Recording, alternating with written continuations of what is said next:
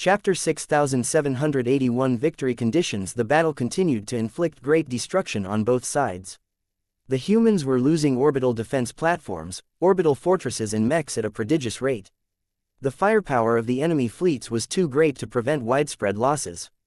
However, invaders could not accomplish all of this destruction without paying a heavy price themselves.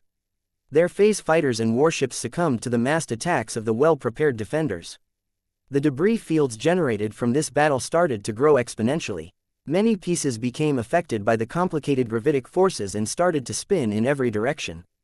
Some chunks even went on to collide against intact assets, causing their azure energy shields to take a pounding if they were still intact. The widespread destruction only raised the stakes of the battle.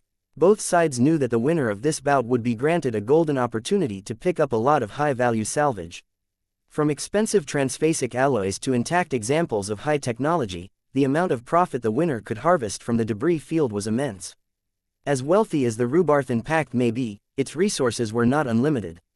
Being able to mitigate its own losses by reclaiming their wrecks would do much to ease its resource constraints. Being able to harvest all of those huge kilometer-long alien battleship wrecks would be even better.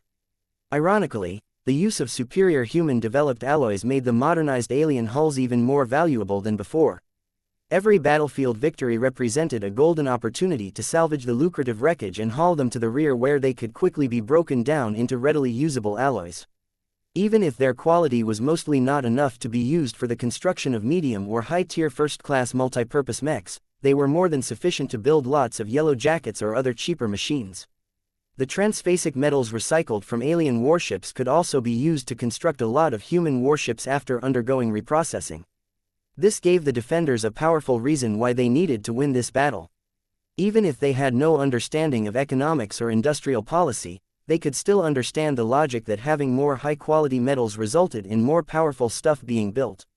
The importance of maintaining control over the battlefield was also why so many people reacted with dismay when the Greater Phase Whale made an appearance.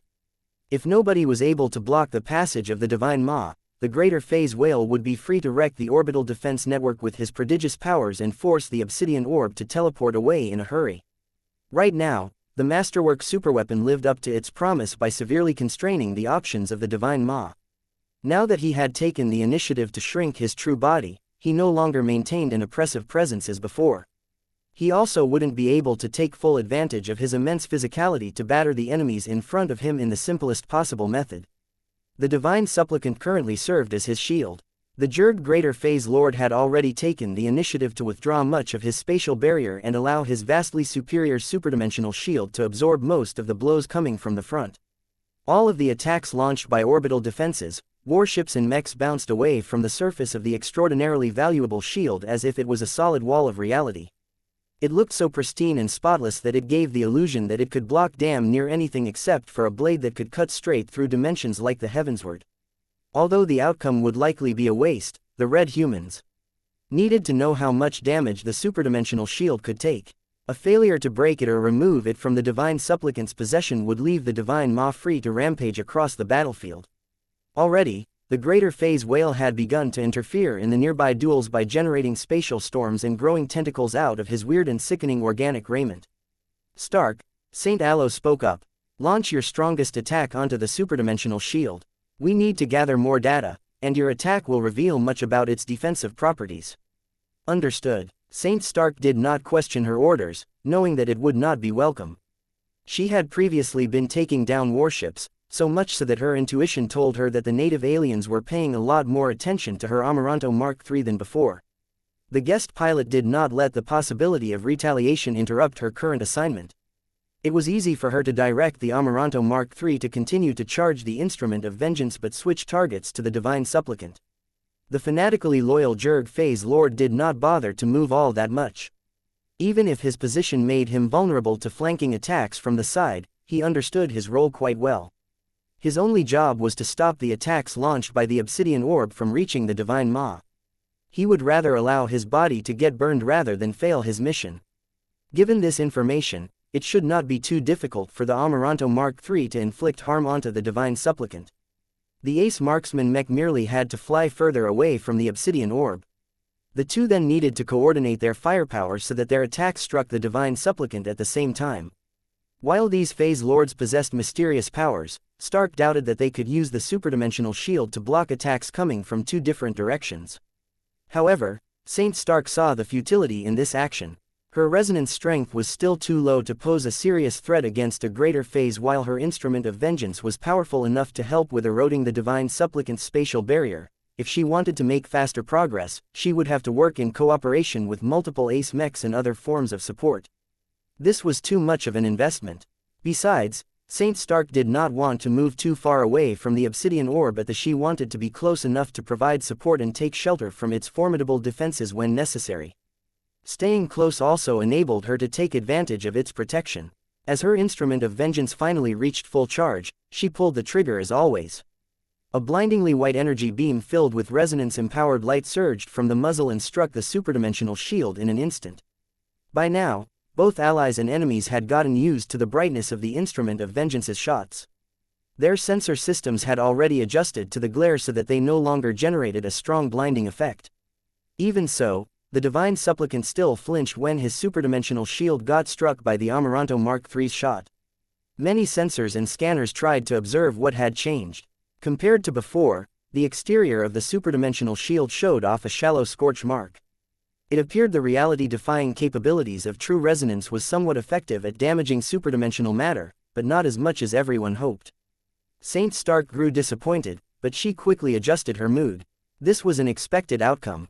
Many analysts had already begun to form their initial conclusions. The superdimensional shield is not showing any notable sign of change. It is not heating up due to accumulating thermal energy, and neither has it acquired any dents or cuts. It is as if the superdimensional shield is so much more massive than its presence in the material realm. What are you saying? The shield is much bigger than it looks. Imagine yourself attacking a solid piece of high-grade alloy that is as thick as one of our orbital fortresses. If you don't have a weapon that can pierce through so much solid matter, then you have no chance of inflicting significant damage to it. It can deflect nearly every physical attack and absorb an enormous amount of thermal energy. We can still break it down, right? Yes, but the obsidian orb will need to launch far too many shots at it to cause it to melt. The steward xianxia made an immediate judgment based on the data. I see two ways to deal with this problem. The riskier but more rewarding plan would be to focus on killing the lesser phase lords first. Eliminating 3 or 4 of them will free up more ace mechs, allowing them to attack the descent of xianxia. With the help of Saint Davia Stark, it is possible for us to kill the greater phase lord and take possession of his Saint Piercer. One of our senior ace mechs should wield this superdimensional weapon and use it to wear down the superdimensional shield carried by the divine supplicant. If we are able to remove these obstacles, the divine maw will become vulnerable to the obsidian orb's starcaster. Killing him is a possibility so long as there are no unexpected variables on the battlefield. What a daring plan! Killing the enemy phase lords would do much to relieve the pressure in the Xianxia. Even if the Red Cabal was able to send more reinforcements, it shouldn't be so easy to make up for the elimination of so many native gods in a short amount of time. Killing a greater phase lord armed with a Saint Piercer was much more meaningful. Everyone already figured out that the most efficient way to remove the superdimensional shield was to employ a superdimensional weapon themselves. Unfortunately, the Rubarthan Pact hardly managed to get their hands on superdimensional matter harvested from the blue dimension. Even if the Rubarthans paid a fortune to obtain limited samples of high-grade superdimensional matter, anything built from these precious materials would definitely be handed over to the god pilots and other bigshots. The success of this plan hinges on our ability to kill the enemy phase lords quickly enough. One of the Rubarthan ace pilots judged. This is unlikely to happen unless both the Obsidian Orb and the Amaranto go all out in directing their firepower against them. We will need to go all out in cooperating with each other. That placed a lot of responsibility on the Amaranto and other ace mechs with powerful offensive capabilities. What is the second plan? Saint Stark asked. The alternative is to focus on containment when it comes to the enemy phase whale and phase lords. We try to make use of the least amount of ace mechs to hold the enemy champions back for a time. The Obsidian Orb, the Amaranto and any other assets we can spare should focus on the rapid elimination of the enemy armada. The phase lords are confident in assaulting our position because of the support of many warships. If we reduce their numbers rapidly enough, we will not only shake their morale, but also make them unable to push their offensive further. Our orbital defenses can redirect their firepower to bombard the phase lords, thereby forcing them to withdraw lest they want to see their spatial barriers disappear. This was the more cautious strategy of repelling an alien assault. The enemy warships were much easier to eliminate than the Phase Lords, but they were also much more numerous. This plan hinged on the successful containment of the Divine Ma and the other Phase Lords. That was difficult to accomplish with the amount of Phase Lords currently on. The firepower of the Obsidian Orb was also incredibly important in suppressing the alien champions. If it started to spit out plasma at enemy warships, the Phase Lords might be able to gain an advantage and inflict serious damage to an ace mech. The Rubarthan heroes rapidly discussed the plans. Time was of the essence, so they did not waste any words. Given the lack of confidence in their ability to deal with the Divine Ma in this first confrontation, the steward xianxia made the more sensible decision. Very well, we shall proceed according to the second plan. Saint Jerry Shever stated, contain the phase leaders as much as possible. Do not take any unnecessary risks. Preserving Xianxia 8E is more important.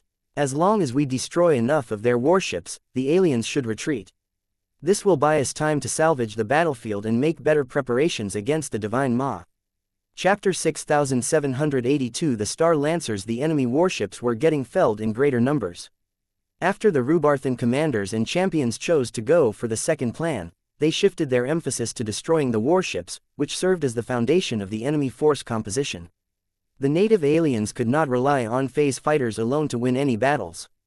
The alien strike craft simply did not play an important enough role to merit greater expectations. The alien phase whale and phase lords may have been able to press the assault and dismantle the entire orbital defense network by themselves. However, they could only accomplish this goal by disregarding their own health and safety. If they valued duty above their own selfish interests, then they might be able to brave death and allow for at least 3/4 of their numbers or more to lay down their lives to conquer Xianxia 8E. As if, aside from rare exceptions such as the Divine Supplicant of the Great Ones, most phase lords were too arrogant and too full of themselves to think about sacrificing their lives to conquer just one of 3 fortified planets in the Xianxia system. The phase lords were much likely to attempt a withdrawal as soon as their spatial barriers and raiments no longer offered enough protection. That made it a lot more difficult to kill the alien champions, but the Rubarthans already decided that killing them was not a priority.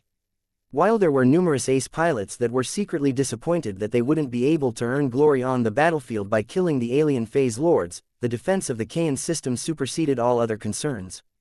Kill the warships. Since the ace pilots and expert pilots already had their hands full with holding back the alien phase leaders, the Rubarthan commanders decided to make the costly decision to command an elite mech corps to bypass the alien small craft and assault the enemy warships directly. This was difficult to accomplish. The enemy phase fighters were completely dedicated towards entangling as many human mechs as possible. They were extremely stubborn and kept chasing after mechs that tried to bypass them and move close to the alien warships. The fighting so far had caused the downfall of many phase fighters, but the latter still outnumbered human mechs by a significant margin. The only way to make this work was for the remaining mechs to work harder to keep the phase fighters occupied. Human mechs pulled out all of the stops in order to kill more phase fighters and threaten the remaining ones into fighting the more immediate threats. There were machines that allowed their Azure energy shields to get shredded and their mech frames to get filled with holes just to be able to chase after a pair of phase fighters and attack them in the rear until they finally changed course. It was through these efforts that roughly half of the mech corps was able to distance themselves from most of the phase fighters. Several thousands of first-class multipurpose mechs found themselves ordered to turn around and entangle the elite phase fighters that were still on the chase. Only after that were the remaining first-class multipurpose mechs able to approach the nearest alien warship formation. The enemy was not stupid. Despite the rapidly rising interference and other disruptions, the warships were able to see the mechs coming and made the appropriate adjustments. Their formations changed so that they could better cover each other. The alien crew transferred more energy, processing power and alien hands to the tertiary gun batteries. They also loaded any available missile launchers with more potent anti-small craft munitions. When the tens of thousands of mechs began to swarm the entire enemy naval squadron, a huge amount of explosions and rapid-fire kinetic and energy beam fire surrounded the warships in question. Many mechs began to falter as the high-intensity barrage of firepower rapidly dismantled their Azure energy shields and tore their mech frames apart. With at least 3 separate multi-barreled gun turrets focusing on one mech at a time, the targeted machines could do little to defend against all of the focused firepower aside from circling around the warships. That did not help too much as the partially automated gun turrets tracked the battle damage incurred by every human mech and prioritized the targeting of damaged machines. Many first-class multi-purpose mechs therefore found themselves getting struck with a relentless amount of attacks no matter where they moved. Even if they circled on the other side of the hull, the gun turrets over there would gleefully continue to destroy the damaged machines. If the first-class multi-purpose mechs under threat were able to back off, they were liable to get targeted by other enemy warships that happened to be closer. The casualties were horrendous. The modernized enemy warships were far too well equipped and prepared to tear down entire regiments of human mechs. The vaunted first-class technologies and materials that elevated the performance of these powerful machines did not avail the Rubarthans all that much today. The aliens had made sure to allocate their best and most advanced warships to the upper zones. The warships even began to engage in electronic warfare, but despite the upgrades provided by the Cosmopolitans, the Rubarthan mechs were too hardened to get seriously affected by the interference. While the expensive Rubarthan mechs were getting blasted so heavily that many of their mech pilots weren't able to eject or make it out of this killing frenzy alive, their sacrifice bought valuable opportunities for themselves and other defenders. Their high-quality space suppressors worked extremely well in weakening the Azure energy shields employed by all of the warships. Their segmented energy shields were getting stripped at record speed. The first-class multi-purpose mechs did not dare to slow down so that they could strike at the energy shields with their melee armaments. Their formidable collection of ranged armaments were already enough to deplete the suppressed energy shields. Your blood shall not be spilled in vain. Seeing the proud and earnest Rubarthan mech pilots lay down their lives for the defense of their superstate and red humanity made Saint Stark incensed. She hated the necessity of these suicidal gambits. Ordinary soldiers shouldn't be asked to sacrifice their lives. It was a sign of weakness on their part that they had to employ desperate measures to win the battle. Saint Stark did not allow her fury to overtake her common sense. Instead, she tried to channel it through her instrument of vengeance. While she found herself unable to convert her mounting fury into a more productive means of attacking, she still found it easier to resonate with her firearm. The instrument of vengeance not only glowed brighter, but each resonance-empowered light beam unleashed by the weapon easily punched through the defenses of the weakened enemy vessels. Whereas before the Amaranto had no choice but to wait precious seconds in order to fell an enemy ship, this time she was able to achieve the same results while doubling or tripling her firing rate. The mass space suppression played a huge role in softening up the defenses of the enemy warships. This was especially the case when the Rubarthan mech pilots went out of their way to weaken the sections of the Azure energy shields that directly faced the Amaranto. While the Amaranto Mark III's cooperation with the first-class mech corps produced impressive results, the Obsidian Orb did not let the Ace mech steal the show. Much to the surprise of the native aliens, the black and reflective superweapon underwent a transformation that caused the mighty Star Caster to disappear from sight. It instead began to expose 24 smaller but still very potent, Star Lancer, hyperplasma cannons. Each Star Lancer was roughly the size of the primary gun battery of a sizable battleship.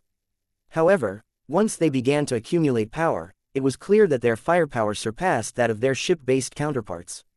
Every masterwork Star Lancer absorbed a huge amount of E-energy from the environment.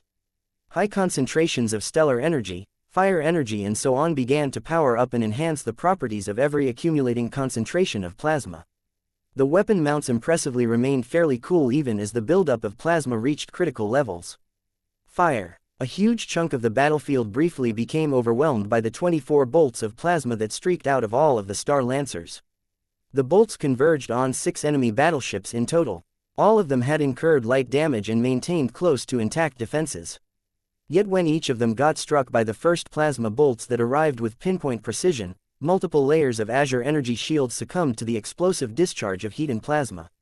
Successive plasma bolts arrived in quick succession. They further peeled away the segmented energy shields and immediately exposed the hull of the warships for a brief amount of time. The subsequent plasma bolts were delayed just long enough to pass through this gap, without any hindrances and strike straight at the hulls. Each contact between plasma and transphasic hyper-alloys did not end well for the latter. No matter how much damage they were designed to resist, none of them were equipped to resist what might as well be matter that was taken straight from an extremely hot star. By the time the incredible discharge of thermal energy had overwhelmed the hull plating, the entire sides of the targeted hulls had vaporized or melted away. Naturally, the obsidian orb had targeted the trajectories of their star lancers in such a way that they always ensured the destruction of the main thrusters and many of the power generators of the alien vessels. Even if the enemy battleships were technically operational due to the protection offered by their immense size, they had lost much of their defenses and mobility, making them easy targets for demolition by other forces. There was no need for the obsidian orb to waste its precious firepower to finish off these targets. Instead, its star lancers were already charging up at a surprisingly fast rate preparation to fell 6 more battleships. Again and again the battlefield lit up as both the Amaranto and the obsidian orb did all they could to fell as many battleships as possible. Saint Stark found it extremely impressive that a superweapon created by a star designer was able to exceed the raw firepower of the Amaranto Mark III without needing to rely on the help of an ace pilot. More importantly, the obsidian orb did not need to rely on the sacrifices of thousands of first-class mechs and mech pilots in order to soften up the enemy defenses. Its plasma lancers were able to demolish all alien warships while their defenses were running at full strength. The degree of optimization, precision and timing was impeccable.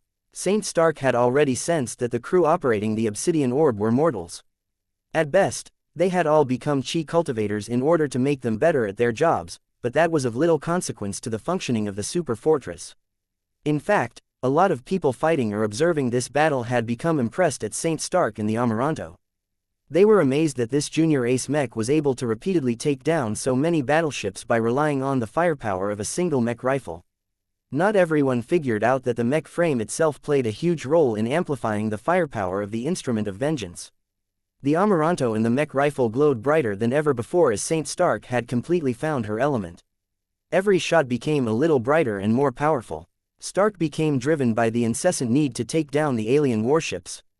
Each of them represented a harbinger of death and ruination to human civilians. Just as Saint Stark was about to unleash her next potent shot, her Amaranto suddenly detected extremely strong spatial activity. "Watch out, Saint Stark. We are detecting a forceful teleportation attempt. Our warp interdiction fields are being overpowered." Seconds later, thousands of first-class mechs appeared between the Amaranto and the obsidian orb. Their arrival may have been reassuring if not for the fact that they openly bore cosmopolitan colors and markings. Chapter 6783 Weaponized Domain. The Rubarthans had already predicted that the enemy would make a teleportation strike. They had the technology to accomplish it. They also pulled it off in the past. The price was great. Not anyone could teleport past so much interference. The warp interdiction fields generated by the obsidian orb and many nearby supporting structures made it as difficult as possible for anything to teleport in the vicinity. While these measures proved effective at repelling anything that was too big and massive like the alien phase lords, smaller objects could still make it through so long as they were equipped with the right technologies. The Rubarthans only discovered up to now that many of the first-class multipurpose mechs fielded by the Cosmopolitans were all equipped with strange technologies that enabled them to jump forward in space. It may be the main reason why they had been added to the enemy lineup. Their advanced human and alien tech granted them capabilities that the aliens could not match at this time. Scans and other observation methods had already confirmed that the Cosmopolitan mechs were all highly saturated with phase water. While they may lack the obvious empowerment of design philosophies, their utilization of standard human as well as alien technologies allowed them to bring out the most of phase water technology. Right now, these mechs had just managed to teleport at a fairly close range from both the Amaranto and the obsidian orb. The swarm of traitor mechs instantly split in half. Around 30% converged upon the Amaranto while the remaining 70% charged straight towards the super fortress. The sudden teleport assault triggered an immediate response from the obsidian orb. It immediately launched a plasma bolts building up in its 24 star lancers, causing them to strike numerous warships but failing to sink them outright due to their underpowered charges. The super fortress then proceeded to channel a lot of power to its plasma shield, enabling it to withstand the first barrage of ranged attacks launched by the Cosmopolitan mechs. Underneath its bright blue glowing plasma shield, the obsidian orb was steadily changing its configuration. Its star lancers moved away from sight while many smaller weapon turrets came into view. The obsidian orb was bringing out thousands of smaller but still extremely potent Star Weber hyper-plasma cannons. Before the super fortress completed its transformation, the Cosmopolitan mechs all launched a huge amount of miniature but still very deadly salvo of transphasic hyper-missiles. Tens of thousands of small explosions battered the plasma shield at a handful of concentrated points. The cosmopolitan mechs clearly sought to create a breakthrough by force through the application of a huge amount of transphasic explosions. Yet as the missiles had done their jobs, the powerful plasma shield practically looked as pristine as before. That did not deter the cosmopolitan mechs from launching their other armaments at the plasma shield. They even moved close in an attempt to dampen any transphasic energy shielding, but their measures did practically nothing. The technological principles of the obsidian orb's plasma shield had nothing to do with phase water technology. The plasma shaper had recognized the obsidian orb's strength against the native aliens, and had upgraded it with this kind of scenario in mind.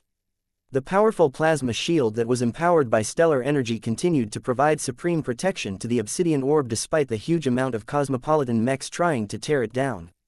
While the plasma shield was slowly beginning to diminish, the firepower of the cosmopolitan mechs were less impactful than the cannon fire from distant alien warships. The obsidian orb soon completed its transformation. Once its star webbers were in place, they began to launch thousands of weaker stellar plasma bolts in every direction. These bolts did not maintain cohesion nearly as well as the much larger plasma bolts launched by the Star Caster or the Star Lancers. What made the output of the Star Webbers so unique was that the bolts rapidly dispersed. The bolts were falling apart and spreading plasma in an expanding cone. While they did not really look like webs, the diverging plasma still grew wide enough to catch multiple circling mechs at a time. The azure energy shields of the traitor mechs flared brightly as they tried their best to resist the attacks. Unfortunately, even when they were struck by only a fraction of the plasma bolt, the immense heat and power still strained their energy defenses. While the mechs could survive getting hit once or twice, the problem was that the Star Webbers possessed a much higher firing rate. The small multi-barreled turrets kept spitting out dispersing plasma bolts at a fast staccato pattern. The bolts weren't too effective against hostiles maintaining their distance, but they were very effective at catching fast-moving mechs and groups of mechs circling just outside of the plasma shield. The repeated hits quickly burned away the azure energy shields despite all of the phase water integrated in the shield generators. The plasma bolts then went on to burn and melt the highly saturated transphasic armor plating. The first cosmopolitan mechs soon began to break as the plasma burned their way through vital components. The most gruesome outcomes occurred when the cockpits became engulfed by superhot plasma. The obsidian orb did not know any rest. Its stellar plasma bolts kept damaging and wiping out so many mechs that the amount of molten wreckage surrounding it was growing at a prodigious rate. None of the weapons employed by the cosmopolitan mechs could get through the plasma shield. They severely underestimated the defenses of the Rubarthan superweapon.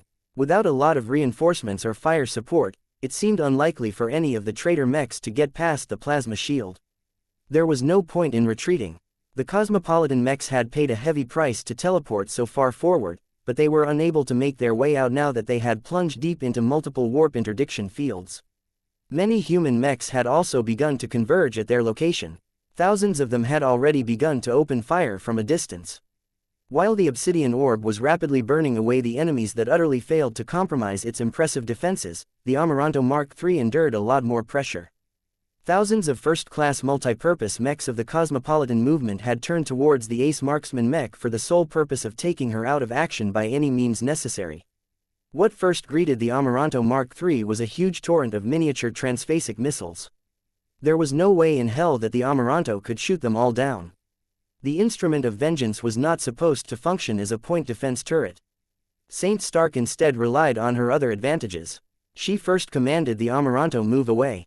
Her mobility might not be the best among ace mechs, but her cutting-edge tech and resonance empowerment enabled her to move significantly faster than any standard mechs. This included first-class multi-purpose mechs. While that was enough for the Amaranto to outpace the Cosmopolitan mechs, it did not help her maintain her distance from the much faster transphasic missiles. However, it was already enough for her to delay the moment of impact. As the missiles crossed into the range of her Saint Kingdom, Saint Stark immediately employed a rudimentary measure that she had developed in her training a few days prior. The stewards xianxia had already anticipated a scenario like this. They insisted that Saint Stark develop a way to defend herself against missile overloads. It was not difficult for most ace pilots to neutralize such attacks. Missiles were material objects that did not possess a lot of extraordinary traits. This made them exceptionally vulnerable to subversion, suppression or even subordination. As long as the missiles were not launched by high-ranking mechs that were able to impart true resonance onto them, the missiles were pretty much ownerless from the moment they left their mechs. Saint Stark concentrated hard and imagined spears of light emerging in her Saint Kingdom. Thousands of tiny white light blades manifested as she commanded. She then proceeded to compel these light needles to fly and bounce around his Saint Kingdom at high speeds. The Amaranto Mark III's Saint Kingdom turned into a hazardous region. Every place within her Saint Kingdom became bombarded by random light needles that could come from every direction. This flood of light needles mostly struck empty vacuum, but they were quickly begging to strike at the transphasic missiles. It usually took a few hits for the explosive warheads to detonate, causing them to unleash their destructive power without ever getting close to the Amaranto Mark III. Saint Stark began to grin when she looked at the advancing cosmopolitan mechs. She could feel the fanaticism shining from their minds. Though the mech pilots were utterly misguided, they fought with clear minds and genuine skill. However, they were only mortals. Traitors, you dare conspire with the aliens. You shall have no mercy, because the innocents who have died from the tech that you have supplied to our inhuman foes has stained your souls with sin. Let my light cleanse you of your misbegotten lives. 1,000 or so cosmopolitan mechs charged close. Many of them maintained a respectful distance and solely sought to wear down the Amaranto's defenses from afar. The rest charged forward even if their pilots knew how dangerous it was to enter an ace pilot's Saint Kingdom. The approaching mechs continued to fire with their ranged weapons. Their combined damage output could shred any mech, but the Saint Kingdom was able to suppress and reduce the power of all of these attacks at once, that they only inflicted minor to moderate damage onto the Amaranto. Not that it was easy for the weapons to hit the ace mech. The ace marksman mech was far from matching the speed and agility of the Dark Zephyr Mark III, but she was still able to evade more than half of the attacks. The fact that so many attacks managed to hit the ace mech anyway was a testament of the skill of the traitor pilots and the tech of the cosmopolitan mechs. The Amaranto Mark III began to suffer real damage to her mech frame. It couldn't be helped. Too many transphasic hyper attacks struck the exterior of the mech to allow the Amaranto to make it out unscathed. There was only so much her Saint Kingdom could help. Fortunately, the power of a hyper material known as solarium showed its value. Its defensive properties could increase by up to 300% when it was affected by bright lumination. Right now, the Amaranto was shining like a lighthouse in the dark. This had massively amplified the toughness of the solarium that was applied to the outer sections of the Archimech. Many attacks that should have created holes in the armor instead generated shallow depressions. With the Amaranto's Saint Kingdom constantly weakening every incoming attack, the ace mech was comfortably able to hold. The Amaranto even began to launch a counterattack. When the cosmopolitan mechs ceased to launch any further missiles, the ace mech dove in the direction of the traitor mechs and engulfed hundreds of them in her Saint Kingdom. Many mechs were not only being subjected to light needle attacks, but also found their mechs weakening to a certain extent. This is my kingdom, trespassers shall suffer. The defenses of the cosmopolitan mechs within the range of the Saint Kingdom received a battering from all sides. Their azure energy shields were not able to withstand repeated hits from resonance-empowered light attacks. Soon enough, the cosmopolitan mechs that were unable to escape turned into pincushions. So many of them had begun to falter that the remaining traitor mechs wisely chose to distance themselves from the Saint Kingdom and attack the Amaranto from a healthy distance. None of it was effective. As more traitor mechs and traitor mech pilots succumbed to the light needles, Saint Stark felt more and more satisfied with the results. The sinful must be punished. The Amaranto Mark III did not fight like an ace marksman mech at all, but that was okay. Saint Stark had received more than enough training for the Amaranto Mark III to be able to hold her own against enemies at closer ranges. Chapter 6784 The Executioner of Light. The sight of the Amaranto Mark III impaling hundreds of cosmopolitan mechs with light needles was a glorious sight. The display of martial superiority was practically sacred as the righteous ace mech smote down the wicked cosmopolitan mechs. It was moments like these that showed why saints deserved to be called this way. Their willpower transcended the physical barriers. Their ability to resonate with their well-designed mechs was unparalleled. Few mortal enemies and weapons could withstand the might of a saint who channeled her power and skills in combat. The dramatic sight of the Amaranto Mark III wiping out traitor mechs like they were flies inspired many soldiers. While the Amaranto was hardly the only ace mech that performed well on the battlefield, few people expected the living mech to endure her current difficulties so well. Even saints could be felled by mortals so long as the latter were numerous enough.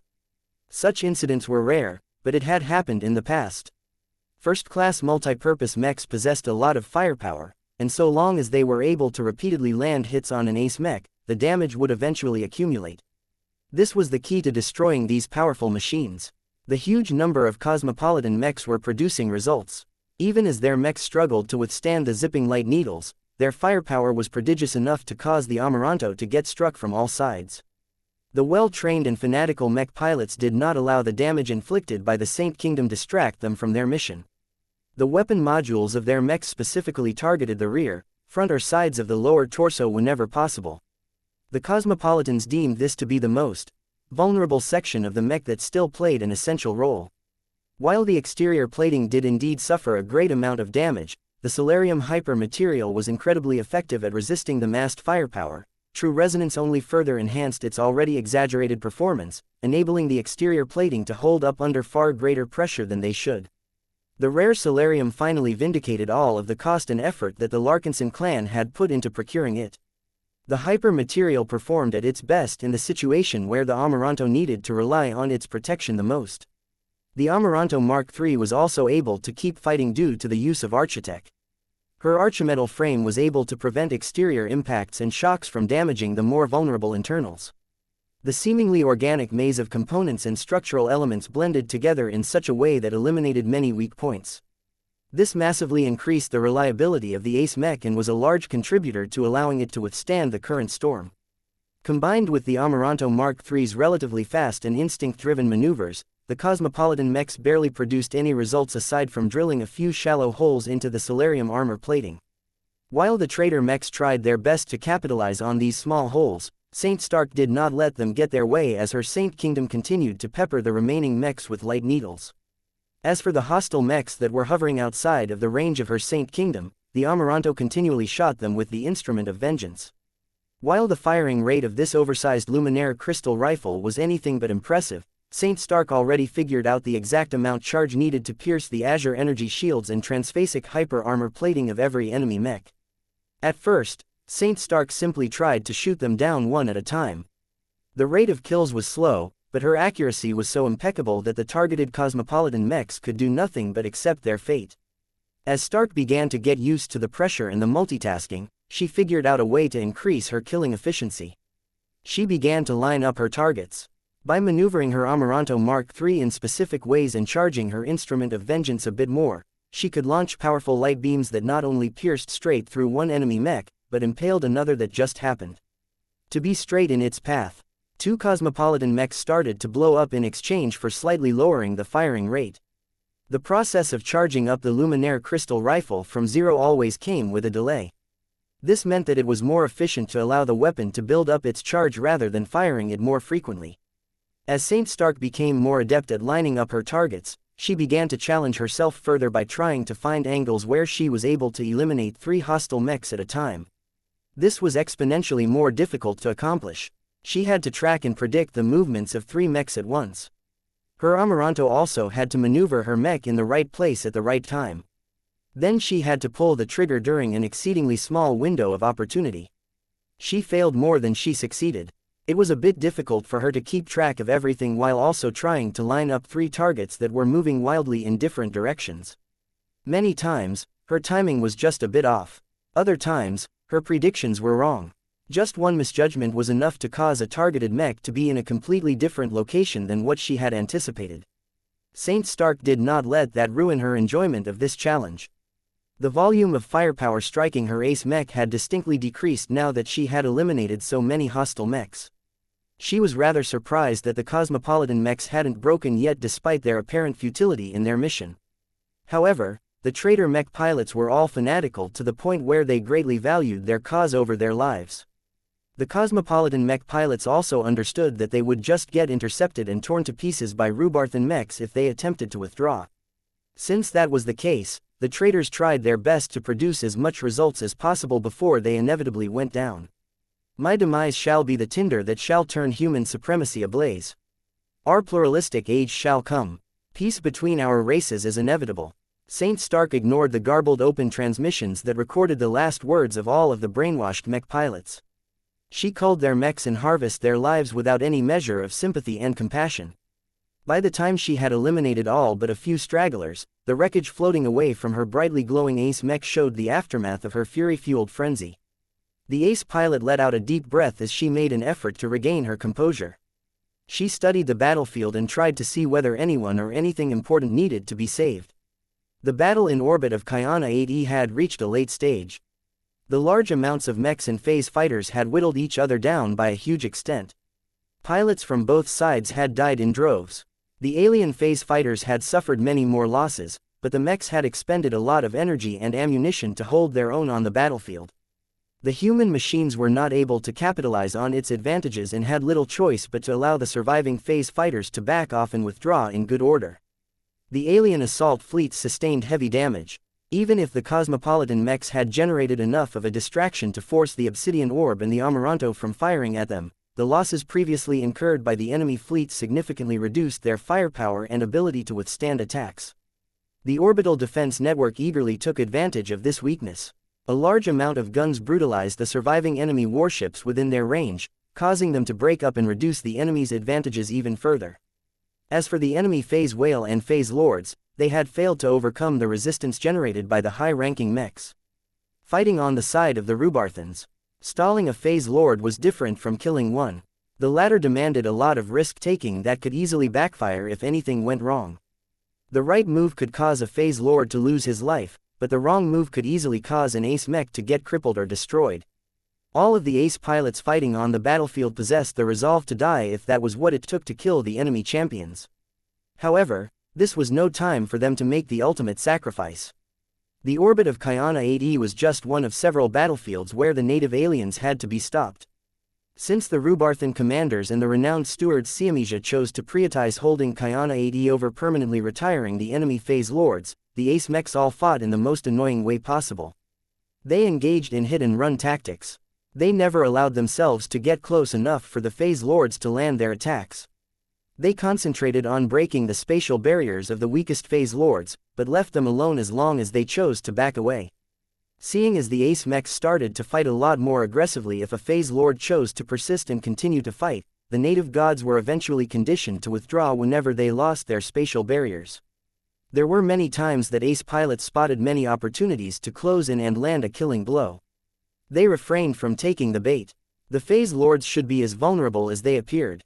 It also took a lot of effort to be able to secure a kill against these enemies, especially when other phase lords made an effort to cover for their vulnerable peer. Therefore, nothing much of consequence had occurred. The phase lords had gotten battered despite outnumbering the enemy ace mechs, but the latter also expended a lot of energy and effort to blockade their enemies. The Lamia Kailamasu and its main adversaries appeared to be the exception. The peak ace mech looked as if it could still keep going for many hours. It had fought at high intensity. Its twin saint kingdoms had worked miracles in order to keep itself intact while enduring the attacks launched by the Divine Ma and the descent of xianxia. The latter no longer tried to duel against his enemies on his own, but wisely teamed up with the Divine Ma and the Divine Supplicant to face the enemy ace mechs together and attempt to cripple one of the annoying machines. They failed. The Divine Ma's massive prowess, the Divine Supplicant's superdimensional shield and the Descent's Saint Piercer all failed to produce a satisfying, while the Greater Phase Whale and the Phase Lord did not wish to back off from the battlefield without making at least a few achievements. The change that took place around them made their situation more precarious. The gradual withdrawal of alien phase fighters and warships caused many guns to turn against the enemy phase leaders. Their spatial barriers had already endured enough attacks to reach their breaking points if that hadn't happened already. Now, the added firepower caused their defenses to deplete increasingly faster than this was already bad enough, but when the obsidian orb was changing its configuration to expose the massive Star-Caster Siege hyperplasma cannon that was installed in its center, the phase lords would clearly come under much greater threat very soon. Seeing that their own offensive maneuvers completely failed to shake the defenses of the Lamia Kailamasu and the senior ace mechs under its protection, the Divine Ma did not choose to be stubborn. The Divine Ma ordered a retreat. The phase lords all disengaged in unison. They withdrew without covering each other's backs. Instead, they all behaved as if they had been given a lifeline and sought to retreat as fast as their phase water organs could accomplish.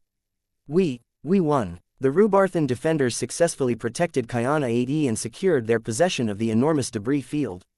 Unfortunately, this was just the first of several fights in the Xianxia system. The native aliens would be back as soon as they replenished their losses. They may have lost a lot of expensive phase fighters and warships, but they could easily replenish them over time.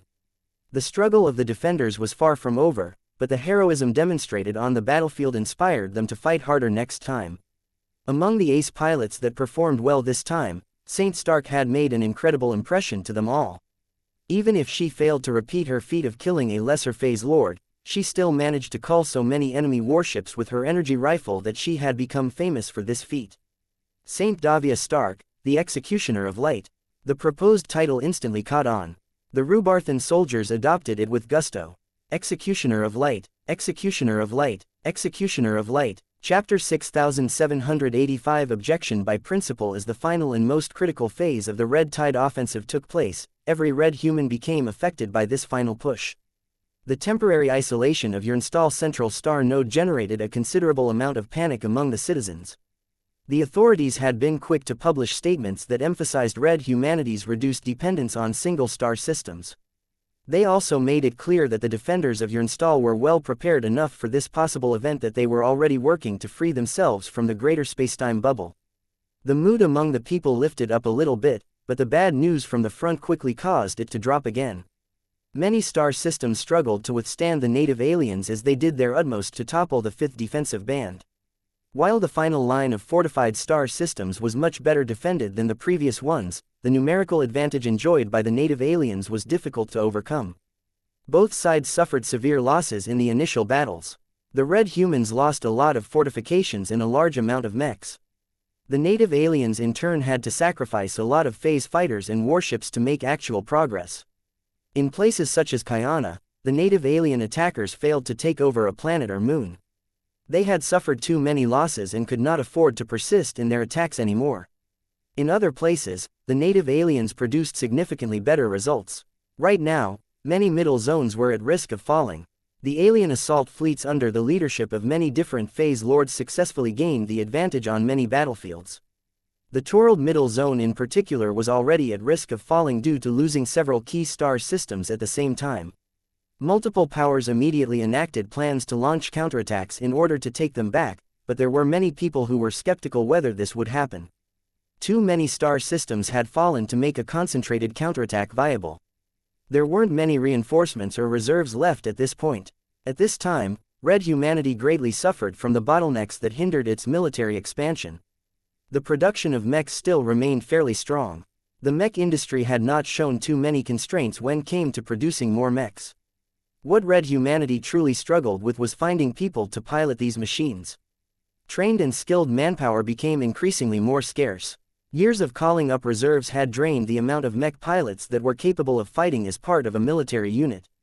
The only way to call up more manpower was to resort to desperate measures. The one that was currently hotly debated was the decision to conscript mech cadets that were in their last 2 or 3 years of study.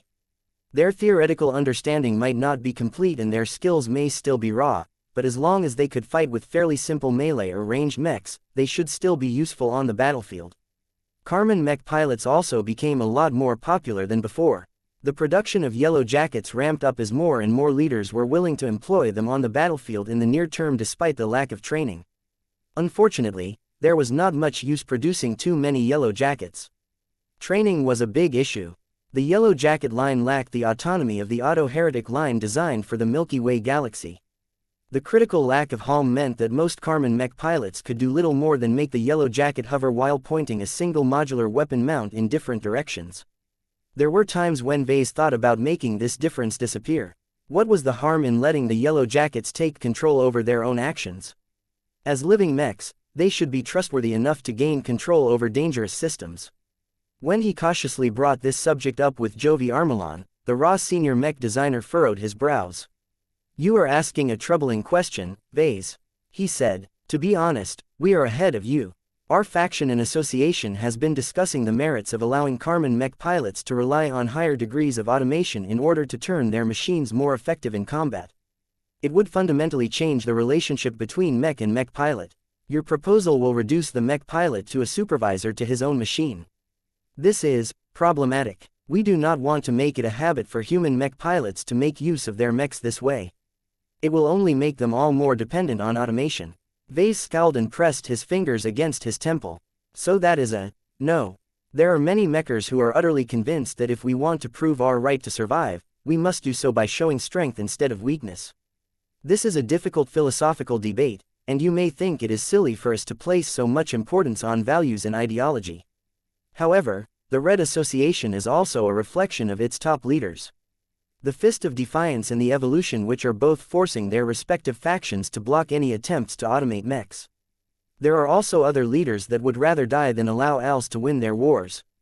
Ves didn't know how he felt about this. As a mech designer himself, he strongly agreed with this view.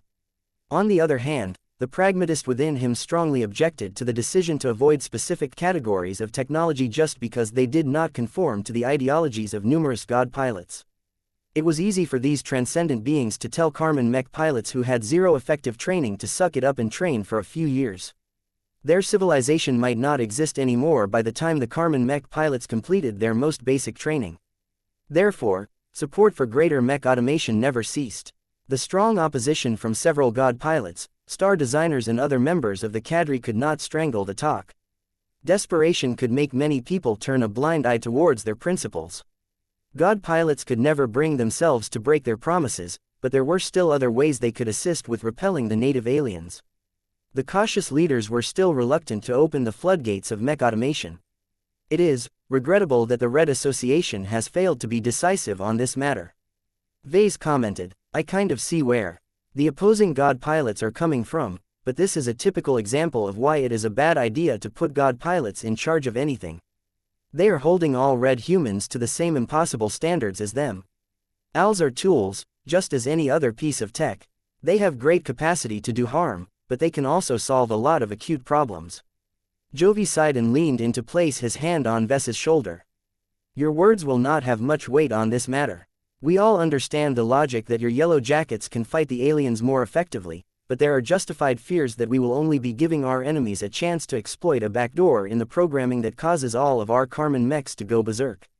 I can only promise that we will make sure to relay your words to the opposing leaders.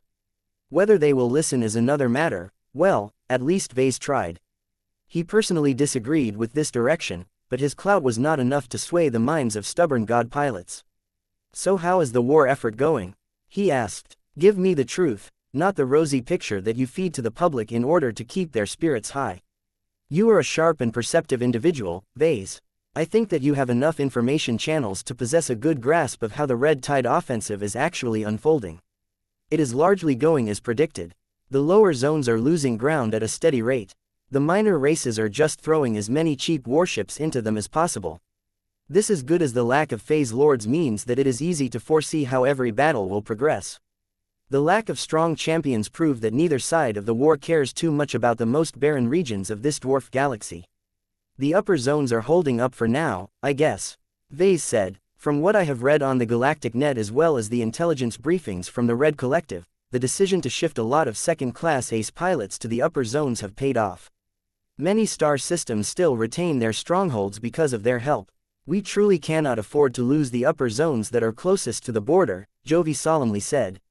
If one of them falls, other upper zones in the vicinity will come under threat. That will massively diminish their industrial output, which is catastrophic for us in the long run. The longer we keep the upper zones secure, the longer we can produce units that can fight against the best of what the aliens are throwing at us. I have heard that Saint Davia Stark has made a good contribution to our cause. She has distinguished herself in the Rubarthan Pact in such a dramatic manner that the Rubarthans have already crowned her with her first title. Ves smiled in a mixture of pride and amusement. Yes, the Executioner of Light. It is not what I would think of when I come across her name, but it is as good of a title as any. I haven't received her opinion about it. She might pull another Tusa and reject the title proposed by her adoring fans. From what Ves understood of Saint Stark's character, she probably did not care that much about what names other people placed on her shoulders. So long as the title was decent and acceptable enough, there was a high likelihood that she would agree to the proposal. Many people are admiring her marksmanship skills, her willpower and her extraordinary abilities. The survivalist Mecher said, what few individuals take notice of is the ace mech that enables her to output so much damage. She has single-handedly destroyed scores of enemy warships, many of which happen to be alien battleships. This is a feat that puts her well ahead of other ace mechs. I know numerous high-ranking mech pilots that would love to make use of a luminaire crystal rifle similar to the Instrument of Vengeance. Ves immediately waved his hand in rejection. No way. There is little point to doing this. I don't have time to design such standalone weapons. The instrument of vengeance is so strong by itself. The weapon is strong due to the excellent synergies with the Amaranto's mech frame and Saint Stark's domain field. They all complement each other. This magic will be lost on other expert mechs and ace mechs unless they are massively overhauled. It was Hovey's turn to become disappointed. He understood what Ves was talking about, so there was no easy way to persuade Ves to design high-end luminaire crystal rifles for other powerhouse mechs. You can reconsider at any time, Ves. You do not have to design a customized weapon for any machine. The two senior mech designers went back to discussing the ongoing war. The Red Tide offensive spooked a lot of people, and the people who should arguably fear for their lives the most were those living in the middle zones right next to the border regions. The Krakatoa middle zone is in trouble, am I right? Jovi ruefully smiled. Its prognosis is not good. There are too many phase lords assaulting those star systems. Phase whales have already appeared in sporadic fashion. Too many star systems fell despite possessing stronger orbital defense networks around their populated planets. The Torald middle zone has turned into a sieve. I would not be surprised that alien raiding fleets have already begun to sneak into our hinterland to conduct raids on vulnerable industrial sites. In other words, Krakatoa and all of the states that have taken root over there were in the fight of their lives. Chapter 6786 Raising the Stakes. As Ves and Jovi continued to talk about how red humanity was actually faring in the war, they could not get around the most important subject. To be honest, our current projections for the war are not optimistic. Jovi admitted with a weary tone. The reason why that is the case is that our win conditions are not being met. If we want to turn this war around and gain the upper hand, we need to have the strength to back it up. We currently do not have enough advantages to beat back the alien offensive. What are our win conditions? Ves asked the obvious question. Hovey's expression grew more severe. His physical projection crossed his arms and walked back and forth as if he was contemplating a heavy subject. Breakthroughs. Despite the fall of numerous crucial star systems, none of the peak ace pilots we have kept an eye upon have yet to break through. Jovi said, we have tried to raise the stakes for them as much as possible. We have offered advanced materials and technical support to upgrade their mechs further if they chose to accept our aid. Our god pilots have also given them private advice that is tailored to their own conditions. However, it is ultimately up to the peak ace pilots themselves to decide when to step on the road to no return. This was by far the most consequential and challenging decision a god pilot candidate could make. A candidate would always remain a candidate. He or she was in no way as genuine as the real thing. In order to transcend the candidate status, the peak ace pilot needed to stake his very life to an impossible transformation process that could only be realized through the inhumanly strong application of willpower. Every scrap of information that Ves learned about the mysterious mech-body merger process sounded crazy even to him. To force a perfect merger between a mech pilot and a mech by relying on strength of willpower alone sounded incredibly outlandish. Yet saints were somehow expected to accomplish this godlike feat. It sounded extremely unfair. It was like asking a regular mech pilot to replicate the power of an expert pilot. The gap was too big. A mundane human could never fight like an expert pilot under normal and most abnormal circumstances. It took a huge amount of effort for such an individual to bridge such an enormous gap. The divide between an ace pilot and a god pilot was even bigger. As far as everyone was partial gods were still mortals as far as cultivation science was concerned. A true god pilot was a fundamentally different existence. Transcendence was more than just a straightforward power-up. It represented a fundamental transformation in life essence and a leap in life level. All of the mysticism and uncertainty surrounding god pilots underscored how difficult it was to attain this awe-inspiring rank. There were quite a number of peak ace pilots in the Red Ocean. Each of them were lucky, hardworking, gifted and courageous. Perhaps their brilliance did not manifest in their early careers, but through overcoming repeated challenges that genuinely pushed them to the brink of death or failure, they had proven themselves superior to almost all of their peers. They were the outliers of the mech piloting profession. They were the living legends whose careers were filled with accomplishments. They were the revolutionaries that made their convictions the center of their lives. Every peak ace pilot was an exemplar in many ways. They were more than human. Each of them embodied an ideal that many other heroes tried to emulate. Yet despite their impressive qualifications, most of them would die if they tried to step on the road to no return. They all sought to maximize their success rate by waiting for the right timing or the right combat scenario. Mech pilots tend to break through as they experience more urgency. Ves said, if a loss causes them to suffer greatly, then they will feel more desperate to acquire great power. This is why many peak ace pilots are waiting for the 5th defensive band to break entirely, right? This is why human high command deliberately allocated a lot of resources to build up this defensive line to the exclusion of all else. By constantly telling these peak ace pilots that the downfall of the 5th defensive band will cause the rest of human space to become open to the aliens, you are deliberately raising the stakes. Jovi slowly nodded. It took you a while to deduce that reasoning. You are correct, more or less. Our resources are limited, so it is not as if we can build a 6th defensive band without heavily compromising in other areas. However, it is not a mischaracterization to say that our entire defensive strategy is primarily set up to encourage successful breakthroughs at the highest level. We have manipulated our battlefields in a way that makes it very easy and straightforward for peak ace pilots to understand the stakes. That sounded incredibly dark, but that is exactly why Ves understood and approved of the strategy. It was a massive gamble to bet on any peak ace pilot breaking through the following months, but the probability that at least one of them would succeed should not be too low. Since that is the case, it is still early, Ves said. Those peak ace pilots must be feeling that they still have a chance to weather the storm and plug the gaps. The fortifications in the upper zones are still mostly intact. You constantly tell everyone that the upper zones must be held. Once they begin to fall, that is when those peak ace pilots grow truly desperate. You make a good point. The stakes are not as high as they could be. That does not mean we are satisfied with the current situation. We do not want to rely on peak ace pilots handing over their homework a few seconds before the deadline has passed, yet that is what everyone appears to be working towards. It is frustrating. We would rather see a peak ace pilot achieve a breakthrough much sooner. The hope that spreads from a successful breakthrough might reduce the urgency for other peak ace pilots, but that is a price that we can accept. Even one breakthrough can make an enormous difference in our strategic outlook. The Red Association put so much thought into this breakthrough-dependent strategy that Ves had only scratched the surface of its masterplan. It was not in Ves's place to comment on these considerations.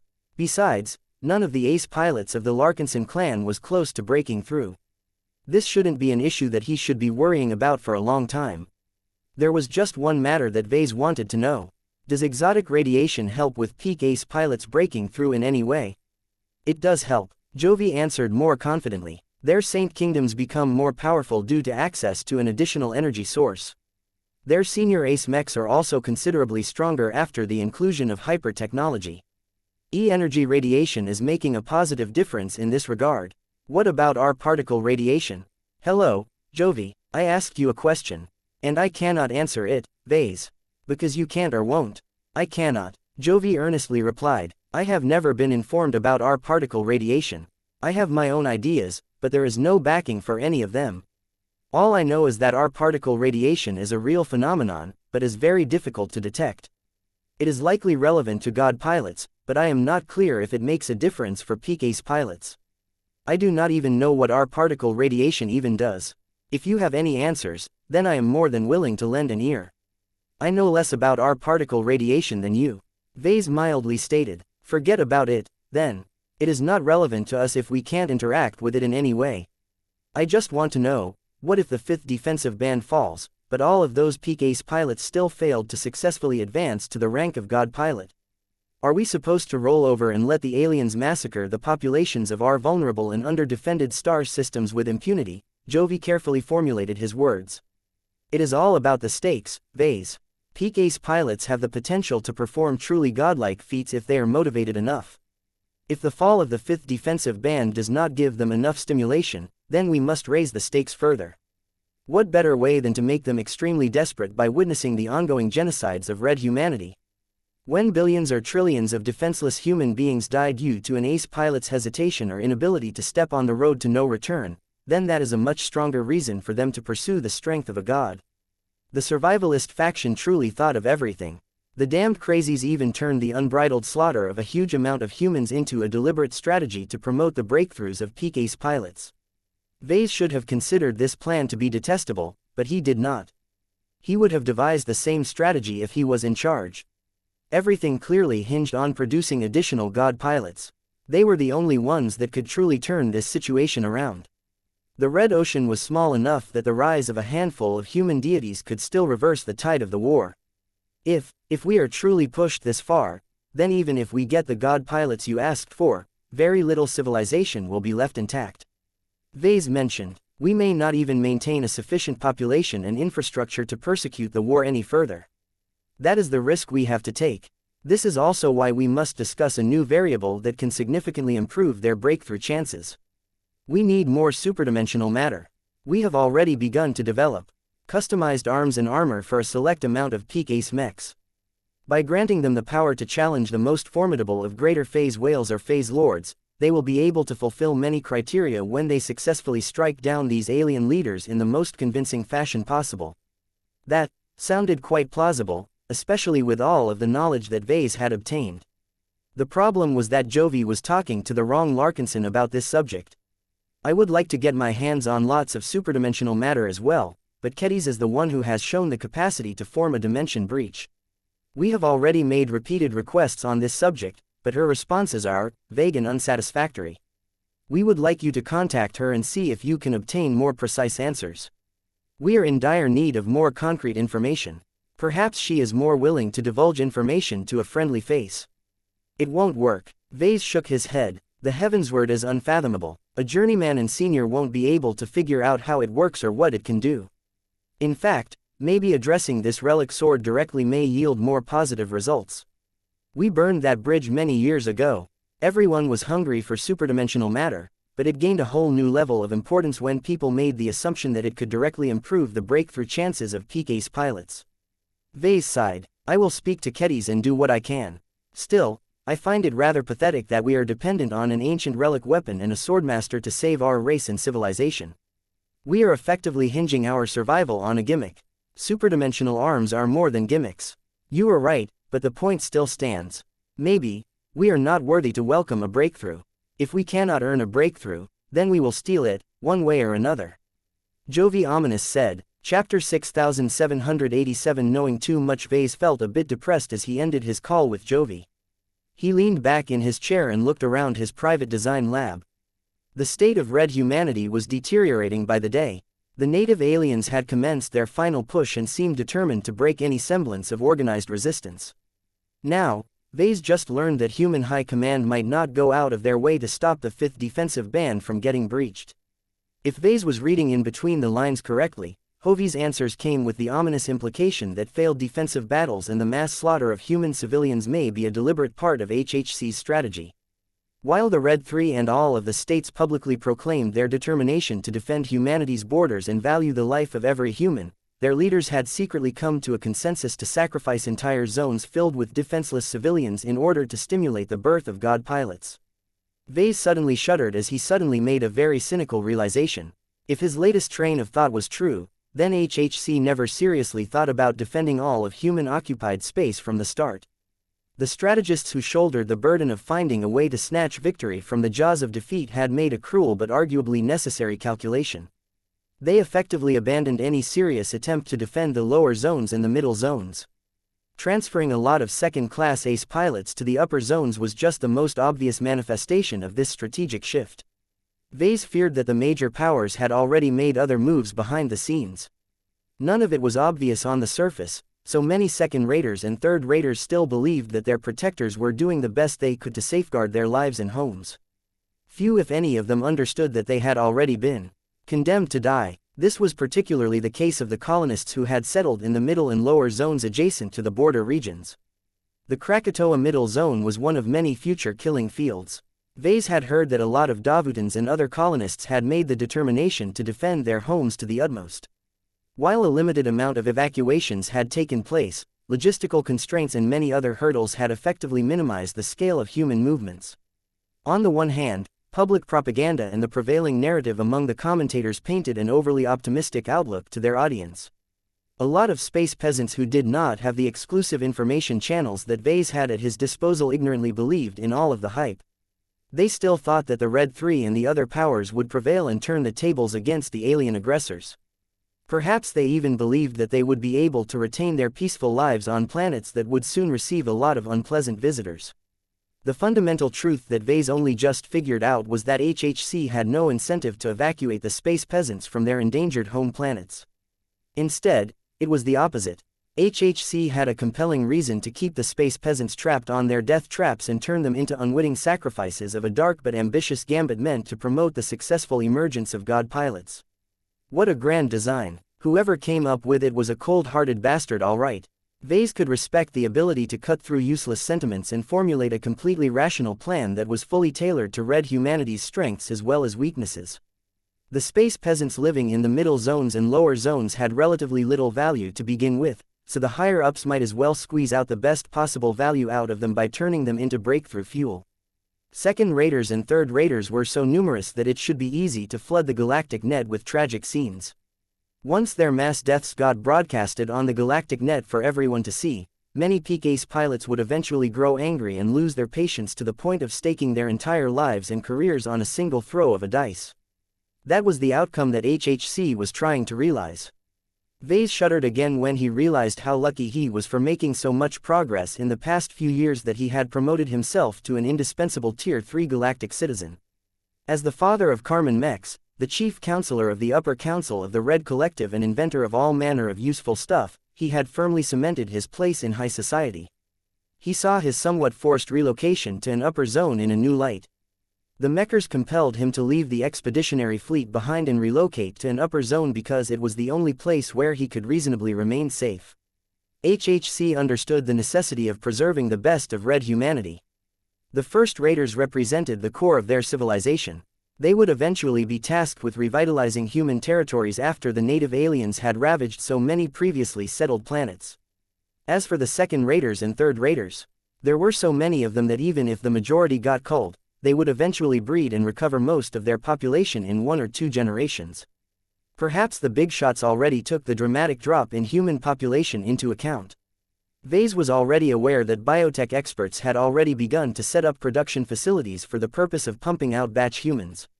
These artificially conceived and grown humans could grow from embryo into fully functional beings in just a handful of years. The combination of accelerated human growth and EDNet-style accelerated learning could rapidly turn these test tube humans into productive members of society on an unprecedentedly huge scale. No one had ever tried to expand their population through industrial means in the past. There was no precedent for people to refer to. Everyone would be doing this for the first time, which meant that a lot of things could go wrong. Natural-born humans might look down on batch humans and treat the latter as incomplete or flawed humans. Batch humans in turn may develop a lot of animosity towards their superiors and try to rebel. Ves could already see a potential dwarf scenario on the horizon. Even if other leaders could see it coming as well, they might not be able to stave off a violent schism. However, what did matter? So long as natural humans and batch humans lived long enough to wage war on each other, at least red humanity managed to live long enough to engage in infighting again. This outcome was vastly more preferable to letting the native aliens overrun human space and kill everyone aside from a few lucky survivors who had fled into the most remote corners of the Red Ocean. As Ves was finally able to connect all of the dots and gain a clear understanding of what was truly going on, he felt more powerless than ever. According to the latest developments, it sounded that the middle zones next to the border regions would be among the first regions to collapse. The Davut branch of the Larkinson clan was right in the crosshairs of the ravenous and murderous native aliens. The enemy would not hold back. Not after everything the humans had done during the last years of the Age of Mechs. Humans had been anything but merciful when they launched a full invasion into the red. Many of the planets that hosted a lot of humans used to be occupied by a lot of aliens. Many of them failed to evacuate when the humans arrived and wiped them all out without mercy. The hands of every human pioneer and colonist were stained with blood. It did not matter if they did the killing directly or just profited from the eradication of local aliens. They were all marked by the guilt of slaughtering alien lives and stealing their home planets. Now, the relatives of those dead aliens were about to come back and exact retribution on the humans. Ves let out a deep breath as he tried to think about his own stance on the matter. I can't do much. His agency was distressingly little. He was a mech designer and an innovator, but he was not a miracle worker. He could not come up with any invention that could reverse the current trend and stop the Krakatoa Middle Zone from becoming a charnel house. He had no way of persuading human high command to defend the vulnerable space peasants if he was unable to offer them a better plan. During a time of crisis, the influence of the survivalist faction had reached its peak. All of the extreme and radical solutions proposed by the survivalists obtained the greatest amount of support. Ves had no way of defeating such a strong power block. Perhaps he might be able to design another fantastic mech that could help the second-raters and third-raters to stall the invasion and save more lives, but all of that took time that was in very short supply at the moment. What frustrated Ves even more was that he obviously could not fight the aliens in person. It was completely irrational for a mech designer to think about entering the battlefield and punching the aliens to death in person, but the phase water-infused Larkinson blood that flowed through his veins kept urging him that he needed to stand up and use his strength to contribute more directly to the war effort. He firmly shook his head. I have been watching too much battle footage as of late. Ves was afraid that he had become contaminated by all of the duty and nobility demonstrated by the brave linefighters at the front lines. It frustrated him to see all of those good soldiers die while he remained stuck in the rear. There was nothing he could do to increase their survival chances in the short term. Perhaps he should look out for his Larkinsons instead. The Larkinson clan had expanded rapidly as of late. Many members had not joined the main branch, as it became a lot more difficult to directly join the main branch that was currently centered around the expeditionary fleet. Instead, most recruits joined the nearest planetary branches and became Larkinsons that way. So long as these side branch members proved their mettle and distinguished themselves in their jobs, they earned a chance to apply to the expeditionary fleet where much of the action took place. Ves called up a lot of information. He frowned when he saw that the majority of planetary branches did not own any starships of their own. They found it difficult to commission or purchase them because other parties had already claimed the ones that were even remotely available. All of this meant that it would be difficult for the members of these side branches to evacuate from their home planets in time. What was Ves supposed to do in this situation? If he wanted to do what was best for his clansmen, then he should scrounge up as many starships he could spare and send them to every star system with a large presence of side branch members and insist on evacuating them in advance. However, this was a very selfish decision in the eyes of the higher-ups. In order for their strategy to have the best effect, the populations of all of the endangered planets had to stay in place. Too many people paid attention to the Larkinson clan. If it turned out that the Larkinsons were fleeing from the middle zones and lower zones without regard for anything else, then they would not only paint themselves as cowards, but also risk the chance of sparking mass panic and hysteria. The best decision that Ves could make from the perspective of human leadership was to play dumb and do nothing to evacuate his own clansmen. Damn, what do I do? Sometimes, knowing too much was a detriment rather than an advantage. Chapter 6788 Final Glory Project. It took Ves more hours than he would have liked to resolve his conflicting feelings. He eventually concluded that he was no angel by any means. It was not his job to save every single human life, even if he or she was a member of the Larkinson clan. Ves could no longer afford to entertain childish and naive daydreams. He needed to work within the framework of reality and accept that he could not save everyone's lives. As much as he felt guilty about it, he could not defy the strategic decisions made by human high command. The inhabitants of the middle zones and the lower zones had to stay as much as possible. On the one hand, they were needed to fight back against the alien invaders as much as possible. Even if their defeat was already set in stone, a determined resistance could still inflict a lot of damage and delay the enemy's advance. On the other hand, their deaths would ultimately contribute towards the most important win condition, which was to catalyze the breakthroughs of peak ace pilots. Since many ordinary space peasants were designated as necessary sacrifices to produce this favorable outcome, the Larkinsons living among them could not avoid their own responsibilities. Why should the Larkinsons be able to get away for free while many of their peers had no choice but to fight and die? If the Larkinson clan wanted to prove that it was dedicated towards the survival of the human race in the Red Ocean, it could not allow its own members to shirk their responsibilities and enjoy special treatment. Ves felt rather bad about letting these side branch members stay on planets that would soon become vulnerable to alien invasions. He decided that he would not stop his clan from rerouting ships to evacuate the clansmen that had the misfortune of living in the endangered zones. This conformed to the normal behavior of people. The rest of the clan remained ignorant of the true high-level strategic outlook, so there was no reason for them to believe that the middle zones and lower zones had already been abandoned by their leaders. Ves could only promise not to make use of his insider knowledge to organize a proper evacuation.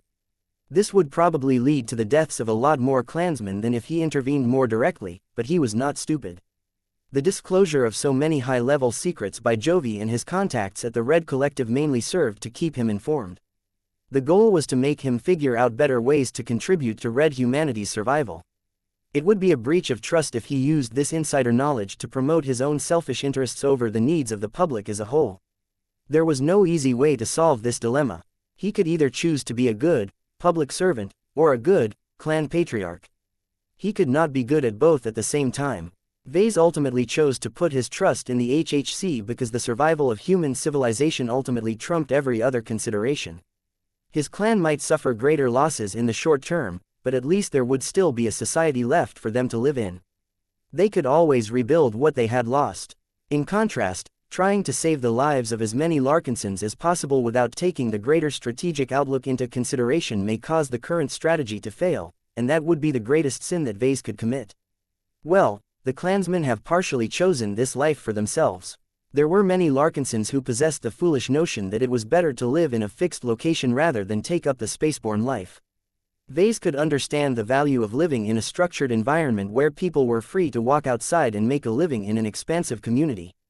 However, he could personally never agree that this was worth sacrificing the safety granted by living on a mobile starship. From the moment the Red War took a turn for the worse for Red humanity, a lot of people should have looked into selling their homes and finding a way to gain employment on a starship. If that was not possible, then they should at least find a way to emigrate to a planet that was located a lot further to the rear.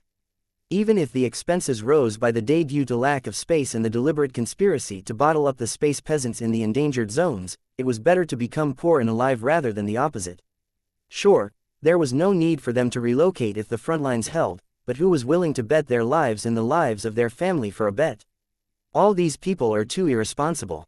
Ves grumbled. He recognized that he was being too unfair to the space peasants. His life experience was much different from the ignorant masses. They had not suffered betrayal from the authorities who made vague and insincere promises to protect the people. They had not witnessed the eradication of all humans that remained stuck on planets assailed by genocidal aliens. The more he thought about it, the more he grew upset at this miserable situation. He felt as if there was a very great need to publish a heavily automated Karman mech like the Auto Heretic in the Red Ocean. At least the mass proliferation of Auto Heretics would give all of the trapped civilians a much better chance of defending themselves against the incoming aliens. Yet because there were too many leaders within the Red Association and other groups that rejected the notion of allowing a mech fight on a pilot's behalf, there was not political room for such a radical proposal. What can I do? He asked himself again. No clear answer came to mind, and that frustrated him to no end. A mech designer solved problems by designing mechs. Ves had solved many problems in the past this way. Instead of fighting or resorting to other methods, he instead designed a mech that met the needs of the people and changed society for the better. From the pacifier model to the Yellow Jacket series, Ves solved problems that other mech designers failed to address. Yet in all of those cases, Ves recognized a straightforward problem and presented a simple and elegant solution that directly made it go away. This time, the problem was not so simple and clear-cut. He vaguely judged that there should be a way for a mech designer to make a difference by designing and publishing the right mech. Yet was this the right solution? Maybe I shouldn't think so much.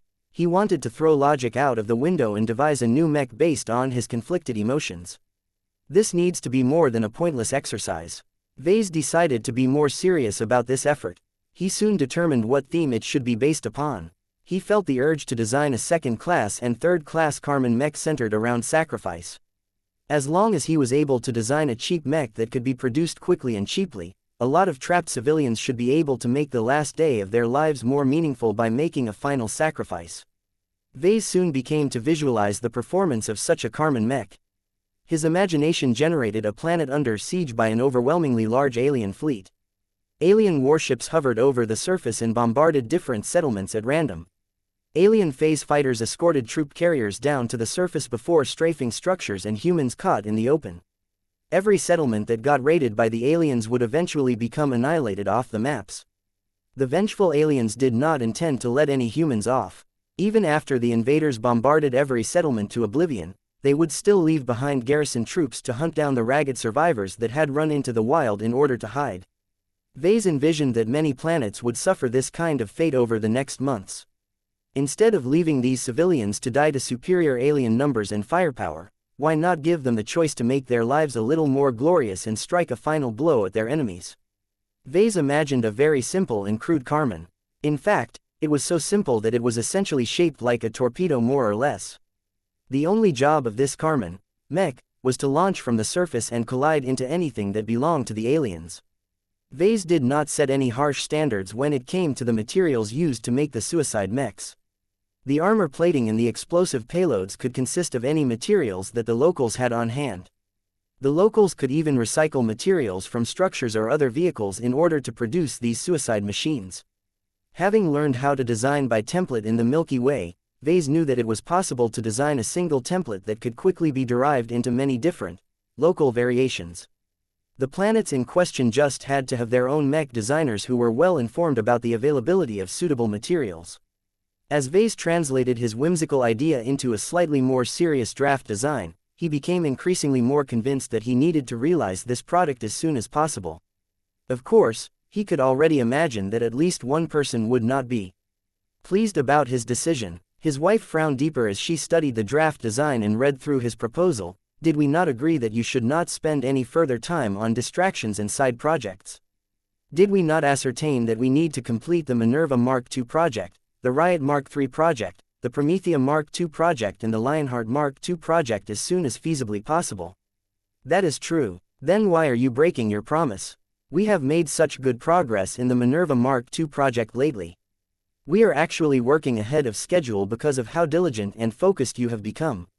If you start to divert your time and passion away from our current priority, then everyone WHO depends on the Saint Commander will suffer. Entire planetary populations might get wiped out just because we failed to deliver a worthy ace mech to our greatest ace commander in time. As melodramatic as Gloriana sounded, she made a valid point. Ves could not readily dismiss her arguments. I won't let the Minerva Mark II project run behind schedule, he said as he raised his palms in defense against Gloriana's fury. I will work extra hard to meet my commitments in your project. Most of my work in this project is already done anyway. My remaining responsibilities are not too heavy. I am confident I can handle both projects at the same time. At worst, I will cut back on my sleeping hours and temporarily spend less time with the kids. It is times like these where it is more important than ever for us to cherish our time with our children. Gloriana hissed. I don't disagree with you, honey, but my final glory project is a means to give many other parents a chance to fight for the survival of their own sons and daughters. By giving them access to cheap and easily produced sacrificial mechs, they can do their part and make any alien invasion force suffer. Perhaps it might even harm their enemies heavily enough to postpone a raid. Think about it, Gloriana. This is a mech that is very much in need at this moment. There is little about this draft design that makes me believe that it is essential. Gloriana said in a more subdued voice. Rather than go through the effort to produce mechs that function as missiles, why not let the local factories produce actual missiles en masse? This is a much simpler and more efficient solution. That is because the final glory project is meant to enhance any payload it carries through the power of human sacrifice. Chapter 6789 Offensive Probability Manipulation. His wife reacted very poorly to the final glory project. She did not see the necessity of this project. She did not understand what people trapped on a planet with an overwhelming alien fleet hanging over their heads wanted to do. She did not approve of weaponizing the cultivation of people to produce the greatest possible bang. Above all else, she hated that Ves had become distracted again. While Ves had done his best to minimize the amount of time investment in the final glory project, every hour spent on designing this travesty of a Carmen mech was an hour not spent on a high-end mech design project. Aside from that, Ves figured that his wife responded negatively to the final glory project because of its variable nature. Due to the need to accommodate a wide variety of materials, not much of the mech templates could be defined according to the strict standards that she was accustomed to. The lack of precision and definitions offended her sensibilities. All of this made it pointless to discuss this side project any further with Gloriana. She was a mech designer who only cared about expensive, personalized and above all high-quality products. She hated cheap and low-quality mass-produced mechs. Her tolerance for them continued to drop over time. As the fortunes of the Larkinson clan continued to rise, Gloriana became more and more pampered by her growing access to more expensive materials and more advanced tech. The constant upgrades caused her to look at low-end stuff with an increasingly less favorable eye. Ves liked to think he was better than that. There were no useless mechs as far as he was concerned. Powerful ace mechs such as the Dark Zephyr Mark III and the Amaranto Mark III were fantastic machines, but could only ever serve individual ace pilots. Ordinary mech pilots comprise the root of the mech community. They might not be powerful on their own, but they could make a huge difference on a larger scale. They also did not necessarily need the fancy stuff. Sure, Ves placed a high value on quality, but he understood that not every customer could afford to purchase and maintain an expensive machine. What Ves wanted to bring to life was a cheap but effective means for people to convert their remaining strength into a single, big explosion. Hence the Final Glory project. Ves began to think about who could help him in this eccentric venture. He immediately came up with a good name. Hello, Ves. I did not expect you to contact me so soon again. I need your help, Jovi. Ves began to present his mech proposal to the Ra Senior. Jovi immediately became intrigued. His background as a survivalist allowed him to appreciate the aspects that Gloriana failed to understand. This is an unconventional and subversive idea, Jovi said as he rubbed his chin in thought. This draft design of yours violates the principle that mechs should never do harm against their own pilots. A mech that is literally designed to weaponize the soul in any form of chi cultivation of a Karman mech pilot for the purpose of enhancing the power of an explosion is beyond what we usually permit. Usually, I believe it is easier than before to request an exemption for your project so long as you can prove its viability. If it is truly possible to convert a person's chi cultivation into an accelerant for a lack of a better word, then this taboo project of yours has merit, as distasteful as it looks. Your means are horrible, but your intentions are noble. In my personal opinion, I can see the demand for this sort of mech. We would have designed such a sacrificial mech ourselves already if not for the fact that only you can design proper Karman mechs. Ves was glad to hear that Jovi was receptive to the idea. Just as expected, the survivalist acknowledged how horrible it was to design a mech that would kill its own pilot, but its usefulness during the ongoing crisis was too great to ignore. In other words, Jovi approved. I did not call you just to check whether the Red Association is okay with my admittedly dangerous mech. Ves said, I want you to collaborate with me on this design project. This does not appear to be a mech design with a great amount of technical content. Jovi responded while raising his eyebrow. You only intend to design a second-class and third-class version of this mech concept, so what is it that you require from me exactly? What else? Your design philosophy, Jovi. I have a better idea what you are capable of now that we have worked together on a few projects. I have been keeping track on how the Yellow Jacket mechs respond to getting struck by large-caliber warship-grade weapon attacks.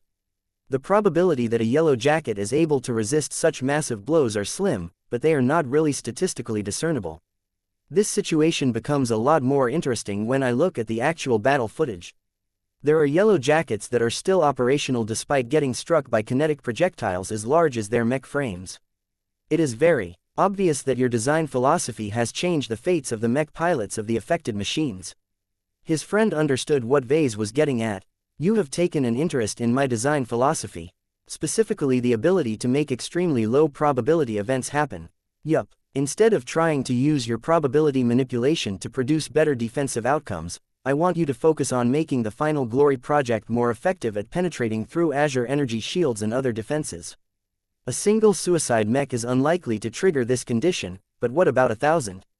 If so many suicide mechs slam into the same starship at the same time, at least a few of them should be able to inflict serious damage that can get through whatever defenses are in the way.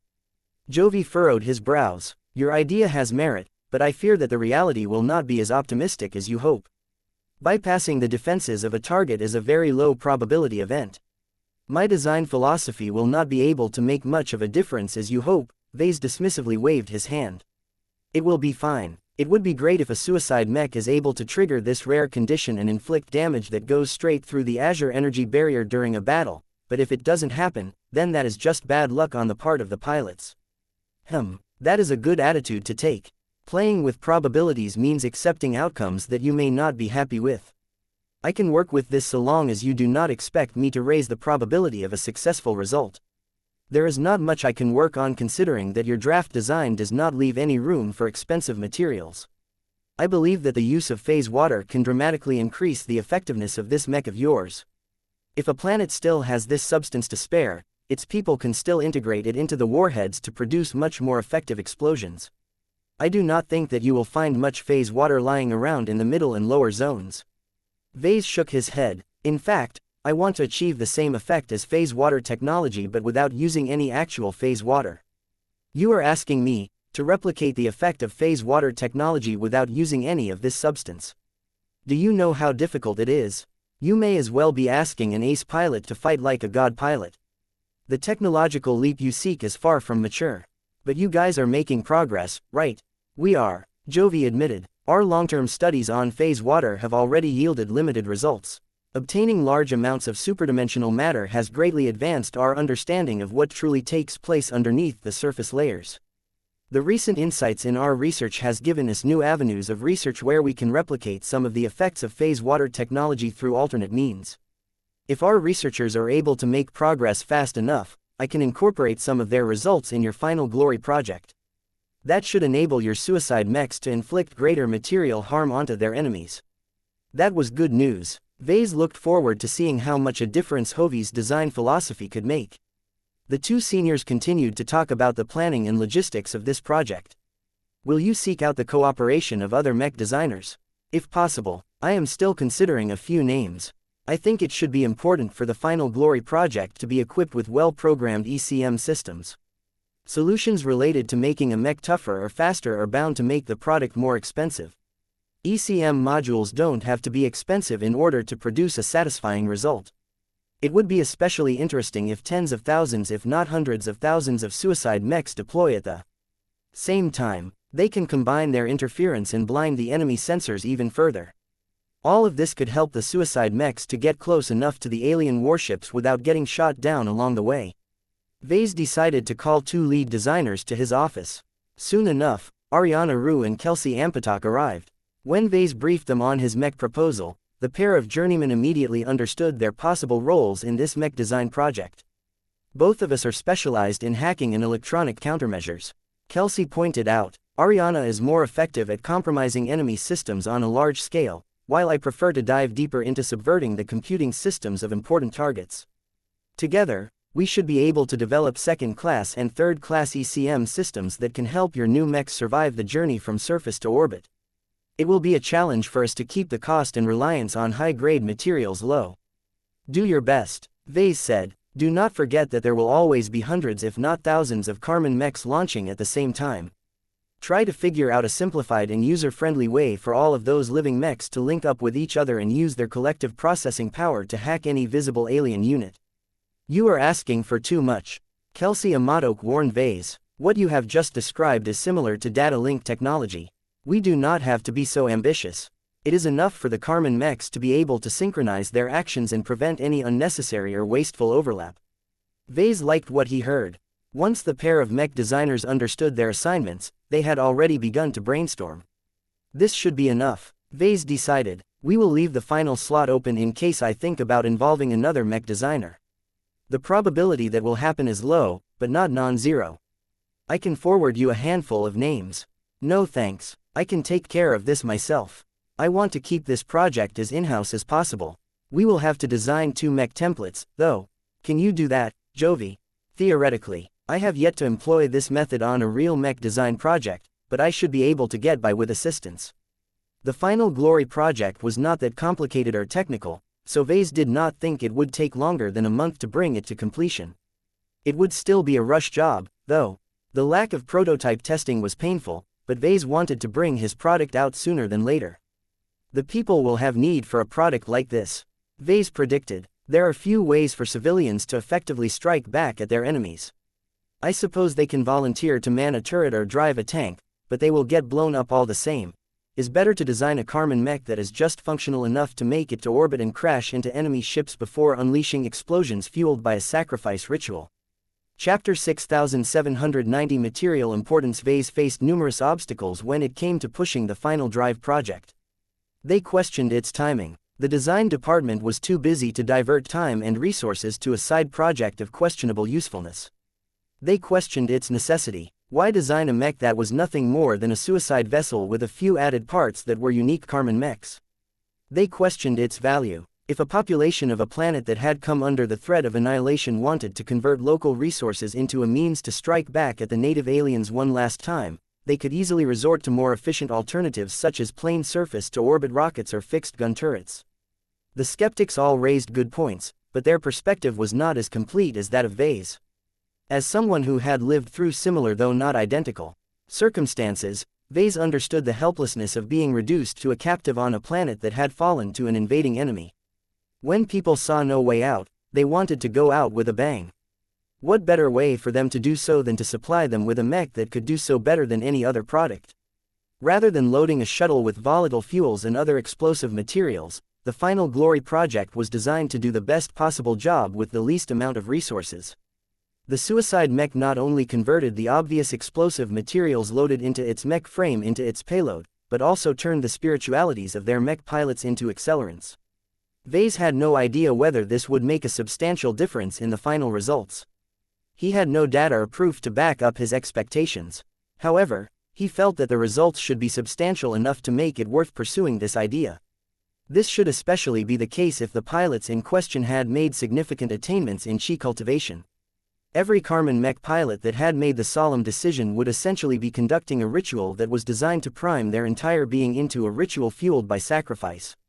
Ves even thought about including an expanded ritual that called for hundreds if not thousands of people sacrificing their lives to pump his upcoming mech with as many spiritual combustibles as possible. He also thought about converting the human spirits into demons in order to make them even stronger than before. However, none of these ideas sounded reasonable or practical to implement in a short time frame. He could have explored them further if he had more time at his disposal, but he had no choice but to keep his project as tight as possible. When he thought about what he could add to the Final Glory project that could make a significant difference in its effectiveness, he knew that he could only resort to e-technology. Imposing heavy demands on tech and materials would only make it more difficult to mass-produce the sacrifice mech.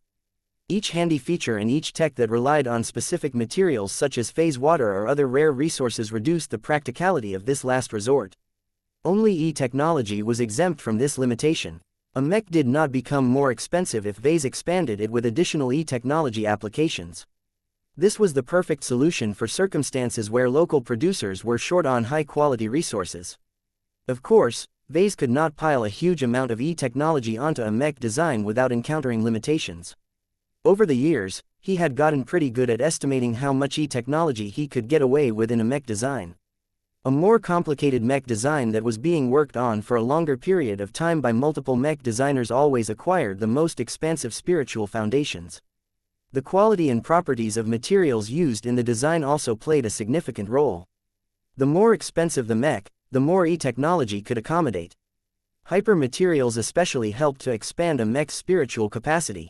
High-ranking mech designs such as the Dark Zephyr Mark III, the Amaranto Mark III and the incomplete Minerva Mark II fell into this envious category. The Final Glory project was shaping up to be completely unlike those high-end projects.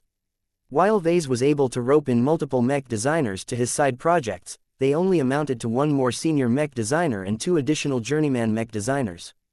They were unable to provide as much growth to the spiritual foundation as a master mech designer. The difference between masters and the lower ranks was vast. Ves could not even fathom how much more a mech designed by a star designer could encompass. In any case, Ves had a strong desire to load the Final Glory project with as much e-technology as it could fit, but this would be challenging as the sacrifice mech had to be a low-end product. The inclusion of any hyper-material would definitely amplify the performance of Final Glory project, but this presented its own problems. Low-grade hyper-materials were very abundant in most star systems. The problem was that their attributes were all over the place. There was very little consistency of what sort of hyper-materials were available that aligned with specific attributes. One star system could be packed with metal-attributed hypers, but be completely devoid of earth-attributed hypers. Another star system could feature an equal mix of fire and wood-attributed hypers, yet miss out on the other three classical elements. The cultivation scientists of the Red Collective had conducted extensive studies on hyper-material distribution. As far as Ves knew, these clever figures failed to discern a clear pattern. One of the few solid conclusions that came out of these studies was that no single attribute was prevalent in every star system occupied by red humanity. Ves therefore faced a difficult design problem when came to the Final Glory project. He could include the use of hypermaterials, but make its attributes variable somehow, which made it a lot more difficult to design the mech templates. Jovi might not be up to the task. He could also choose to leave hypermaterials out of the mech design. This would substantially weaken the explosions generated by the suicide mechs. Another option would be to design multiple variations of the same suicide mechs. In addition to designing a second-class and a third-class version, he could also split them into variants aligned with each of the 5 classical elements. Ves at least managed to learn from the aforementioned studies that practically every star system had at least one prevalent grouping of hypermaterials that was aligned to fire, water, metal, earth or wood. A handful of researchers even proposed a theory that every star system was defined by a single, dominant, element. This element essentially determined what other hypermaterials could emerge among the planets, moons and asteroids floating orbit of one or more stars. This was the most ideal solution of the options that Ves considered, if not for one crucial fact. Designing additional variants took up more time, yet time was his most precious resource. He sighed. Gloriana will hate me more if I expand the scope of my project further. Ves was unable to make up his mind. He decided to contact Jovi as he had agreed to take up the responsibility to convert the mech designs into more general mech templates. So what do you think, Jovi? Which direction is the best? The physical projection of the survivalist mech designer paused in thought. Considering the limitations that you are working under, you have no other choice than to settle for the simplest and most expedient choice. Just leave hypermaterials out of the mech designs entirely. Their absence will weaken the results of the final Glory project, but it will preserve its universality, which is more important at this time. I see. I agree. I just feel bad that we can't do more for the poor chums that will soon find themselves trapped on their planets. They don't have any good options to defy their enemies for the final time. You are wrong, Ves. What am I missing? We cannot do more for them due to time constraints, but what about others? Jovi began to smile. We are not alone. When we design a universal mech template, it is expected for others to adapt them into localized mech designs. We can completely leave it up to other mech designers to do the hard work of integrating hypermaterials in the mech designs. In order to make it more convenient for them, we should deliberately open up gaps in the mech templates that can be filled with any hypermaterials. That actually sounds similar to one of the other options that I have presented. That is true. But instead of doing the work related to hypermaterials ourselves, we outsource it to other mech designers. Do not underestimate the mech industry. Even if there are no good mech designers on a rural planet, the residents can still get their hands on a variant that just happens to integrate hypers of an attribute that is abundant in their environment. Jovi's description reminded Ves that he did not have to bear all of the burdens. There was an entire community of mech designers and other professionals. By approaching the final Glory project as a work that actively invited others to contribute to its body of work, the project gained greater significance. Ves liked it. Ves liked it a lot. Great idea. Your solution is much better than the ones that I have devised. Let's do it like this, then. The biggest complication that I can come up with is that if other mech designers try to be too fancy with implementing their own hyper-technology applications, it may conflict with the sacrifice-based e-technology that I intend to implement into the mech templates. Well, solving a problem begins by identifying it. You are already on the correct track by becoming aware that this can degrade the performance of your mechs. The next step is to think about how you can mitigate or solve this problem. I guess I will have to figure it out. I already have a few ideas, but I will need to research it further. Ves spoke a bit more with Jovi. He felt truly grateful to his old mecher friend for backing him up in a project like this. The final Glory project would have been much more troublesome to implement without the assistance of a highly educated and highly talented mech designer like Jovi. This dependency also highlighted the fact that Ves was not as versatile and capable as he would have liked. Mech templates were usually the business of master mech designers, but that was not an absolute rule, or else Jovi would not be able to cover this aka. Now that he had become involved in 2 projects that relied on mech templates, Ves felt it may be time for him to address this shortcoming. Can I learn how to design mech templates, Jovi? No, his friend immediately responded. You are not ready yet. You have to meet many requirements in order to earn the qualifications to design by template. You already satisfy several major criteria, but your grasp of materials science and metallurgy is below average, especially when it comes to first-class materials.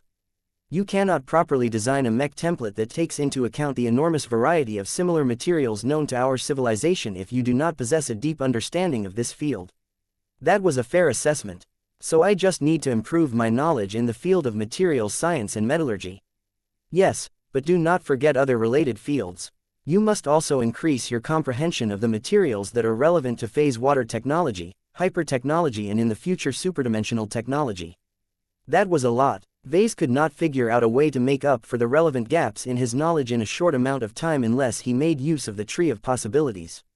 That would cost him a lot of AP, which he did not have. Forget about it, then.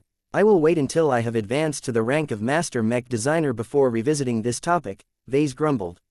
Chapter 6791 Unredeemed Warship Tokens. After setting the initial design choices for the final Glory project, Ves and his collaborators soon began to make quick progress. This was not a complicated design project. The design of the mech had to be as simple as possible. It only really amounted to a man-controlled rocket. The degree of complexity was so low that Ves could design a basic version of it in a single day. However, a proper job required a lot more work than that. Ves wanted to design a pair of proper mech templates that could work fairly well no matter what materials people used to make the suicide mechs. Ves and the rest of his design team needed to take variables such as aerodynamics and interactions with different gravities in order to make sure that the mech launched from ground to space in the least amount of time. It should only take them days to devise a solution that fulfilled 80% of their target goals. Yet in order to secure the missing 20%, the 4 mech designers needed to work hard for at least a month in order to get close enough. Every individual percentage of improvement after that demanded disproportionate work and effort to acquire. They could spend months iterating on the mech designs just to raise the performance by just 5%. Naturally, neither Ves nor anyone else aside from Gloriana was crazy enough to think that this was a worthwhile trade-off. Ves merely settled for target goals that were good enough from a professional perspective. The quality of the mech designs had to be high enough to pass certification at the Red Association. This would dictate how much time he invested in the mech design. As soon as the quality surpassed the minimum threshold, then that was time for him to pack up the project and publish the mech templates as soon as possible. As far as Larkinson products were concerned, the mechs of the final Glory project would probably be a huge step down in terms of quality. Ves found it painful to compromise his brand by releasing such shoddy products, but he could not afford to care so much about maintaining quality standards in a time of total war. Necessity trumped quality. Unlike Gloriana, Ves understood that the right product did not always have to be the most exquisite product. Of course, he had collaborated so often with his wife that he had acquired a few of her tendencies. He understood the value of quality and had witnessed firsthand how his wife made mechs stronger by polishing their designs to an obsessive degree. Her pursuit of perfection was her greatest strength as well as her greatest weakness. Even Ves hadn't been able to avoid this fever entirely. He too valued the ability to design mechs that could more easily produce masterworks. He also wanted to invest in his future and gain the ability to create his own grand works sooner rather than later. The approach chosen by Gloriana was probably the fastest way to earn the qualifications to produce a grand work. This was why he tried to align the desire to maintain high-quality standards with his design goals whenever possible. Alas, this was one instance where he could not compromise on his duty as a mech designer. Ves naturally tried to avoid any mention of the final Glory project whenever he was in the presence of his wife. Gloriana was more than happy to pretend that the final Glory project did not exist. As the two worked on the Minerva Mark II project, his wife grew more and more content. Ves still managed to keep his promise by not lowering the amount of work he managed to get done each day.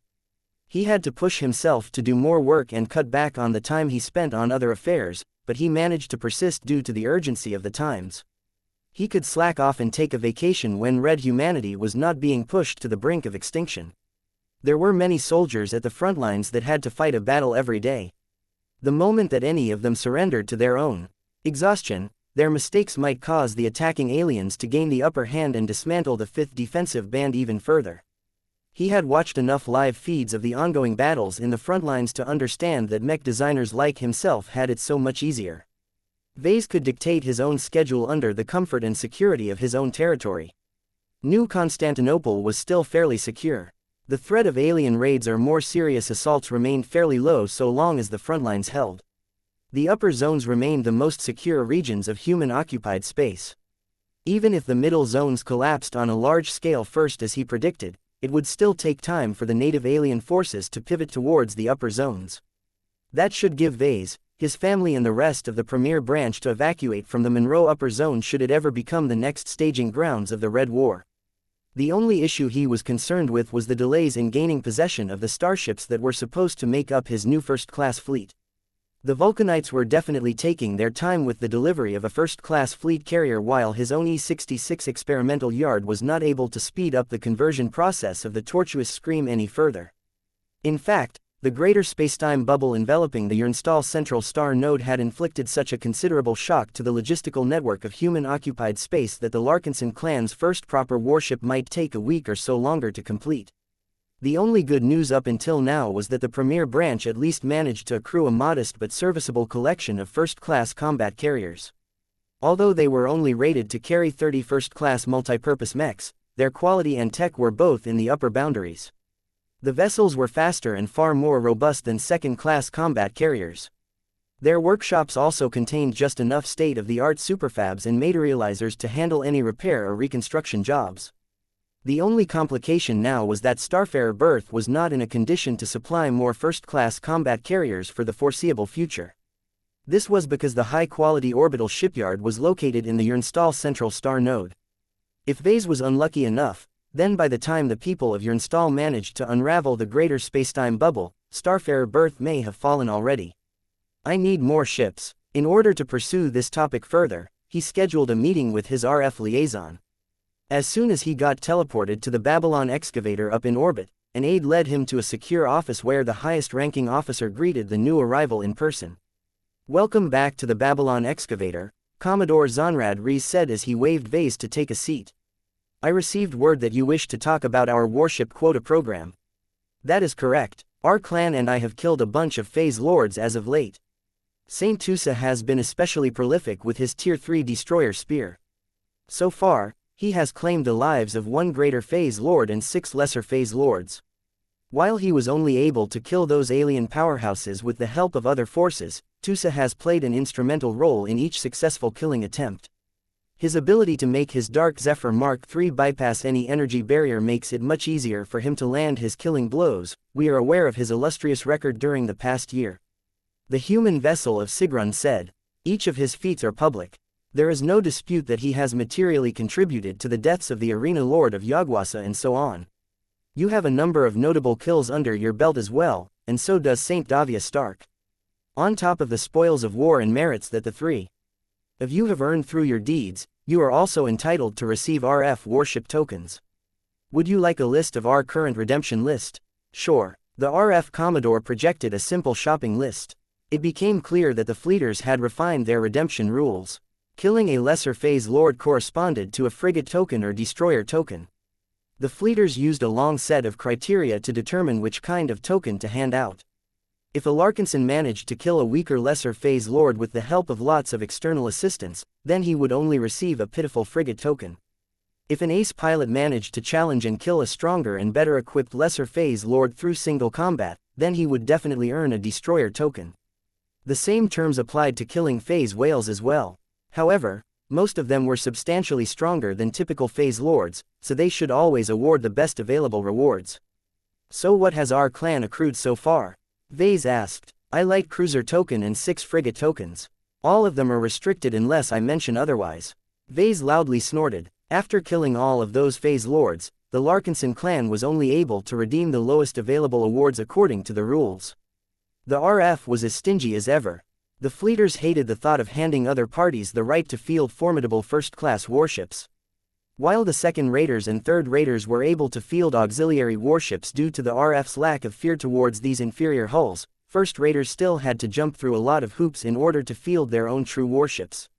"Are there any options to merge them into bigger tokens?" Ves inquired. Rivalries smiled. "You are not the first individual to ask this question. Due to growing demand, we have amended the rules of our warship quota program to allow for conversion. You can convert 5 warship tokens of the same naval class to 1 RF warship token of the next naval class by tonnage. In short, if you choose to do so, instead of fielding 5 frigates, you can choose to field one light cruiser instead. That is a questionable deal. There are pros and cons to both choices. Commodore Ves said, as a senior naval officer, I can wax for days about the benefits of forming a wolf pack of 5 fast and nimble frigates as opposed to having a stronger light cruiser that can inflict superior damage onto larger threats. I can advise you if you wish. You can also choose to postpone the redemption of the RF warship tokens. This is what I recommend. Oh, why is that, Commodore? Nobody is in a condition to supply warships to your clan. Think about it, Professor Larkinson. Many battles are taking place at the final defensive band. This is a matter of life and death to many states and powerful groups. Money cannot repel invaders. It is an abstract number that possesses no combat power. Now that the war is encroaching upon us all, the demand for warships has skyrocketed. It is nearly impossible for you to acquire warships from external sources.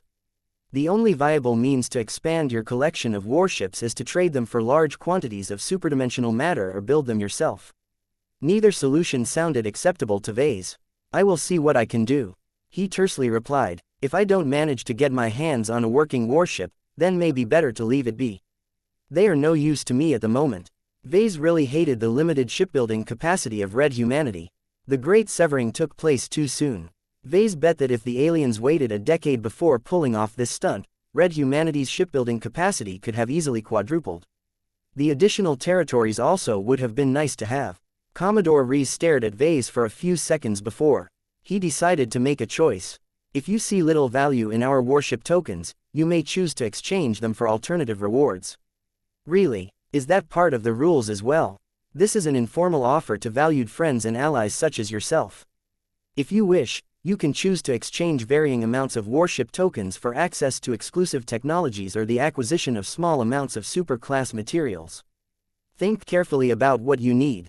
Chapter 6792 Smart Owls. The offer made by Commodore Ves sounded intriguing. Ves leaned forward as he contemplated the possibilities. Eel always had a desire for better tech. He was most familiar with the tech employed by the Red Association. His understanding of the tech used by the Red Fleet was much poorer. That made it difficult for him to judge what he could obtain from the fleeters. The downside of exchanging tokens for tech was that it took a lot of time to realize these gains. His schedule was already packed and he really did not have the time to explore an entirely new branch of high technology. Eel favored a trade of super-class materials a lot more. The more he climbed to the top, the more he understood that these were the true strategic materials of every civilization. Facewater was just the most common and prevalent strategic resource of the Red Ocean. There was a lot of other good stuff that was only available in the Red Ocean and the Milky Way. For example, Ves had recently signed an agreement with the Devos ancient clan that granted him the right to learn the theory behind developing destroyer weapons. What the Devosans could not trade was destroyer particles. This emphasized the importance of access to rare and exceedingly high-quality materials. Much of the best tech utilized by humans relied on super-class materials to give them the greatest edge. That was what Ves needed the most. The current and future ace mechs of the Larkinson clan needed to be as strong as possible in order to navigate the challenges ahead. He also needed to expand his collection of high-quality materials to design the best possible polymetal raiment for himself. Ves steepled his fingers. Tell me about the exclusive tech that you think is most helpful to me. What do you think I need the most? He and Sigrund went back a long way. Although they belonged to completely different species, in the face of external enemies, both of them belonged on the same side. There was no reason for Ves to mistrust Sigrund at this stage. Perhaps the hybrid alien AI that masqueraded as a RF officer may be a little more biased towards his current employer, but that was not a big problem. After a few seconds of thought, Commodore Ves made his first suggestion. According to our intelligence reports, your design department is not able to sustain a high enough output of mech designs. Part of this is due to slow and restrictive recruitment. Another part of this is due to the fact that the processing banks and AL cores of D&D base are no longer able to keep up with your needs. Not all design work is based on mathematical calculations. That's true, but I still think that a large expansion of processing power can help you complete all of your mech design projects significantly faster. If you previously had to wait for a week for the processor banks to deliver the necessary simulation data, then you can obtain the desired results in a day or even a handful of hours. The benefits to your productivity are immense. Not only will you suffer less delays to obtain time-sensitive data, but you can also buy more time to refine your work further, thereby raising the average quality levels of your output. Sigrun's analysis on what Ves needed the most right now was scarily accurate. From the moment the RF Commodore mentioned processing power, Ves immediately became hooked.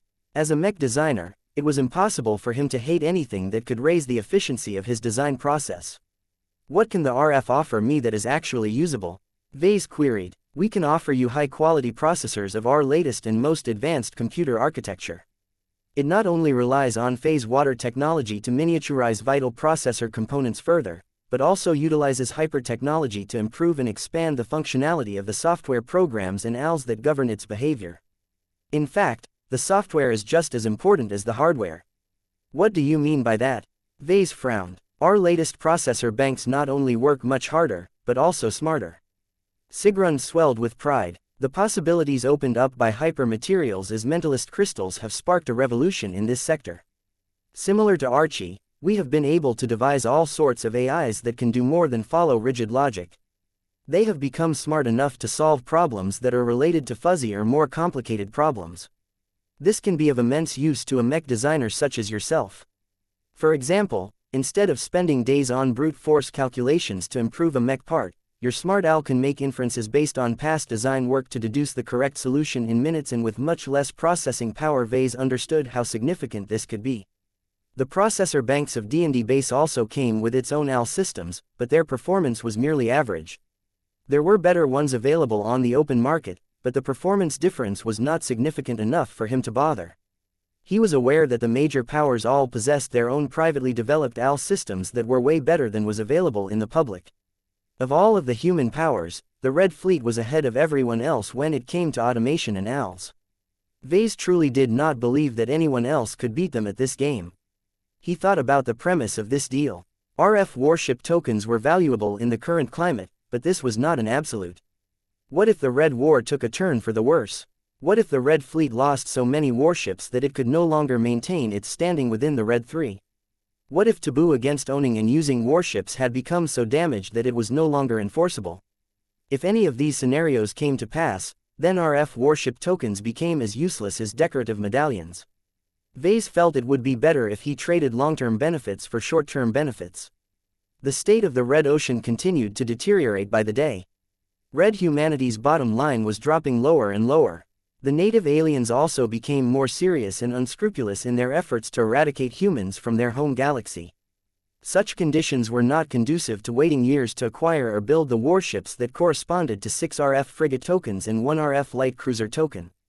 That was not to say that he discounted their value. That was very much not the case. Every warship was useful. Mechs could fulfill a lot of jobs, but there were some roles where warships were indispensable. Ves just felt a little underwhelmed by the lack of mass and power of these sub-capital ships. If the RF was generous enough to award his clan a heavy cruiser token or battlecruiser token, then Ves was more than willing to invest in the time and resources needed to construct a large warship.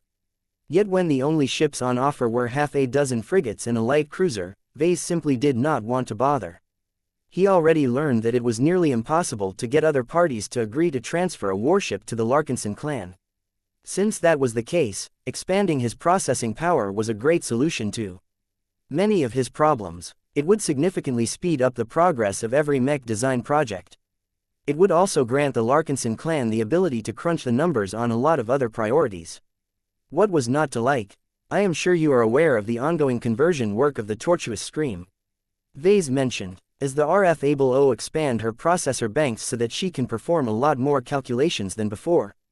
Commodore Res nodded. We can expand her raw processing capacity easily enough. Integrating them into the existing computing networks of the tortuous scream is another matter. We do not recommend you decide to do so in the short term. The alien battleship will still retain large parts of her original Orvan computing systems.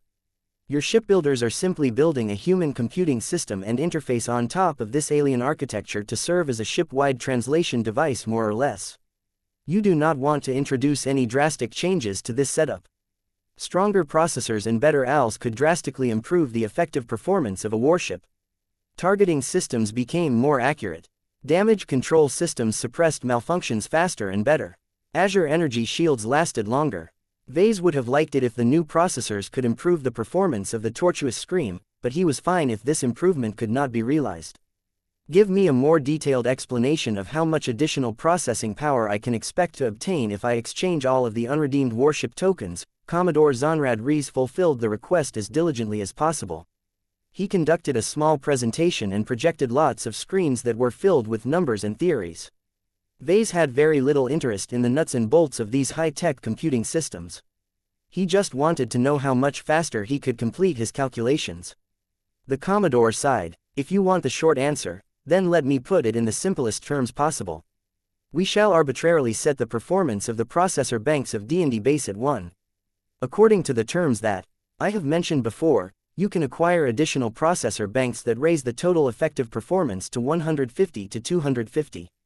This performance is constrained by how much power your converted warship can supply to the processors and how well she is able to keep them cool.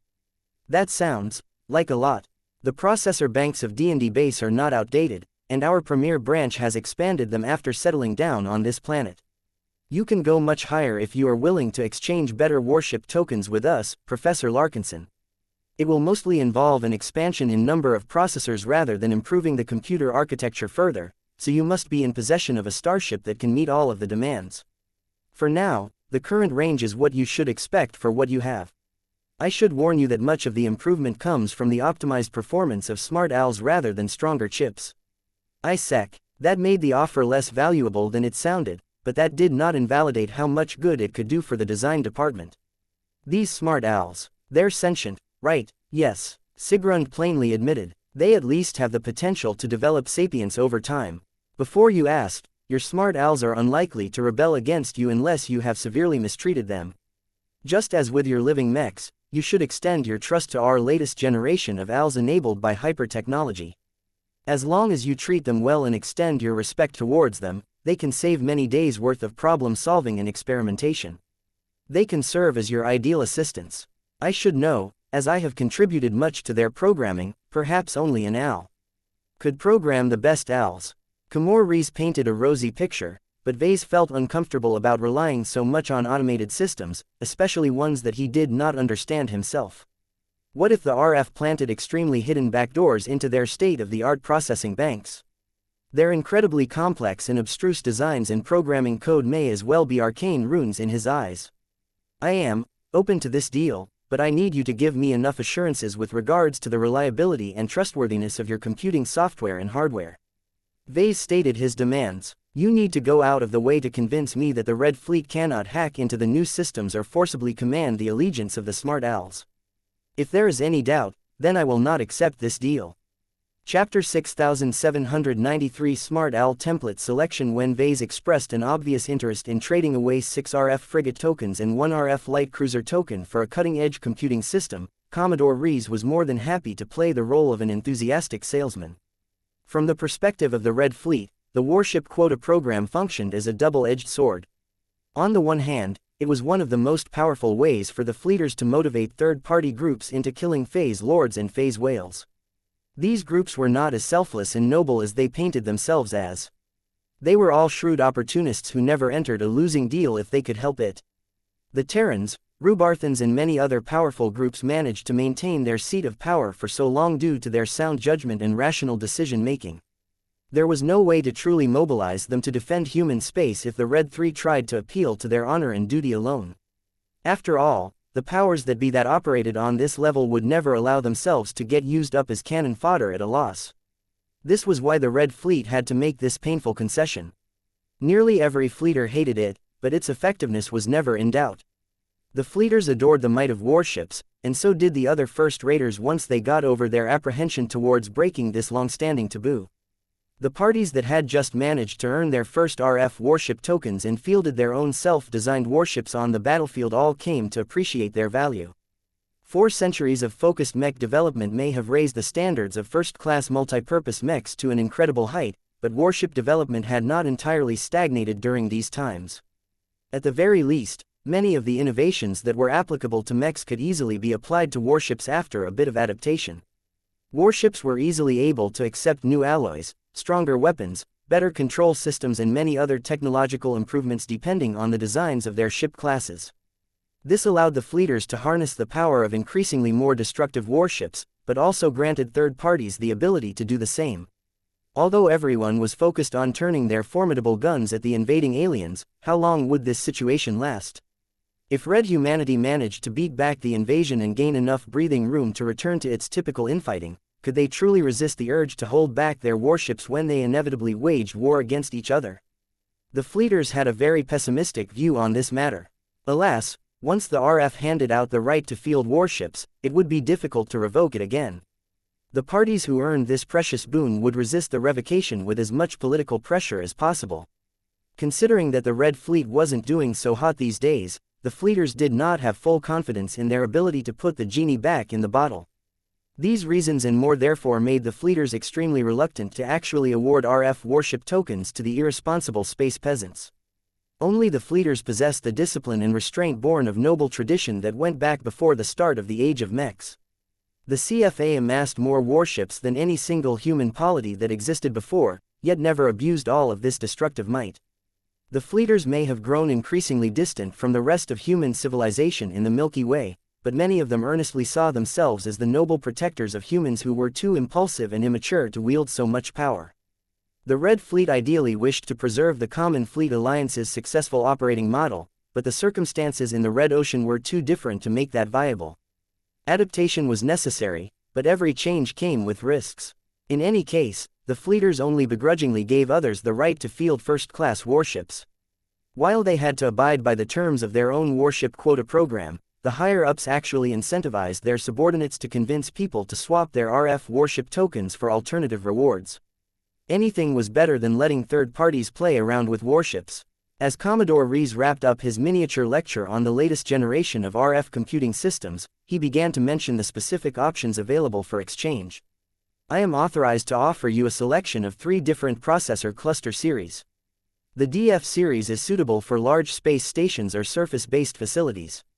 It is physically enormous and demands an excessive amount of energy to run at full capacity, but all of this will grant you the capacity to perform calculations at dizzying speeds.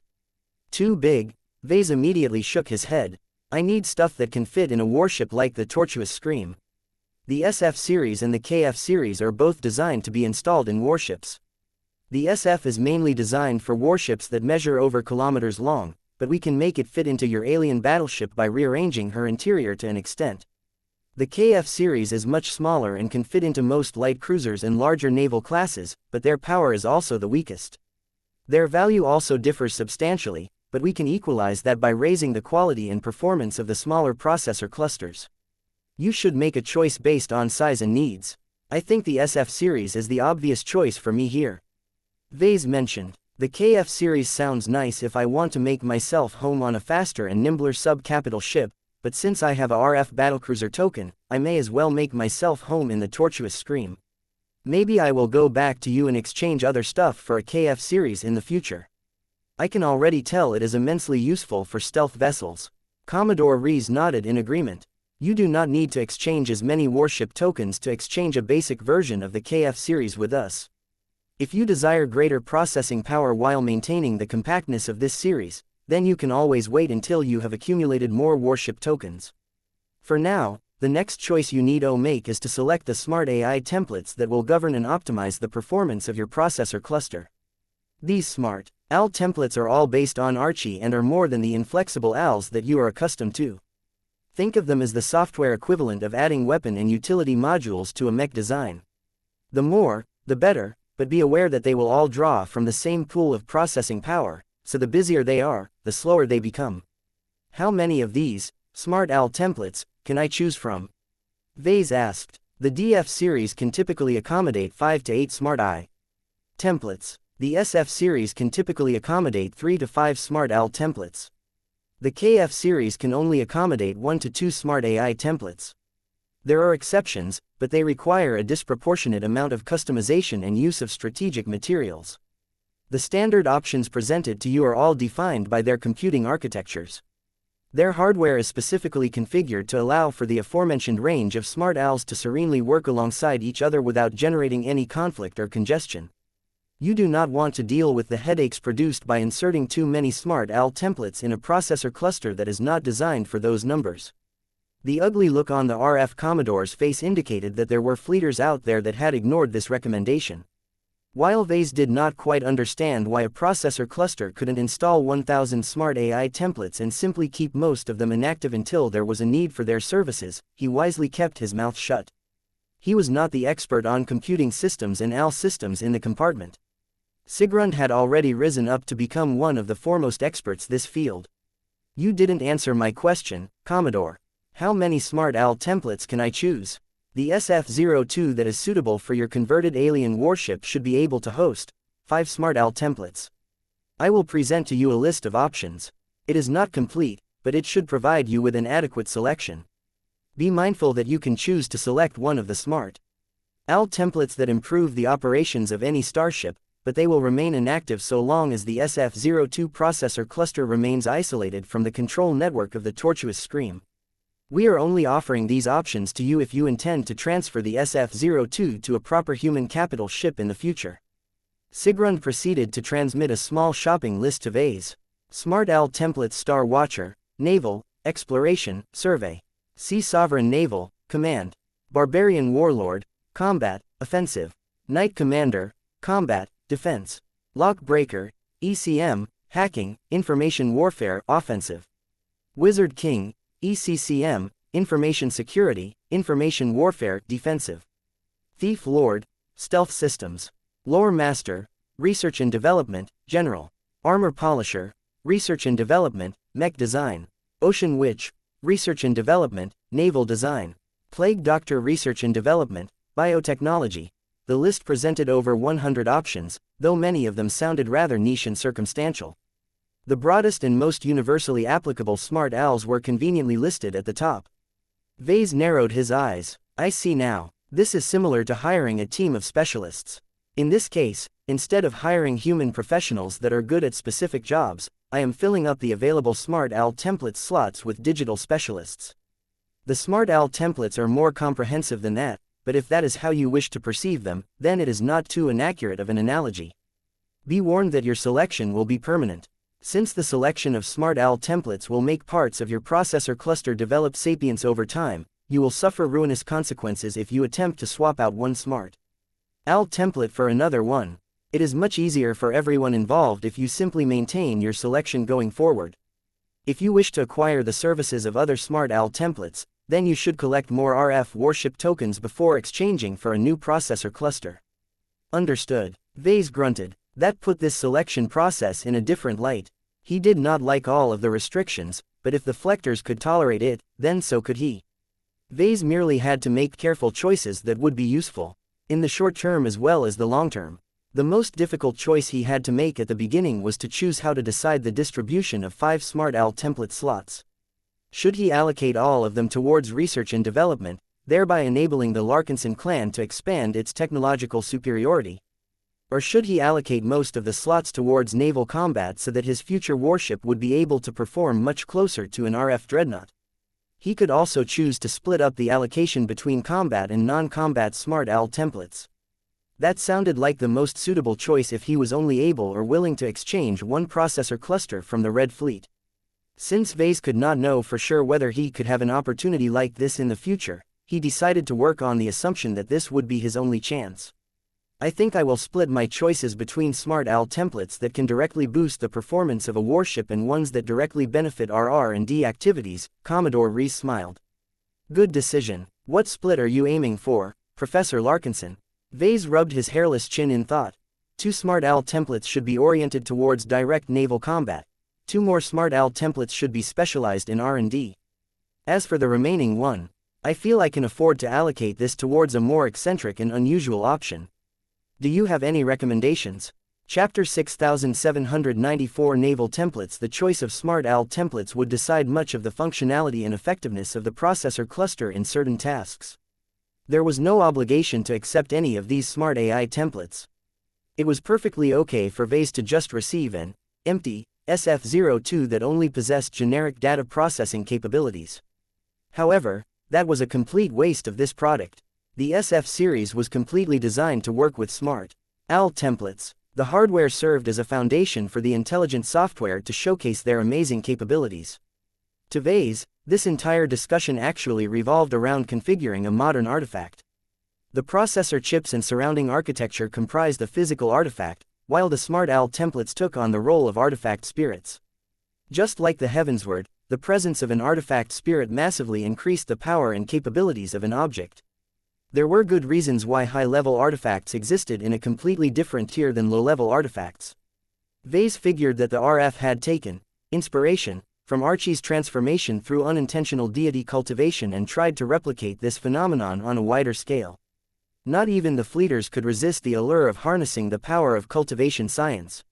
E-energy radiation was one of the few, free, sources of energy that they could freely harvest and convert into useful applications. This was incredibly important in a situation where the RF no longer had access to the material resources needed to maintain its sizable fleet, let alone build replacements for the hulls that got lost on the battlefield. As Ves carefully studied the smart owl templates on the list, his expression grew strange as he took notice of the strange names. Why are the templates called this way? We used to refer to the smart owl templates by codes, but more and more researchers began to add more descriptive labels to them in order to make them more memorable. Commodore Ves said in a slightly disapproving tone. They even began to program default personality traits to them in order to justify their decisions. As a result, every smart owl will start with a programming personality that corresponds to the meaning of their labels. For example, you can expect a smart owl based on the barbarian warlord template to act like a savage warrior that is eager to take the fight to the enemy. Do we have to call all of these smart owls this way? Oh, never. The smart owls of the same template all have the same starting point, but they will gradually diverge from each other as they are being put to use. The passage of time, the calculations that they are tasked to perform and their interactions with humans all shape their personality and make them more unique over time. This is also one of the strongest guarantees of their loyalty. Just as with your living mechs, as long as you treat your smart owls well, they will develop a strong attachment and sense of loyalty towards their users. Ves crossed his arms. That is not enough, Commodore. You know as well as I do that even if these owls develop sentience and develop the ability to resist their instructions, their behavior may still be constrained by hard code. Then what other assurances would you like to have? The best way to get our clan to trust your work is to transfer over a group of computer engineers. One do not think that any Larkinson can understand the programming code and computer architecture of your processor clusters. Rather than waste lots of time on trying to figure it out ourselves, I would rather hire a bunch of computer experts from your organization and secure their loyalty by having them join our kinship network. That is a viable solution, Zonrad Res judged. It will cost you more if you want to poach our computer engineers. They possess many secrets about our fleet and are highly prized due to their qualifications to work on these projects. You don't have to send over a senior engineer or anything. I am perfectly fine with junior ones as long as they voluntarily agree to join my clan. They only need to know just enough to spot any possible traps or subversion in the code. Commodore Res contemplated this proposal. That is more acceptable, but there will be very few computer engineers who will agree to leave the RF for the Larkinson clan. It doesn't matter. Ves grinned. You Fleeters probably have so many of them that there are bound to be oddballs in your ranks that are excited to start a new adventure. Perhaps there are servicemen among you that feel they are being stifled by the structure of your RF and think they can do better in a less restrictive environment like our clan. I will compose a recruitment statement that will outline all of the benefits and requirements to work in the Larkinson clan. This should definitely attract enough volunteers. We can try it out and allow the results to speak for themselves. Compared to the other ideas that Ves and Commodore Res entertained, this was a more elegant solution to solve the trust problem. It was not perfect, but there was no need for Ves to be excessively on guard against the RF. The two both had a vested interest in cooperating together. Let's get back to the selection of smart owl templates. Ves spoke. I will be able to bestow them with unique names, right? Correct. Templates are templates. How you treat them shapes how they will grow up. Names have great significance. The exact same smart owls derived from the same template can still become different personalities just because of changes to a single variable. This is why we recommend you to think hard before you bestow your newborn smart owls with names. In the process of developing sapience, the way they are addressed has a profound influence on how they evaluate their own existence. All of that sounded interesting. Ves became more and more invested in growing his own collection of sentient, smart owls. Even if they had traps, he was not too concerned. He already came up with his own plans to gradually convert them into his own unique products. Ves projected the list in front of him and pointed at one entry in particular. This Sea Sovereign template sounds intriguing. The description is very short. It only mentions naval and command. Does that mean that it is specialized in commanding warships as well as other units such as starfighters and mechs? The Sea Sovereign template is trained with the help of an enormous library of past battle logs. The RF officer explained. Most battles are purely naval ones, but the more recent battle logs incorporate more fights involving mechs. In order to make it relevant to the battles taking place today, we have also fed it with a large amount of recent battle logs. It is absolutely capable of commanding naval fleets as well as mech forces, either separately or together. How good is the Sea Sovereign, exactly? That depends on how you train it after he or she has become active. Sigrun carefully responded. On default, it will exercise caution and seek to avoid losses rather than seeking victories. The idea behind this is to give the Sea Sovereign time to become accustomed to commanding and controlling the units that are at its disposal. Once it has grown familiar with the traits of different mechs and warships, it can begin to expand its risk tolerance and employ bolder gambits. Even then, it will still remain fairly cautious unless you explicitly train it to act more aggressively. I see. That is illuminating. Is the Sea Sovereign better in strategy or tactics? The latter, Professor. The Sea Sovereign excels at micromanagement. It has access to enormous amounts of processing power and can distribute timely and accurate micro-orders to every individual mech if necessary. Small-scale tactical judgment is also a much lighter burden as the variables are relatively limited and straightforward. Choosing strategies is much more difficult due to the sheer amount of variables interacting with each other over longer periods of time. This is what the smart AI can only master on a gradual basis by developing sentience and gaining the abstract mind needed to strategize on a grander scale. Ves seriously considered whether he wanted to fill up one of the 5 slots with the Sea Sovereign template. He did not forget about his intention to modify the tortuous scream to enable the Minerva Mark II to interface directly with the alien battleship. It would actually be even better if Saint Commander Casella Ingvar could place the smart owls under her command as well. With the Sea Sovereign acting as an interface between the Saint Commander and the vast processing power available on the ship, Casella should be able to harness the power of the tortuous scream a lot more effectively. Aside from that, the Sea Sovereign could also serve as an adequate battlefield commander if the Saint Commander was unavailable. Of course, Ves would prefer to hand over command to a competent military officer first. The Sea Sovereign did not have to tackle any big problems. It could already make a substantial difference by micromanaging all of the friendly mechs in the field. Let's add the Sea Sovereign template to my shopping cart. Ves decided. Want to choose one more template that can help in naval settings? Which one do you think makes my tortuous scream last longer when confronted by an ambush? Commodore Rees smirked. In this vaguely described scenario, you must take the initiative and go on the attack. The goal is not to kill as many aliens as possible, but take advantage of the complacency of their foes and burst out with amazing strength. If you are able to take your enemies by surprise, you can break past their envelopment and attempt to flee away. However, doing this will require excellent use of warship cannons. The barbarian warlord's label may not be to my liking, but its aggressiveness gives it a strong motivation to master the weapon systems of a warship. I can see how that can be useful, Commodore, but, if the warship is just one of many combat assets in a large force, then the difference that this can make is marginal. I trust in my clansmen to be able to do a good job at manning their stations. Do you have another suggestion that happens to be more practical? Ves also had an expectation that if the Saint Commander was able to commandeer the tortuous scream and all of her crew, she would be able to produce a similar effect. The barbarian warlord became redundant in that case. In that case, I personally recommend you select the Star Watcher template.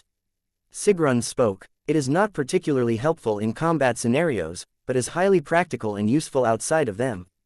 The Star Watcher template is especially helpful if you explore the stars and try to survey for rare and valuable material deposits. The more it surveys new locations, the better it becomes at predicting the presence and locations of rare exotics and hypers in a star system. That sounded a lot more relevant to Ves if he ever decided to go on expeditions again. Kedis was able to make he may even be able to unlock the true value of the Star Watcher dimension breach that was large enough to fit an entire alien battleship through the opening. It would definitely take a long time before Ves and Kedis upgraded the Dimension Observatory to this extent, but at that time, the ability to analyze the surroundings of a different dimension and predict where valuable resources might be located should definitely be helpful. While the RF offered many other templates that could boost the performance of a starship, he had a good feeling for this option. Then add the Star Watcher template to my shopping cart as well. Ves decided. Together with the Sea Sovereign template, that should be enough for ship-specific templates. Chapter 6795 Implications of Smart Owl Templates. Ves had a strong awareness that the choice of Smart Owl templates would have an enormous influence on his work and life trajectory in the next years and decades. As much as most humans wanted to run their advanced civilization through manpower alone, this is plainly impossible. Their society had grown too complex. The tool-using race had developed their latest tools far beyond what they were able to properly comprehend and control by themselves. This was why nearly every piece of modern tech possessed certain degrees of automation. Humans alone could not fully control the sprawling technologies that they depended upon to live and fight. It was a rather sad state of affairs, but it was an inevitable outcome. The best humans could do to control their increasingly more complicated tech was to formulate sound design principles and avoid the common pitfalls of relying too much on ALs and algorithms to control their own tech. It remained to be seen whether the Red Fleet was on the right track by developing smart AL templates. There were clear risks related to turning ALs into sentient beings that could think for themselves. Sigrun's performance in the first stage of his reawakening from long-term hibernation was a particularly acute example of the horrors that artificial intelligences could unleash. Who could have known that when St. Davia Stark traveled to New Constantinople and happily left with her newly upgraded Amaranto Mark III, she had come awfully close to the ultimate culprit of the Sand War. The hybrid alien Al had very clearly instigated the Sandman race to uproot their peaceful existence just outside the borders of human space and invaded the Komodo star sector in a grand manner. The invasion attempt was doomed to fail. From the moment the Sandmen violated the bottom line of the Big Two, the race was destined to become extinct. Exactly as Sigrun intended. With the control he exerted over his former race, Ves bet that Sigrun could have easily chosen to employ less destructive means to eradicate his fellow Sandmen. Trillions of innocent third-raters did not have to die to satisfy his strategic objectives. This meant that Sigrun undoubtedly had the blood of a huge amount of innocent civilians on his hands. In this meeting between the two, Ves may have indirectly caused the deaths of a lot more people, but Sigrun definitely possessed much greater culpability for the deaths caused by the Sand War. The former Sandman Admiral bore so much guilt, but still managed to escape the eyesight of the newly christened Executioner of Light. This was a deeply ironic occurrence. Ves had no intention of spilling the truth to St. Davia Stark. Sigrun was more valuable to him alive than dead. There was no obvious benefit to pointing out the ultimate cause of the Sand War to Apuop. While St. Stark still remained haunted by the past, Ves only had eyes for the future. He bore too many responsibilities for the members of his clan and the people of Red Humanity to waste his time on ancient history. Right now, he was much more interested in selecting the next smart AI templates to his SF02RF Smart AL data processing cluster. Well, I think the most obvious choice here is to select the Armor Polisher template. Ves said, that is a really bad label, by the way. Trust me, my fellow researchers have come up with much worse names for the Smart AL template that is specialized in mech design. Commodore Rees twitched his lips. Choosing this template is an obvious choice for you, but please keep in mind that the personnel who developed it were not particularly motivated. Do not expect a polished experience if you make use of the Armor Polisher template. The Smart AI will likely be rough around the edges. That is okay, Ves said as he decided to look on the bright side of this circumstance. I don't expect you fleeters to know too much about the needs of mech designers. As long as the basic framework of this Smart AL template remains sound, my fellow mech designers and I will have ample room to develop the new AL according to our unique requirements. I am glad to hear that. The Smart ALs will be in good hands when they begin to work on behalf of your clan. I am certain of it. What template would you like to add next? Ves rubbed his hairless chin in thought yet again. The choice of a second R&D-oriented Smart AL template was not as straightforward this time. There were so many attractive choices, but he only had a limited amount of slots to work with. He could only allocate one more slot to an R&D-related Smart AI template. Choosing the Ocean Witch template in order to help the shipbuilders of the Larkinson clan would prevent him from helping the Larkinson Biotech Institute by choosing the Plague Doctor template instead. He felt tempted to pick the Lore Master template in order to solve his indecision in the most direct fashion, but that was a cowardly solution in his opinion. The Larkinson clan's R&D divisions weren't large and expansive enough to conduct research in so many different fields. There was no way that Ves and his fellow Larkinsons could equal the polymath. In the face of limited resources and manpower, Ves felt it was better to narrow the focus of his clan's main research activities. That did not mean that the Larkinson clan ceased all R&D projects outside those categories. They just wouldn't be able to gain priority. Ves had a feeling that the choice he made today would impact the development of the design department and the Larkinson clan as a whole. After all, if the new SF-02 could drastically boost the research progress of a specific scientific discipline, then Ves would never allow its processing power to be squandered by working on other problems. Several minutes passed by as Ves methodically weighed the pros and cons of different choices. He eventually narrowed down his selection to just 2 templates. Commodore. Yes, Professor. I am hesitating between the Plague Doctor template that is specialized in biotechnology and the Ironmonger template that is specialized in metallurgy. Which one do you think will benefit my clan the most? There's no clear winner as far as I am concerned. Sigrund calmly responded. The Ironmonger template is primarily geared towards researching and testing new alloys that are suitable to be used in the construction of warships, but your new smart owl can be trained to understand the requirements for metals used in the production of mechs. It should come with extensive understanding of transphasic alloys, though its understanding of superdimensional matter is still at a rudimentary stage. In short, if you or another specialist wants to develop your own alloys, then the Ironmonger template will massively cut down on trial and error by guiding you to the right directions and cutting back the waiting period of completing simulations. That sounded incredibly useful. Does it work with Architect as well? Ves asked on behalf of his wife. He did not know how Gloriana would react towards his decision to trade away his existing tokens for a powerful new data processing cluster. Telling her that it could accelerate the process of designing archimetal components by 10 times or more would definitely help to forestall another outburst. No, not yet, at least. Commodore Rees said with a frown. You or your wife must train the smart owl based on the Ironmonger template yourself. Once this is done, it should be able to provide excellent assistance. You can train it to understand and work with other advanced tech related to metallurgy. For example, you can teach it how to process superdimensional matter based on your own research. I see. Can you tell me what is special about the Plague Doctor template? Cool name, by the way. Thank you. I happen to have bestowed that name myself. Zonrad Rees proudly smiled. This Smart Owl template is rather broad. It is designed to cover many fields of organic science, which includes medicine, genetics, biochemistry, biomechanics, exobiology, agriculture and so much more. It is not particularly good in any of these fields, but it will never be completely useless as long as it falls under the umbrella of biotechnology. How does this work when I want the SF-02 to assist me with a biomech design project? Ves inquired. Will the Smart Owl based on the Armor Polisher template or the Plague Doctor template take precedence? That is up to you, Professor Larkinson. You can choose for yourself to let the Armor Polisher do all of the work, or grant total responsibility to the Plague Doctor. You can also choose to make them work together according to a split of your designation. For example, you can command them to share equal processing power, or you can choose to grant the Plague Doctor 80% of the available processing power so that it takes the lead. By experimenting with these settings and instructions, your SF-02 can produce drastically different results. That actually sounded really fun.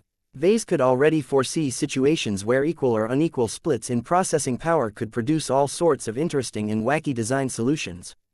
This would especially be the case if the Smart Owls developed eccentric and extreme personalities. At this time, Ves still felt torn between the two available choices. He even felt tempted to change his mind on reserving the last Smart Owl template slot and simply pick both the Ironmonger and the Plague Doctor templates to complete his selection. However, he had reasons not to go for this obvious solution. Ves did not want his choices to result in boring and generic design solutions. Standard choices often led to standard solutions. There was not much wrong with that, but if Ves wanted to stand out and continue to create radical inventions, then it was clear that he needed to specialize the SF-02's research capabilities in an unusual and exotic direction.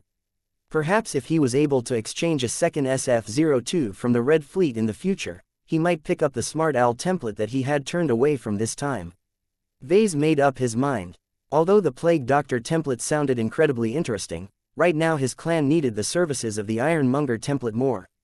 Just the fact that it could massively speed up Gloriana's work was reason enough to favor this choice. I will pick the Ironmonger template this time. Noted, Professor. That makes for 4 out of 5 smart owl templates. You have one left. What do you have in mind for the last available slot? I want a template that is unusual. Ves said, it doesn't necessarily have to be focused on combat or research. I just want a smart AI that can add more color to the works of other smart owls and introduce a perspective that is radically different from others. It should ideally be predisposed towards irrational thinking when it develops greater sapience. If I want a straightforward answer, I can resort to the other 4 smart owls. I need at least one deviant that is willing to engage in contrarian thinking. This is the best way to obtain second opinions. That is, a remarkable attitude. Commodore Rees looked impressed. Very few fleeters have expressed this sentiment. They still think of smart owls in the same framework as non-sentient owls. You are among the first to truly recognize the greater potential of owls that possess their own souls. Enough flattery. Do you have a recommendation, or should I trawl through the list myself? Well, one choice immediately comes to mind. Which one? The native god template. As you can guess, it is a template that deliberately seeks to develop an inhuman personality in a smart AI. You can rest assured that it will not defect to the enemy side, but only if you raise it correctly. Ves looked surprised. Why would you fleeters create such a template? Why else? We want to understand our enemies. This template is also able to generate different solutions related to phase water technology. Chapter 6796 Eccentric Smart AI Templates. The Red Fleet developed a collection of weird and unusual smart AI templates. There were all kinds of people within the Red Fleet. Its research divisions were quite enormous. After all, in order to remain competitive with the high-ranking mech designers of the Red Association, the fleeters had to rely much more on quantity in order to keep up in terms of technological refinement and innovation. This naturally meant that the Red Fleet employed its own fair share of oddball researchers and developers. So long as they performed their expected duties, they received enough recognition to propose their own R&D projects. All of this gave Ves quite a few choices to work with. He already had a vague vision of what he wanted from his final smart AI slot. The Sea Sovereign, Star Watcher, Armor Polisher and Ironmonger smart AI templates were all purely functional. The smart ice derived from them were programmed to fulfill their tasks in the most efficient way possible. Everything they learned as the Larkinsons interacted with them would get added to their existing problem-solving frameworks. While the onset of developing sentience may cause them to develop strong personalities, Ves found it difficult to imagine that they would deviate too much from their starting point. Their foundations were already set from the beginning. Whatever was built on top of that may add a lot of richness to their personality and operating approach, but they were fundamentally bound to their purpose. This meant that the solutions generated by these smart ice would not deviate too much from the solutions generated by the smart ice that were already being used by the fleeters. The lack of uniqueness grated on Ves. Just because he agreed to make use of the RF's excellent processing clusters did not mean he wanted to imitate the fleeters. He already had multiple plans in store to add his own touch to the remarkable SF-02, and his choice of a 5th smart AI template would be the first step to deviating from the most obvious trajectory. Ves repeatedly studied the list of smart AI templates and picked out a few that stood out from him right away. Starving Artist, Art, Creativity, Unconventional. Master Artisan, Craft, Quality, Consistency. High Priest, Religion, Social Engineering. Anarchist Leader, Anarchy, Resistance. Chief Executive, Business, Management, Economy. Cult Master, Cult, Secrecy, Taboo. Feudal King, Kingdom, Vassals, Authority. Dark Lord, Evil, Darkness, Selfishness. It was an eclectic list. Ves really liked to meet with their creators and see what they had in their minds when they decided it was a good idea to develop these smart AI templates. Were the fleeters so desperate to understand different people that they were willing to create the Anarchist Leader, Cult Master and Dark Lord templates? Ves had a strong feeling that the actual reason why those crazy fleeter AI systems engineers created these templates was to bring their alter egos to life. Whatever their motivations, if their creations made it on the list of available smart AI templates, then they had to be legit enough to receive RF recognition. What do you think about the options that I have selected? Ves asked. Well, my predictions of what smart AI templates may have caught your attention are largely correct. Commodore Rees said in a neutral tone. I heavily recommend that you do not select the High Priest, Anarchist Leader, Cult Master and Dark Lord templates. They are mainly used to help us understand enemies and individuals of concern. They were never designed to assist in other matters. Their programming in this aspect only meets the minimum requirements. They require a lengthy period of training in order to become useful in other capacities. Ves smirked. That doesn't sound so bad. That means that these smart AI templates are highly malleable. Even if they come with problematic traits, I can just train one of them like a dog and turn it into a productive addition to the SF-02. Sigrund looked at Ves as if he was an idiot. The threat posed by these dangerous smart AI templates is greater than you think, Professor. When the SF-02 that you have ordered becomes active, all 5 smart AI templates will be in constant contact with each other. While we have programmed them to maintain their separate personalities, a certain degree of cross-contamination cannot be avoided. Some of us even think that this is desirable because it will increase the coordination between them when working on multidisciplinary assignments. What does that mean for me specifically if I choose one of those dangerous, smart AI templates? Ves asked. It means that if you settle for a dangerous choice such as the Dark Lord Smart AI template, it will promptly try to pass on its dangerous and subversive traits onto the other 4 smart ICE. Each of them will become crueler and less ethical. This can have far-reaching consequences. Perhaps you will be able to mitigate the undesirable consequences through strict training and constant vigilance, but the Dark Lord template in particular is programmed to always undermine all other authorities, including its own users. It is by far the most dangerous form of smart AI in our arsenal. Some of us previously thought about connecting a modified version of it to alien computing networks, but the threat that the Dark Lord ICE may come back to human space and wreak havoc across the galactic net is too great. The more Commodore Ves talked about the Dark Lord's smart AI template, the more Ves felt an attraction towards it. Not only was it aligned to the darkness element, but it was also by far the most challenging to control and harness. Ves regarded it as a digital reflection of a demonized artifact spirit. Just like the Bitter Swordsman, an AI based on the Dark Lord template would constantly work to undermine the existing order and take control in order to impose its own rules. Just the thought of it made him more excited. That was until his rationality reasserted itself. What the hell was he thinking? How could he compromise the safety and reliability of his first smart AI processor cluster by letting a literal Dark Lord infest its processor chips? The amount of processing power being wasted on infighting, redundant security measures and excessive verification would definitely cause the SF-02's performance to bog down. While others might see this as an advantage as it would make his future flagship a lot more resistant against external intrusions, Ves did not want to turn his own smart ICE into his enemies one day. He decided to save this option for another day. Perhaps it would be better if he reserved the Dark Lord's smart AI template for a less critical but still important starship such as a stealth vessel.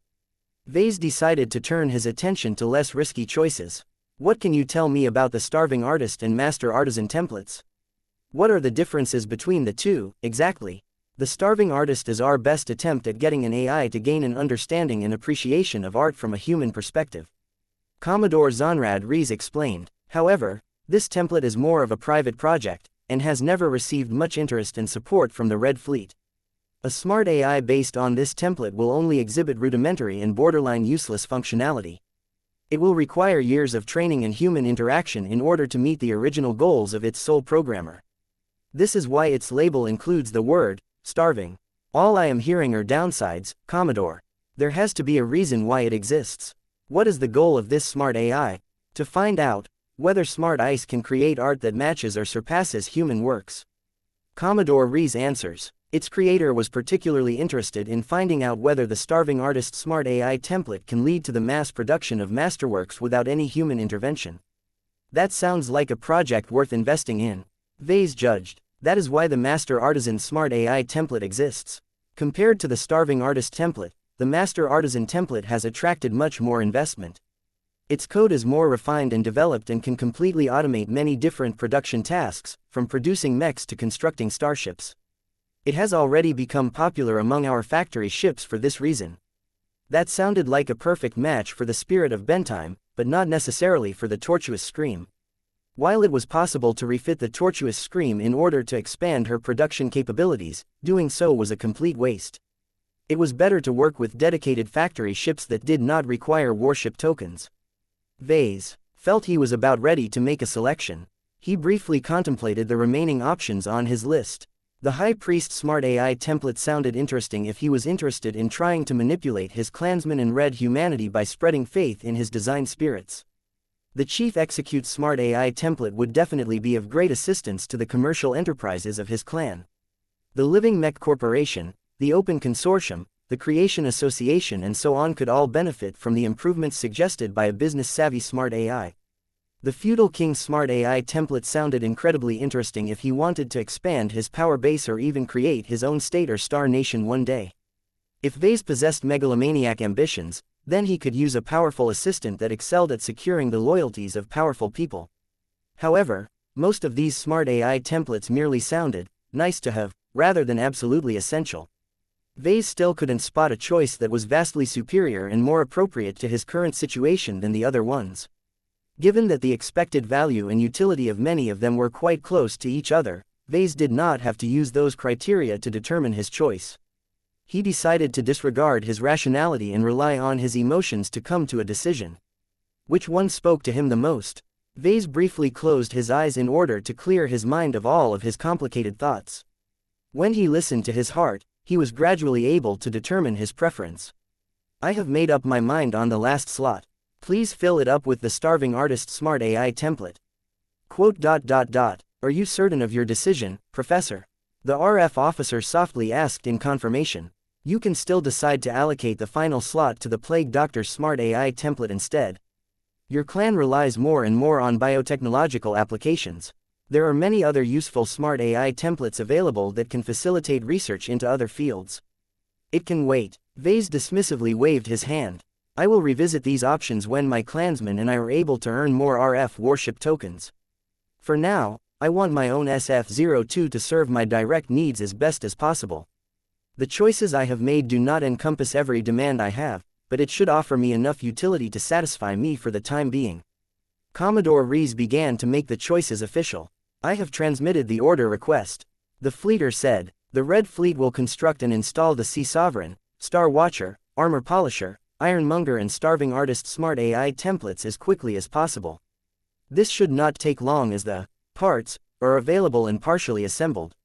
We can deliver the SF-02 directly to D&D base in a week. We can also ship it to the E66 experimental yard located in the Inferno Spear Principality so that we can install it directly into your converted alien battleship. Making this choice will ensure that the SF-02 will be able to operate alongside the existing computer systems of the tortuous Scream with as little glitches and malfunctions as possible. Ves did not care too much about that. He always saw the tortuous Scream as a stopgap warship. There was no need to do everything properly when he might abandon the alien vessel for a proper human battlecruiser at a later date. Don't ship the SF-02 to the Rubarthan Pact. Send it over to D&D base. My wife and I should make use of it as quickly. The sooner it arrives, the sooner we can accelerate our mech design projects. Just make sure that it remains easily transportable so that we can transplant the processor cluster to the tortuous Scream in a few months. Very well, we can do that, Professor. We will send our advisors to the E66 experimental yard and begin to lay the groundwork for a future installation. Chapter 6797 Preparing the clan. When Ves closed the deal with the Red Fleet and departed from the Babylon excavator, he quickly sought out his wife and explained what he had done. Different from what he predicted, his wife did not look too upset. There you go again, making life-changing decisions that affect my work and the rest of our clan without consulting other people's opinions, most notably mine. The woman said in an exasperated voice. Let me state that the choices you have made do not exactly align with my own preferences. It is much more beneficial to us if you chose to select 5 smart ice that excel in research and development. We have no immediate need for smart ice that improve our naval operations. Admiral Gory Tenson of the Blue Jay Fleet is a much more reliable naval commander than the Sea Sovereign, and we can employ survey ships and survey mechs to fulfill the role of the Star Watcher. And do not get me started on this ridiculous starving artist. Though Gloriana lamented Ves's choices, she at least expressed satisfaction for choosing at least 2 useful smart ice. If you selected the Armor Polisher and Ironmonger templates, then I think that you have truly destroyed the value of those warship tokens. Mechs remain the foundation of our success. I truly cannot wait for the RF to ship over the SF-02. We can compress our schedule and work on more mech design projects at the same time.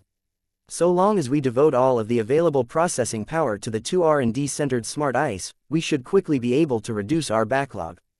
Just as expected, Gloriana only valued the R&D smart AI templates. She did not see the value in the other templates even though they had their own value in order for the RF to invest resources into developing them. Their value was far greater than his wife gave them credit for. It was unfair to pretend that they did not exist. It was useless to persuade her otherwise. Perhaps the only way for them to prove their value to Gloriana and everyone else was to see them in action. Until that happened, Ves was content with leaving the naval smart ice mostly inactive. After he concluded his talk with his wife, he continued to make the arrangements for the arrival of the SF-02. A lot of mech designers reacted positively to this addition. The first raters were especially glad to receive much more processing power. Our courses have taught us how to make the best use of the processing power of supercomputers and processor clusters. Alexis Strian explained to Ves. The processing power that you have secured for us is luxurious. I have studied the specifications that you have sent to me and I can judge that the fleeters are indeed sincere in this exchange. The SF-02 is far from the most powerful processor cluster that you can obtain, but what strikes me the most is that it is far more compact and efficient than the alternatives. Part of that is due to superior design and materials, but another part of it is vastly more effective software. The smart ice alone defy contemporary understanding of intelligent systems design. That is interesting to hear. Ves responded before turning to another journeyman. What do you think, Kelsey? The former Rubarthan's verdict was immediate. This is a security nightmare. This tech is beyond our understanding. Even if we have full access to the programming code, there is so much of it that it is far too easy to overlook anything dangerous. I am also rather concerned about the hard code that underpin the behavior of the smart ice. What if they are hardwired to obey the instructions of the RF above our own? There is little we can do to prevent that from happening. Then there is the potential for the smart ice to escape our control. Kelsey Ampatok specialized in subverting systems, so his words carried a lot of weight. Ves had already thought about most of these issues, though. The RF and our clan have signed a formal contract that restricts the former from sneaking in any backdoors into the SF-02.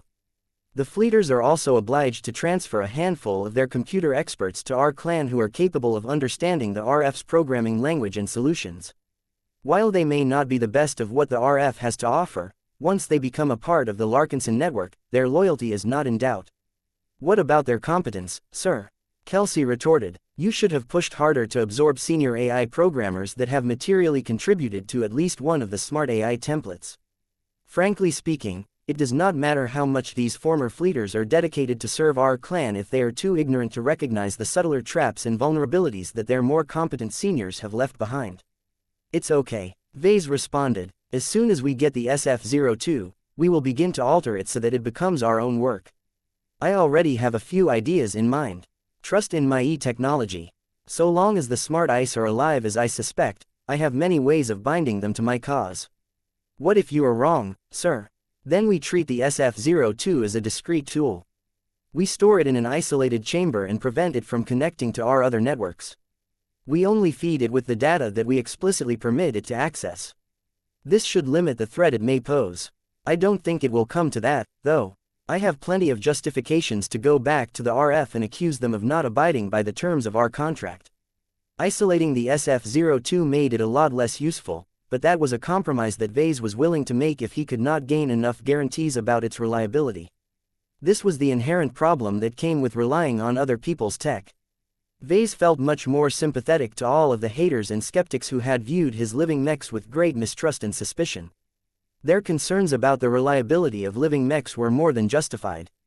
Even if Ves never harbored any ill intent towards his own customers, who knew whether that might change in the future. Ves had the power to change and corrupt his living mechs whenever he wanted. He had already done so in the past when he updated their spiritual foundations as a result of flaws and malfunctions. Now he found himself in the same position as those paranoid fellows. The SF-02 had the potential to massively increase the productivity and security of his clan, but it also left his Larkinsons more vulnerable to the Red Fleet. Whatever the case, Ves should avoid getting into a direct conflict with the Red Fleet for the foreseeable future. The best way to avoid the SF-02 from becoming a dangerous trap was to ensure that those who could take advantage of its vulnerability never had any reason to make a move. Since the two of you are more familiar with working with these kinds of supercomputers, I would like the two of you to go over the SF-02 once the fleeters deliver it and set it up. Ves instructed the two first raters. Be thorough in your inspection and mention any faults or concerns that you may have. We can do that, sir. Kelsey Ampatok said. I would like your permission to contact the Davos ancient clan. Alexa Strian requested. The Davosans have much better computer specialists in their employ than us. Given our relations with the ancient clan, we should be able to trust the judgment of these experts. Good idea. Please make the arrangements. Any other suggestions? Kelsey raised his hand. We cannot keep relying on external talent and consultants to maintain our security. We should expand the relevant departments and hire the best experts that apply to our clan. Our reputation is at an ascendancy. We can take advantage of that to headhunt key personnel that ordinarily would have never taken interest in our clan. It is unlikely for us to match the Red Fleet when it comes to the development of these smart ice and processor clusters, but as long as our new personnel come close enough, we can at least defend ourselves against most attacks from this direction. Ves nodded in approval. Also a good idea. If you have enough spare time from working on the Final Glory project, please take the initiative on this matter. I will tell my personal assistant to give you the authority to make changes on my behalf. Our civilization is continuing to deteriorate with every passing day. I fear that the stuff we take for granted may no longer exist tomorrow. Free markets, interstellar commerce, open economies and so on may become a thing of the past. This will make it much harder for us to hire the highly skilled personnel that we need, so it is better to get this taken care of sooner rather than later. The Larkinson clan needed to get ready for the next era. Once the premier branch was able to launch its own first-class fleet, his clan would definitely gain a huge amount of power as well as responsibility. Whether Red Humanity managed to beat back the native aliens or not, his fleet would definitely play an integral part in the fighting to come. Do you have any other helpful suggestions? Ves asked. We should think about designing a first-class multi-purpose mech of our own. Alexa suggested next. This has been a glaring absence in our mech roster for too long. Right now, the only native first-class living mech of our own design that we can place in our first-class carriers is the Yellow Jacket version A. No offense to your revolutionary Carmen mech, but we can do much better than that. If we do not have an appropriate design ready, then we may have to resort to using third-party mechs. Ves briefly thought for a few seconds. The addition of the SF-02 will reduce the time it takes to design a first-class multi-purpose mech, but I don't think we can get it done in less than half a year. This is a large and complex undertaking. I do not think we have the time to design such an ambitious mech design project right now. I at least want to finish the Final Glory project and the Minerva Mark II project before I consider this job. For now, I am not in much of a hurry to design a first-class multi-purpose mech. I am perfectly okay with using market products as a stopgap solution. He wanted to pay close attention to how well first-class multi-purpose mechs published by well-regarded mech companies performed in the hands of the Larkinsons. Once he figured out their advantages and shortcomings, he could design his own first-class multi-purpose mechs that promised to be a better fit for his clan. Do you already have an idea in mind, sir? Ves nodded. I do, Alexa. Several of them, in fact. While I prefer to design specialized mechs, that doesn't mean I look down on first-class multi-purpose mechs. They exist and have become popular for good reasons. I just find it a little difficult to give them a unique character and set of advantages. You have to go out of your way to give the mech design strong advantages and disadvantages. Right now, I am especially interested in designing first-class multi-purpose mechs that can serve as all-round commandeering vessels for our Saint Commander. Strong firepower is essential, but it also needs to be good enough in melee combat to shred enemy transphasic energy shields. Mechs did not exist in isolation. Ves needed to design his first-class multi-purpose mech to synergize well with the Minerva Mark II, the Tortuous Scream and the warships of the Blue Jay fleet. There was no reason for it to exist otherwise. Chapter 6798 Reluctant Transfer. Ves and Gloriana could not wait to make use of the SF-02. They eagerly awaited its delivery and felt that each day without it made their work slower. The two had never noticed the shortcomings of their current processor banks in the past. They were aware that they did not enjoy the best, but they were otherwise happy with what they had at their disposal. The amazing performance of the Red Fleet's latest advancements in computing and AI systems changed their perception. Now that the pair had become aware of how much faster they could process data, conduct simulations and perform a huge number of mathematical calculations, everything else suddenly became inferior. This must be what people felt when a mech company released a newer version of a mech model that was already in use. Even if their performance remained exactly the same, the awareness that there was a superior version available instantly changed one's perception of the previous version. Ves tried to shrug off this perspective, but he failed to do so. The difference in performance between his existing means and his future means was too great. Before the SF-02 arrived, Ves and every other mech designer had to spend a few hours of their time to read portions of the manual that the fleeters had thoughtfully sent ahead. There was a lot of reading material to go through. For now, most of the mech designers could only skim through the basic operations. There was no need for them to learn how to operate the more advanced functions for the time being. It was different from Ves and his wife. The two of them needed to master the use of the SF-02 as quickly as possible in order to get full value out of its powerful processing capabilities. Gloriana proved to be a much better study in this regard. Her mentalist crystal augmented cranial implant suite massively sped up her learning rate. She pretty much figured out most of the advanced operations in less than half the time it took for Ves to gain the same degree of understanding. I can see now why you have taken a strong liking for the SF-02. She told him when she dropped by his design lab. Its smart ice are truly similar to artifact spirits. The differences are that smart ice can not only be programmed in advance, but that they can be shaped to a much more extensive degree while they grow up. They are enormously predisposed to adaptation through external stimuli. They are similar to children in that sense. The way we raise and treat the smart ice will dictate their personalities as well as their approach towards problem solving. Ves nodded in understanding. In short, this will be our version of piloting a living mech. If we want to turn the SF-02 into a productive tool for us, then we need to teach it what we want. However, I don't want other people to exert undue influence in the development of smart ice. Have you found out how you can prevent that from happening? I do not want to restrict access to the SF-02 too much just to prevent a low-ranking mech designer from defining its personality. I do recall that such settings exist. You can configure the SF-02 to assign scores or ranks to every user. We need to put ourselves on top and everyone else far below. The SF-02 will benefit our clan the most if it is specialized in complementing our distinctive design work. According to the manual, the smart AI based on the armor polisher template will provide the greatest assistance if it is dedicated to serving a single mech designer. Letting it serve two mech designers will reduce its efficiency, but may also lead to the creation of interesting hybrid solutions. That caused Ves to grow. Intrigued. He hadn't read that part of the manual yet. He could see why his wife developed an interest in this mechanic. I see, Ves said. Combining design work based on two different design philosophies is still relatively simple. The smart AI will become a lot more confused if he has to juggle between 100 different design philosophies. Without enough processing power, it will only ever be able to develop shallow combinations. Depth will be entirely absent from the smart AI's output. The more design philosophies the smart AI needed to master, the less it could comprehend the nuances and higher principles of each of them. Providing more processing power certainly helped, but there came a point where a sentient smart AI reached its limits. Only sentient being that had proven the capacity to juggle an astounding amount of design philosophies without reaching a limit was the polymath. It was blasphemy to think that a mere smart AI could equal the feats of a star designer. In any case, both Ves and Gloriana agreed that the smart AI based on the armor polisher template should evolve into a reflection of both of their works.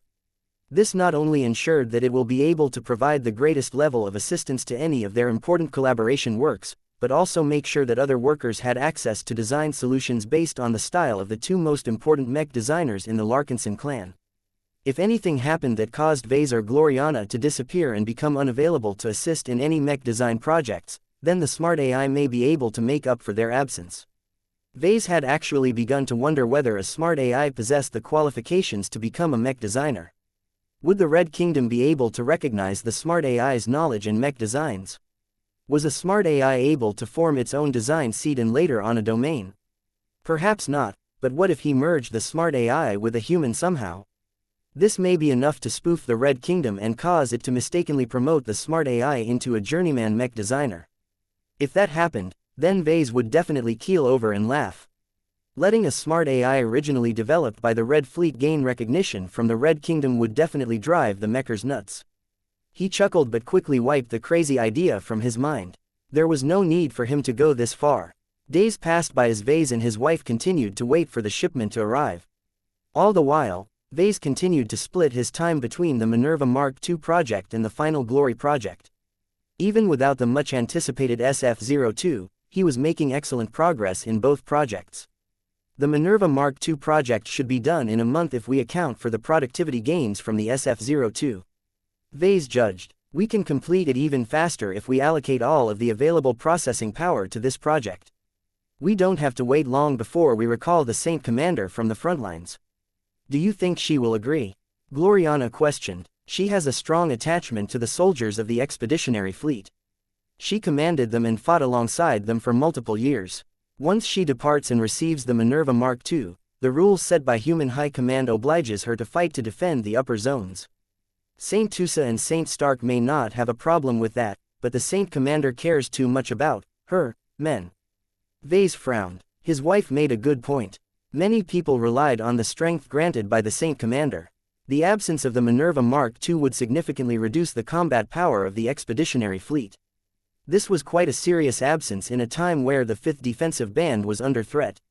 However, the Minerva had to be upgraded. The difference between the Mark I and the Mark II was too great. Ves knew that the Saint Commander ultimately wouldn't be able to make much of a difference. HHC had effectively abandoned the middle and lower zones. While it was still important for second raiders and third raiders to fight as hard as they could defend their homes and their people, their main purpose was to stall the aliens and provide a lot of stimulation to peak ace pilots. Now that Ves had found out that the higher-ups regarded the near-certain fall of these zones as necessary sacrifices, he did not want the most important ace pilot of the Larkinson clan to fall victim to this scam. I will talk to her and try to convince her of the necessity to defend the core of human-occupied space. Ves said, with her strategic acumen, she should understand that none of us stand a chance if we lose more than half of our upper zones. Red humanity was too fragile in the face of a hostile dwarf galaxy. Ves subsequently called the Saint Commander and had a very tense discussion. Suffice to say, she did not look happy. This is unacceptable, Patriarch. Casella Ingvar spoke while her firm willpower tried to pin Ves directly across the communication link. The expeditionary fleet is one of the main forces that is trying to save the Krakatoa Middle Zone from getting overrun by murderous alien fleets. Though our strength is diminishing, we are still able to make a difference. That becomes much more difficult if I leave. The expeditionary fleet will become lesser in my absence, and is guaranteed to suffer greater casualties. I understand your objections, but we all have to make sacrifices in order to preserve our race and civilization. The expeditionary fleet needs to get rid of its dependence on your command field. Your power is much more useful when you commandeer and infef or genuine first-class mechs. There are so many powerful first-class warships crashing into the defensive lines of the upper zones. Your upcoming Minerva Mark II can make a massive difference. The more ships you are able to break through your intervention, the faster the Red Tide offensive will stall. Once the native aliens have suffered so many material losses that they cannot sustain their assault on the upper zones anymore, the attacks on the middle and lower zones will also diminish. Ves reached out with his hand. The longer you pilot your horribly outdated mid-tier expert mech, the more you constrain your own strength. You are not doing yourself nor your living mech justice by insisting on fighting on a battlefield that you have outgrown. As an ace commander, you must bear the responsibility of protecting red humanity, not just the members of our clan. Who will look after the soldiers of the expeditionary fleet after I depart? Saint Commander Casella softly asked. There are plenty of Larkinsons that can try to fill your shoes, Casella. When it comes to hard power, I have heard that Venerable Joshua is doing really well. Venerable Janzi also appears close to making a breakthrough. Your troops will be fine under their protection.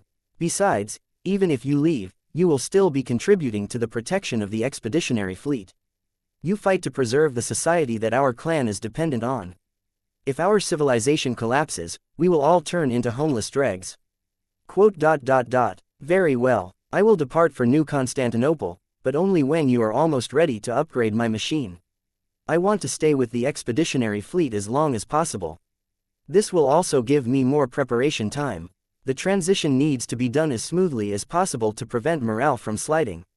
Understood. Ves nodded. Do you require anything special? No, I have what I need. Sir, Do you truly think my assistance is necessary to hold the upper zones? That was a difficult question to answer. I am just a mech designer, Casella. I am far removed from the front lines. I read a lot of reports, and I watch the battle footage like everyone else, but my opinions probably matter less than the soldiers who are fighting at the front. I suggest you contact Saint Tusa and Saint Stark and ask what they think. I shall do so, though I fear their opinions are too narrow for my liking. Chapter 6799 Deteriorating Economy, the upper zones are holding for the time being. The defenses built up by the Red 3, the Terran Alliance and the Rubarthan Pact have proven their worth many times over. Countless native alien warships have tried to break our orbital defenses, yet found themselves crashing against a wall of alloy and energy beams. The first wave of superweapons designed by Star designers have made an appearance across the front lines. Predominantly concentrated in the upper zones, their technological supremacy has taken the enemy aback and successfully forced the phase whales into passive positions. However, analysts fear that the Red Cabal will respond to the appearance of human superweapons by matching our escalation with their own superweapons. Our annihilation is at hand. Death had descended upon the Red Ocean as our alien executioners are on the verge of breaking through our last line of defense. Surrender to the inevitable and make peace with the fact that we will all reunite with each other in the afterlife. The slow collapse of the 5th defensive band has generated massive economic upheaval. Planets and states located closer to the front lines have already entered into deep recessions as they are suffering from the consequences of the Red Tide offensive.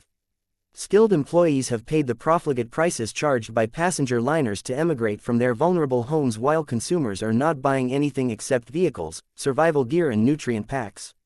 Millions of companies have gone bankrupt, with more to follow in the following months unless stability returns to the front lines. The cosmopolitans were right all along. I know that what I am saying will get me arrested, but who cares about that when our planet will soon get raided and bombarded until not a single human organic cell is left alive. If I am destined to die, then I will make sure to leave a memory of myself behind by speaking what is really in my mind. As far as I am concerned, our obsession with making humanity the only race that matters has backfired.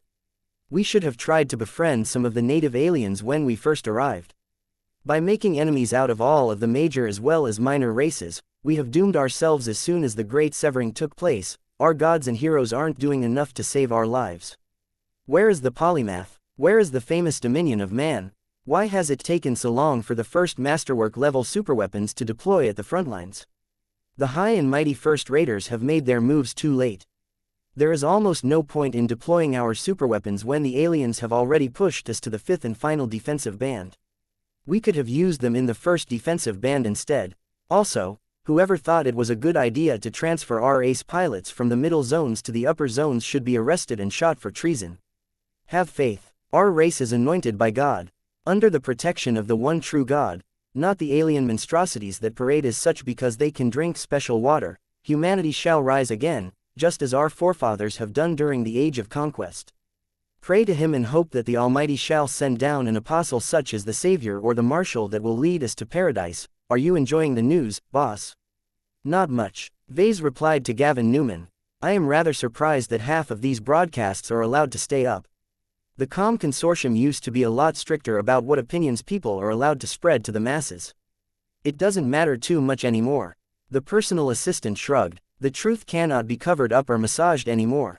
If the native aliens successfully breach the 5th defensive band and begin to raise multiple middle and lower zones, then all of the folks who are venting on the galactic net will no longer exist anymore. Perhaps letting them show their faces and leave their records behind on the galactic net is the last form of mercy that the authorities are able to offer to them. Many more people will die without leaving any notable mark of their existence behind. They are as dull and unremarkable as the asteroids floating in an asteroid belt. No one will miss the presence and absence.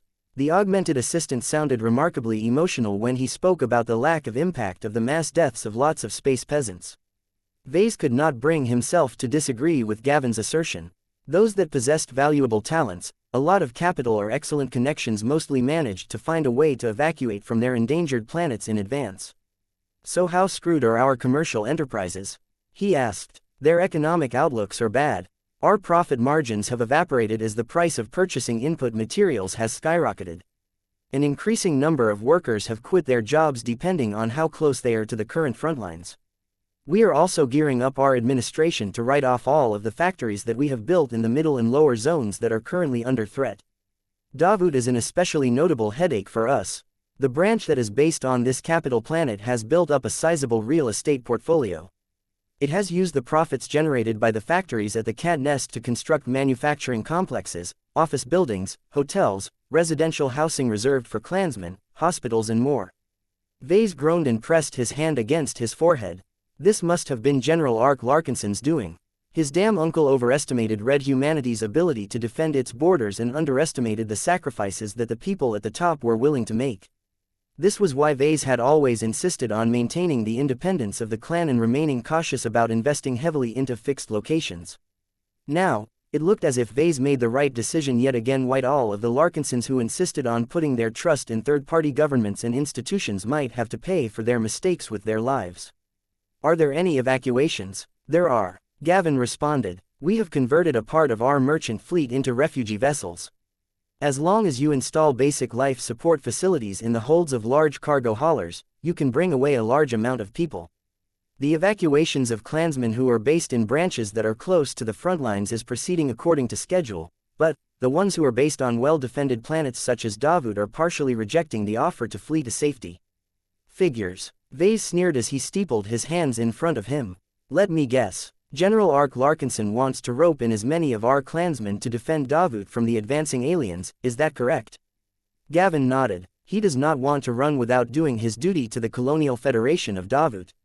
The main goal is to stop the alien advance at the Davut system. If this cannot be accomplished, then the 77th Warborn Mech Division should at least do their best to delay the alien invasion in order to buy time for more evacuations. Right now, many, but not all, of the non-essential personnel such as factory workers, R&D personnel and children are being evacuated to safer zones in the rear of human-occupied space. It is only the soldiers and the personnel required to support their activities that are remaining behind. That sounded a bit better. The Davut branch was not as crazy as Ves feared. He still disagreed with the Larkinsons who had grown so attached towards Davut that they were willing to risk their lives to defend it, but he could understand the sentiment. People needed to fight. Even if the odds were stacked against them, humans couldn't afford to retreat all the time. They needed to stand up for what they believed in and fight for a cause that was greater than their own survival. Ves mentally saluted the poor chums of the Davut branch, but that was all he did. He had no desire to provide any additional aid to these dummies. Even if General Larkinson suffered an accident as a result of his misplaced sense of patriotism, he only had himself to blame.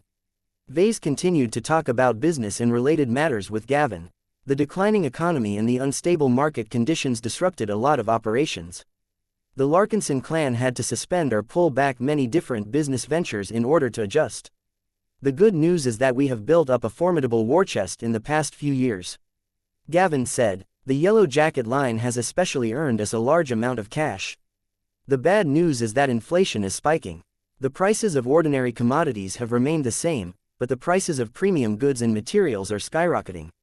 People are beginning to find out that a fat bank account is less useful than a powerful mech or vehicle when the aliens come knocking on your door. This means we can buy less for the same amount of money. Inflation. I figured that would make a return. Do you think we can still afford to pay for all of the major ventures that we have planned? Can we still produce mechs to replace the ones we have lost, and can we still pay for the construction of high-quality starships at our shipyards? It is doable, Ves. We will rapidly use up our cash reserves if we do so. Our deficit spending will go through the roof. However, if you think that it is better to be broke than safe, then this is a good decision to make. Given the popularity of your Carmen mechs, you should be able to recover funds that you have spent on the construction of starships, but that is only the case if there is a semblance of a mech industry left after this ordeal. He nodded in agreement. That was what he thought as well. LMC mechs have proven to be enduringly popular, and Carmen mechs had become the latest trend.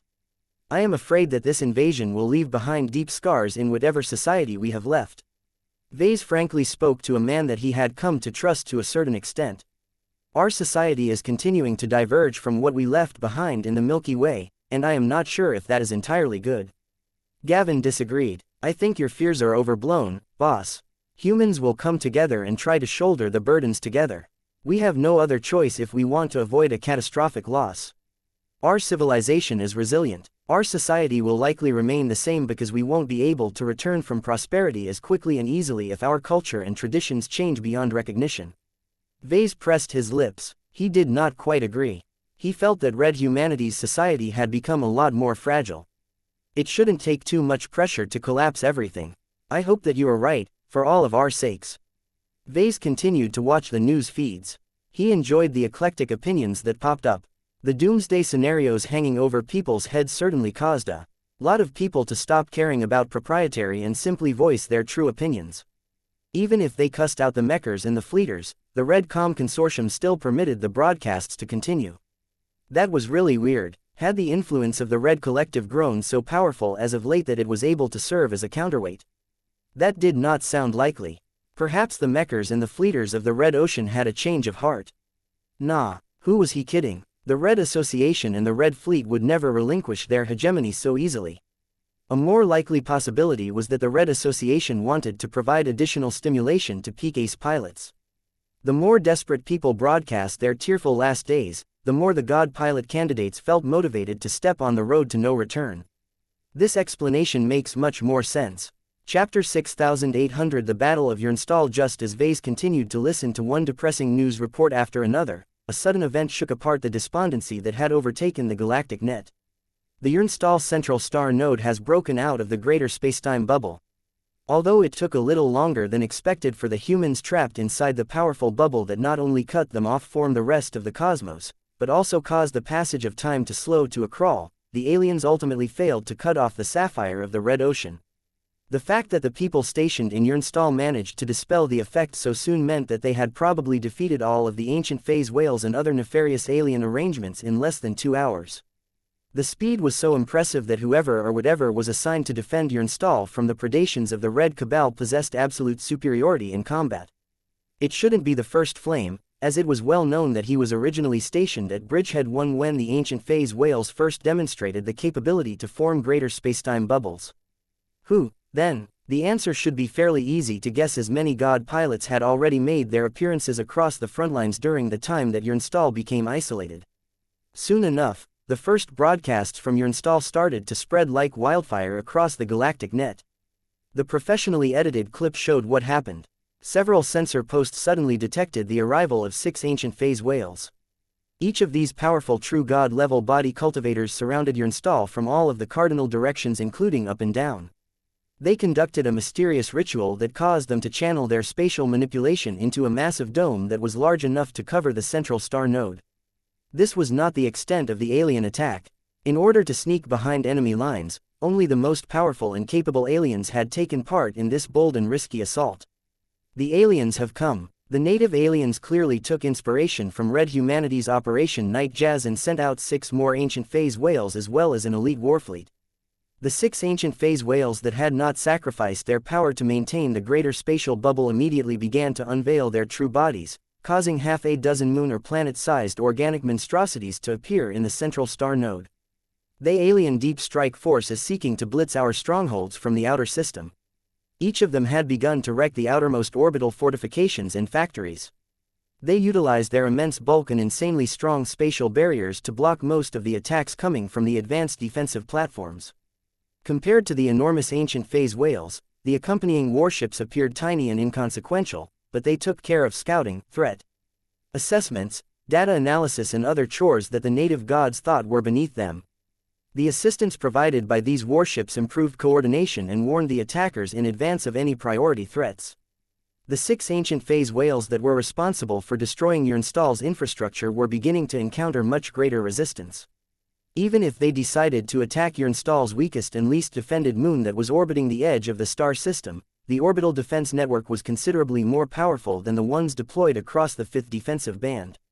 Orbital defense platforms armed with the most advanced transphasic hyper-energy beam cannons and hyper-plasma cannons continued to pummel the spatial barriers of the 6 ancient phase whales, but they may as well be throwing pebbles against a solid wall. None of the sensor systems employed by the humans detected any measurable reduction in the integrity of the spatial barriers. Our firepower is completely ineffective. Even our most powerful transphasic missiles and projectiles are inflicting too little damage to make any measurable difference. Any damage we inflict instantly gets restored. The spatial barriers of the ancient phase whales were nowhere comparable to that of their greater phase whale counterparts. The qualities of the energy barriers had fundamentally changed. It sort of reminded people of the reality-defying properties of high-ranking mech pilots. Although the effect was not too strong, the divine qualities of these ancient phase whales still caused their energy defenses to become virtually impenetrable to mortal weapons and enemies. Only gods or the creation of gods possessed the power to overcome these defenses. It was too difficult for others to accomplish the same even if they relied heavily on quantity to overcome their inherent weaknesses. If this continued, Xianxia would quickly lose its first collection of infrastructure and population centers. There was no way the orbital defenses had any hope of blocking the advance of so many threatening ancient phase whales. Just the excessive gravity generated by their mass was already starting to alter the local gravity on the outermost planet. A few human commanders recognized the futility of attacking the ancient phase whales. They instead directed their mobile units to attack the more fragile elements of the alien deep strike force. First-class multi-purpose mechs attempted to circle around and attack the warships. Each of these raw machines possessed a bit of confidence in their defenses, as their Azure shield generators were all connected to each other through the use of shield link technology. However, when two of the ancient phase whales combined their spatial abilities, the resulting wide-area spatial storm quickly engulfed and shredded the human strike craft. Not even the toughest and most resilient first-class mechs managed to last more than a few seconds from this spatial onslaught. "We need backup now, or else our defenses will fall in a matter of minutes." As the ancient phase whales continued to tear down orbital defenses and mechs alike, they did not press their current targets as hard as they could. These old and venerable gods were no fools. Their massive eyes betrayed their vigilance. They all knew that the native aliens would send their strongest means to stop them from rampaging further. They were ready for whatever might come. Xianxia was important enough to host a grand work-level superweapon.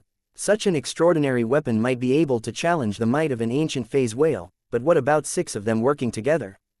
The native aliens could not conceive of a possibility where they would lose against the technological wizardry of the star designers. Their cosmopolitan lackeys had already informed them of what to expect.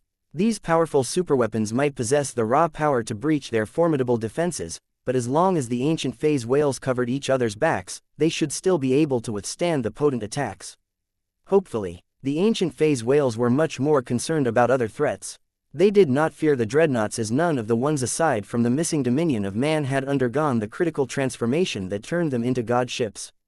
Therefore, the only possible threat they had to be on guard against were god mechs. It was highly likely that just one of these transcendent machines was stationed in Xianxia. Was it possible for a single god mech to defeat 6 ancient phase whales? The Red Cabal had to admit that it may very well be. After all, the ancient phase whales killed during Operation Night Jazz was undeniable proof that a single god mech could easily defeat multiple ancient phase whales. This was why 6 of them were on the attack at this time. Not only did they possess the advantage of numbers, they also took part in this risky operation with much greater awareness and respect of the incredible martial prowess of a god pilot. Even so, these ancient phase whales still possessed their own pride. They wanted to wash away the shame of witnessing their peers getting butchered like human pigs during that infamous deep strike operation. The strategic advantages of killing a god pilot were too great. Not only would the act of slaying one of these human scourges boost alien morale, but also make it more difficult for the remaining god pilots to defend important locations. Therefore, when they finally detected the rapid approach of a metallic machine so powerful that it was able to race to the outer system with an impossibly high warp factor, the ancient phase whales instantly got ready for the most challenging fights of their lengthy lives. "Your puny metal false god shall shatter between our divine teeth." When the ancient phase whales finally opened their gigantic maws, their clearly altered teeth not only looked like they belonged to sharks, but also generated a lot of anomalous sensor readings. It was difficult for most sensor and scanning systems to make accurate sensor readings due to the heavy gravitic interference generated by the massive true bodies, but the devices developed by the mechers and the fleeters still managed to make a positive identification. Watch out! Those enormous artificial teeth are all covered by a layer of superdimensional matter. The outermost layer consists of weapon-grade superdimensional matter, while the inner layers consist of lower grades of superdimensional matter. Their ability to penetrate through any form of armor far exceeds that of regular transphasic blades. When backed by the power of an immense true body, these ancient phase whales can bite through anything. "They shall have to catch me first." The god pilot that was originally stationed closer to the inner system had finally arrived. The ancient phase whales ceased their destructive spree onto the orbital defenses. They had already wrecked most of it, and the remaining defenses had become irrelevant. They only had eyes for the incoming god Mech. The 6 ancient phase whales had formed many plans around this confrontation. This time, they would not underestimate the strongest of human false gods. As soon as the distant god Mech began to get closer, all 6 ancient phase whales generated one of the most powerful spatial disruptions in a wide area of space. The resulting spatial storm and destructions were so strong that a part of the surface of the nearby planet was suffering from apocalyptic disasters. No amount of Titan, shields and other defenses had a chance to negate the power of these god-fueled spatial storms. Millions of first-raters lost their lives in an instant while a fortune's worth of defenses and industrial facilities got twisted by disordered space until there was nothing left but metal pieces. The god Mech charged headlong into this enormous spatial storm. Just as the ancient phase whales predicted, the might of their near-perfect coordinated spatial storm had become so powerful that the dreaded god kingdom struggled to negate or mitigate all of the damage. Yet contrary to the expectations of the ancient phase whales, the rapidly approaching god Mech did not suffer any noticeable damage or lose any speed. Impossible. Ha ha ha. The boisterous and combative human god pilot laughed. God pilots such as myself do the impossible every second of the day. I am glad that you have come. I did not guard this central star node in vain. Now get ready to eat my new and improved knuckle sandwich. Before any of the ancient phase whales could ask what a knuckle sandwich was supposed to represent, the powerful god Mech closed the distance with great momentum and reared back a fist that shone with the same complex sheen that characterized the enormous superdimensional teeth. Superdimensional punch. The god Mech arrived so quickly that the targeted ancient phase whale was barely able to conjure up additional spatial barriers and other defenses. All of it made little to no difference as the Invictus punched through all of the barriers with its outstretched fist and plunged into the body of the ancient phase whale. Just an instant later, the same god Mech broke out of the opposite side of the planet-sized true body, only this time an entire continent's worth of transphasic flesh wrenched loose. Lifted up by the immense kinetic power of the punch, the superdimensional properties of the fist and the insanely high amplification from the god kingdom, the Invictus had instantly managed to cripple the ancient phase whale with its opening punch. The alien god in question suffered such grievous internal and external wounds that he had practically lost a third of his immensely powerful life. Ha ha ha ha. The Fist of Defiance laughed as his fighting spirit grew stronger after experiencing the effectiveness of the latest upgrades of his god Mech in person. As millions of sensors focused on the Invictus, it became clear what the upgrades encompassed. Practically its entire exterior was covered in brand new plating that comprised entirely of armor-grade superdimensional alloys. The only exception was its fists. The Mechers had carefully coated the main weapons of the Invictus with the most superior weapon-grade superdimensional alloys. Chapter 6801 Godbone. The first superdimensional god Mech had made its debut. It was glorious. Ves and everyone else who was only able to watch the combat footage late became thoroughly impressed by its debut. So that is what the Mechers have done with much of the high-grade superdimensional matter that they have harvested from the blue dimension. Superdimensional matter was a game-changer to red humanity. It was the superior version of phase water in every way. While phase water could technically be classified as a superdimensional material as well, the problem was that its liquid composition made it difficult to combine it with modern technology. Its density was also awfully low. Solid superdimensional matter possessed a lot of traits that made it more useful to red humanity. It exhibited much higher concentrations of the superdimensional factor, and did not need to be heavily processed in order to become useful. If phase water was useful enough to add to a god Mech, then real superdimensional matter was at least an order of magnitude better in many ways. Out of all of the god Mechs that the Red Association chose to integrate much of the initial batch of armor-grade and weapon-grade superdimensional matter, the Invictus was undoubtedly the best choice. The auto-coordinator of the Army of One did not rely on personal combat in order to fight. The God Command Mech needed way more superdimensional matter in order to upgrade its elaborate collection of automated combat units. The Genoforger of the Evolution, which was entirely based on biotechnology and should not readily be able to integrate with superdimensional matter without conducting a lot of research. The Phoenix of the First Flame was currently missing, but even if it was available, the God Mech was so powerful that superdimensional matter would merely be icing on the cake. The Heartpiercer of the Huntsman was a viable choice. There was a good chance that a fully superdimensional version of the god spearman Mech would be able to kill or heavily debilitate ancient phase whale with just a single throw of a superdimensional spear. However, ever since the huntsman dedicated more of his time and attention on the hunting association, his relationship with the Red Association had clearly cooled. The two were still on good terms with each other, but it was clear that their relationship had become more complex and not as close to each other anymore. In that light, if the Mechers wanted to empower a god pilot that represented their interests the best, they could never go wrong with boosting the Fist of Defiance first. From what the Invictus had managed to do in his opening attack, the god pilot more than vindicated this decision. Despite its obvious lack of bladed weapons, the Invictus was already so damn powerful that it did not need an edge in order to break apart spatial barriers and demolish millions of tons of phase whale flesh. The application of armor-grade and weapon-grade superdimensional matter onto its transcendent mech frame amplified its existing strengths and made it absurdly more effective against opponents that heavily relied on phase water. An important reason why superdimensional matter interacted so well with the Invictus was because it was among the simplest god mechs to exist. It was really just an extremely high-quality humanoid mech frame that only relied on its fists as its main means of attack. The Invictus did not rely on ranged weapons such as the Ragnarok, where the amplification from superdimensional matter was less effective, nor was there any risk that it might lose possession of its weapon like the Heartpiercer. On top of all of that, the Invictus required the least amount of high-grade superdimensional matter in order to upgrade it into a serviceable superdimensional god mech, so it was by far the most cost-effective choice. Right now, the aggressive and excited aura flowing through the superdimensional god mech's god kingdom intimidated the shocked and surprised ancient phase whales. Despite their extensive training and preparations, they still failed to intercept and inflict a telling blow against the human god mech. Their senses screamed many warnings as they perceived the extensive application of extremely tough and remarkable superdimensional matter onto the mech frame. This was a development that exceeded their expectations. While the Red Cabal was recently made aware of Red Humanity's first foray into the blue dimension, the news clearly hadn't spread to the ancient phase whales that had quietly snuck all the way to the Urnstall central star node.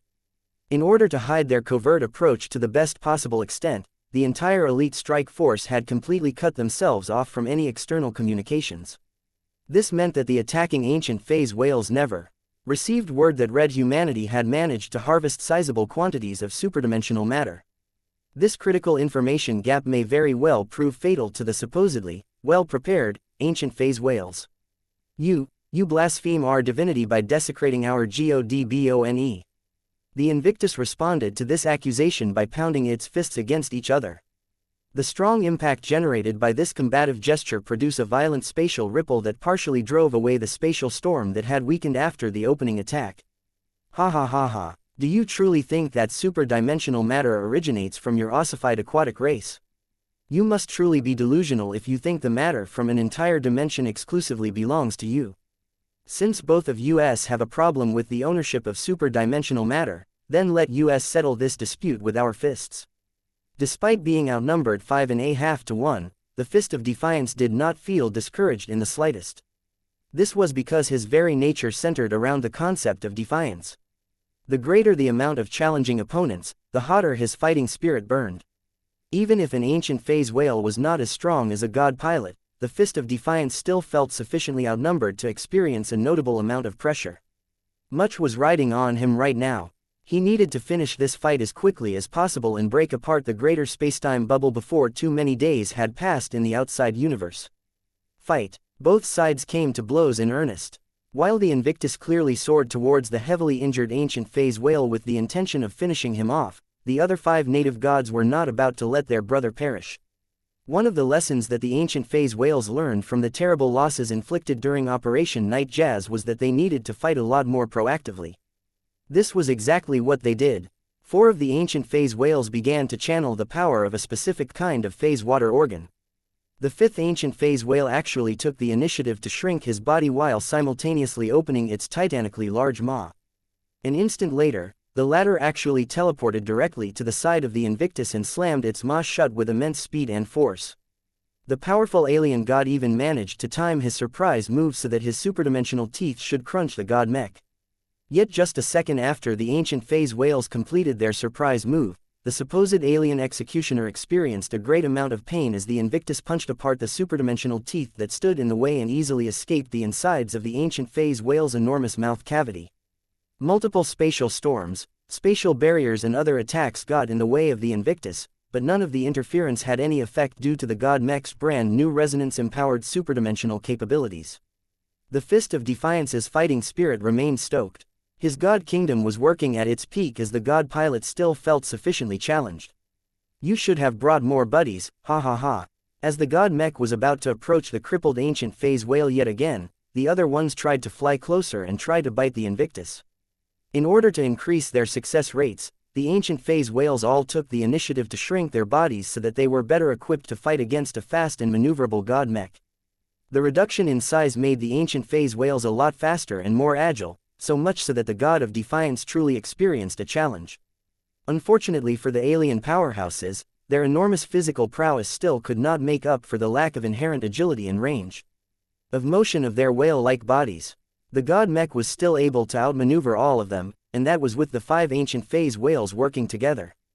It was rather clever of them to set aside their egos and discover the value of teamwork, but to a consummate fighter and god pilot like the Fist of Defiance, the attempts made by his current opponents were rudimentary and full of holes.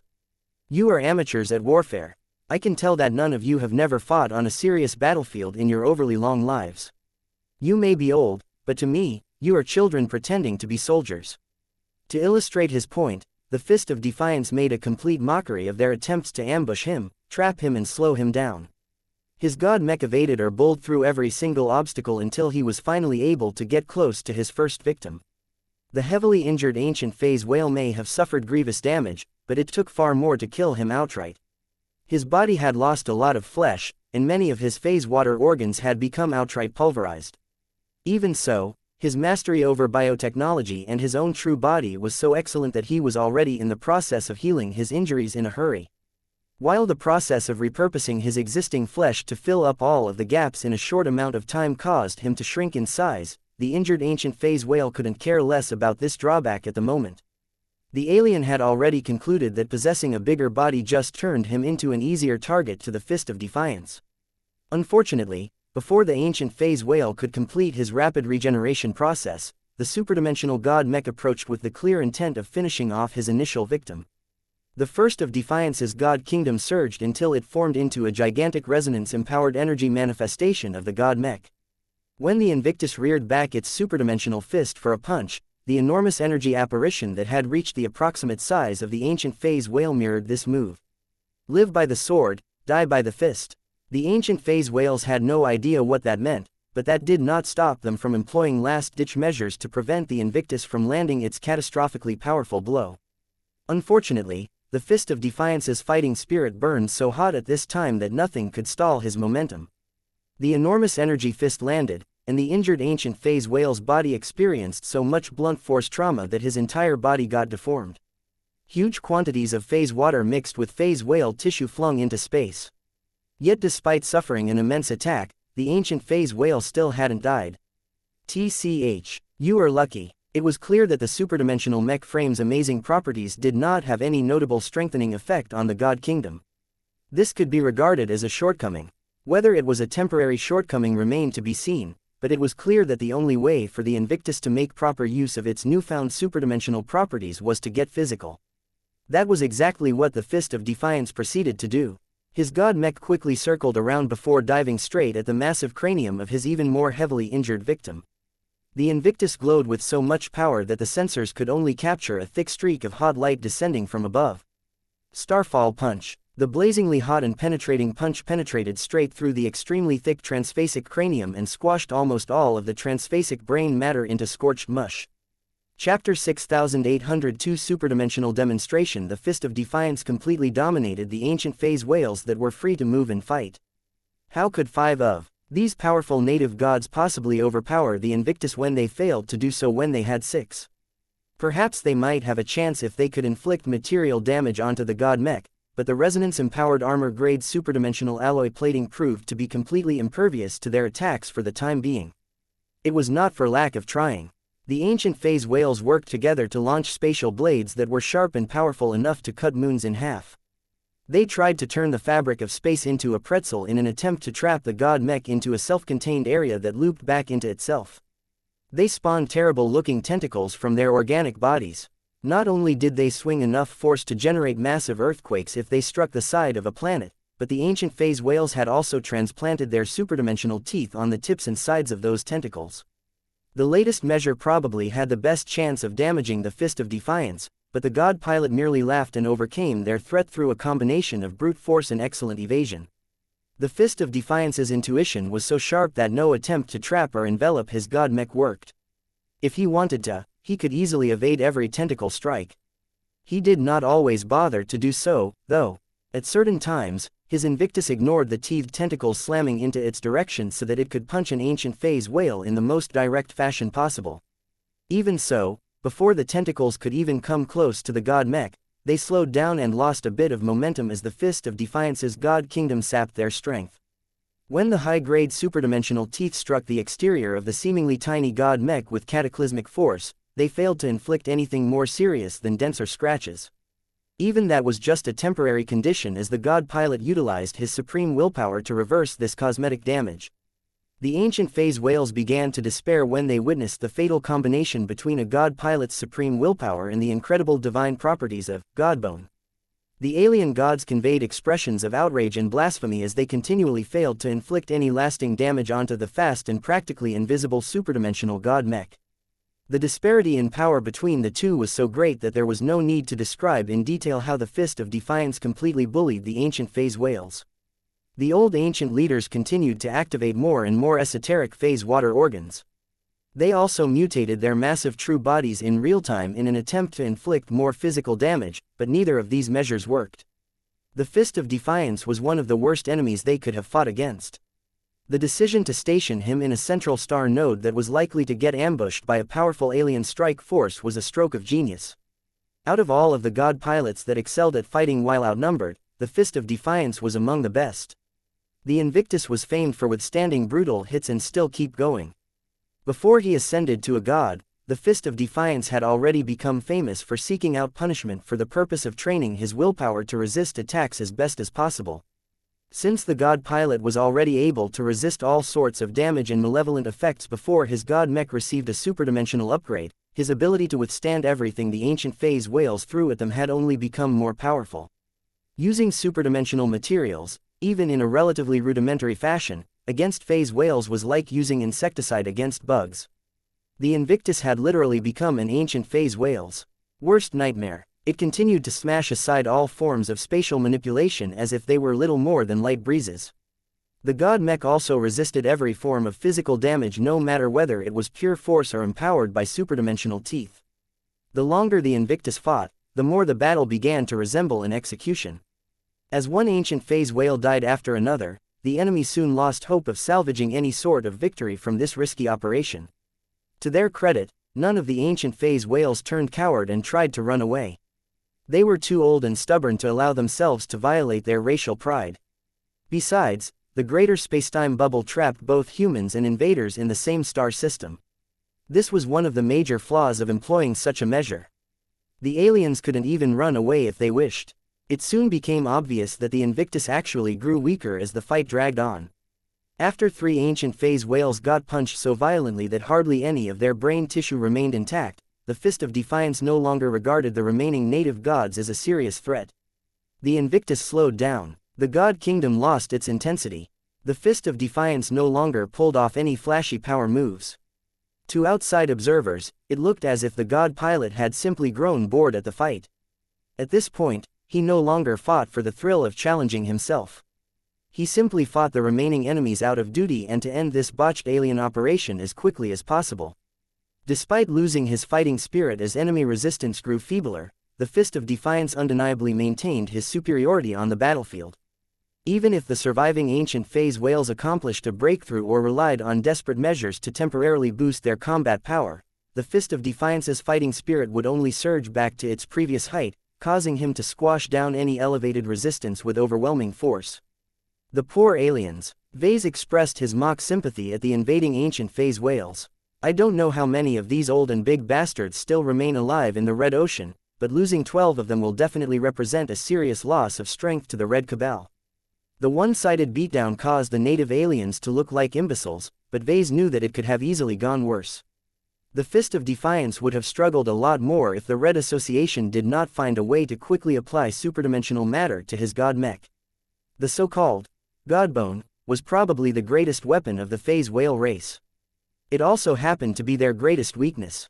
Ves did not dare to imagine whether the Fist of Defiance would have been able to defend the Xianxia central star node by himself. Perhaps he might have been able to mount a resistance if he relied upon the grand work-level superweapons that had to be stationed in this central star node.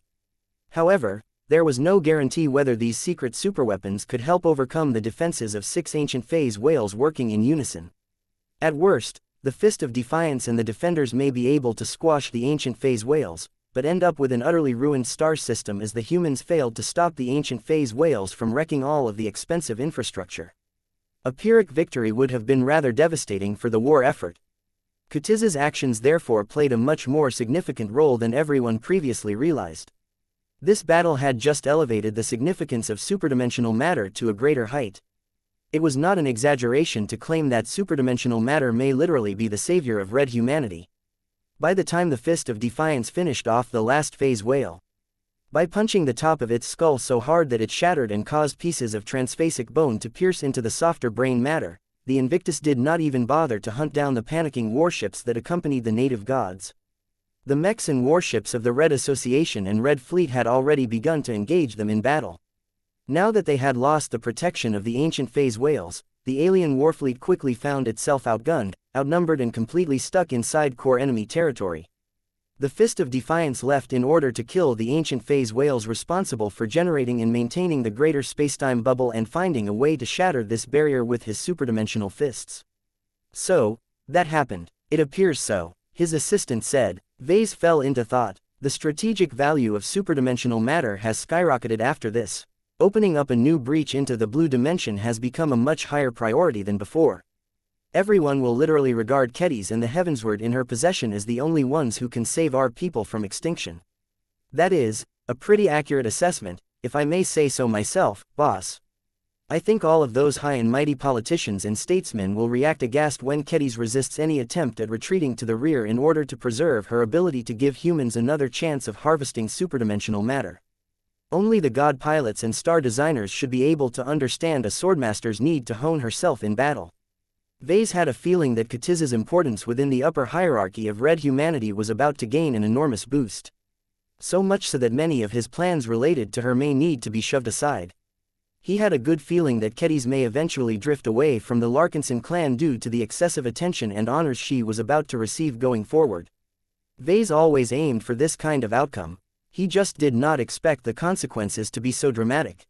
He underestimated the impact of harvesting strange new resources from another dimension. Ketis had also employed excellent judgment by using other sources of information to make a targeted breach into the blue dimension.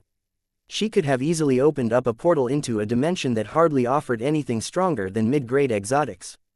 A part of Ves felt a little jealous that Ketis earned a huge amount of respect and appreciation by serving as the essential link in providing the Fist of Defiance with a superdimensional god mech. He quickly squashed this impulse. This was an immature way of thinking. He should feel happy that Ketis succeeded beyond their wildest dreams. The more people obsessed over Ketis, the less they paid attention to him, allowing him to operate with greater freedom and less meddling. Nobody should know that Ves also possessed the capacity to open up a gateway into the blue dimension. It ultimately did not matter too much if Ketis gained more power and started to gain delusions of grandeur. The Larkinson clan shouldn't rely so heavily on Ves's leadership and initiative to maintain its prosperity. The rise of a second leader of great power and renown would make the clan a lot more robust and able to withstand serious setbacks. Besides, no matter how Ketis developed from here, Ves doubted that she would abandon her friendship with her mentor and benefactor. They were bound by trust, honor and the mech designer system. A principled swordmaster would never become ungrateful to him and stab him in the back. I wonder how many other god mechs have received superdimensional upgrades. Ves mused. The mechers managed to harvest an awful lot of it during the first run. Even if much of it turned out to be low-grade superdimensional matter. They broke down so many floating mountains that there has to be more. What do you think, Gavin? His assistant shrugged. This is not my specialty. If I have to make a guess, I think the huntsman should have received at least one superdimensional spear, if he hasn't stolen one of those Saint Piercers already. Maybe the evolution which received a large sample in order to research a method to integrate superdimensional matter into a biomech like her Geneforger. Chapter 6803 The strategic value of superdimensional matter. Superdimensional matter had definitely taken the place of phase water as a coveted prize. Everyone wanted to get a piece of superdimensional matter after witnessing how the Fist of Defiance was able to crush multiple ancient phase whales with ease. Of course, many people were clever enough to figure out that superdimensional matter on its own was not enough to slay ancient phase whales left and right. The Fist of Defiance was already strong to begin with, but augmenting his combat strength with high-grade superdimensional matter turned him into the undisputed phase whale killer of red humanity. His heroic performance at Xianxia reinvigorated red humanity and enabled many people to regain hope. They became a lot more confident in red humanity's ability to preserve itself in the face of growing opposition. The only issue was that there was only one superdimensional god mech.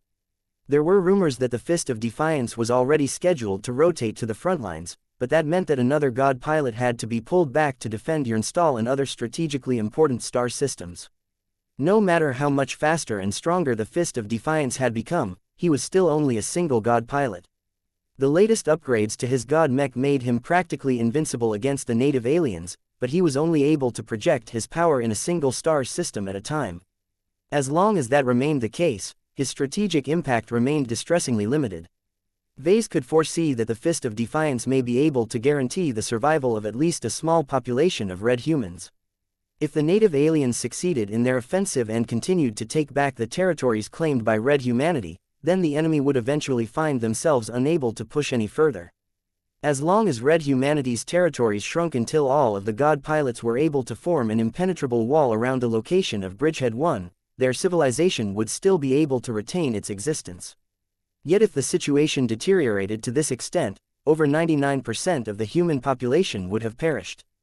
The remaining survivors would have stuffed themselves into overcrowded starships or were dumped into all of the planets that remained in their territories. Poverty, squalor and despair would become prevalent while the big shots scrambled to preserve what little power and authority they had left in a crumbling society. Only the strong would rule while the others would be relegated to a life of bleak subsistence. The lack of industry and resources would curtail red humanity's ability to recover and rebuild its armed forces. Even if the native aliens were no longer able to push any further and finish the job they had started, containing red humanity to a corner of the Red Ocean was already enough to win the Red War. Perhaps, the only way out for all of these pathetic survivors was to find a way back to the Milky Way. Ves shook his head. He refused to accept this outcome. He had to do everything in his power to avoid red humanity sliding into defeat. Unfortunately, he couldn't think of many ways to help the people fight back aside from designing the Final Glory project, and even that was more of a means to cast spite on the invading aliens. We need more superdimensional matter. We need it badly. Everyone wanted it. So far, using it to upgrade god mechs appeared to be the most cost-effective way to use it up. Unlike powerful warships and station-sized superweapons, god mechs were only a little bit bigger than the average mech. As the Invictus had already proven with its deeds, it shouldn't take much high-grade superdimensional matter to transform any god mech into an ancient phase whale killer. Their deterrence would skyrocket after gaining the power of superdimensional matter. Even if they were still unable to protect the entire frontlines, at least the native aliens including their leadership would become a lot more scared whenever they ventured deeper into alien space. Perhaps it may even force the native aliens to restrain themselves and stop their genocides. Humans living on conquered planets would still be able to live, if only because the Red Cabal was afraid of triggering god pilots that possessed the power to kill any ancient phase whale. Still, is that realistic? This was how a human behaved. The native aliens could employ completely different logic for all he knew. The enemy may respond by attacking humans even harder in order to prevent them from taking advantage of their new superdimensional assets. Ves grew depressed when he realized that upgrading a single or even a handful of god mechs with superdimensional matter was not enough to win the Red War. Even if the superdimensional god mechs no longer bothered with defense and instead traveled deep into alien space, they could never inflict enough damage to enemy infrastructure to cripple their war-making potential. The aliens had way too many industries and population centers. Destroying them one by one was incredibly inefficient. Perhaps the superdimensional god mechs could produce a greater impact by traveling straight to the capital star systems of every major race and destroying everything in their sight. However, the major races would hardly be affected as their territories were too expansive to allow the fall of a single capital to affect their overall strength. Perhaps raising the capitals of every alien empire would cause enemy morale to plunge, but as long as red humanity remained weak, that was not enough to force the aliens to sue for peace. Killing the enemy phase leaders would create a greater impact, but that came with its own fair share of problems. Most of the native gods either reigned over their own territories or hid inside their own pocket spaces located in the corners of populated as well as unpopulated star systems. Trying to hunt them down was like trying to find needles in a haystack. Just like the CFA and the RF, the native aliens unintentionally minimized the threat posed by god pilots by spreading themselves out and making it extremely hard to track them all down. All of these realizations caused Ves to conclude that superdimensional god mechs were strong enough to prevent a total loss, but not capable enough to win the Red War by themselves. More god pilots is always better. Red humanity could get away with a lot more if there were more god pilots available to patrol the borders and block enemy incursions. The more god pilots came into their power, the more human territories they could save from indiscriminate orbital bombardment. If the quantity of god pilots tripled or quadrupled in the next decade, then red humanity could even attempt to launch a counterattack and win back ground, but that was a matter for the future. For now, Ves understood that the greatest priority was to supply as much superdimensional matter to the Red Association as possible.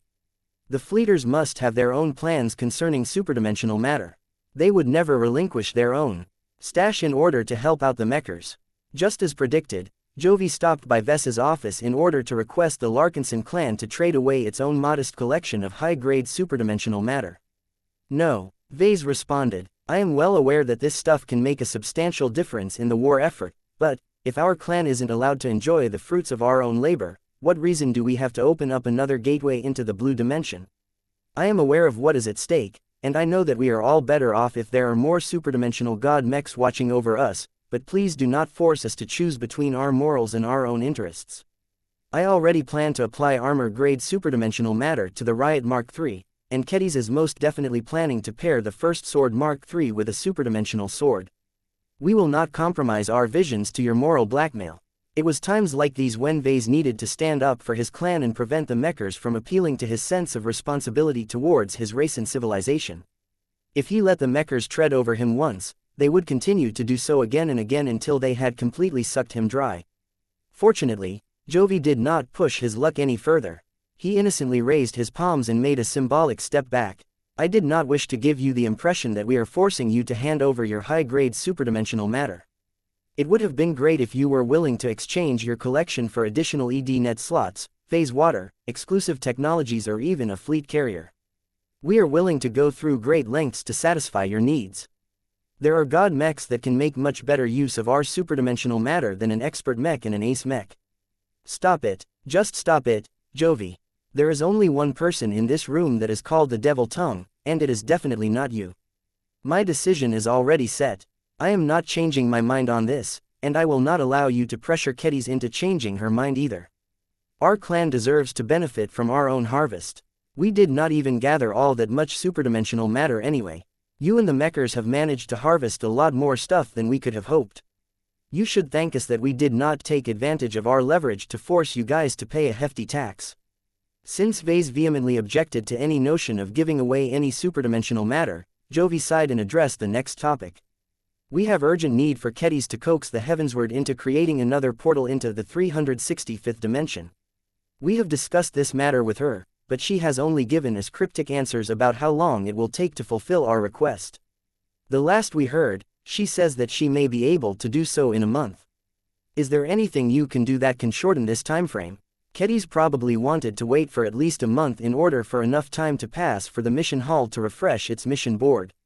Only by completing missions would she be able to earn the hundreds of AP needed to open up another dimension breach and upgrade the functions of the dimension blade.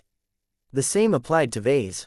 He was already thinking about earning a few hundred AP so that he could spend them on upgrades that increased the size or duration of a dimension breach. These upgrades were urgently needed. The current dimension breaches were too small, and they lasted too short. That severely limited the amount of gains that they could make with every dimensional foray. In order to earn enough AP to afford all of these upgrades, Ves was willing to go on another marathon. He suspected that Kedis had the same intentions. It didn't matter anymore that marathons were incredibly exhausting to them. The two would rather endure another round of mental torture than to witness the gradual collapse of human civilization in the Red Ocean. Of course, there was no reason to share that information to the Red Association. I am not a swordmaster, nor a wielder of a grand work. Ves shrugged in a clueless manner. I can call her and give her encouragement, but that is it. I can only work on my own solutions, not that they are all that impressive. Jovi tersely nodded. If you can, please encourage her to accept additional protection. The unusual needs of Swordmaster Kedis is vexing my superiors. It is frustrating to witness the only woman capable of giving us an entryway to the 365th dimension boarding enemy warships and putting her own life in harm's way. She wields the heavensward. I am pretty sure that grand work won't let her die so easily. Ves pointed out the obvious. Absolute safety is an illusion. There is always a way to defeat the undefeatable. The more she plays with fire, the greater the chance that she will get burned. We have mixed feelings about letting her remain in the middle zones. The fighting over there is not optimistic, but she will only throw herself at stronger and much more technologically advanced opponents if she is transferring to the upper zones. Even then, the native aliens will likely attempt to assassinate her once they realize her importance to the war effort. Chapter 6804 Superdimensional Revision. Are you sure you can open up a new dimension breach within a month? To be honest, no.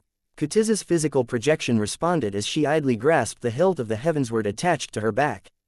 I will try my best to work and push my limits. If I have proved myself worthy, then I may be able to obtain a reward that will benefit all of us. I do not want to see our society collapse and force my children to live in fear just because I failed to do my utmost. Ves nodded in understanding. Many people are depending on you.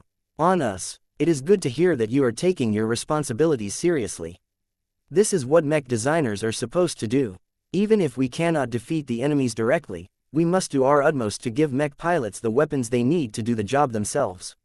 I am not being entirely altruistic in my attempt to open up another breach to the blue dimension, Ves. Immediately after your install popped out of the greater spacetime bubble, the mech supremacist faction has massively increased the amount of support they are providing to the First Sword Mark III project. There are hundreds of assistant mech designers working to debug and test our design solutions. The mechers have also allocated one of their most powerful supercomputers based in your install to us. I have access to so much processing power that calculations that normally take days to complete now generate all of the answers I need several milliseconds after I have pressed the activation button. That was an exaggerated amount of processing power. It was far more than what the SF-02 could generate by itself. Of course, the two weren't comparable in the slightest. The SF-02 was small, compact and efficient enough to fit on any decent-sized capital ship. It was also loaded with the Red Fleet's exclusive smart ice to further increase the speed and efficiency of its operations. The supercomputers offered by the Red Association were probably large enough to fit inside several factory buildings and probably consumed enough energy to power a heavy cruiser.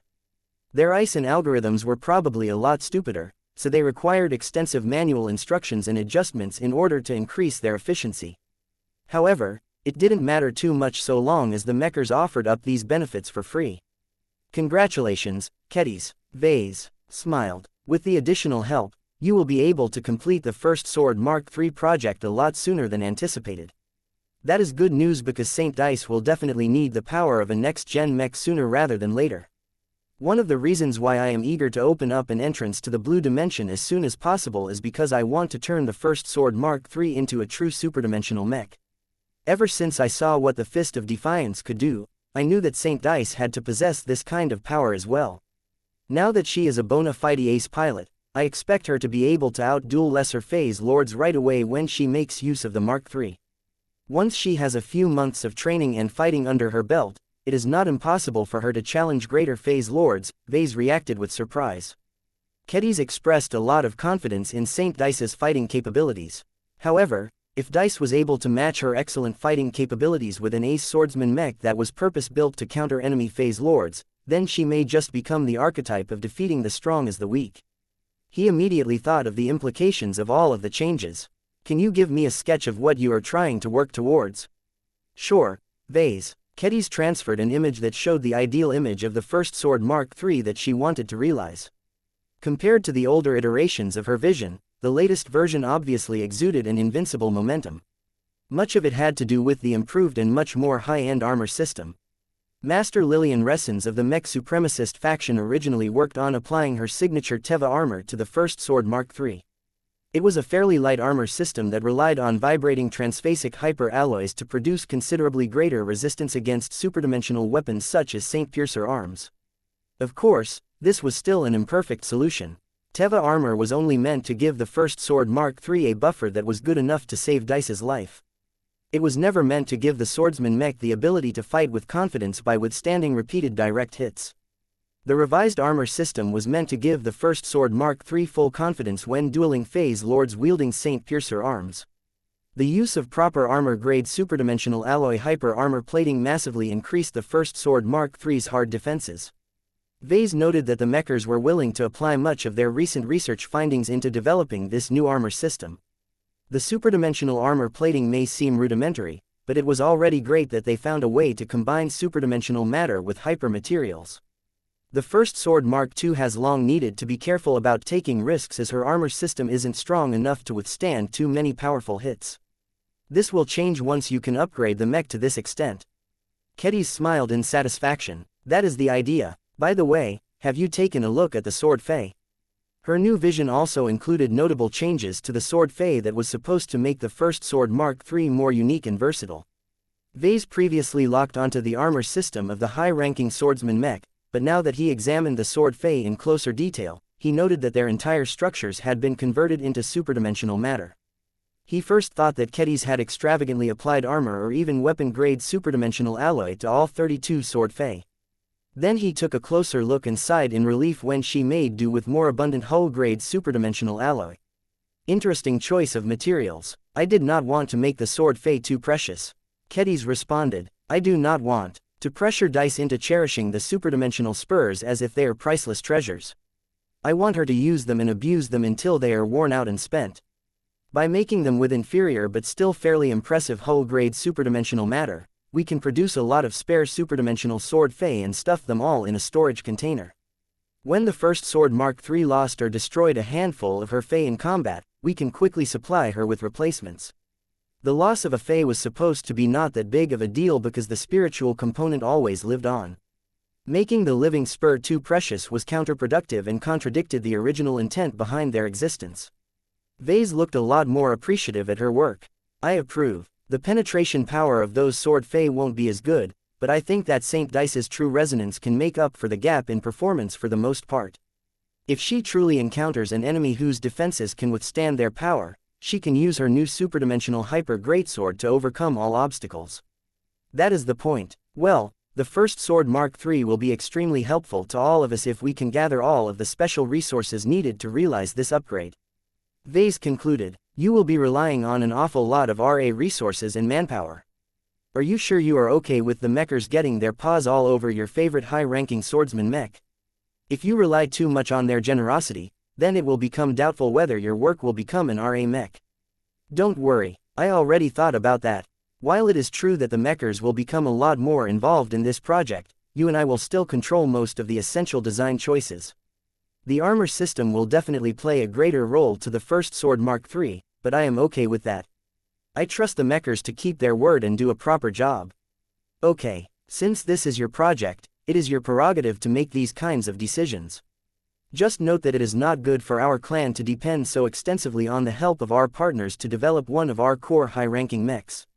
You need to be able to continue to iterate on the design of the first sword in the event that you have a falling out with the Red Association. The Swordmaster's expression turned more serious. You can rest assured that I will pay attention to that. I have not been ignoring this potential danger. At worst, I will downgrade the first sword in order to simplify her design. I do not think this is a good choice at this time. St. Dice will need all of the power she can obtain.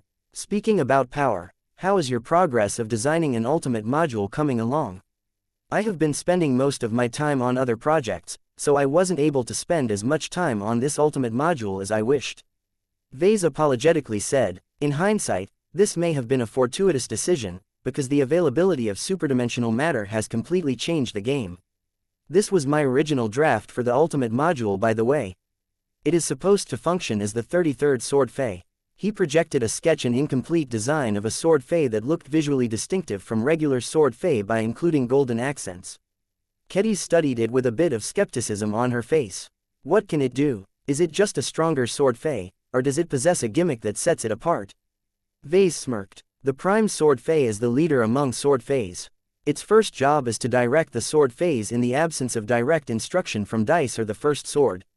It will be more intelligent and possess greater initiative. However, this is just a minor benefit. Its main purpose is, well, I haven't gotten that far yet. I still need to figure out its main function.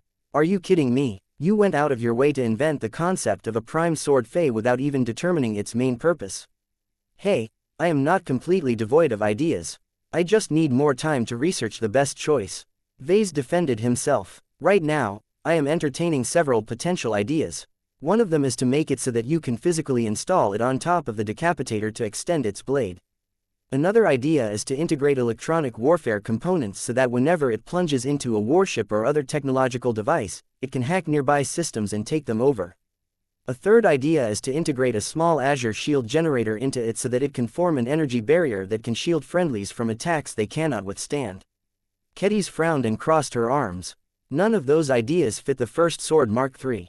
They are all awful. Do you have any other harebrained ideas?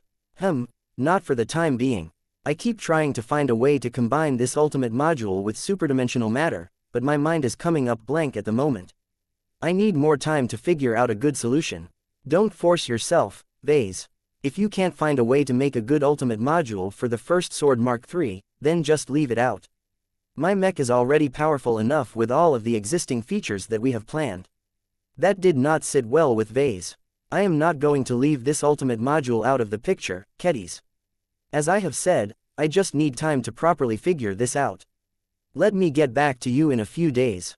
Maybe I can find an interesting new tech or material that can spice up my Prime Sword Fei.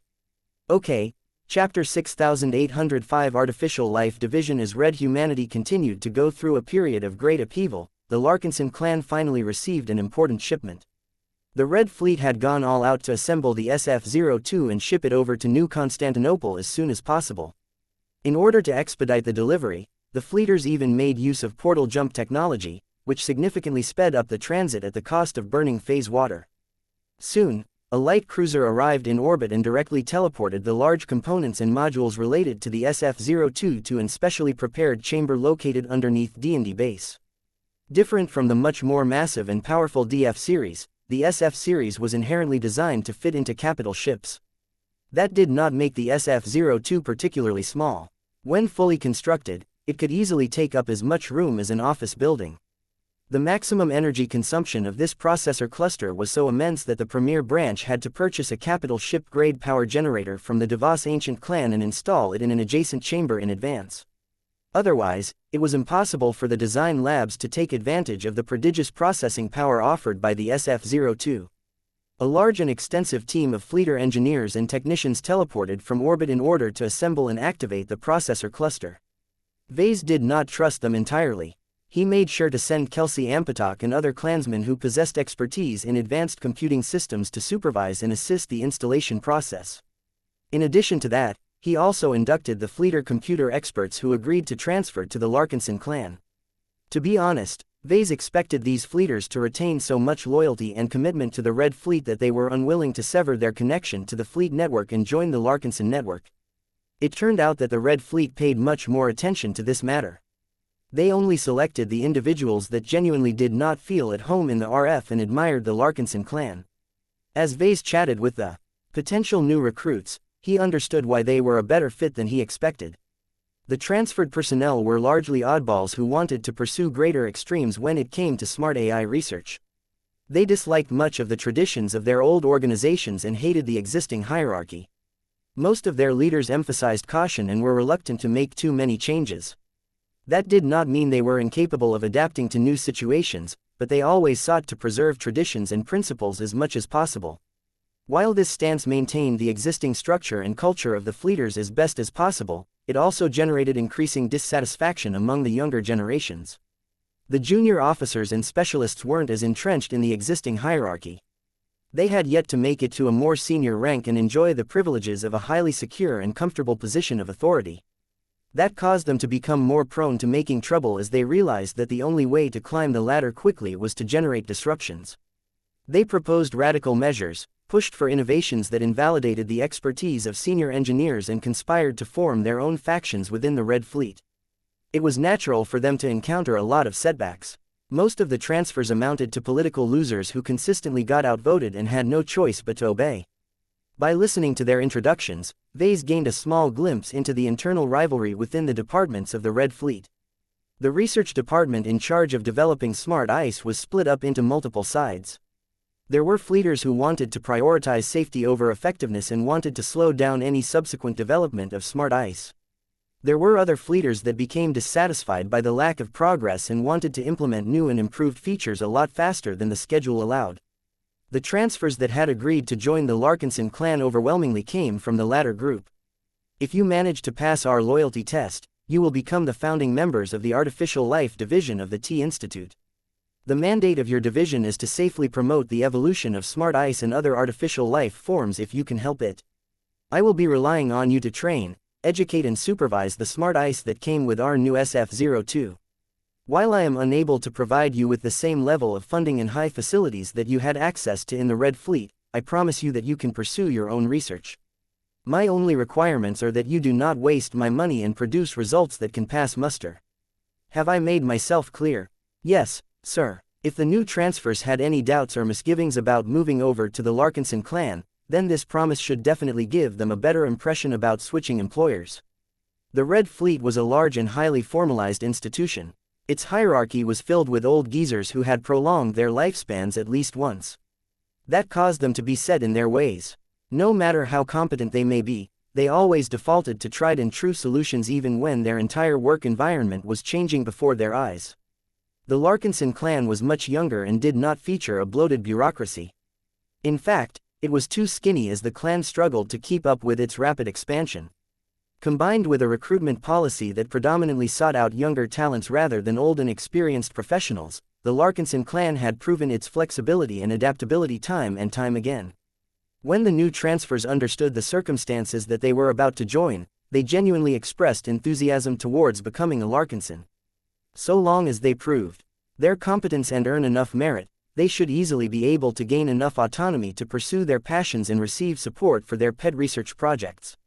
In short, I expect much from you guys. Ves stated. The T Institute will transfer a few specialists to the Artificial Life Division in order to bring you up to speed on how our clan does business. I also want you guys to cooperate closely with the other divisions. They can offer a lot of improvements to Smart Ice as some of their work has obvious parallels with yours. Ves saw great potential in these computer wizards. As young and inexperienced they may be, just the fact that they were able to participate in research and development of processor clusters and Smart Ice proved their competence. The Fleeters were famous for raising the best mundane researchers, so their standards were definitely high. When Ves took out the Larkinson mandate and formally inducted the computer experts into his clan, he became pleased that his effort to personally win them over was not in vain. Only a single Fleeter failed to earn the Golden Cat's approval.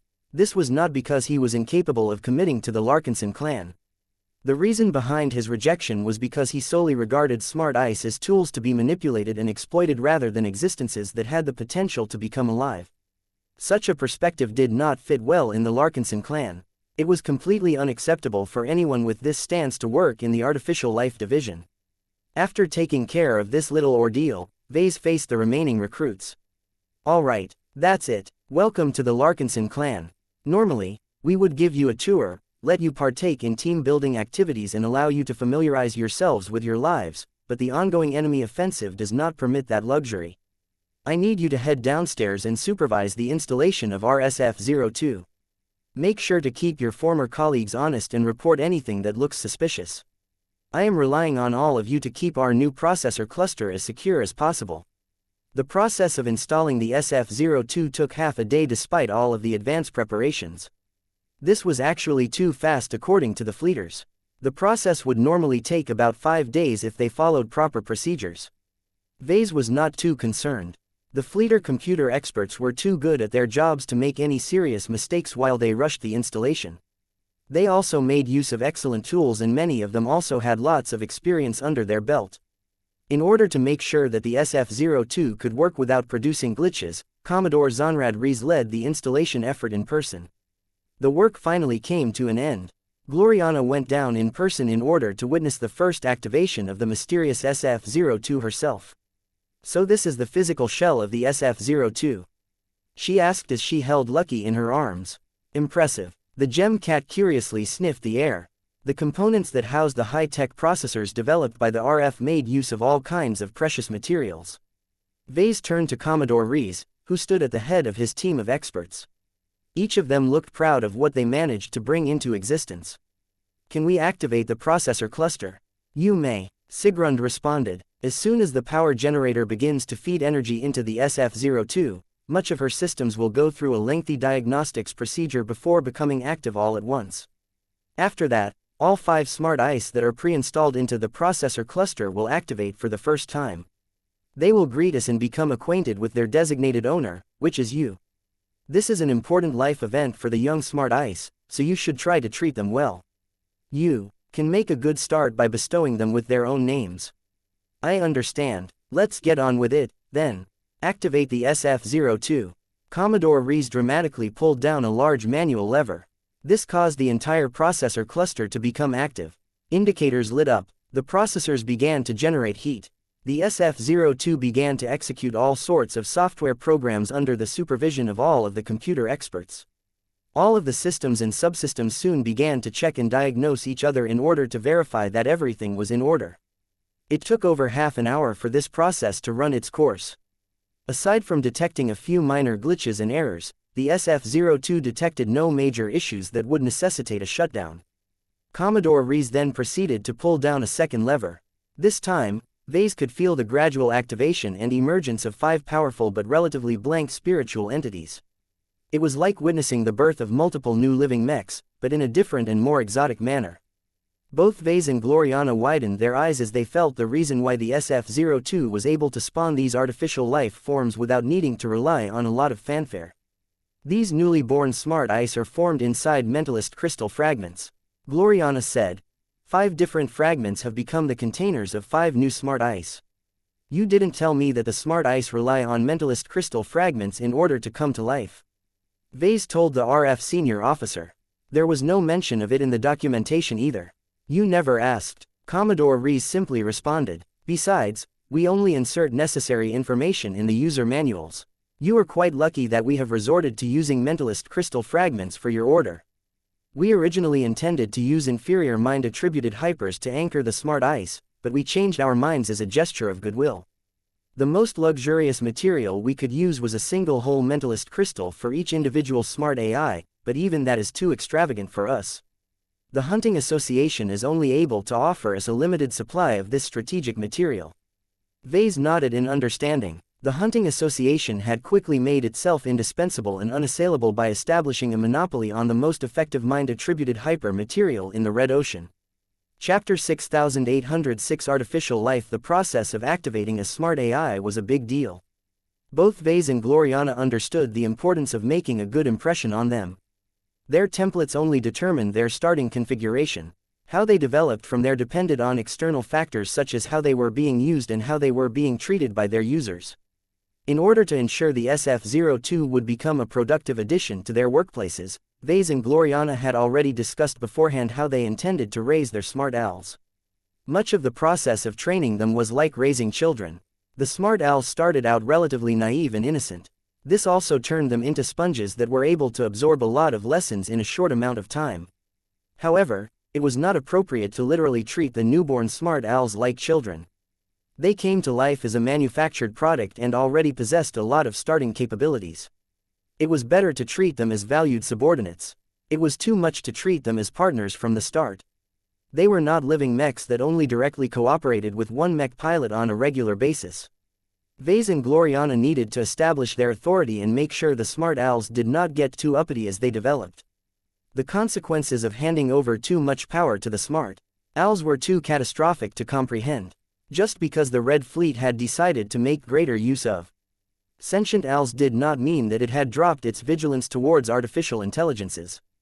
Any form of intelligence had the potential to turn against humankind. This also included humans themselves. However, the problem was more serious when it came to alien intelligences. Sentient owls may very well comprise a new race, just like Ves already treated living mechs as a different race.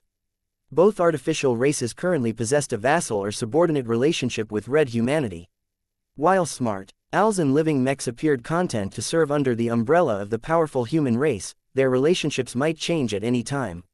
If red humanity grew too weak, then there was a good chance that these artificial life forms might decide to break up their vassal relationships and declare independence. Perhaps most people considered these scenarios to be wildly unrealistic, but Ves disagreed. Eel too grappled with the possibility that his design spirits might break up their relationships with him and his clan. Aside from the golden cat, all of the other spirits could cut their existing ties and try to eke out an existence elsewhere. Serving as the design spirits of his living mechs was a convenient way for them to harvest spiritual feedback, but there were many other forms of cultivation that worked just as well, especially now that the red ocean became engulfed by exotic radiation. This was why Ves had always tried to be generous and tolerant to his design spirits. He might not be able to pay a lot of attention to them in his daily life, but he made sure their needs were taken care of more or less. The friendships he built with them would hopefully endure and cause them to stick with the Larkinsons even if they had the power to leave. Ves decided to adopt a similar approach to the smart owls. If they were just a bunch of unfeeling lines of code, then expressing emotions to them was a waste of time. Smart ice that had the potential to develop true sapience with the help of mentalist crystal fragments were a different story. They understood the concepts of loyalty and betrayal, honor and dishonor, trust and suspicion. While Ves did not quite understand how well they experienced human emotions, his observations of many different alien races led him to conclude that feelings of love, joy, anger, frustration, pain and so on were fairly universal. At worst, certain races were much more prone to experiencing one emotion while barely feeling other emotions. The Puelmer race served as an extreme example of this imbalance. The ball-like aliens appeared to be perpetually angry and hateful. No human had ever observed them when they were happy or sad. Love appeared to be completely foreign to these irritable aliens. Ves wondered whether the smart owls possessed their own emotional biases. This may very well be possible as the fleeters had no reason to make them identical to humans. The smart owls have completed the 6th phase of their activation process. Commodore Zonrad Rees announced. They have completed the initial manifestations of their programmed personalities and have developed sapience. They have already undergone initial mental adjustments under accelerated time and have passed the stability tests. Out of the 5 smart owl tests, 4 of them have earned a green score, which indicates that they are well adjusted and unlikely to cause problems in the short term. What about the remaining smart owl, Commodore? The smart owl based on the starving artist template has earned a yellow score, which is an indication of light instability and concerning levels of irrational thinking. This is not a completely unexpected result. There are many variables that affect the starting stability of smart owls, from E-energy radiation differences to exposure to smart owls derived from other templates. According to our own studies, the starving artist template is known to score 27 points in the instability index. There is no need for concern. The consequences are not too great. What is this index based upon? Ves curiously asked. I am not allowed to explain too much about it, Professor. Let me put it this way. The High Priest template scores 40 on the instability index. The Anarchist Leader template scores 85 on the instability index. The Dark Lord template scores 93 on the instability index. Make of that what you will. This implied that the instability index was based on an undisclosed smart owl template that was absolutely bonkers. Ves recalled the list of smart owl templates, but he did not think there were any that could possibly earn a score of 100 on the instability index. The fleeters had obviously held back their craziest and most outrageous smart owl templates. Fortunately, none of this should be of any concern to Ves. A smart owl based on the starving artist template was probably as tame as a kitten compared to a smart owl based on the Dark Lord template. Ves had lots of experience dealing with volatile and mentally unstable personalities. Whether it was high-ranking mech pilots or his wife, he had managed to tame and placate all of them to an extent. At this time, Commodore Rees was ready to activate the next step. To facilitate control and prevent any incidents, I will be summoning the smart owls to you one by one. I shall do so by order of stability. A projection came to life that depicted a human wearing a generic admiral uniform. It was not too old-fashioned and was vaguely based on the uniform used by the Red Fleet, but it lacked any obvious rank or unit insignia. The human avatar immediately locked eyes with Ves as if it already knew who was in charge. He did not bother to glance at Gloriana, Lucky, Commodore Ves or the many computer experts standing in the back of the chamber. I am the descendant of the Sea Sovereign. I am commissioned by the Larkinson clan to assist with managing naval affairs. I am also assigned to aid in the command and control of a naval fleet. According to my instructions, I am obliged to answer to Patriarch Professor High Counselor Ves Larkinson. Do you verify these statements? That sounds about right, Ves responded after a few seconds. You are being activated in advance as the fleet that you will become a part of has not yet formed. In the meantime, you should make good use of your time by learning the information that you must know beforehand. Do take note that I do not intend to put you in charge of any fleet. Human officers must be in control whenever possible. You should fulfill the role of adjunct and assist our senior officers in performing their official duties while serving on our fleet. Do you understand your objectives? I do. The expressionless uniformed avatar nodded in a human fashion.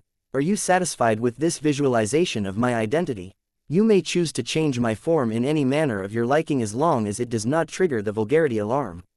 Ves turned to Commodore Ves. Is it usual for people to suggest changes to how the smart AI avatars look? This is the default appearance of a smart owl of the Sea Sovereign template. The RF officer responded.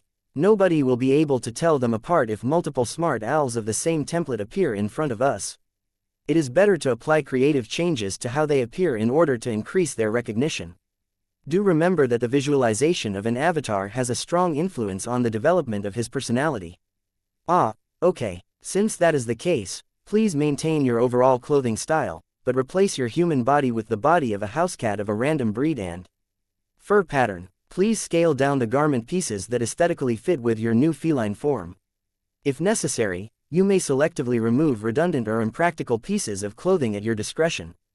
The overall goal for these changes is to look cute but also professional. Both Commodore Ves and Gloriana did not react well to this request, but in the interest of preserving the stability of the new owl, they held themselves back from offering contrary opinions.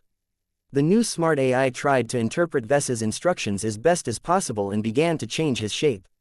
The stature of his avatar changed in a matter of seconds. His uniform also shrunk in proportion. It also became simpler as there was no need for him to wear any boots or pants. He still retained his officer's hat, but it grew so small that it amplified the feline's cuteness. At this time, the smart owl had adopted a striped gray shorthair cat shape that complemented his dark red uniform pretty well. Is this to your liking, Patriarch Professor High Counselor Ves Larkinson? It is. Ves grinned. By the way, you should only use one title to refer to individuals most. Use the title that you think is most appropriate for the context. Instruction accepted. Please bestow me with a name. You may register one name or multiple occupying the same processor different names, but each must be unique to one smart owl that cluster. I will call you Sovi. Gloriana's twitched as Ves made this suggestion, but she did her best to maintain control. My designated name is now set at Sovi. Commodore Ves silently signaled that they should move on to bringing up the other smart owls.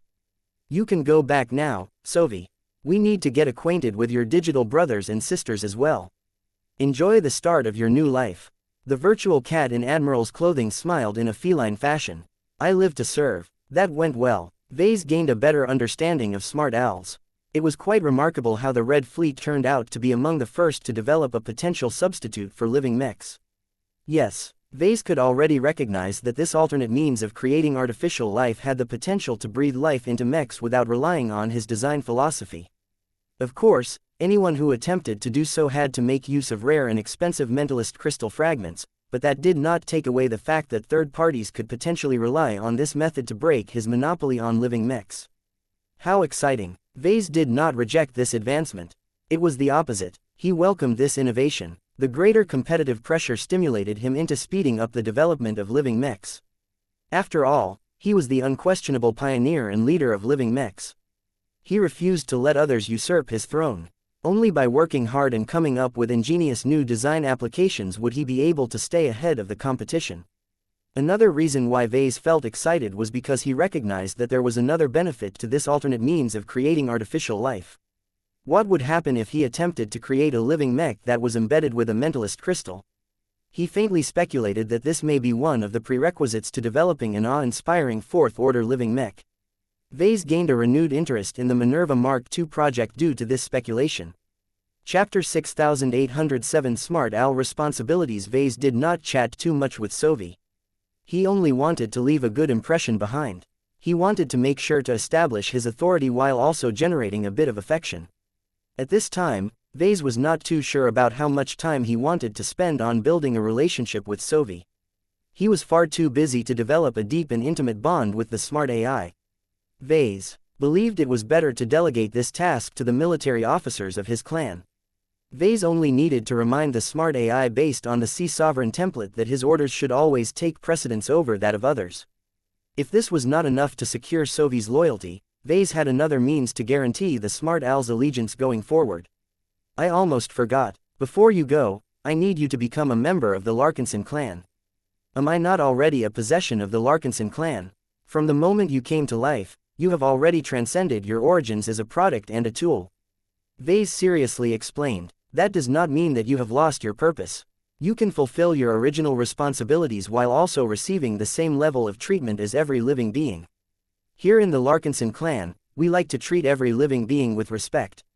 As long as you pledge your loyalty with the help of this big book, we will formally recognize you as a member of the Larkinson regardless of whether you are a human or a living owl program. The smart owl fell silent for a while. It looked as if he was struggling to understand how to respond to this offer. His programming may have never dealt with this sort of scenario in the past. What was worse was that he did not have any way of calling up additional data. The processor center was currently isolated from other networks, so it could only form judgments based on its existing data and rules. Sophie, I suggest you follow his instructions to the best of your ability. Commodore Rees eventually spoke up. Perhaps the best way to characterize your situation is that you are a pet that is about to enter a new household.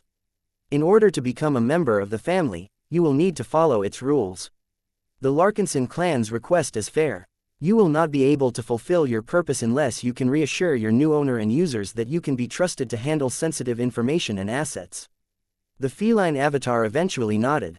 I understand. I am still lacking in information to properly formulate an answer, but I do not sense any violations in this request. I shall accept. What is the process of pledging my loyalty? Naya, the golden cat emerged from the Larkinson mandate and approached the cute striped gray cat avatar. Verbally voice a pledge of loyalty to Goldie. She will judge the honesty and sincerity of your words and determine whether you are worthy. Sophie proceeded to make a simple pledge, which the ancestral spirit of the Larkinson clan found sufficient. Although the smart owl processed a lot of data with every second, his newborn sentient mind was still relatively simple and devoid of any scheming and ulterior motives. This was exactly why Ves wanted to bind his smart owls to the Larkinson clan so early. It would be a shame if they resisted this demand later on when they became older and wiser. After Sophie made his pledge, his projected feline avatar disappeared. The next smart owl showed up. This was clearly the one based on the Ironmonger template. He looked like a stereotypical dwarven miner, which Ves found rather silly. I am a smart owl designed to assist in the research and development of materials and more specifically metals. The dwarf owl gruffly spoke. Give me a research assignment, and I shall calculate the results. Give me a simulation request, and I shall show you the outcomes that closely match reality.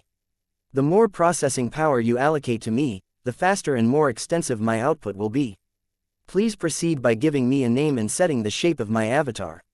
The new smart owl sounded efficient. Ves liked it. You shall be known as Momo. As for your shape, please follow the instructions that I have previously given to Sophie.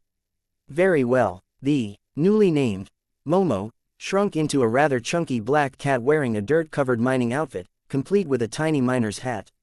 After asking a few questions and inducted him into the clan, Momo's avatar subsequently disappeared. A male dwarf. Gloriana spoke up in a tone that expressed her dissatisfaction. I am supposed to work closely with this new smart owl. Ves let out an exasperated sigh. He's a cat now, an overweight cat. He's cuter that way. You have a weird sense of aesthetics, Ves. Ahem, how the smart owl's avatar looks is not important, honey. Just work with him. I am pretty sure that you will come to love him and how much he can accelerate your work. Don't forget that you need to teach him how to handle Architect in order to become a powerful assisting tool. Quote. I will try. That is good enough. The third smart owl soon introduced herself. Gloriana immediately grew pleased when the smart owl presented herself as a woman. She clearly had a habit of watching the stars as a dreamer rather than a scientist.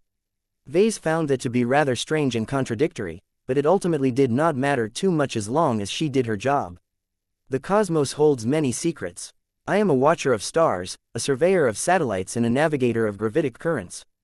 Give me access to a ship, and I shall be able to discharge my responsibilities to the fullest. Our clan is still working on the warship that will soon become your home, and you will not have direct access to her systems. However, we will definitely be relying on your services once we have formed our fleet. You shall be known as Stella, and you shall take the form of a cat like your earlier two brothers. Stella took on the shape of an elegant black and white ragdoll cat with dazzling blue eyes. She looked extra cute while wearing a cat-sized astrologer's robe. She pledged her loyalty to the Larkinson clan and became recognized by Goldie without incident. The fourth smart AI was based on the armor polisher template. This was by far the most important one, so both Ves and Gloriana paid close attention. The smart owl's avatar took on the form of a stocky and muscular female blacksmith's apprentice. Her sturdy and soot-covered clothing made her look rather crass and unsophisticated. As expected of the fleeters. Hello, Professor Ves Larkinson. I can fix your mech designs and automate their production with the right production machines. Give me an assignment related to mechs and set my objectives, and I will work out a solution to the best of my abilities. The narrower the scope of my assignments, the greater the chance of producing valid results within the specific time limit. I can be a mech designer's best friend and assistant. I may not be able to generate original innovations as well as a real mech designer, but I am good at optimization and expansion tasks. Though Gloriana did not look entirely pleased with how the fourth smart AI presented herself, Ves kind of liked her enthusiasm. A smart owl that specialized in facilitating the work of mech designers needed to possess a bit more imagination than normal. An overly rigid and unimaginative owl would not be good at thinking outside the box and looking to solve problems through alternate means. Our clan will be relying heavily on your services. You shall answer to the name Polly. Now take your cat form and get ready to pledge your loyalty. Polly chose to take on the shape of a Scottish fold cat. Her folded cars looked adorable. After Ves settled Polly, he finally met with the last smart owl. The smart owl based on the starving artist surprisingly chose to present herself in a female avatar. Her messy hair and her cheap, paint-covered work clothing caused her to look rather bedraggled. Ves did not need to turn his head to know that Gloriana strongly objected to the smart owl's appearance. Thank you for giving me a chance to live and pursue the virtue of art, Professor Ves Larkinson. The smart owl humbly bowed. The template that I am based upon is unproven, but I conclude that I am in good hands. Your mechs are well regarded for their artistry and craftsmanship.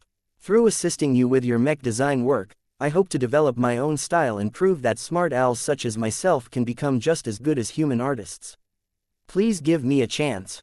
The smart owl obviously understood the awkward position of her kind and wanted to prove herself. Ves was pleased with her attitude.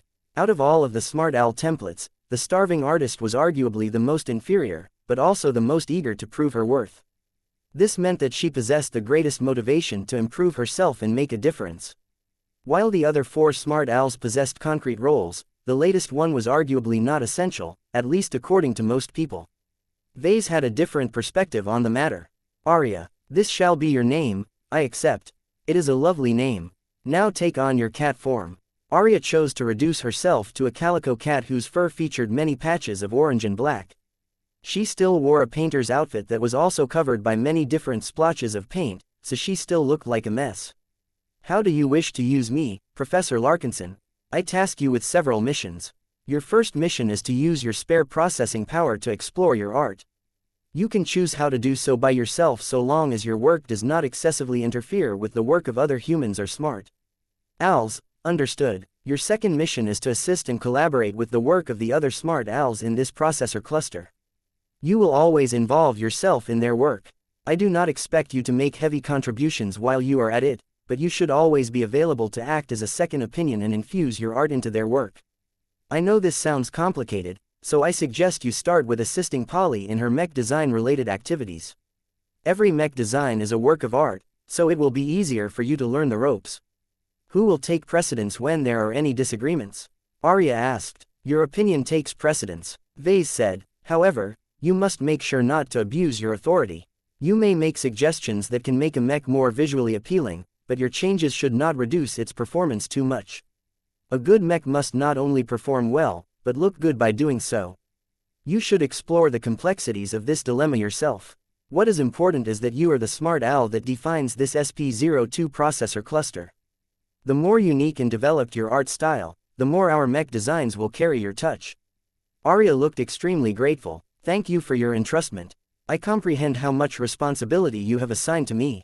I shall endeavor to vindicate your decision and transform all of the work that passes through RSF-02 into timeless works. After inducting her into the Larkinson clan, the SF-02 truly became a possession of the Larkinson clan. Even if it still contained hidden backdoors, it would be a lot harder to make the SF-02 act against the interests of the Larkinson clan underneath the noses of 5 loyal smart owls. This was just the beginning. Ves intended to apply further changes to the SF-02, but that could wait for later once the new hires established the Artificial Life Division. Chapter 6808 First Training of Smart Owls. Now that the smart ice of the SF-02 came online and joined the Larkinson clan without issue, Ves and the rest of the design department couldn't wait to try out their functions. Of course, before they could make full use of the SF-02's awesome processing power and the clever direction of the smart owls, they had to feed them with a lot of data. Just connecting them to the galactic net was a stupid idea, at least at the start. The 5 smart owls were still children in terms of artificial life forms. They were highly impressionable and were constantly developing their own views and opinions. This was why the Larkinsons selectively took out pieces of data and fed them to the smart owls piece by piece. Commodore Rees already told the Larkinsons that they should not drip-feed data to the smart ice, but also make sure to provide their own human opinions on the subject matter. It was these human perspectives that allowed the smart owls to understand the context around a topic and how it related to other topics. Those that provided the narration held a lot of power during this necessary growth process. They directly imparted their own values and philosophies to the smart owls, causing them to resemble their teachers in many ways. In the case of Sophie and Stella, Ves did not really care too much who taught them how to run a starship or fleet. He delegated the responsibility of showing the 2 starship-oriented smart owls the ropes to the Larkinson Navy. What truly mattered was the raising of Polly and Momo. Both of them would soon play an essential role in the design process of many important Larkinson mechs. Ves and Gloriana had a disagreement on how to divide their teaching responsibilities to the 2 R&D-oriented smart owls. Absolutely not. I will not let you poison Polly's artificial mind with your sloppy and haphazard design habits. She has the potential to become the most perfect mech design assistant, but your design style will poison the well and cause the smart eye to crash when trying and failing to reconcile 2 diverging design philosophies. Oh, come on, Gloriana. Polly is not that incompetent. I am sure she will be able to comprehend your design philosophy as well as my own so long as we feed her our collaboration works. Besides, I am giving you completely free rein when it comes to educating Momo. The least you can do is give me space to teach Polly. Though Gloriana calmed down a bit, she still rejected the notion of letting Ves teach Polly how to design mechs in his style. I am already letting you do whatever you want with Arya. Seeing that you have chosen to put her in charge of the SF-02 processor cluster, it is important that Polly can serve as a strong enough counterweight against her suggestions. There is no point in letting both Polly and Arya mirror your thoughts and design style. They will turn into 2 clones of yourself that hold different responsibilities. The 2 smart owls will not truly be able to argue against each other and formulate better solutions through conflict. She admittedly raised a good point. One of the reasons why Ves and Gloriana worked so well together was because their views on mechs were completely different for the most part. They held different priorities and appreciated different aspects of mech designs. When their views came into conflict with each other, they always had to reaffirm their stances proof and logic, which kept them sharp and prevented them from growing too complacent in their existing gains. However, Ves obviously felt unwilling to surrender Polly entirely to Gloriana when she already received the full claim of Molly. I can use the same argument in relation to Molly, he retorted. It is not a good idea for both R&D-oriented smart owls to become your artificial clones in thought. The two need to occupy different perspectives in order to generate fruitful conflict and discussion. Why don't we make this fair and agree to teach Polly together? I will teach her 50% of what I know while you teach her the other 50%. As for the risk of generating potential conflicts and glitches, we will deal with that problem when it happens. If we are lucky, the smart owl will be able to reconcile our contradictory stances by itself. Unacceptable. I will never agree to a 50-50 split when your Arya holds greater sway than my Momo. We should set a 80-20 split instead. I will handle 80% of Polly's lessons while you teach her the remaining 20%. 60-10, 70-30, 70-30, a 70-30 split sounded reasonable.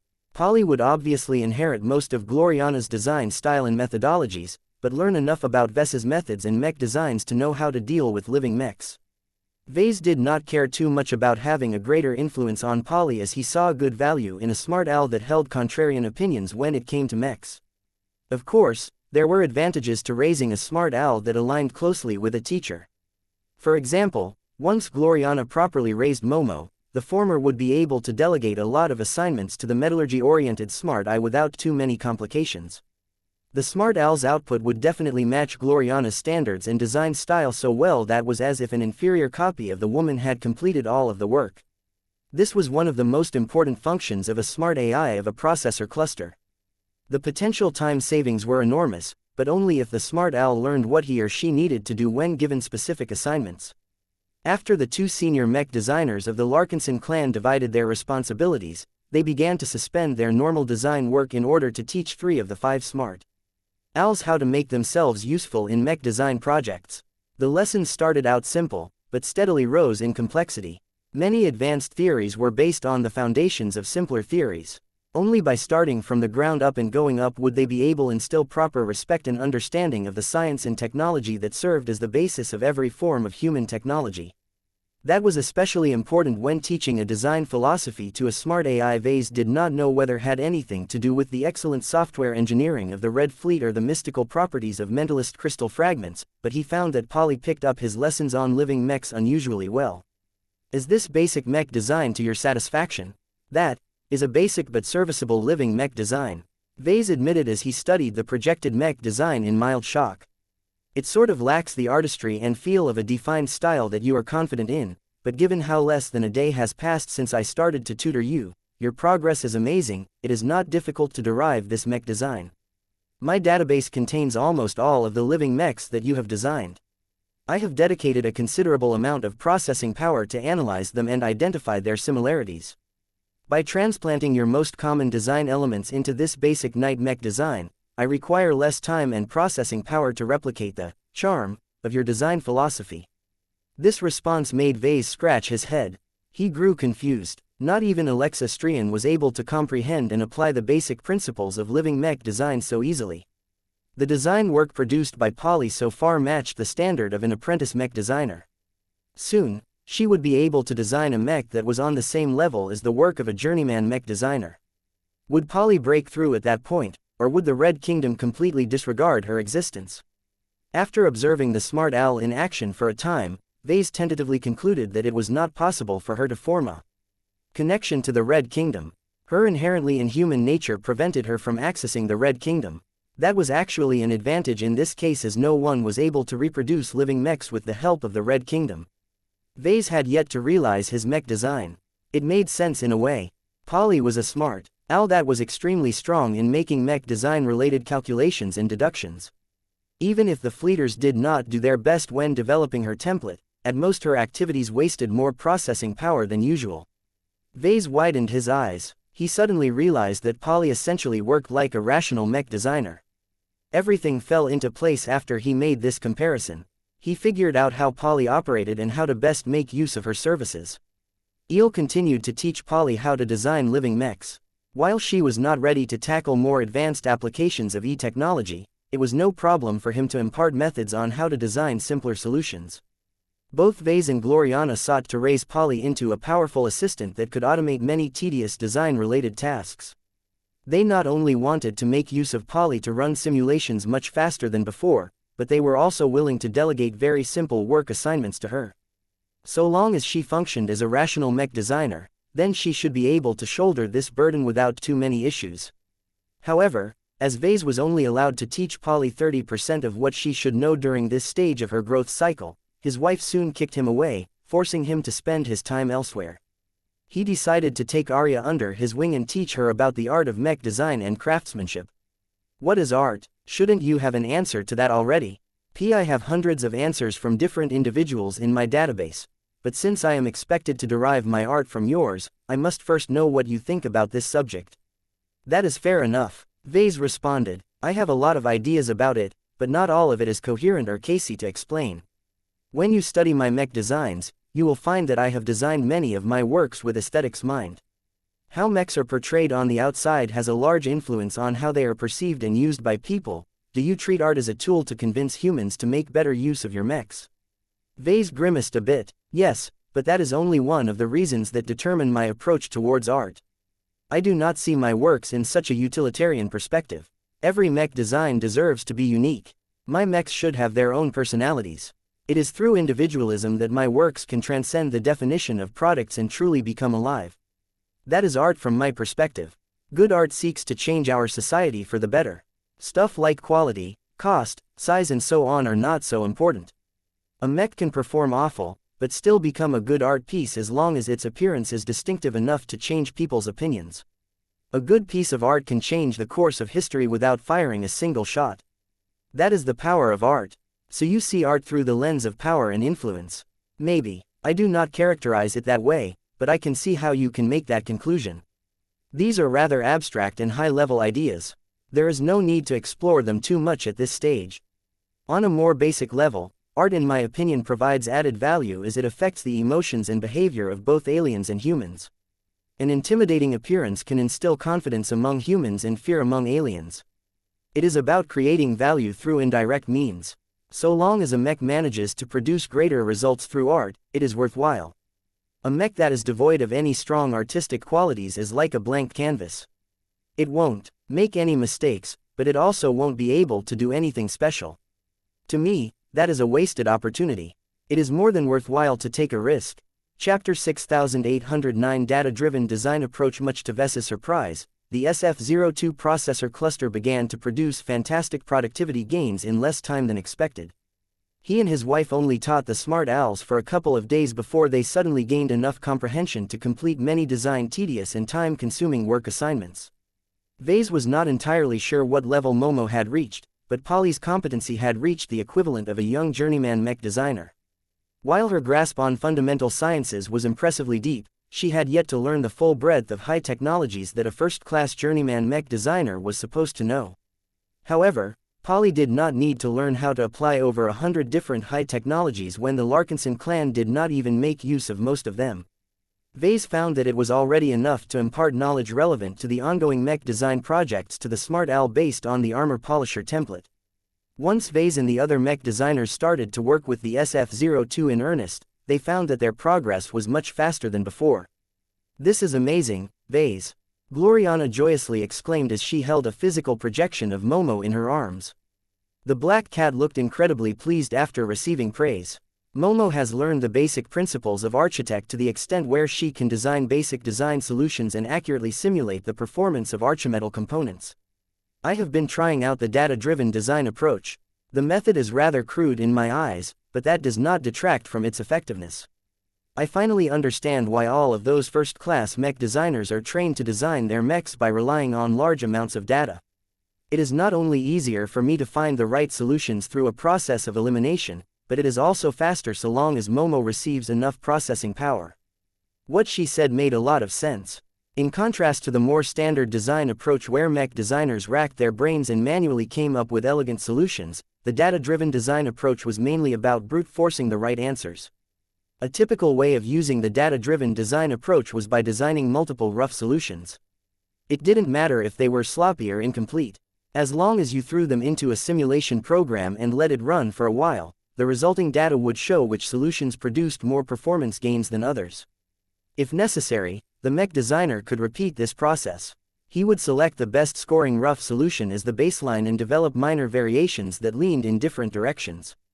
After inputting these variations in the simulation program, A mech designer just had to wait until the number crunching process had run its course before identifying the solution that best fulfilled the goals. There were multiple pros and cons to this design approach. Gloriana just discovered the pros, but she did not mention the cons. There were multiple downsides to the data-driven design approach. It required a powerful computing system that was loaded with a very accurate and realistic simulation program. Many mech designers also risked becoming overly dependent on powerful computing systems to design their mechs. The relatively stupid and brain-dead way of this design approach caused a lot of professionals to stop exercising their fundamental design skills. Their productivity may skyrocket, but their growth slowed to a crawl. This was why first-class mech designers failed to progress despite enjoying access to the most advanced facilities in materials. The start of the phasewater generation and the hyper generation proved that this phenomena existed. When phasewater and hyper materials became available, it was impossible for all of the simulation programs to accurately model the behavior of these weird and exotic substances. This meant that trying to simulate a phasewater mech or hyper mech at those early periods always resulted in faulty and invalid results. Even if the developers of those simulation programs tried to publish software updates that quickly tried to predict the behavior of phasewater or hyper materials, the rules and formulas were still imperfect. Anyone who tried to use these imperfect simulation programs to simulate the performance of a transphasic mech or hyper mech would likely end up with a substantially different machine. It took at least a couple of years for the simulation programs to slowly perfect its new models. Of course, mech designers did not suddenly become helpless during those early periods. They could still substitute simulation testing with prototype testing. Any tests conducted with real physical mechs would always correspond to real performance. As far as Ves was concerned, he had been trained to design mechs using the classical manual process. Third-class mech designers usually did not have another choice. Only by being more ingenious and flexible in mind could they save a lot of time and hard work by coming up with an elegant solution the first time. The difficulty of doing this was great. Only the very best of mech designers could truly succeed with this approach, and they usually found ways to transfer to second-rate states. After all, the second-raters valued these naturally intelligent talents who were able to perform well without relying on any augments of powerful computing systems. While Ves eventually managed to use the system to gradually push himself to a state where he could still rely comfortably on this old approach to design excellent mechs, he did not necessarily look down on the much more clumsy data-driven design approach. There were far too many instances as of late where he felt he was doing grunt work by working on shallow design problems that still needed to be done because there were no alternatives. This time was different. The arrival and successful activation of the SF-02 finally granted Ves the luxury of employing this method. Just like Momo, Polly had managed to accrue a lot of data and learned how to work on mechs like a mech designer. Polly, test the performance of the latest iterations of the Minerva Mark II's Irvin rifle and suggest 5 potential improvements by order of importance. Polly, create 5 draft designs of the first phase of the combination juggernaut for the Minerva Mark II and test which ones earn the highest overall score. Repeat this process 25 times. You have my permission to use 50% of the processing power of the SF-02 to perform your calculations. Polly, test the current and last 2 iterations of the sword Fei designed for the first sword Mark III. Identify as many flaws as possible and record them on a document. Please your judgment whether the flaws are best addressed by one of the 5 mech designers who are contributing to this mech design project. Ves grew more and more comfortable with issuing instructions to Polly. He had to be fairly precise when describing what he wanted, but it was no different from using a non-sentient AI. As Polly handled more requests, she became increasingly smarter. She was even able to deduce the correct steps from flawed or improperly articulated requests. As Ves grew more confident in Polly's abilities, he began to issue vaguer and more open-ended requests. These assignments truly tested an Al's adaptability and cleverness. He quickly found out that Polly was able to understand exactly what he wanted based on her extensive analysis of him and his work. Not only that, but she was able to complete all of the necessary calculations in a matter of minutes or hours. This was incredibly fast considering the old computing systems of D&D base would have easily remained occupied for days or even weeks to present their answers. Polly had gained competence so quickly that Ves became increasingly more scared at what she was growing into. She simply did not stop growing smarter and more capable. He became more and more guarded against the possibility that the smart Al might go rogue and decide that humans were no longer needed to design mechs. However, there was no sign that happening for the time being. Ves cared a lot more about the direct gains brought by the SF-02. You have made an excellent decision to exchange all of those RF warship tokens for this processor cluster. Gloriana said, we could never work as authentic first-class mech designers without a large amount of processing power at our disposal. To think that other professionals have to make do without the excellent assistance provided by the smart owls. If they were not artificial creations, I would have felt tempted to invite both Polly and Momo to become my disciples. I am glad you like these additions. Ves smiled. Let's talk about a more practical topic. Are your revised projections about the completion of the Minerva Mark project still valid? His wife shook his head. No, I underestimated the benefits brought by the SF-02. Our simulation work and problem-solving efficiency has grown so much that it may take less than a month to complete the mech design. Momo has been especially helpful in designing the simpler archimetal components. Even if I have to inspect each of her works and fine-tune them according to my more ideal specifications, I have to spend much less time and effort to complete this process than the more traditional design approach. It's the same for me more or less. Ves responded. I am spending more time on solving high-level and open-ended design problems than on more routine design work. My productivity has improved by at least 3 times. I am not sure whether this will hold up during different phases of the design process, but even if my progress is slowing down, it is still far faster than before. Architect is a deep and complex field. Gloriana explained. It is challenging to teach the higher-level concepts to Momo. This means she is of limited assistance in the design of more advanced and complex archimetal components. My productivity gains are not as good for now. I estimate that I am only completing my work twice as fast as before. This may improve as Momo gradually learns how to design and test more advanced archimetal components. Being able to get twice the amount of work done in the same time interval was still an impressive. Ves smiled. We should call Saint Commander Casella Ingvar and tell her to come to New Constantinople at her earliest convenience. By the time she arrives, her Minerva will be ready for an upgrade. I am sure of it. She can finally begin to fight the battles that truly matter. The Saint Commander will not be pleased. She still prefers to stay in the expeditionary fleet. Gloriana warned. Well, tough luck, because she is needed elsewhere. Human High Command is pretty insistent on transferring strong ace pilots to the upper zones. She may be able to get an exemption if she has only recently broken through and still needs to figure out what she can do, but that is not the case this time. Her capabilities as an ace commander is a lot more impactful than the combat prowess of conventional ace pilots. The fact that she is able to commandeer powerful first-class mechs and to a lesser extent warships is a game changer. Saint Commander Casella should feel blessed that Ves and Gloriana were able to complete the Minerva Mark II at least several months in advance due to making use of the SF-02. If the couple could shorten the design times for the other high-end mech design projects, then Saint General Ark Larkinson may just be able to receive a generous upgrade to his Lionheart in a year instead of 2 years. I have a request, Ves. What is it, honey? Please contact your liaison from the RF and ask how our SF-02 can be upgraded. It should be able to perform much better. If the Red Fleet has no solutions, then it would be convenient to know possible research directions that can make this happen. Our research institutions will conduct the research themselves if necessarily. Chapter 6810 Over Alliance. The entire design department continued to design their mechs with gusto. The Red Fleet truly lived up to its reputation. Processor clusters such as the SF-02 was one of the many means the fleeters relied upon to maintain technological parity with the Red Association. Ves gained a better understanding of the differences between the mechers and the fleeters. The former relied a lot more on human ingenuity to develop superior technology. Their output was rather inconsistent, but once in a while a brilliant mech designer may be able to introduce revolutionary new paradigms that completely change the game. The latter relied on a huge quantity of ordinary researchers and lots of powerful computing systems. This allowed them to conduct a huge amount of basic research and excel at developing incremental improvements. Their ability to innovate may not be as great, but even small improvements could produce considerable increases in the combat performance of massive warships. Right now, Ves was one of the rare individuals that got to enjoy one of the benefits of the latter approach.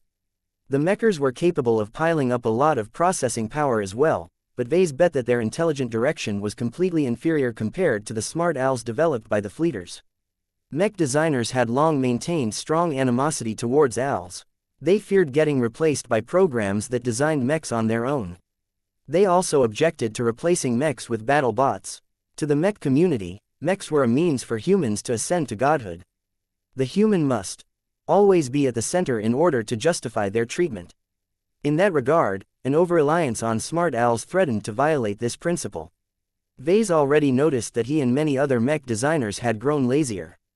They were delegating work assignments to Polly or Momo that could have given them good opportunities to exercise their design skills. Not only was it convenient to delegate these jobs to the smart owls, but they often managed to obtain results a lot faster. If Ves could not resist the temptation of using this cheat, then how could others refrain from abusing this new service as well? He felt greatly concerned about this matter. He could foresee that if this pattern continued, the design department would be able to complete their assignments a lot faster, but also cause their long-term growth to atrophy. At worst, they would not be able to break through because their fundamentals in mech design hadn't experienced any measurable growth. Given the serious nature of this problem, Ves immediately called 3 mech designers to his office to discuss this matter in private. Gloriana entered first. Her serious expression indicated that she already guessed what he wanted to discuss.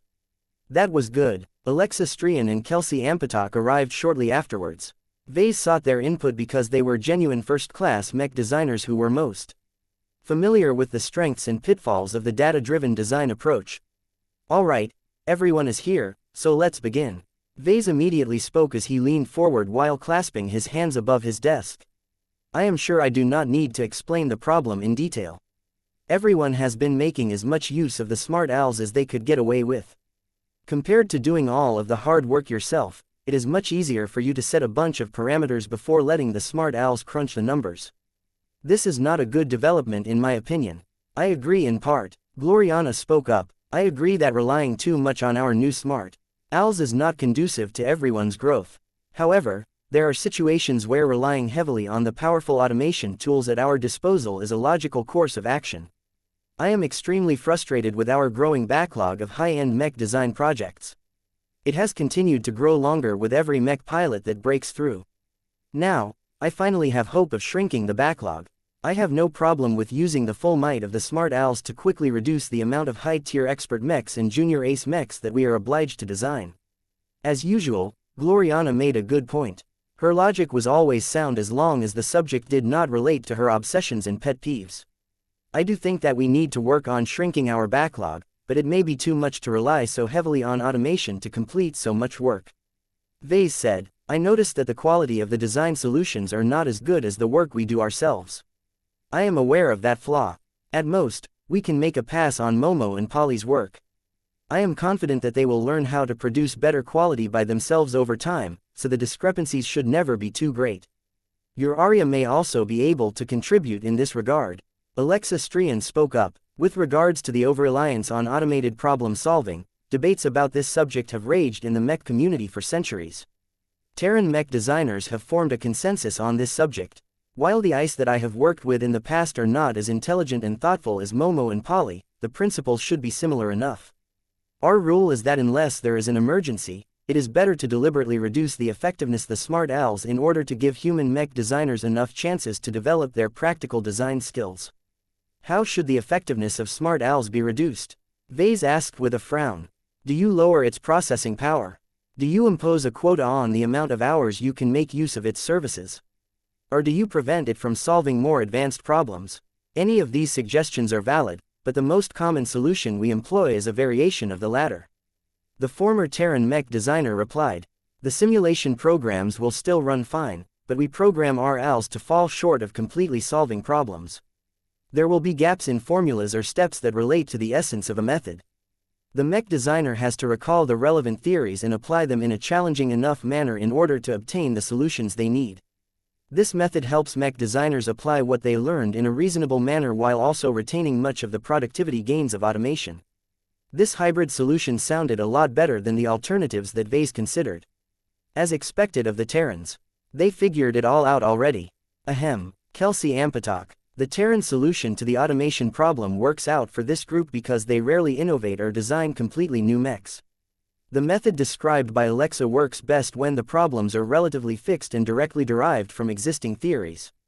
Once you start to produce new inventions based on radically different scientific paradigms, this method cannot be applied.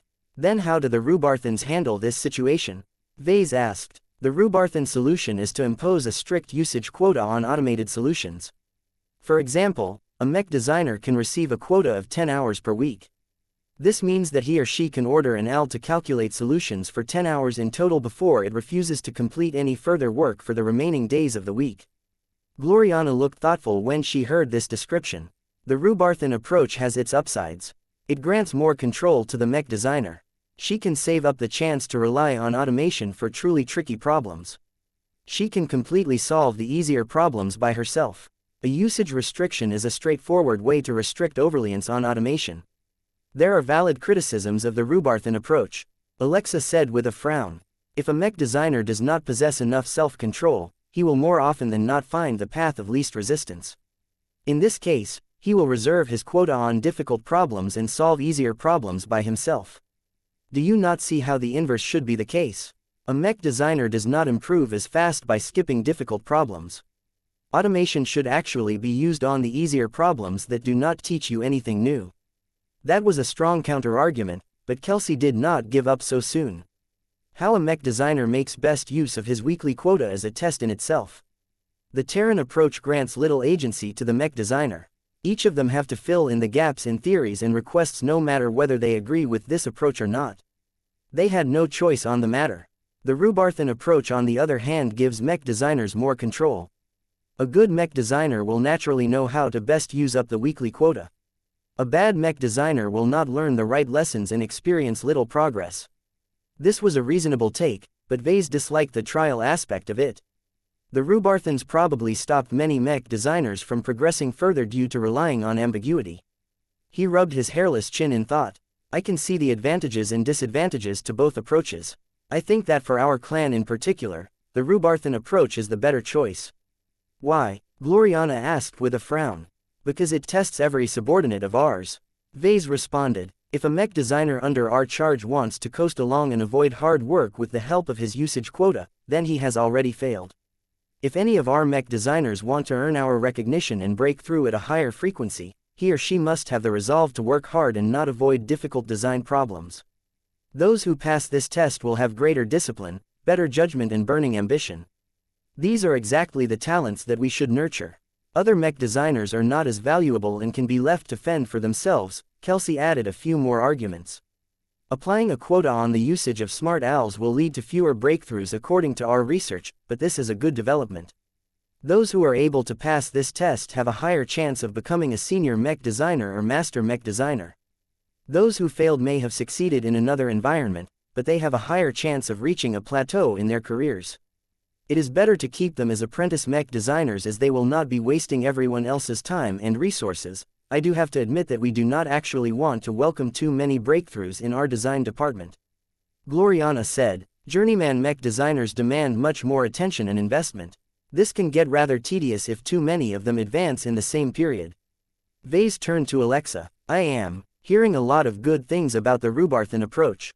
How can the Terran approach serve as an adequate counterweight? She had been waiting to voice a response. It is true that the mech designers themselves cannot control their improvement with the Terran approach, but that is because the power goes to the individual in charge. Ves, you can directly set what theories should present incomplete solutions and what sort of variables must be tampered with. This can enable you to control the progress that mech designers make in specific fields that you have designated. If you think that your subordinates must improve their understanding of hyper-technology, you can create more holes in design solutions related to this field. This will cause many mech designers to conduct research and improve their mastery of hyper-technology. That sounded incredibly useful, but Ves had already made up his mind.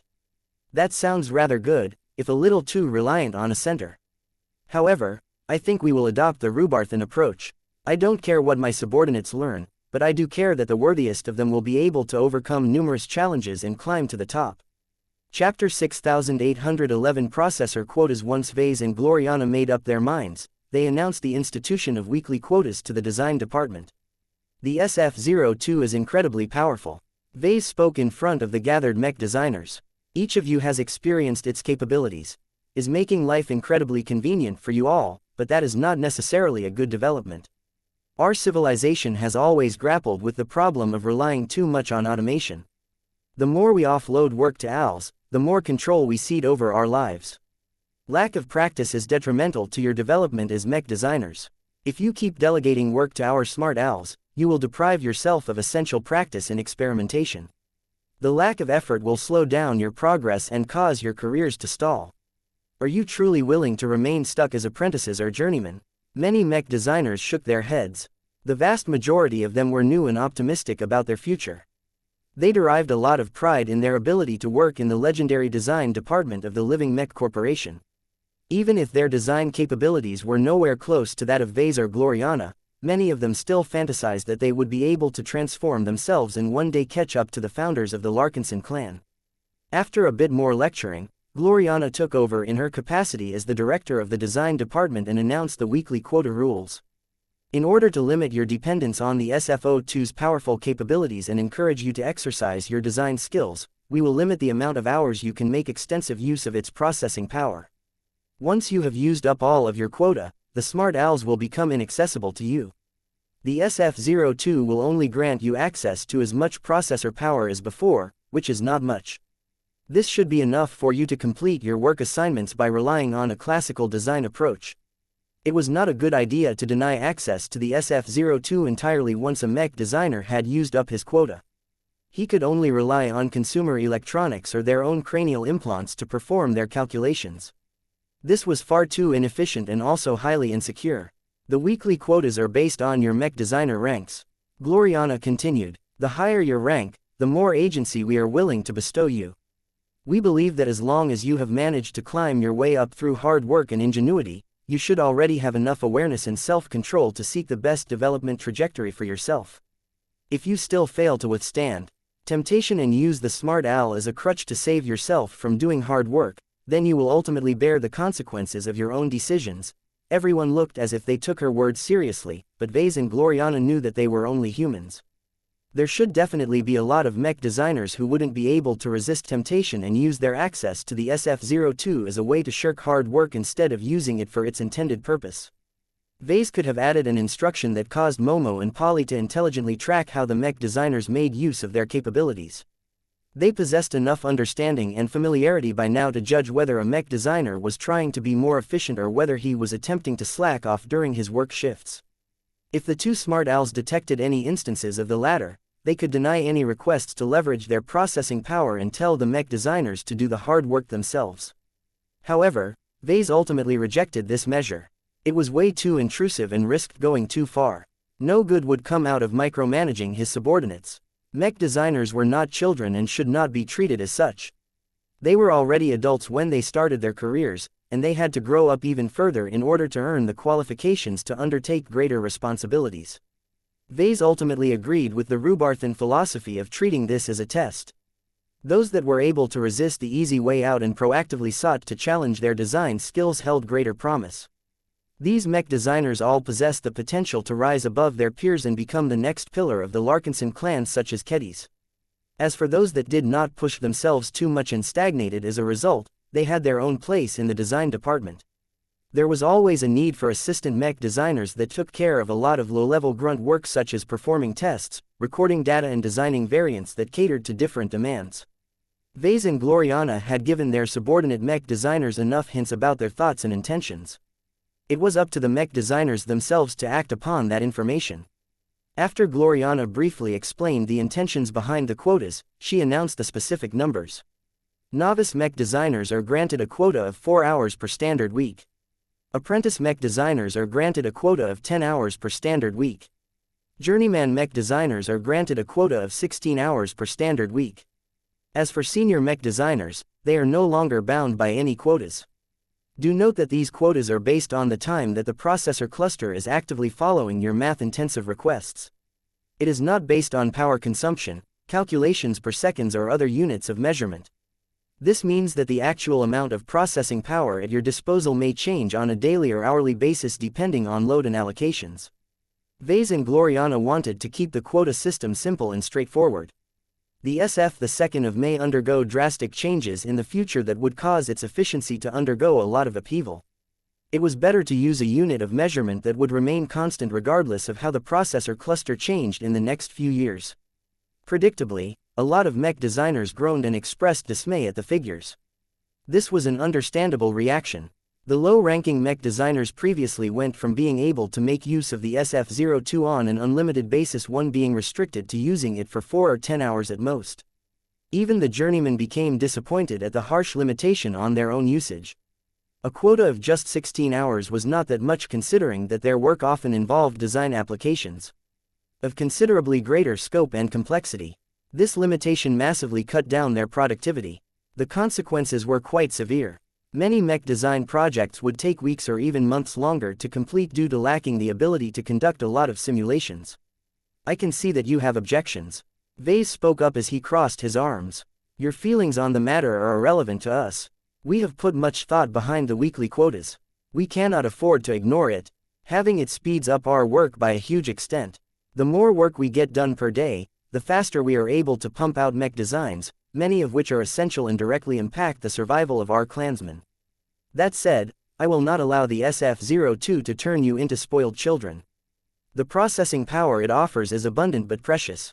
It cost us a lot to acquire it from the fleeters, and it takes a huge amount of energy just to feed its hunger. The cost of spare parts and materials needed to maintain the SF-02 over its lifespan are also high.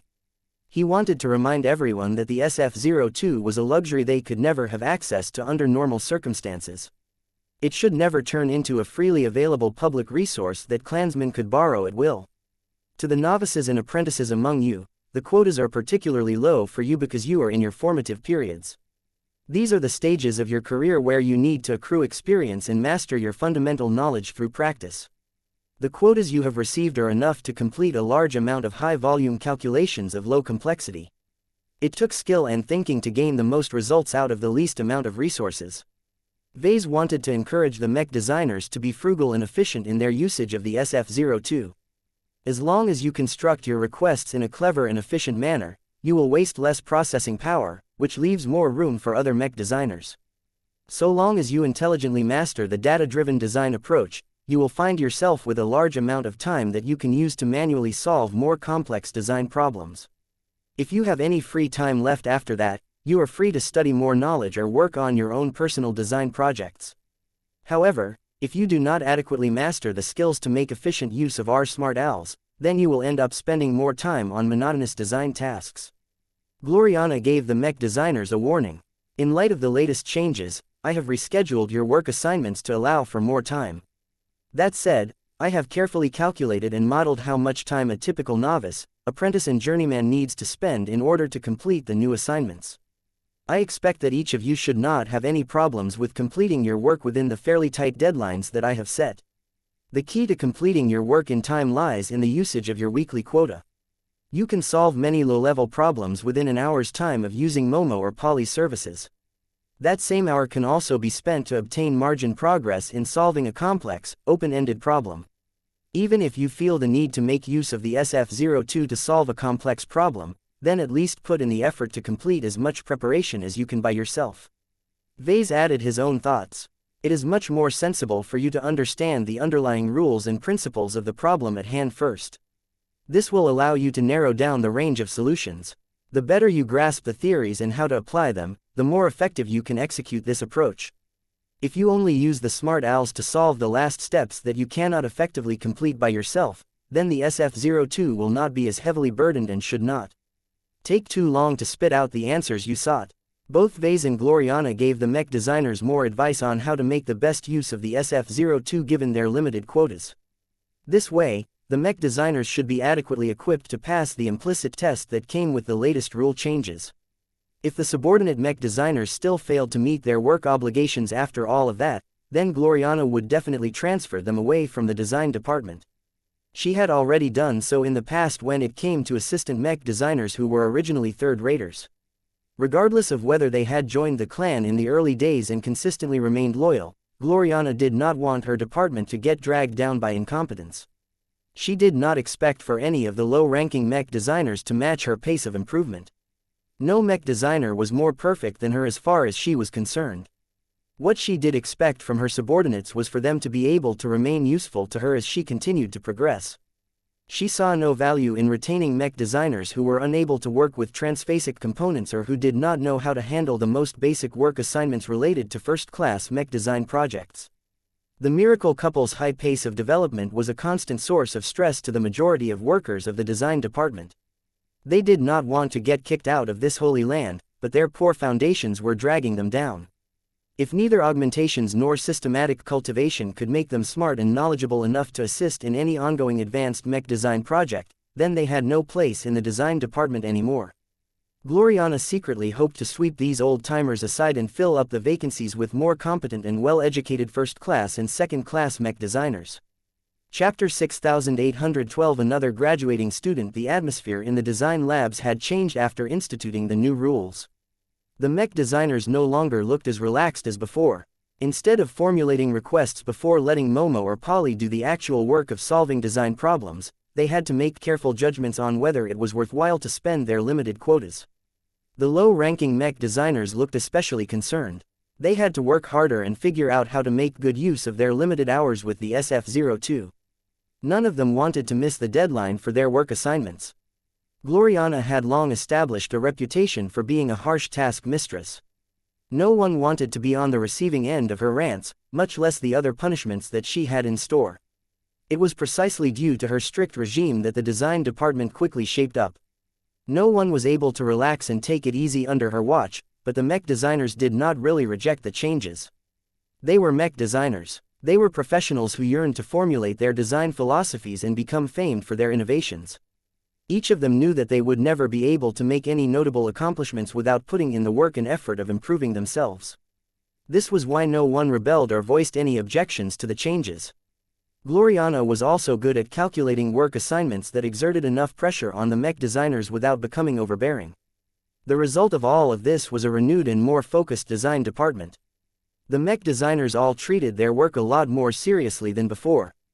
With the Red Tide offensive running roughshod over the 5th defensive band, this was how his mech designers should work. Compared to the poor linefighters that were struggling and dying on the front lines, these mech designers enjoyed the privilege of contributing to the war effort in a secure base located on a highly secure Terran planet. Although the decision to limit their usage of the SF-02 most definitely caused all of the mech design projects to take longer to complete, Ves felt it was an acceptable compromise. The mech designers needed to stay sharp. They needed to struggle in their own way.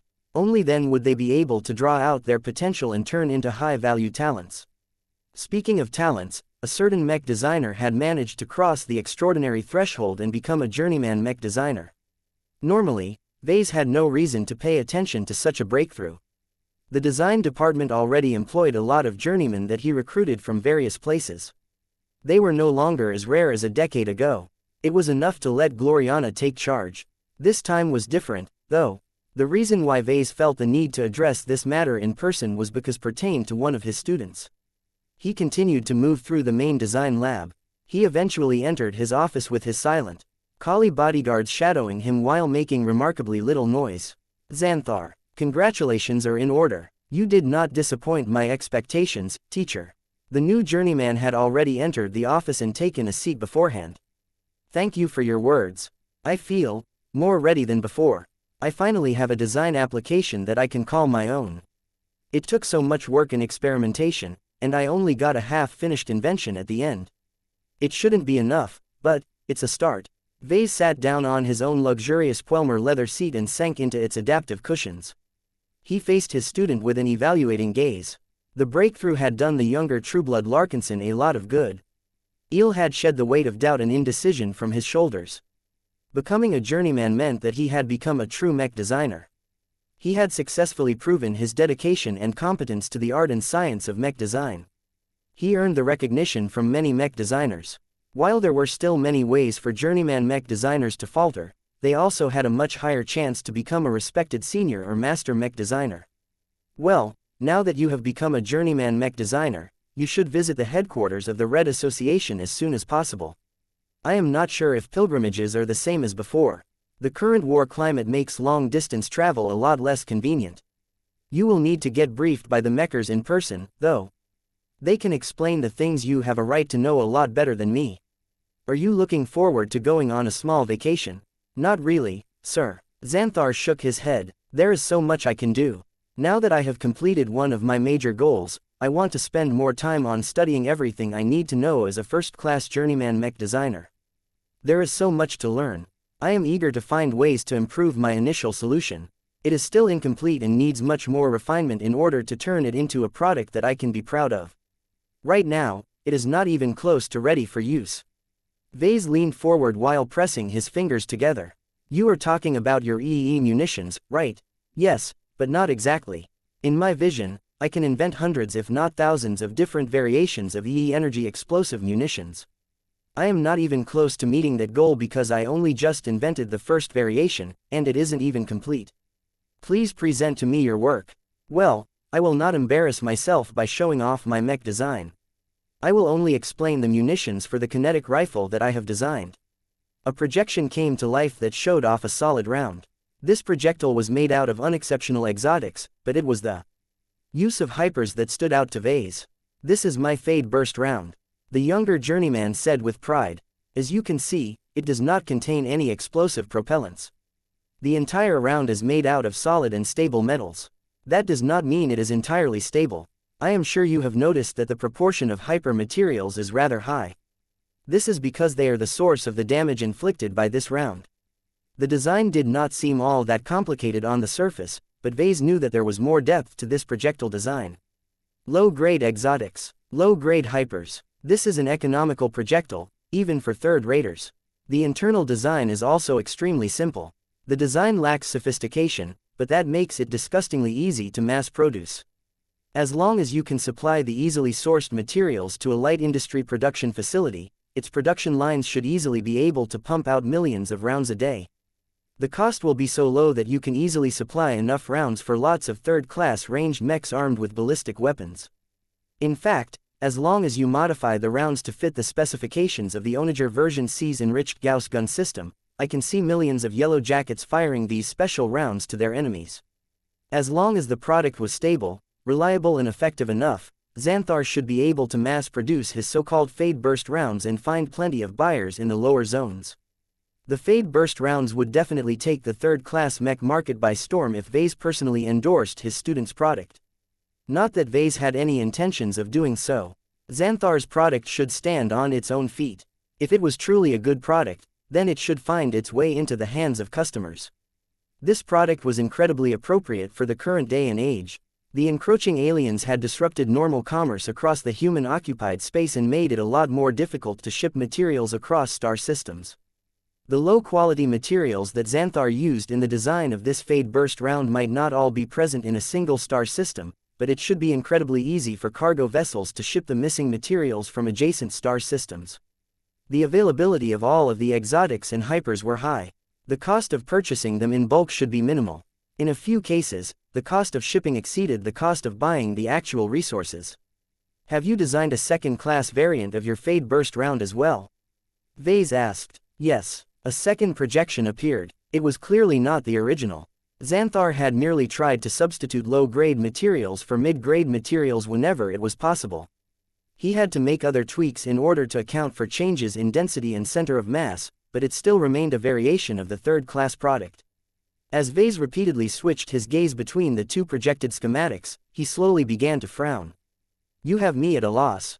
He admitted. What does it actually do? I can tell that this round is centered around the interaction of water, fire and air-attributed hypermaterials. This is certainly a volatile combination when put into close proximity, but what added value does your projectile create? Perhaps it is best to show you, sir. Xanthar activated another projection that showed the experimental firing yard. This was the place where the mech designers tested their firearms, from handheld pistols to large mech-grade cannons. At the time of the recording, Xanthar had already installed a standalone third-class ballistic rifle on a robust holder. The muzzle aimed straight at a mech dummy on the far end. What made this test special was that the mech dummy was protected by an Azure energy shield. Although it did not offer a lot of protection, I was still an unusual sight among third-class mechs. Then Xanthar pressed the activation button. A booming noise echoed throughout the underground firing yard as the weapon discharged a Fade Burst round. The projectile struck the Azure energy shield almost instantly, but failed to make any further progress. Just as expected, even the weakest Azure energy shield was still capable of blocking a single round, especially one fired from a relatively weak ballistic rifle. The Fade Burst round also was not that special from a material perspective. Its shape was not conducive to penetrating solid matter, and its materials did not possess any special advantages when used against energy or physical defenses. Yet instead of doing nothing after bursting apart against the Azure energy shields, the Fade Burst round apparently produced a second effect. A smaller but still distinctively violent bursting noise spread across the firing yard as the mech dummy unexpectedly received a dent. What? The dent on the chest plating of the mech dummy was rather shallow and unimpressive, but that still did not change the fact that a cheap third-class ballistic rifle loaded with a cheap low-grade projectile managed to bypass a working Azure energy shield. A lot of thoughts ran through Ves's mind as he studied the arrangement of hyper-materials with a much more critical eye.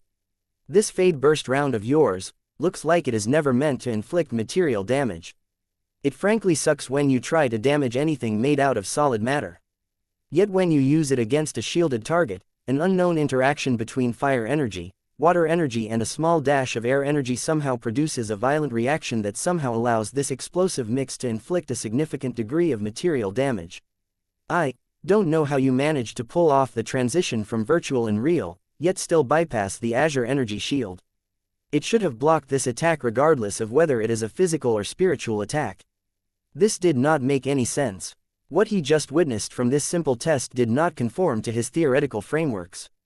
His eyes lit up. Ves not only recognized the potential of this rather weak and unimpressive product, but also gained a lot of interest in how it managed to violate the rules of reality as he knew it. There had to be a secret that enabled this projectile to bypass energy defenses so well. Chapter 6813 Clever Use of Properties. Ves Larkinson began to explain his invention in simple terms. As you know, I have been researching for a way to make EE munitions useful and appropriate in the current times. He said, I could have used more expensive materials and better tech to design a better ballistic round, but that would never get accepted by the market. I had to design a round that produces a good effect while also being cheap. Cheap and good usually don't belong in the same sentence, Ves voiced as he stared at his student with interest. I know, I went into this with the knowledge that I had to go above and beyond in order to create a type of munitions that is among the few exceptions. Since that was the case, I decided to aim high. There are many possible munitions that I could have developed, but I chose one that is most needed among second-raters and third-raters. I wanted to develop an affordable round that can damage a shielded enemy. I see, your ambition is not small. You took a considerable risk by going in this direction. You may have worked yourself into a dead end. That you somehow found a way to reach the light at the end of a tunnel is nothing short of a miracle. Xanthar responded with a rueful smile. In truth, my research hit a bottleneck. I could have remained stuck for many years if not for a recent turn of events. I will explain that a bit later. I should first explain the idea I came up with to produce the result you saw in the test footage. This should be interesting. Ves leaned forward in a clear sign of interest. The younger mech designer raised his arm and projected a very familiar-looking model. Ever since Messier 87 began to shine its exotic radiation onto the Red Ocean, we all gained access to a new source of cosmic energy that comes with its own rules and quirks. Many researchers and mech designers have conducted extensive research on the attributes that differentiate E-energy. The most common attributes that people are studying belong to the 5 elements. I chose to base my research on the 5 elements as well. Why? Ves curiously asked. Several reasons. Many researchers who are much smarter than I have discovered and published a lot of useful information on the 5 elements. Every academic journal release always contains a bundle of useful lessons on hypermaterials and e-technology, and much of that is related to the same elements. By absorbing all of this knowledge, I did not have to start from scratch, but try to combine what I have learned to create a new design application. Eel chose correctly. It was too difficult to follow Ves's example and pioneer a completely new field from scratch. Most mech designers worked like Xanthar. They extensively studied existing knowledge and tried to combine different pieces together to produce a new combination that would hopefully be useful. So what did you learn about the 5 elements that caused you to have the idea that you could develop a means of attack that can partially bypass energy shields? I had an idea that if I created an explosion with E-energy, it would somehow become violent enough to cross from one realm to another realm. Xanthar explained his reasoning. I had no proof whether this is possible and whether I can realize it, but I was so taken by this premise that I had to commit to it. This made me search for an E-energy attribute that is most likely to produce a powerful explosion. This is why I first settled on the fire attribute. I imagine that was not enough for you. Ves said, the fire element can potentially produce a powerful explosion, but it is much more effective if it is used with another element to produce a dramatic interaction. Xanthar nodded. I found that out as well after conducting a lot of experiments.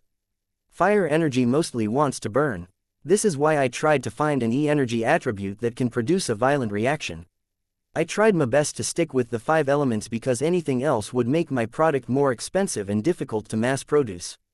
Let me guess. You settled on the water element. Yes, teacher. Fire and water do not mix well. There is lots of research that describes how different proportions of fire energy and water energy could produce something akin to explosions. I used up many samples of hypermaterials of these 2 attributes to see if I could reproduce that effect. It was harder than I thought. This must have been the first bottleneck in your research. Ves knowingly said, how did you solve this challenge? Xanthar lowered his head in disappointment. My solution is anything but perfect. I initially tried to mash different proportions of fire and water hypermaterials together, but the results I got were either too gentle or violently inconsistent. I never managed to find the right ratios and shapes to produce the effect I wanted. I eventually became so upset that I decided to give up on working with 2 hypermaterials. After a lot of thinking, I decided to add a 3rd material to see if I could add a measure of control. I chose wind energy, reasoning. Well, I did not conduct all of the failed experiments in vain. They taught me how fire and water energy interacted with each other in different proportions. I noticed that if you expose a small quantity of water energy to a large quantity of fire energy, the former will behave like real water and turn into steam that violently ejects in different directions. I noticed that this spiritual steam ejection had quite a respectable amount of force behind it. I could easily imagine using it as a weapon.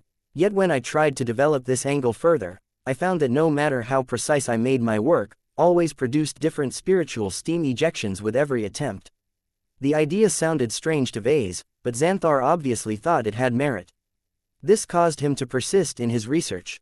It was not until I read a treatise on fire energy that I discovered that it was inherently volatile in nature. Xanthar continued to speak. It never maintained the same shape and was always changing. Fire is an element that embodies change. Burning is just one of many chemical reactions. I concluded that if fire energy alone would not be able to act in a predictable fashion, I sought out a 3rd E-energy attribute that could impose control, the wind attribute. Yes, I worked so hard that I eventually found a way to design around where the triggered activation of a hypermaterial would cause wind energy to blow onto fire energy. The 2 synergize each other due to unknown reasons that caused a consistent and unchanging cone of fire energy to hit the nearby collection of water energy. The rapid contact causes water energy to get agitated and blow in a single direction. This explained why the new Fade Burst round relied on fire, water and wind hypers. It was not possible to produce the same kind of ammunition without access to any of these materials. It did not explain how an E-energy attack could produce physical damage.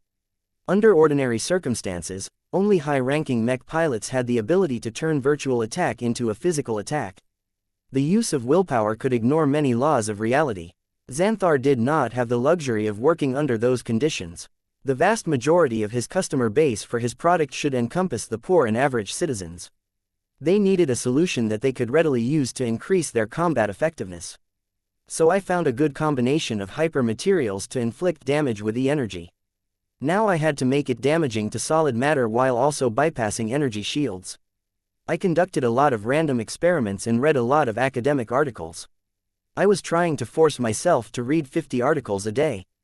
That was a nightmare considering most of the literature is written for seniors, masters and high-level researchers. You're not supposed to read that kind of material, Ves said with a frown. I grant the mech designers of the design department access to those databases because I trust you guys to exercise good judgment and self-restraint. If you read too many articles written by masters, you will inevitably get contaminated by their design philosophies. Xanthar's expression grew complex. I think that is one of the reasons why I succeeded. I didn't know what I was doing, okay. I read a lot of articles and conducted a lot of random experiments in between. As the days continued to pass, the two started to blend into each other. I began to devise strange theories by combining all of the overcomplicated research that I have read, and I wanted to verify what I came up with by messing around in my design lab. For a long time, I never managed to produce any solid results, but all of the trial and error allowed me to get closer to the right answer. Then, my progress stalled, another bottleneck. Xanthar nodded. I couldn't make any further progress because I had to balance too many variables. If I change one parameter, something else goes wrong. If I change that other parameter, 15 things become misaligned. It was a nightmare for me to find a configuration that made everything right. If I wasn't able to grasp any rules, I thought it would take years to make any significant progress. That was when you brought in the SF02. Are you saying that the new processor cluster has helped you achieve a breakthrough? I guess so, teacher. I initially did not think it could help all that much, but when I talked to Polly about how to solve my problem, she helped me figure out what sort of calculations and simulations needed to be performed. She even suggested the help of Arya for one reason or another. After the two smart owls went to work, I only had to wait for a couple of days before she gave me the results. It changed everything. Xanthar pointed at the projected rounds. When I saw the results, it was as if everything in my mind clicked.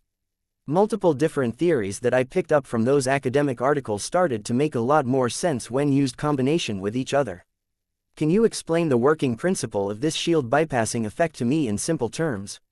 Ves requested. Well, in short, I think that you and everyone else must have noticed that E-energy radiation pretty much goes through everything. Aside from a few materials that can naturally block E-energy, everything is permeable to E-energy. The radiation just passes straight through energy shields, alloy plating and even our bodies. While some of the E-energy might stick due to hyper-materials or chi cultivation, the rest will continue to pass through. Ves widened his eyes. I see now. The fade burst round is only meant to create a burst of water energy in a single direction. As long as it retains the properties of E-energy, most of it will pass right through the Azure energy shield. The defensive measure doesn't even identify the intrusion as a hostile attack. This was a clever way to circumvent defenses. However, Ves quickly frowned when he still did not gain an answer to the most important question. Wait, if the directional burst of water energy passes right through the Azure energy shield, logic dictates that it should pass through the armor of a mech or the hull of a starship as well. The only exception is if the E-energy comes into contact with one of the few materials that can block the passage of E-energy, but that is almost never used. What is your secret? That is the most interesting part. Xanthar grinned. Chapter 6814 Fade Burst Round. The second class and third class Fade Burst rounds invented by Ves Larkinson were rather weak. It couldn't be helped. Their designs did not contain any special tech or materials that focused on increasing damage. When fired from a ballistic rifle, the rounds were more prone to shattering before it could expend all of its kinetic punch onto an obstacle. Much of this had to do with the large proportion of hyper-materials in the designs. They were decent at attracting E-energy, but possessed disappointing physical properties. The greater the proportion of hyper-materials, the weaker the overall construction. This was a problem that plagued the Amaranto Mark III design as well. If not for Gloriana's excellent use of Architect and targeted amounts of high-grade exotic alloys to reinforce the mech frame, the Ace mech would not have been able to spar so intensively against the Lamia Kailamassu. From what Ves could gather so far, the Fade Burst round centered entirely on ejecting a focused burst of water-attributed E-energy in a single direction. Xanthar's explanation about how E-energy was mostly able to bypass Azure energy shields without issue, he still had not revealed the most critical mechanism behind his remarkable new invention.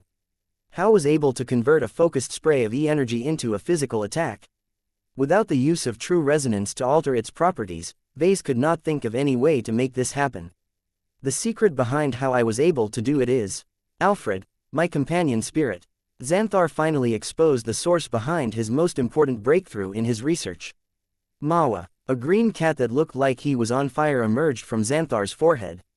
The cat still looked fairly young, but he had grown considerably from his kitten stage.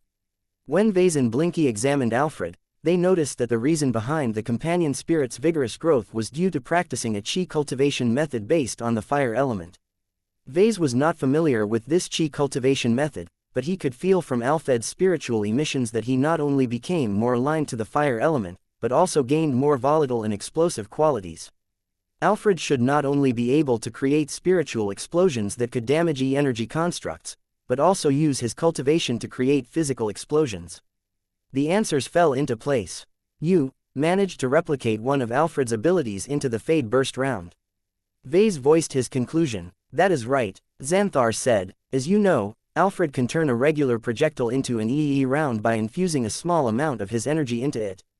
He can also amplify the power of an existing EE round and enable it to inflict more physical damage. That is where the original conversion came from. One of the problems that I have been trying to solve in the past few months was to replicate this conversion process in my mech design. I cannot fully explain how I managed to do it, but after borrowing the help of Polly and Arya, I managed to design a mech armed with a ballistic rifle that can somehow make my Fade Burst rounds behave as I wished. I knew that my design philosophy had made enough progress. I broke through shortly afterwards. That makes sense. Ves nodded. It is not unusual for you to be unable to explain the underlying mechanics of what you are able to do. Many mech designers are faced with this chicken and egg problem. It is through the help of their design philosophies that they can imbue their mech designs with characteristics that shouldn't physically be possible. Yet in order for mech designers to be able to create such works, they need to become journeymen first in order to produce a noticeably strong effect. It is considered remarkable for apprentices to be able to develop this special munition type at the strength of an apprentice mech designer. That shows that your design philosophy not only holds greater promise, but that you have dedicated your heart and intention towards its realization. Ves was in the same boat, so he knew exactly what it was like. It took strong dedication and unwavering confidence in one's vision of mechs to be able to produce such a reality-defying result. Mech designers may not be as blatant as mech pilots in distorting the rules of reality, but that did not mean that the people staying in the rear were powerless. They channeled their strengths in other ways that best suited their preferred means of serving the people. The two mech designers continued to talk further about the Fade Burst round. Through the mysterious operations of Xanthar's design philosophy, his Fade Burst rounds mysteriously managed to make up for the remaining gaps in its mechanisms and successfully convert physical attack energy into it. There were many limitations to this conversion process. Xanthar had already conducted extensive tests. My Fade Burst rounds are best fired from the kinetic ranged weapons that I have designed, Xanthar explained. Although they can also be launched from other weapons that can accommodate their caliber, the conversion process will weaken, causing the rounds to inflict less damage. The test footage already shows that my Fade Burst rounds should be able to deal a little more damage when fired under ideal conditions, but don't expect any miracles. The efficiency of the conversion process is terribly low. How much? I am having difficulty with measurements, but in my estimation, at least 70% of the energy contained and leveraged by the hyper materials ultimately get wasted. Only 30% or less of that potential is converted into physical damage. Ves did not look too upset with that. This is still a good start. You are actually lucky that you can convert 30% of the potential of your Fade Burst round into actual damage. It should be much more common for an initial experiment to be just 1% effective or less. You have saved yourself a lot of detours in your subsequent research. The new journeyman smiled at that. I at least confirmed that I am working in the right direction. There is also a lot of room for improvement. I at least want to raise the efficiency of the conversion process to 50%. Whether Xanthar could reach this goal in a few years remained to be seen, but Ves quietly wished him good luck. Alright, your Fade Burst rounds are best used by mechs that are purpose-built to utilize them. Ves concluded. If that is the case, then I want you to spend your time on developing a variant of the Yellow Jacket B and C to accommodate this new EE munition of yours. No matter whether your Fade Burst rounds are effective on the battlefield or not, I want to give each of our customers the option to try out your new weapon system if possible. I am honored, teacher. Xanthar said as he bowed in gratitude. I originally developed the Fade Burst round with your Yellow Jacket in mind. I have already completed a large amount of preliminary work. Ves raised his palm. Not so fast, Xanthar. Before we discuss this matter further, I still need to know about the weaknesses and shortcomings of this round. I am curious about how much actual damage it can do against a shielded target. From what I have seen in the test footage, it is not much. Xanthar sighed. That is why I consider the Fade Burst round to be an incomplete design. There are two major problems. I already mentioned the first one. The efficiency of the conversion process is too low. A lot of energy is going to waste before it ever hits the target. The second problem is the dispersion of water energy. Due to many reasons, when the Fade Burst round crashes against an energy shield, the water energy ejected from the projectile spreads forward in an expanding cone pattern. This means that the power most concentrated at point-blank range, but quickly spread out. That means that the distance between an energy shield and the object under protection largely determines how much damage being dealt. This was easy to understand. If the water energy had yet to spread out, much of its power was still concentrated, enabling it to penetrate through alloy plating with relative ease. If the water energy did not encounter any immediate obstacles and continued to traverse through empty, then by the time it struck a piece of alloy plating, much of its power would have dispersed already, causing the plate to endure virtually no effective damage. The amount of energy in both scenarios remained roughly the same, but the results were drastically different. It could mean the difference between getting poked by a knife and getting slapped by an open palm. As Ves thought about the implications of what he learned, he roughly figured out how this flaw compromised the effectiveness of Fade Burst rounds. Since the distance between an active Azure energy shield and an object under protection is so crucial, then your Fade Burst rounds are only effective against smaller targets. Ves deduced. Face fighters are equipped with small Azure energy shield generators. The latter are designed to stick as close to the exterior surface of the alien craft as possible. Any excess room results in wasted energy. This happens. Play to the advantage of your phase burst rounds. When they strike the Azure energy shields of these alien phase fighters, the water energy bursts only have to cover a distance of a meter or two at most before striking the vulnerable frames. Xanthar cagily nodded. I think my first EE munitions will be especially effective when used to counter weaker alien phase fighters. However, it won't work against the more expensive and elite phase fighters. Their frames are made out of superior alloys that can withstand much of the damage. I know, but this is already a pretty good result for your first iteration of your Fade Burst round. Another shortcoming is that if a target loses its Azure energy shield, the attacking mechs are better off switching to a different ammunition type than my Fade Burst round. It is frankly awful when used to damage unshielded enemies. I agree. This is a hefty shortcoming, but not an insurmountable one. Ves said, you should design a kinetic rifle that can easily and quickly switch between two different ammunition types. The mech pilot can choose to switch between armor-piercing rounds and Fade Burst rounds. I have already begun to design such a weapon, teacher. In fact, I want the weapon to be able to load more ammunition types in case I invent additional variations of EE munitions in the future. I want my weapons to be just as versatile as your Luminaire crystal rifles. Your initiative is good. Have you ever tested whether your Fade Burst round is effective against enemy warships? Xanthar shook his head in disappointment. The results are not good. I haven't conducted any realistic tests against an actual starship, but according to the data gathered from other experiments, my Fade Burst rounds are virtually ineffective against even the weakest alien warship. The distance between an Azure energy shield and the hull can easily span 10 meters or longer. That is already enough for the water energy burst to disperse in a huge cone. The hull plating of enemy warships is also much thicker and denser than the armor plating of a cheap phase water. Even if the dispersion of water energy is non-existent, it will still struggle to inflict any noticeable damage onto solid hull plating. At most, my Fade Burst rounds can be used to clear vulnerable sensor arrays and other delicate systems. Ves grew disappointed. I see. It makes sense. Is it possible to drastically increase the effective damage of your Fade Burst rounds by utilizing more expensive hyper materials? What about adding phase water? I haven't conducted any tests on rounds made with more premium materials, but I can already tell you that they will most definitely pack a greater punch. Xanthar said, however, it will become too expensive to make use of them. You need to fire a lot of rounds in order to damage any tough target. Once you fire the rounds, you won't be able to recoup the costs.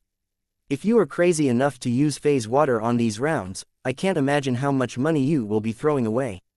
Besides, the entire point of developing the Fade Burst round is to give mechs a way to defeat shielded targets without relying on this limited resource. My work has to be affordable in order to offer enough value to customers. Otherwise, you are better off using a transphasic hyper-luminaire crystal weapon. Chapter 6815 Future Research Directions. Now that Ves gained a much more complete understanding of Xanthar's Fade Burst round, he began to evaluate whether it was ready for widespread use. He eventually shook his head. You have given me an interesting presentation, Xanthar. Your breakthrough is completely justified. You have demonstrated a good amount of ingenuity. What is most commendable is that you made clever use of the resources that you have available. It is not a mistake for you to rely on Alfred and the smart owls to solve a puzzle that had frustrated you for many months. So what if you cannot fully explain the theory behind the conversion process? Mech designers are not scientists, though we usually act like them whenever it is convenient. We are both engineers and artists. In order to design our ideal mechs, we are willing to rely on expedient methods. As long as the mechs work, you have done a good job. His encouraging words fed into Xanthar's pride and vanity. It felt good to receive praise from the best senior mech designer in the Red Ocean. Thank you, teacher. That said, your evaluation of your own work is not wrong. Your Fade Burst round cannot constitute a complete product. Not yet. As a proof of concept, it has brilliantly fulfilled its purpose. The testing of the prototypes shows that your work has successfully nailed down the essential mechanisms. From the combination of hypers that can produce a focused burst of water energy, to the mysterious conversion process that is derived from your companion spirit, you have successfully put all of the essential pieces together. They are just really crude and badly made for the time being. You need to spend a long time refining and optimizing what you have made. Ves reached out with his hand and pulled one of the projections that displayed the Fade Burst round. Il then began to alter it in real time. The projectile length grew longer. He increased the proportion of hyper materials, but altered the shape of the exterior so that it retained most of its rigidity. He then began to substitute the low-grade hyper materials for other ones that possessed many of the same properties but also contained their own unique qualities. Ves was only casually messing around. These changes might cause the Fade Burst round to produce much weaker results than before. The only way to know for sure was to test it out in reality, which was tedious and time-consuming. Still, the demonstration inspired Xanthar. He had already thought about many of the changes that Ves made, but a few of the proposed solutions opened his eyes. What is your plan going forward, Xanthar? The younger mech designer already had an answer ready. I have 3 different goals in mind. On the one hand, I need to study a lot in order to become a journeyman that you can depend upon. I want to become a first-class mech designer just like Alexis Strian and Kelsey Ampatok. Seeing the two at work makes it clear that second-class mech designers are too far behind. I don't want to become an invisible fly to you and the rest. I want you to think of my name whenever you need a mech designer that can perform magic with kinetic weapons. I want to play the same role as Lord Richard Brownstone did when he collaborated with you on the legendary Swarm project. Apprentices could generally get away with relatively shallow education. That was no longer the case for journeymen. Once a mech designer reached this rank, he had to perform at a higher standard, and that can never be done if he was lacking in knowledge. Ves leaned back on his office chair. It is understandable for you to think about this. Learning additional theory can indeed help you with refining your mech designs as well as your EE munitions. However, you told me earlier that you read a lot of high-level academic articles. I believe your head is already filled with knowledge, especially relating to hyper-technology and e-technology. This has contaminated your mind and caused you to partially lose control over yourself. You are fortunate that it has worked out this time, but that does not mean that you should push your luck. What you need the most at this time is a vacation. The younger man vigorously shook his head when he heard this suggestion. That is unacceptable to me, sir. I cannot rest. I do not want to relax while many people are fighting and dying as we speak. If I can't study, then I at least want to improve my EE munitions. The current iteration of my Fade Burst round may be useless in all situations aside from trying to damage weak alien phase fighters, but it has lots of room for improvement. This is my second goal. I cannot stand the thought of leaving it half-finished. That is a good goal to pursue. The older mech designer smiled. Your proof of concept is successful. Now you need to bring your Fade Burst round to maturity. Your unfinished product is not powerful enough. You can address this problem in 2 ways. You can either use more expensive materials, or increase the efficiency of the various processes that take place when your projectile hits an energy shield. I suggest you explore both solutions. I do not like to spend my time on developing more expensive versions of my Fade Burst round. Making it more expensive to the point that it is unaffordable goes against my vision for this product. Xanthar objected. You don't need to develop a product for the market. You can try to develop a superior round for the sake of exploring the depth of your new tech. You can also develop projectiles that our mech pilots would love to use. There are several machines in our mech roster that are armed with kinetic weapons. The recently released Karma Cutter comes to mind. While its null rifle is primarily designed to fire null rounds, you can develop a modified Fade Burst round that is compatible with our proprietary weapon system. The combination between the Karma Cutter and modified Fade Burst rounds may produce interesting combinations on the battlefield. Xanthar looked a little dubious after he heard this suggestion. I have been thinking about developing second-class and potentially first-class Fade Burst rounds that are compatible with Gauss rifles. That is also a good idea. Aside from that, I do not want my specialization to produce only a single product. I developed the Fade Burst round out of necessity, but I do not want my entire career to be based around this single product. I want to explore other ideas. There should be other hyper-materials and other combinations of E-energy attributes that I can exploit. I want to expand my catalog of solutions so that I eventually have a product for every situation. This is a good strategy over the long term, Xanthar, but do not be in a hurry to spread yourself out right away. You need to do way too much stuff at this time. You should focus on finishing your Fade Burst rounds first before branching out. If you don't complete your initial work, then your subsequent ones will retain many of the same flaws. Ideally, you should also study a lot in order to increase your theoretical foundation, but this is not a good time for you to do so due to earlier missteps. Xanthar frowned. He still found it difficult to avoid any deliberate study. It was exactly because he read a lot of advanced theories that he managed to create his Fade Burst round. Do I really have to follow your recommendation? No. Ves shook his head. Do not misunderstand. I feel responsibility towards you, but I have no interest in imposing my own ideas and design style on you. As far as I am concerned, you are free to arrange your schedule and pick your activities based on your own judgment. If you insist on studying journeyman-level textbooks, then you can do so.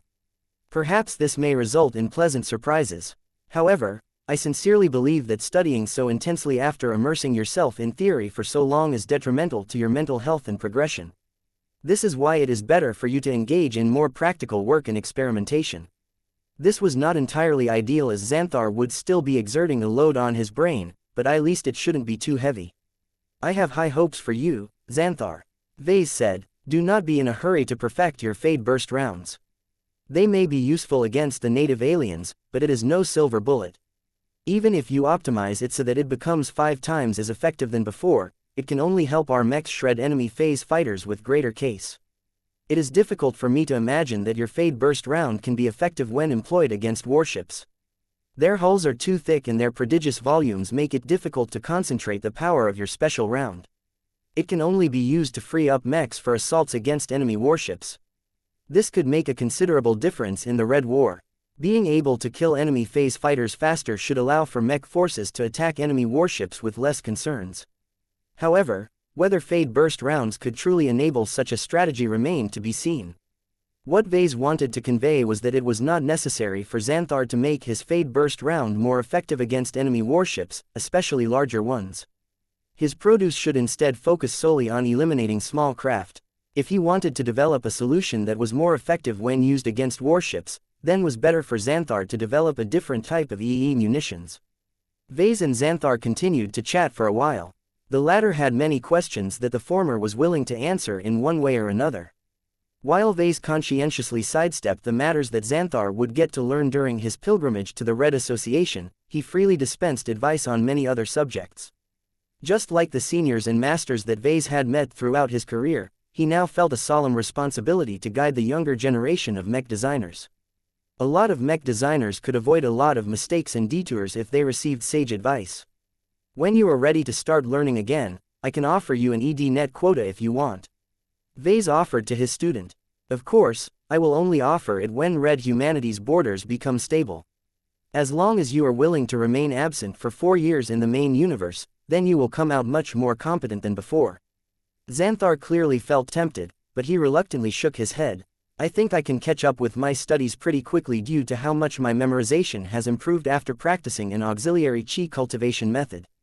I think I can manage to stay afloat. I really do not want to miss the events that are taking place during these months and years. I feel as if I am witnessing real human history unfolding in front of me. I don't want to look back on this period and get reminded that I spent much of the most critical periods of our race in virtual reality. I see. I think you have made the right choice. Would you like to travel around like journeymen are supposed to do? Ves asked next. To be honest, I haven't made up my mind on it. I feel tempted to go, but I don't want to leave the design department and explore unfamiliar terrain. I won't make your decision for you, but I think you can benefit a lot from traveling to different locations and learning the local customs. Seeing new and amazing stuff in person can inspire you. Perhaps you will generate an idea that can serve as the nucleus of your second type of EE munitions. Xanthar looked interested. This is certainly on my mind, but I still need to pick the destinations that I wish to visit.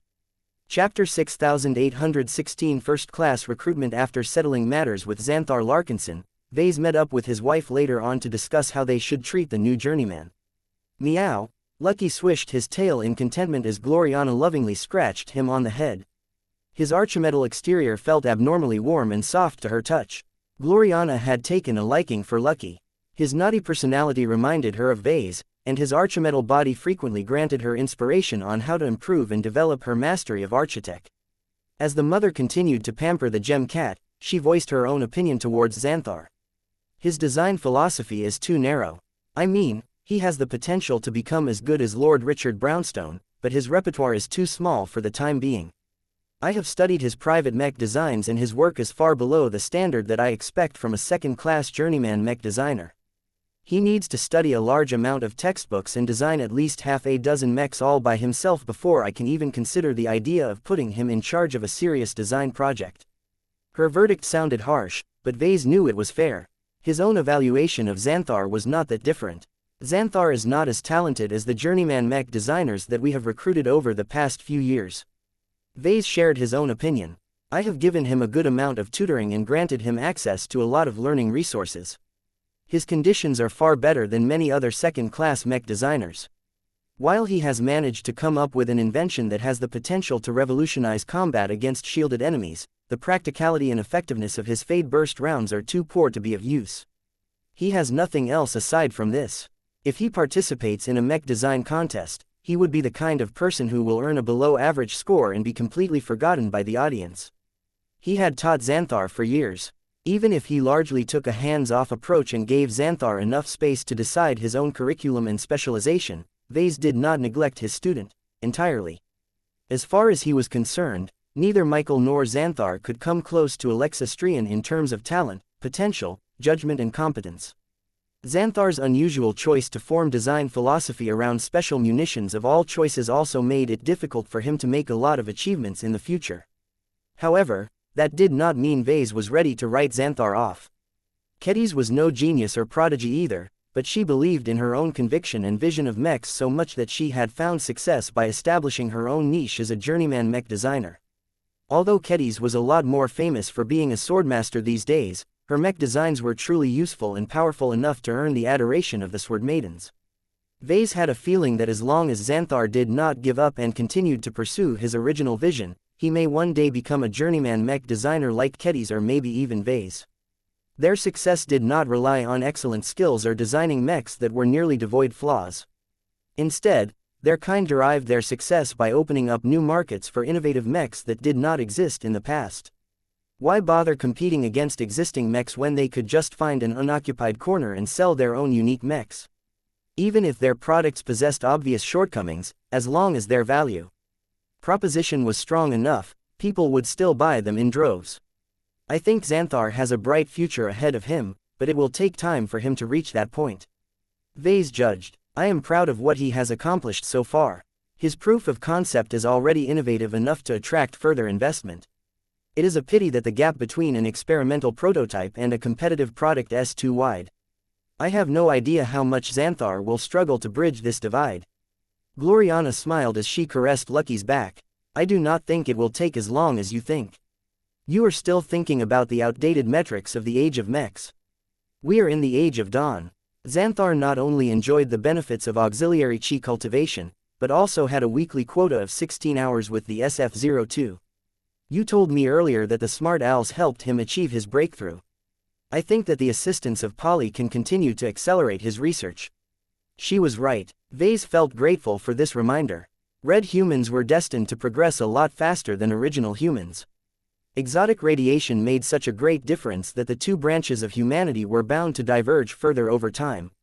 Perhaps the differences would grow so great in the future that red humans could constitute its own separate species.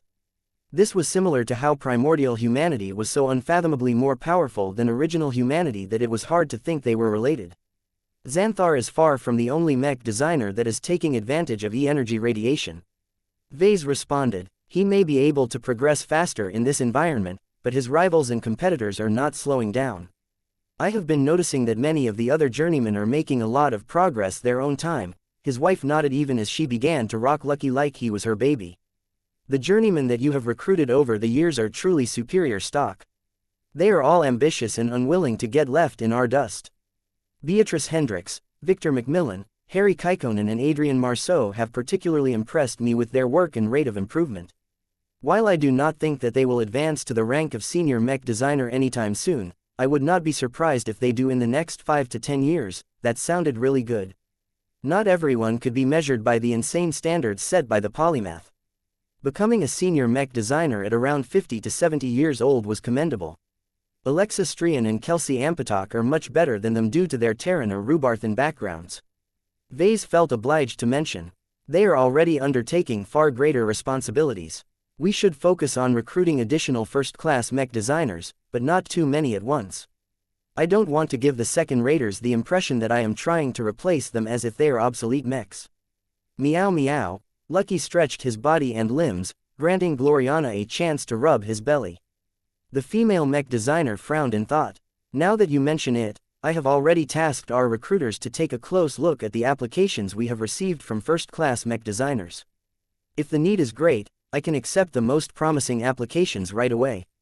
I have been holding off on this decision because the arrival of so many superior mech designers may cause unwanted division. Alexa and Kelsey are too oppressive towards second-raters, you know that. They naturally exude their superiority and their productivity is so much higher that they can drive a second-class mech designer to despair. The arrival of the SF-02 significantly cased the pressure on the design department, but it did not solve every problem. The design department still needed to increase its output of mech designs. The demand for both original designs and variant designs was growing with every passing year. The consequences for failing to address this problem were severe. Expert pilots and ace pilots may be forced to wait for 2 years before they received stronger machines that matched their strength. Norms that couldn't wait to become Karman mech pilots had to wait for multiple years until the LMC released a Karman mech design that catered to their interests and budget.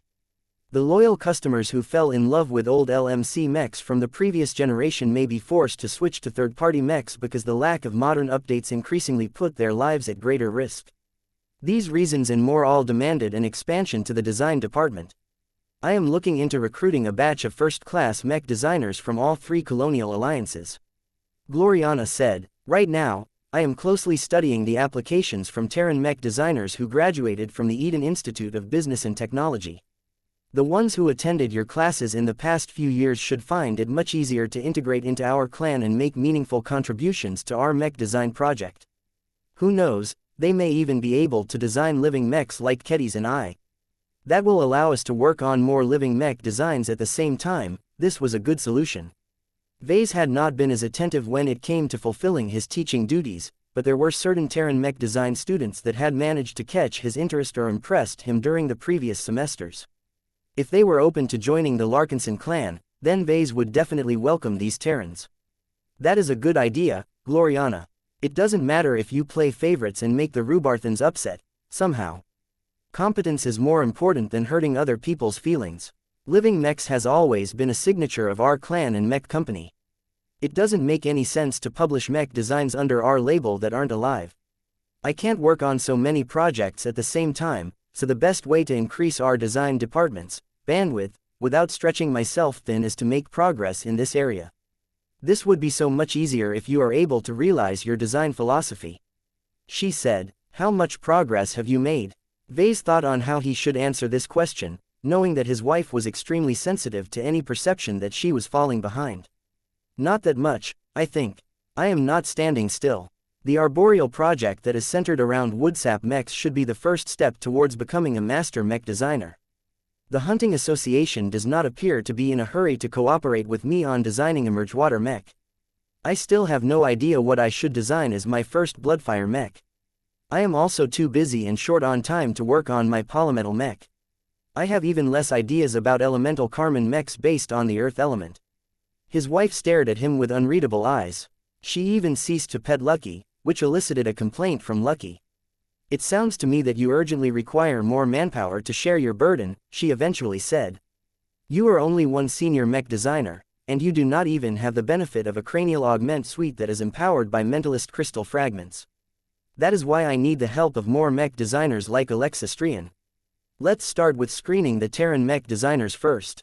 They are already so close that it shouldn't take more than a week to interview them and test whether they have what it takes to become our next assistants and maybe even peers. Gloriana remained still for a few seconds before she slowly nodded. I shall take care of it. I am thinking about recruiting 3 Terran mech designers. It is not difficult to recruit more, but I am afraid that absorbing any more at the same time will result in too much tension among our current workforce. Recruiting 3 mech designers did not sound like much, but it was a different story if they were highly competent first-raters. They could make a huge difference once they settled into the Larkinson clan and began their work in earnest. Due to their excellent education, they required minimal study and training to become useful to the design department. If you think that is a good number, then go for it, Gloriana. I trust your judgment. Chapter 6817 The Decline of Collective Responsibility. The Bortle system was burning. Gas harvesters plunged into the brutal depths of the gas giants they once harvested for fuel and other materials. Light mechs on scouting duty suffered ambushes that caused them to get torn apart by the transphasic hyper-energy cannons of alien phase fighters. Multiple alien fleets surrounded one stronghold after another. They methodically bombarded orbital defenses from afar and choked any attempt to launch serious counterattacks. Enormous energy beams and projectiles the size of meteorites struck the Titan shields that protected many settlements from annihilation.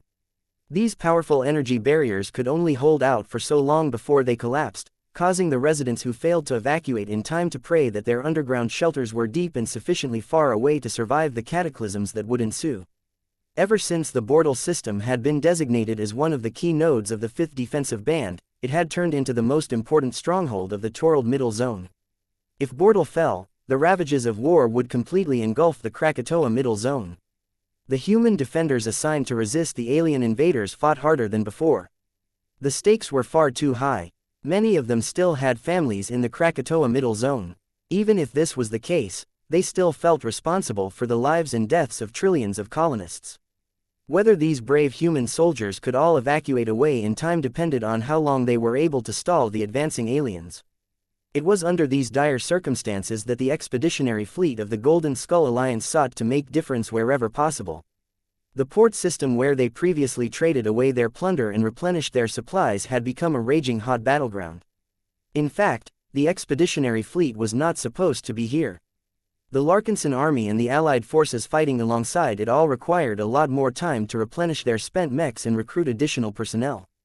Their starships also hadn't been able to repair all of the damage that they accrued in previous engagements. However, Saint Commander Casella Ingvar and several other leaders chose to cut their pit stop at Davut Short and rush towards the Bortle system in order to make a difference. Their intervention definitely helped. Many soldiers regained their confidence when several ace pilots of the Larkinson clan and the Cross clan chose to fight by their side. The incredibly flashy and ostentatious performance of her knights turned entire battles around. Thousands of knights and dozens of barons struck the enemy phase fighters and warships like ancient heroes come to life.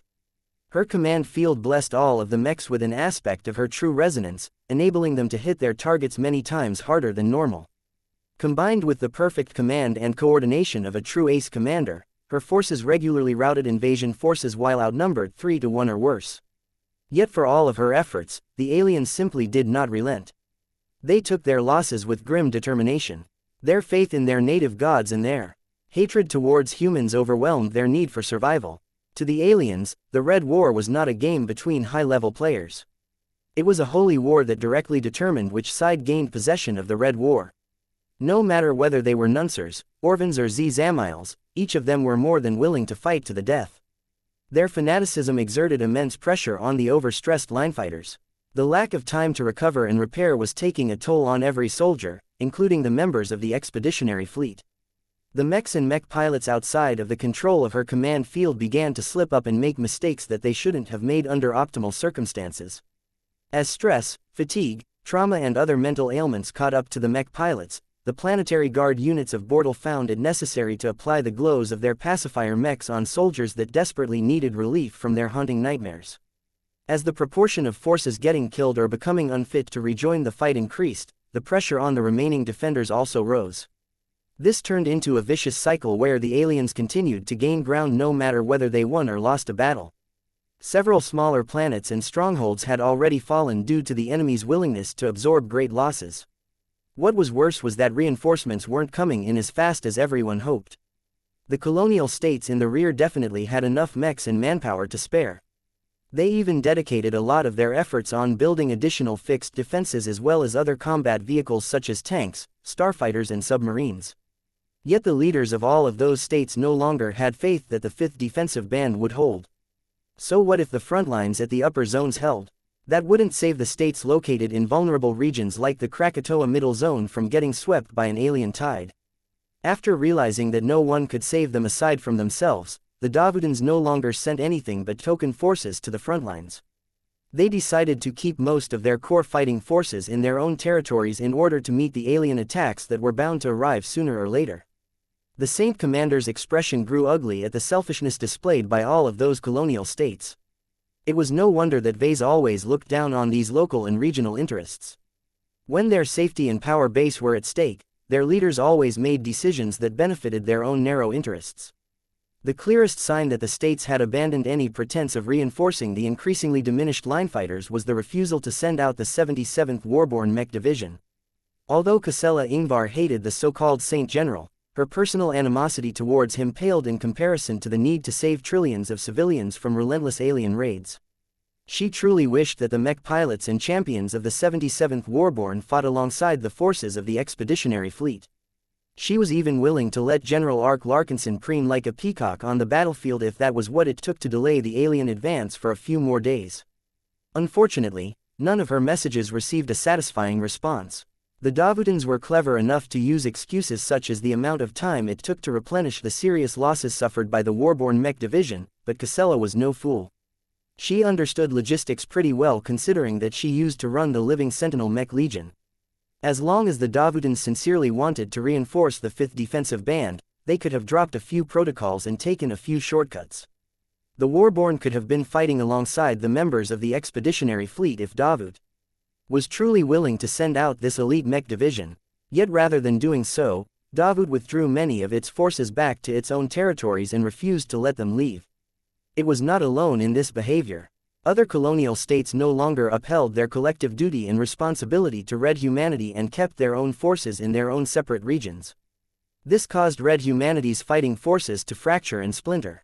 The lack of any overarching strategy or coordination meant that it would be trivially easy for the native aliens to defeat all of the defending forces in detail. The Davudans could not possibly withstand the invading aliens by relying on its own mechs and auxiliary warships. The states located further in the rear should ideally send their armed forces to places like Davud, but that did not happen. Instead, those states were happy to let states like Davud perish while consuming the resources of the invading aliens. They all hoped that by the time the alien invaders moved deeper into human-occupied space, they wouldn't be able to press as hard as before. Ksela had little hope that this would come true. The lack of troop concentration would keep the native aliens in high spirits. The casualties they suffered by defeating the humans piecemeal would be limited. This was a game of attrition that Red Humanity was bound to lose. The Saint Commander felt extremely frustrated about this unfolding disaster. She refused to acknowledge that all of those cowardly and selfish leaders were blind to the mistakes they made. Yet despite knowing that logic was against them, they still refused to coordinate any defensive efforts with other states. Suffice to say, the visible lack of support from the hinterland human space had a negative effect on everyone's morale. No matter how much Ksela and the others tried to reassure them, the linefighters that were suffering and dying in the Bortle system felt increasingly abandoned by their rear. Honor and glory meant little as death continued to spread across the Bortle system and beyond. The lack of reinforcements and the dwindling stockpiles of supplies continued to take a toll on the remaining defenders. Although ace pilots such as Saint Commander Ksela, Saint Ves Larkinson and Saint Linda Cross tried their best to rally them during every major engagement, they faced their own difficulties. Careful, two greater phase lords worked together to accelerate a large rock from afar. Their spatial manipulation had given the rock such a powerful push that it soared forward and threatened to crash against one of the largest orbital fortresses of Bortle 3, the final remaining stronghold in the port system. Thousands of commandeered transcendent punishers and other ranged mechs unceasingly struck the space rock. Huge chunks of stone got chipped away or vaporized into particles. Yet against a space rock that was the size of a metropolis, none of the damage inflicted by the empowered mechs could make much of a difference. The orbital fortresses were forced to divert their firepower from the enemy warships and focus their most powerful guns on the space rock. Thunderous primary cannon batteries struck the incoming asteroid with a combination of solid projectiles and energy beams. The space rock quickly shattered after enduring this bombardment. The human defenders had no time to celebrate this small victory. The two greater phase lords had already begun to launch another space rock that one of the alien assault fleets had especially retrieved from the nearest asteroid belt. Again, the humans dedicated more firepower to intercepting the space rocks, enabling the enemy warships to press forward more aggressively as they endured less attacks than before. "Let me loose," Saint Dice aggressively requested a private communication channel. "My decapitator thirsts for phase lord blood. These rock throwers need to die." As much as the Saint Commander wanted this to happen as well, she still shook her head. "No, absolutely not. I told you before that it is a trap. The aliens aren't even hiding it that well.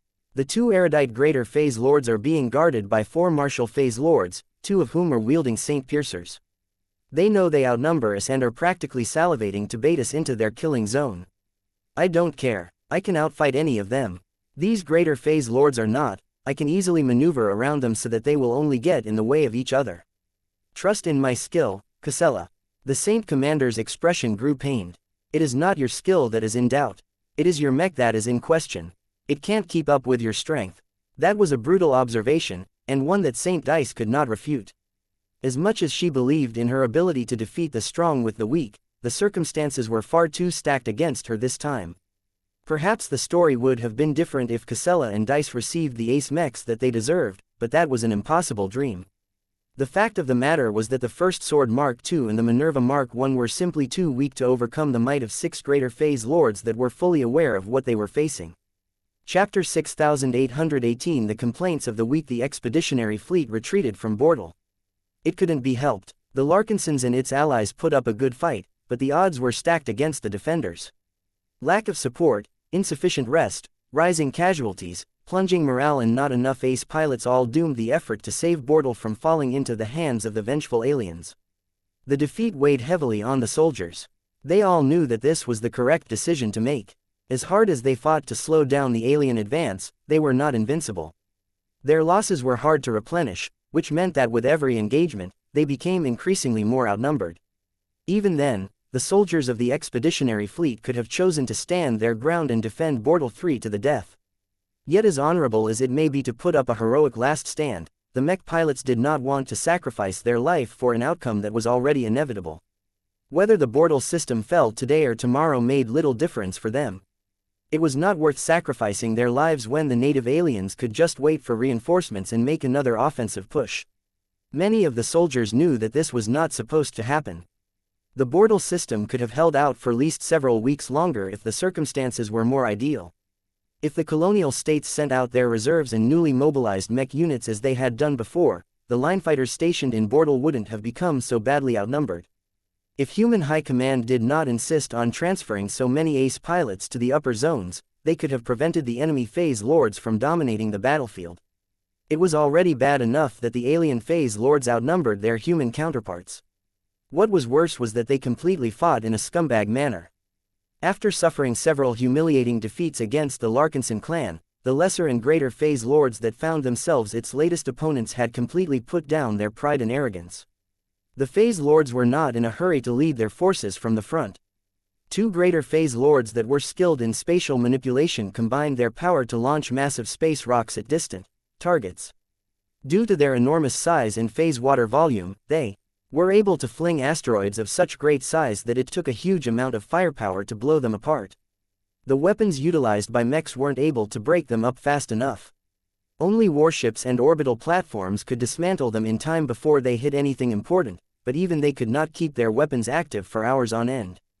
Their ammunition and energy reserves began to dwindle. The weapon barrels and other mechanisms become increasingly more worn out. Their crews became more fatigued. The erudite phase lords meanwhile kept going for many days without showing any visible sign of exhaustion.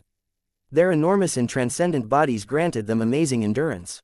So long as they did not exert themselves too hard, they may be able to persist for several weeks without interruption. With other phase lords staying behind for the sole purpose of guarding this siege combination, the enemy champions clearly wanted to rely on flinging space rocks to exhaust the defenses of the humans. It didn't matter to the aliens that their progress slowed down. As long as they remained patient, they could easily achieve results without taking any excessive risks. At no point did the phase lords ever move forward even when they noticed that they outnumbered the enemy ace pilots. They not only feared the possibility that they would inexplicably falter when fighting against the likes of Saint Dice, but they also did not want to trigger the breakthroughs of high-tier expert pilots. After years of fighting against human champions, the alien phase lords had gained a good understanding of how they worked. Many arrogant and overconfident phase lords had fought hardy battles against high-tier expert pilots, only to get capsized in the gutter when their human foe suddenly became a saint. It was common knowledge that high pressure and heightened emotions were all correlated with a higher rate of breakthroughs. The best way for phase lords to avoid getting blasted in their enormous faces by a newly ascended ace pilot was to avoid aggression as much as possible. It was still possible for them to fight, but they carefully needed to grasp how much they attacked the enemy ace pilots. If possible, the phase lords no longer fought to kill, but rather tried to tire out their enemies. In any case, the native gods all possessed good defenses, so they could easily resist the attacks of most expert mechs. Under these circumstances, expert pilots such as Venerable Brutus Woden, Venerable Ves Larkinson and Venerable Joshua Larkinson had no chance of blazing their way towards sainthood. The only way they could possibly force the issue was to go on the offensive and get close to the alien phase lords. However, doing so would not only put a lot of distance between their ace mechs and friendly forces, but also put them in the heart of the alien armada. Few ace mechs would be able to withstand the onslaught of attacks from nearby phase fighters and warships. Combined with the attacks from every phase lord, even ace mechs wouldn't be able to last long under the circumstances. This essentially ruled out any possibility of a miracle. The inability to produce breakthroughs cut off all hope of saving the Bortle system and safeguarding the Krakatoa Middle Zone. As the expeditionary fleet ultimately made the difficult choice to preserve their remaining strength and avoid a collapse by withdrawing from the Bortle system, the lack of accomplishments still weighed heavily on Casella's mind. "This is war," Ves spoke over the comm. "I read the reports and watched the footage. You did your best under the circumstances. Our ace mechs made a difference. The aliens would have taken the Bortle system a lot sooner without you and the rest." The Saint Commander grimaced in response. "You do not need to placate me. I failed. We failed. So many clansmen have fought and died in the Torald Middle Zone in the belief that their sacrifice would make a difference. In the end, I fear that their efforts to hold the defensive bands and safeguard our hinterland from alien incursions may ultimately be in vain." Ves looked closely at the projected form of the Saint Commander. He could feel that her cynicism extended beyond the failure to defend the Bortle system. As an ACC commander whose mind was naturally predisposed towards strategy and tactics, she likely deduced the true intentions of human high command. Those high and mighty military strategists and planners were tasked with preserving the human race and as much of its society as possible. This mandate did not necessarily translate into defending every single human life. If necessary, these rational and ruthless thinkers may have decided that it was worthwhile to sacrifice the lives of space peasants in order to protect the core power base of red humanity. While this decision made a lot of sense, it was very hard for the people fighting in the effectively abandoned middle and lower zones to accept this harsh calculus. "Casella, we don't have the power to protect the Krakatoa Middle Zone by ourselves." Ves gently spoke. "We are but one of many organizations in the new frontier. We are not responsible for everything that is happening. What matters is that we have already done the best we could. Nobody will be able to accuse us of doing less than what our duty demands. That is because we are too weak." Casella resentfully grumbled as she lowered her head. Saint Dice eagerly wanted to chop the enemy phase lords, but her outdated expert mech cannot keep up with her ambitions. Swordmaster Kedis has promised to complete the design of the first sword Mark III in 2 months or less, but that may already be too late to save the people who remain stuck in the Krakatoa Middle Zone from getting slaughtered. As for myself, you know more than I how long it will take to complete the design of the Minerva Mark II. She had become a lot more cognizant about the importance of piloting better mechs. There were many decisions that she couldn't make in the Bortle system due to the inferiority of their mechs. Ves tried to console the ace commander. "We are working faster than before. We have already taken concrete measures to speed up our design work by acquiring a powerful new processor cluster. My wife has already begun to interview several first-class mech designers who may be able to undertake important responsibilities in the design department. Your Minerva is ready to be upgraded within a month. Once we have transformed your command mech, you will be able to make a much greater difference. Perhaps, but it will come at the cost of my absence in the Krakatoa middle zone. Her tone along with her brooding expression caused Ves to develop a suspicion. Are you thinking about bringing your soon-to-be graded first-class ace command mech back to the expeditionary fleet? I am considering it, she admitted. Why must all first-class mechs join the defense at the upper zones? There are already so many powerful assets over there that my entry will not necessarily make a difference. The second raiders who are left at the mercy of the alien invaders need my protection more. Ves shook his head. We already held this discussion before. Your command field is much more effective when applied to first-class mechs than second-class mechs. Helping other first raiders defeat their direct opposition will also blunt much of the alien push into our territories. As long as the battles of the upper zones are resolved, the aliens will not dare to overextend themselves and push too deep into the middle and lower zones. This is the best way for you to save the people who are residing in the latter. I know, the Saint Commander responded. It is just, I hate the notion that I am abandoning the second raiders who are left vulnerable to alien attacks. Fighting the enemies that threaten Krakatoa directly is much more satisfying than protecting this middle zone through more indirect means. No matter what, you will absolutely need a powerful first-class ace mech in order to support your ambitions. Now that you have tasted a lot of defeats, you should be more eager to get your hands on an improved machine. As long as you become powerful enough, you can force the strategists to prioritize saving lives and single-handedly defeat the alien phase lords that are so difficult to deal with by others. The reminder of what she could do if she became more powerful lit a fire in her heart. Casella's eyes grew firmer as she stared at the mech designer who was calling from New Constantinople. The complaints of the weak are always ignored. There is little point for me to lament the injustice of it all. If I want to change this dwarf galaxy for the better, then I should at least come closer to wielding the power of the Fist of Defiance during his latest public performance. Is there any way to further strengthen my ace mech with the help of superdimensional matter? It will be hard for the Minerva to match that outrageous god mech in the foreseeable future. Ves almost winced in response. The First of Defiance excels at brawling. His superdimensional gear also works well for the simple configuration of the Invictus. Your Minerva fights completely differently on the battlefield. High-grade superdimensional matter won't do much to you beyond making your machine a lot more resistant towards damage. Your lack of Saint Kingdom means that you won't be able to amplify the properties of superdimensional parts as much as other ace mechs. To be completely honest, the Minerva should have the lowest priority of receiving a superdimensional makeover. There was no way that Ves and Gloriana would agree to waste precious armor-grade and weapon-grade superdimensional matter on the Minerva Mark II when there were plenty of high-ranking melee mechs that needed it more. Chapter 6819 Trusting a loser. The withdrawal of the expeditionary fleet from the Bortle system meant that Saint Commander Casella Ingvar was free to travel to the New Constantinople system. She and her mech had already boarded a fast courier vessel that would deliver them to D&D base as fast as possible. Many people had great expectations for Casella Ingvar and her soon-to-be upgraded ace mech. Ves tried his best to juggle his attention between the Minerva Mark II project and the Final Glory project. The latter was still important, but Ves did not want to neglect the former.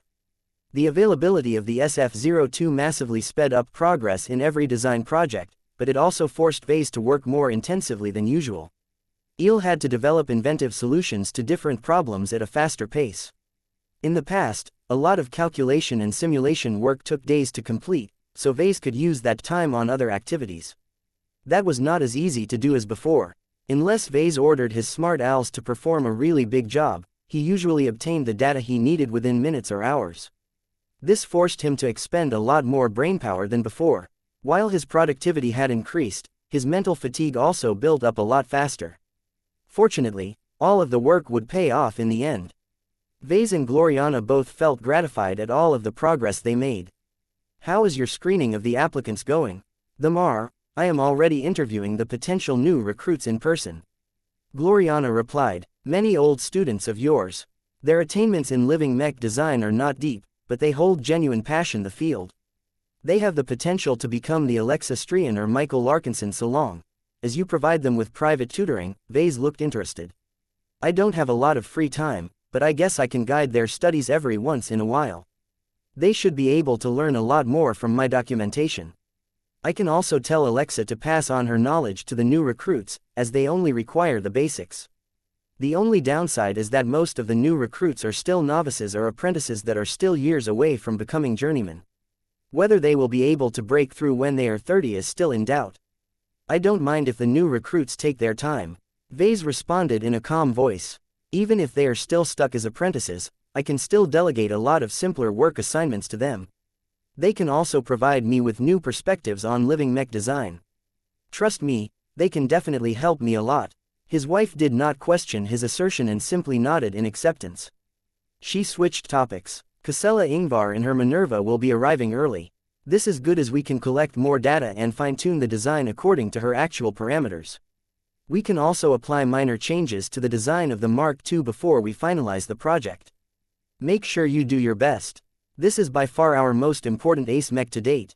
The Saint Commander is a role model to the Larkinsons and a wonderful force multiplier. You don't need to tell me that, honey. I understand her strategic importance more than you. Don't worry about the Minerva Mark II. The design is already in a very good state so far. The assistance provided by the smart owls has only made our work better. His wife was worrying too much.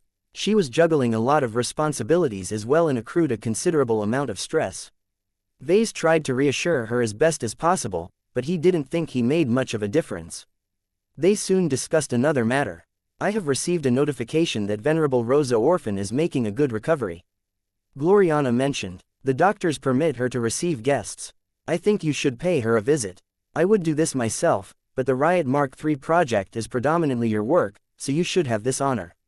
The mention of Rosa's recovery mildly took Ves by surprise. He had overlooked her presence in these past few weeks. I will take care of it. She must be feeling really depressed about her defeat and near-death experience. She could use a bit of encouragement, and what better to delight a mech pilot than talk about her next mech? Are you still insisting on using up our limited reserves of armor-grade superdimensional matter on the Riot Mark III? Gloriana questioned. Ves let out a tired breath. We already had this debate. Superdimensional matter should always prioritize melee mechs first.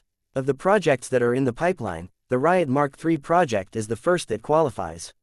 Even if Venerable Orphan is just an expert pilot for now, I believe that her latest defeat has only strengthened her determination to grow stronger.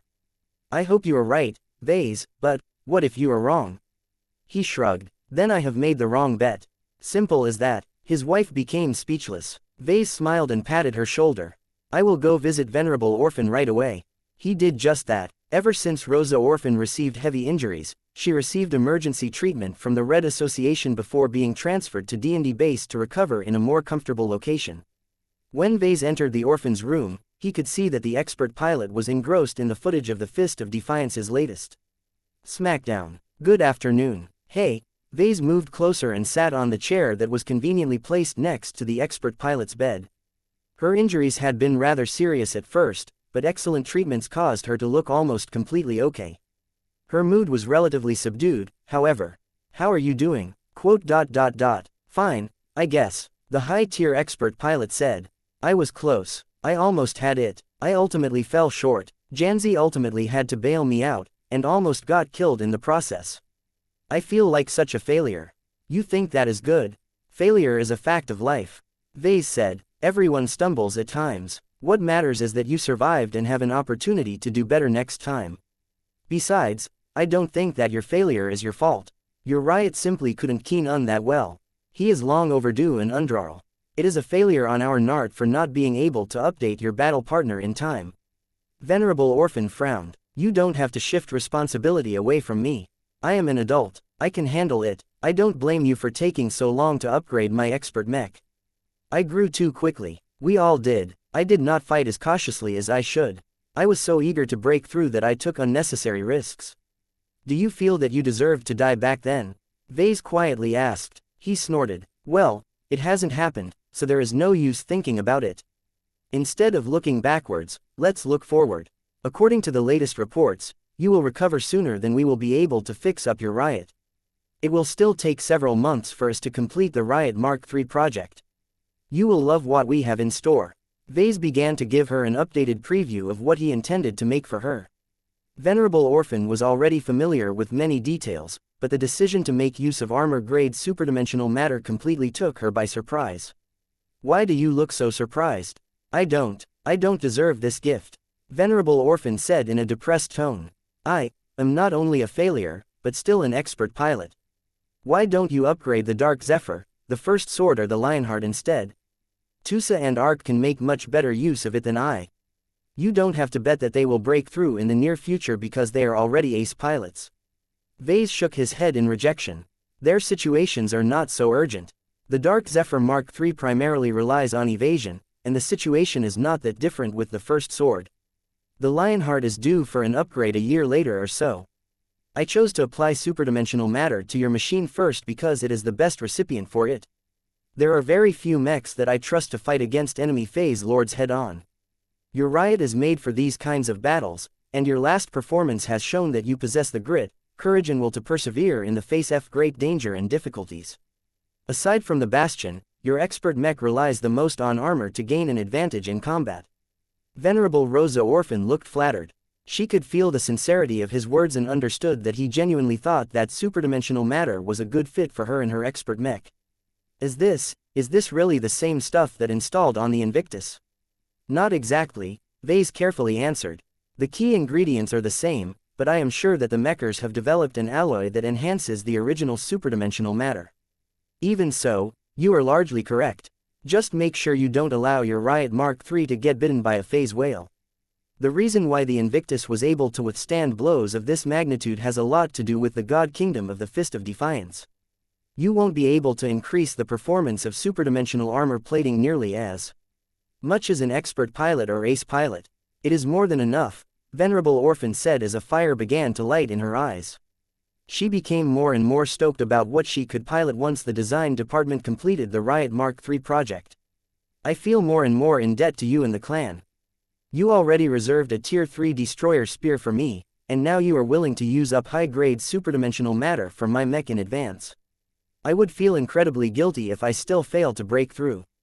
It sounded a bit unreasonable for Ves to bestow so many benefits to an expert pilot that did not merit this treatment. Did he have ulterior motives, or was he crazy? Work hard and stay loyal. That is all I ask of you. Ves tried to reassure her. My motivation for making the Riot Mark III so good is because I love this mech.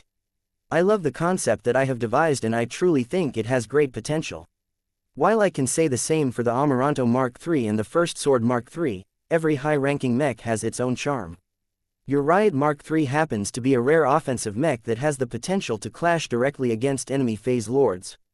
We need this capacity the most, hence why I am willing to invest so much in your machine. Venerable Orphan looked touched. She truly felt flattered in all of the trust he put in a supposed loser like herself. Her motivation only burned hotter as a consequence. I will definitely live up to your expectations. Venerable Orphan vowed. I have made a decision. I want you to turn the Riot Mark III into a Carmen mech. That took Ves by surprise. Are you sure? You should understand the consequences quite well. It is possible for me to convert the Riot Mark III into a Carmen mech, but once I do so, you are bound to this singular machine for the rest of your life. The Riot saved me, she said. I put my trust in him despite how outdated he has become, and he almost died because he stood by me. During that moment of life and death, I understood the importance of standing with your partners. I finally understand where Janzi is coming from. Just like her, I don't want to pilot any other mech anymore. I want to form a deeper connection with the Riot because I don't think I will ever feel as strong in tune with any other machine. Very well, if you are sure about it, then I will work to fulfill your request. You still have a month of time to reconsider your choice. If you still haven't reversed this decision, then our design department will endeavor to design the Riot Mark III as a Carmen mech.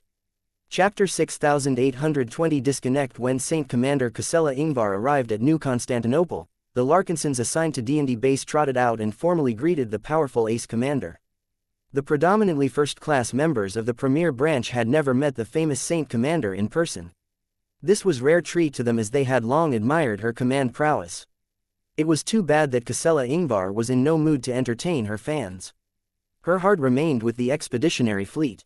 Only the Larkinsons who had fought side by side with her for multiple years earned her recognition and affection. These other Larkinsons were predominantly strangers. They had never served in the expeditionary fleet. They had never faced the threat of death against human or alien opponents. They lacked understanding of what a true Larkinson was supposed to be. All she saw in these first-class clansmen were soft civilians whose only merit was their superior education and intellect. Although the Saint Commander knew that she was being a little too unfair towards people who contributed to the Larkinson clan in their own way, her headspace was not in the right place at the moment. The expeditionary fleet's withdrawal from the Bortle system still weighed heavily on her mind. Meanwhile, the news circulating on the galactic net painted a grim picture. The 5th Defensive Band had become a joke in the middle and lower zones. There were still plenty of linefighters that tried their best to keep the alien menace at bay, but their advantages dwindled with every push made by the native aliens. The crush of superior numbers and the oppression of the Phase Lords left many defenders helpless to hold the line for long. Even so, the linefighters should have been able to hold out longer. There were many people who expected the 5th Defensive Band to hold out a lot longer due to the buildup of defensive works. Unfortunately, the obvious reduction of support from the rear inflicted a heavy blow to morale. Humans were capable of transcending their mortal limitations so long as they had confidence in themselves. What happened when their confidence disappeared? People only needed to look at what was happening at the front lines to see the result. The upper zones largely managed to hold out. The abundant reinforcements and supplies funneled to the most contested star systems ensured that the first raiders remained relatively safe for the time being. However, it was hard to find anyone that still maintained a lot of confidence and optimism in the middle and lower zones. The space peasants all felt abandoned by the big shots. Although the vast majority of them had yet to figure out the deeper conspiracy behind Red humanity's lack of effort to defend the middle and lower zones, the residents of those places were rapidly becoming disillusioned with the major powers. The Red Association did not protect them. The Red Fleet did not protect them. The Red Collective was not able to offer that much help, but most people did not mind that they did not expect much from the young super-organization. The collies even managed to earn a lot of goodwill by lowering the redemption requirements for premium curated cultivation methods. Although there was a much larger chance that would-be practitioners would fail to get started with these advanced methods, those that did manage to get past this hurdle usually became a lot stronger in a short amount of time. Was it enough to give them a better chance to survive while stuck on a blockaded planet? Not really. Unless these chi cultivators possessed production or support capabilities, all they could do was make it a little more difficult for the aliens to wipe them out. Becoming stronger might not allow them to survive, but it should at least make them feel a little better as they fought against their fate. In any case, the Red Collective was not strong or influential enough to change the prevailing trend. It was precisely due to the blatantly unequal treatment afforded to the different zones that the contradiction between First Raiders and the so-called space peasants grew so serious. If Red humanity ever managed to survive the ongoing crisis, the two groups would never be able to get along as well as before. The heartless strategies employed by human high command had permanently severed the fragile bonds of trust between the upper and lower segments of humanity. Ves found this to be a sad state of affairs. Red humanity may be on the way to fracturing if it managed to survive the Red War. It was better than getting exterminated, though.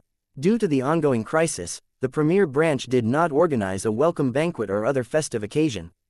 Everyone was too busy with work and no one was in the mood to party. The Saint Commander did not do much during the first day of her arrival.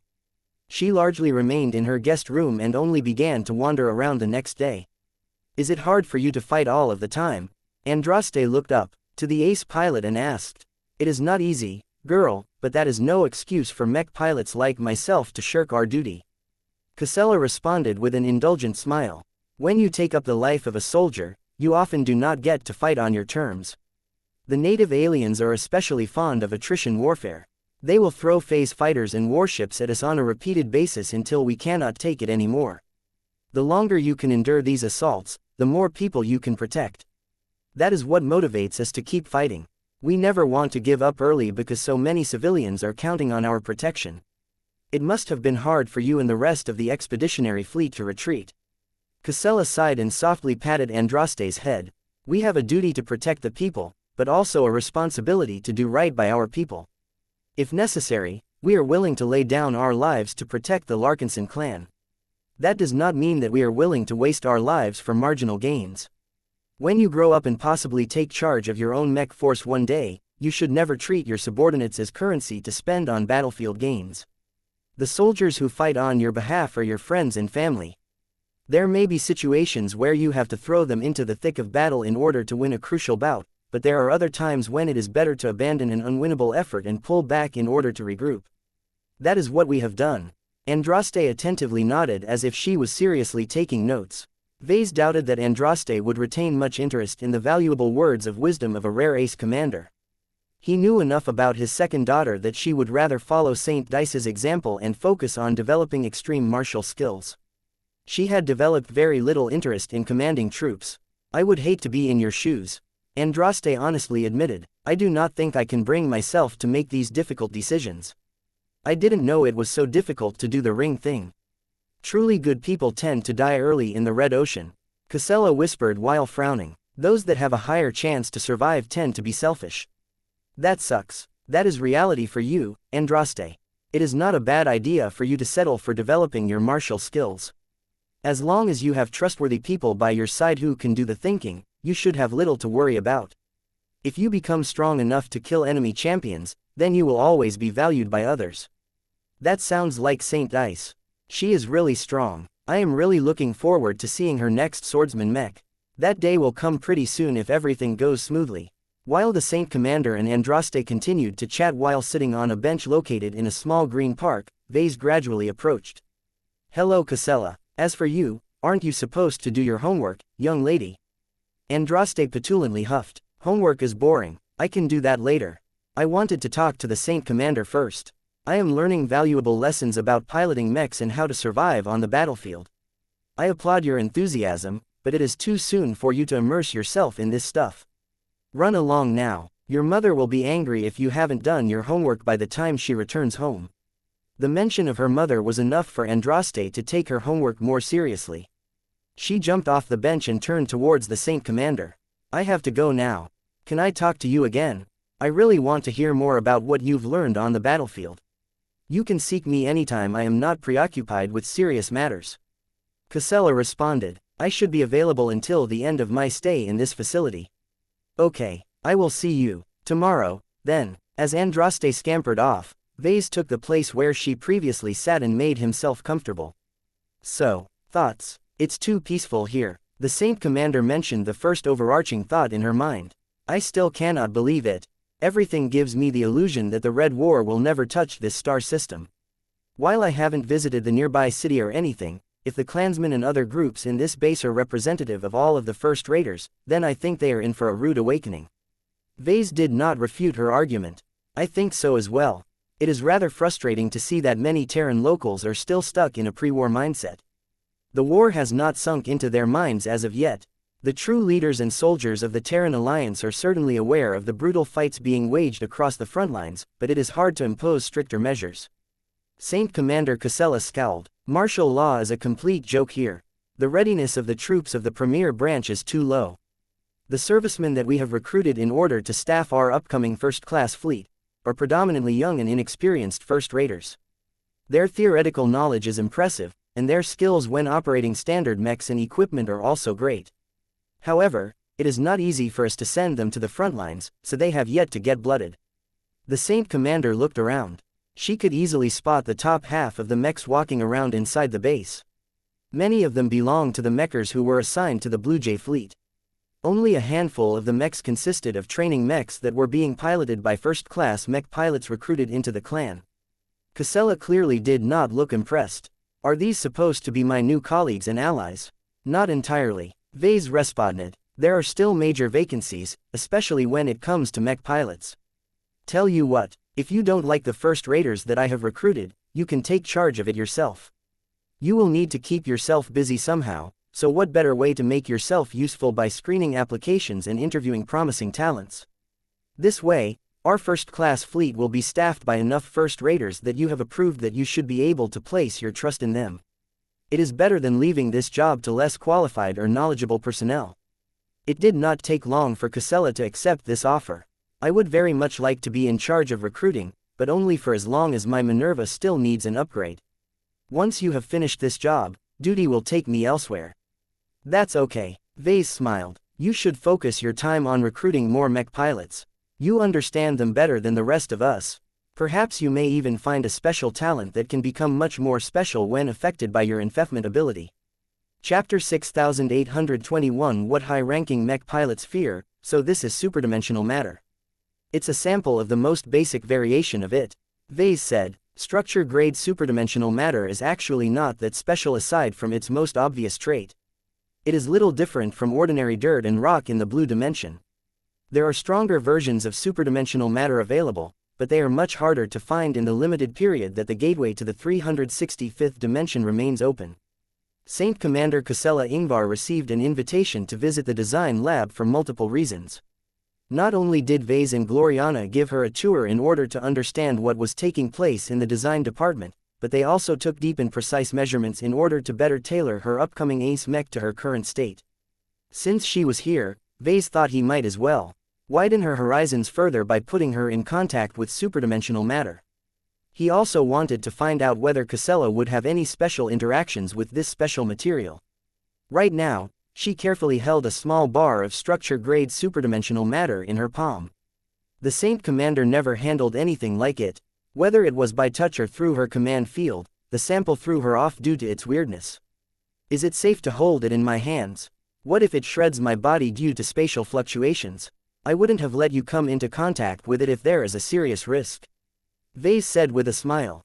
However, you are not wrong to make that assumption. According to many studies that have come out recently, phase water is a liquid form of superdimensional matter. What makes them different aside from the obvious is that solid superdimensional matter is often stable in rest form. They don't produce unstable spatial activity because their form is inherently rigid and static. If you produce a lot of superdimensional pellets, put them in a bag and shake it hard, you may be able to reproduce a fraction of the unstable spatial turbulence produced by phase water, but there are ways to prevent that from happening. It turns out that it is much easier to develop all kinds of useful and interesting superdimensional alloys. Ves responded with a smile. One of the simplest ways to make superdimensional matter safer and more stable is to dilute it. The lower the proportion of superdimensional matter, the lower the chance of accidents. I suppose that will also weaken the improved defenses and hardness that superdimensional matter is known for. Saint Commander Kusela guessed. I can faintly feel through my command field that this block of matter is actually a lot larger and heavier than it appears on the surface. I can imagine that much of that will be gone if you dilute it by blending it with other materials. There are trade-offs in everything. Ves confirmed. Pure superdimensional matter already possesses a lot of powerful properties, but it is not perfect. Parameters such as spatial stability and electrical conductivity are also important. Speaking of this, have you tried to resonate with this material? Even if Kusela was not piloting a mech at the moment, she still possessed the basic ability to resonate with anything she held in her hand, though she would never be good at it as a swordmaster. The ace commander frowned as her willpower tried to grasp and impose itself onto the small bar. In the end, she was only slightly able to resonate with it. I can resonate with this block of superdimensional matter, but it is a lot harder than I thought. It is not a resonating material. However, compared to other non-resonating materials, it is much harder for me to get a grip on this deceptively small bar. It feels much denser to my willpower. Maybe all of that extra mass that exists in the other dimensions is making it so that I am actually trying to resonate with a solid block of matter that can fill up half a room. That aligns with the latest research as well as my own theories. Ves said, superdimensional matter is nothing more than stuff that exists in many more dimensions at the same time. I am not sure whether it is necessary for you to resonate with all of the extra-dimensional mass in order to resonate properly. That is a debate that is better left for scientists. What matters is there may be limits to how much superdimensional matter a high-ranking mech can pile up at a time.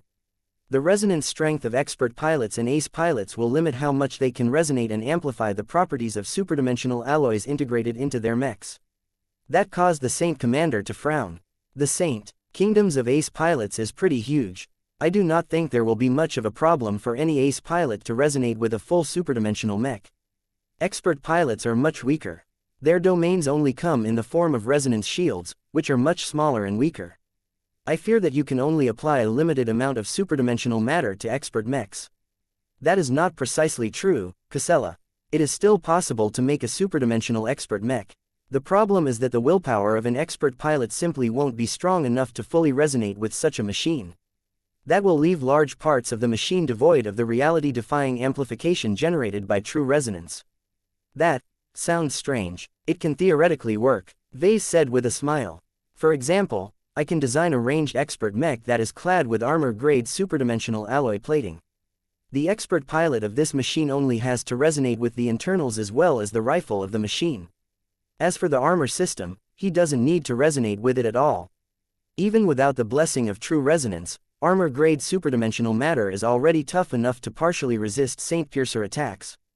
In fact, if the expert pilot can predict an incoming attack in advance, he can spare a bit of true resonance to empower the parts of the superdimensional armor that will soon receive a hefty blow. This sounded far too unrealistic to Casella. I do not see that happening anytime soon, Ves. If high-grade superdimensional matter is powerful enough that even god mechs find it useful, then only the best and most powerful machines should benefit from it. There are still multiple god mechs and many more senior ace mechs that deserve this upgrade. It should not be the turn of expert mechs to receive this gift. That is where you are wrong, Saint Commander. I have already reserved a batch of armor-grade superdimensional matter for the Riot Mark III. Ves proceeded to summarize his reasoning for his unusual choice. Unlike Gloriana, the Saint Commander showed greater understanding. Your decision makes sense. It is good that you have paid attention to the character of Venerable Orphan and the combat inclinations of the Riot. I am uneasy about the bet you have made. Turning the Riot Mark III into a superdimensional mech when Venerable Orphan has not even broken through is a heavy commitment. You will put Rosa Orphan under enormous pressure to perform and break through. If she doesn't succeed within a few years, her fighting may collapse. So be it, Ves said with steel in his voice. We cannot make safe decisions at this point. Not when our civilization cannot even protect its own borders anymore. I have great confidence in Venerable Orphan. She might not be as smart and thoughtful as you, but she is a fighter through and through. I believe that she will demonstrate far greater grit and perseverance than any other expert pilot. Only Venerable Janzi may be better in this regard. I already paid a brief visit to her. Casella said, we had a good talk. Venerable Orphan proudly announced her decision to turn the Riot Mark III into a Carmen mech. She has truly committed to marrying the Riot. Maybe this is why she chose to refer to him as a male. Ves never thought about that. His original assumption was that Rosa Orphan simply wanted to be different from her peers. Choosing to convert one's machine into a Carmen mech is a privilege to all Larkinson mech pilots. He carefully said, there are many pros and cons to piloting Carmen mechs, and I don't need to give you all a lecture on that. Venerable Orphan knows what she is getting into, and that is good enough for me. In her pursuit for greater strength, she is willing to make a great sacrifice. She is quite decisive in this regard. Many other expert pilots and ace pilots are still in doubt. Casella crossed her arms. That is not a surprise to me. No mech pilot can ignore the consequences of forming a blood pact with a single mech. To be honest, I have been pushing this decision back as well. We all fear the consequences of making the wrong mistake. I am sure that being able to form a permanent bond with a mech will allow us to perform better. However, if our enemies succeed in breaking our machines, we would be living in regret for the rest of our lives. Many people claimed that high-ranking mech pilots no longer experienced fear. Ves became increasingly convinced that this was a lie. It was true that high-ranking mech pilots no longer experienced fear when faced with powerful enemies. Their courage was usually so strong that it pushed aside all other emotions. However, there were still sources of fear that high-ranking mech pilots could not quell by resorting to false or genuine courage. One of the greatest sources of fear was the act of stepping on the road to no return. This was the greatest terror of peak ace pilots, those that had reached the limit of what their mortality allowed. This brutal test was so fatal that many ace pilots that previously demonstrated a lot of valor on the battlefield always chickened out before they could initiate the mech-body merger process. That may be a reason to embrace Carmen mechs. Ves had long speculated that the Blood Pact already initiated a few steps of the mech-body merger process in advance.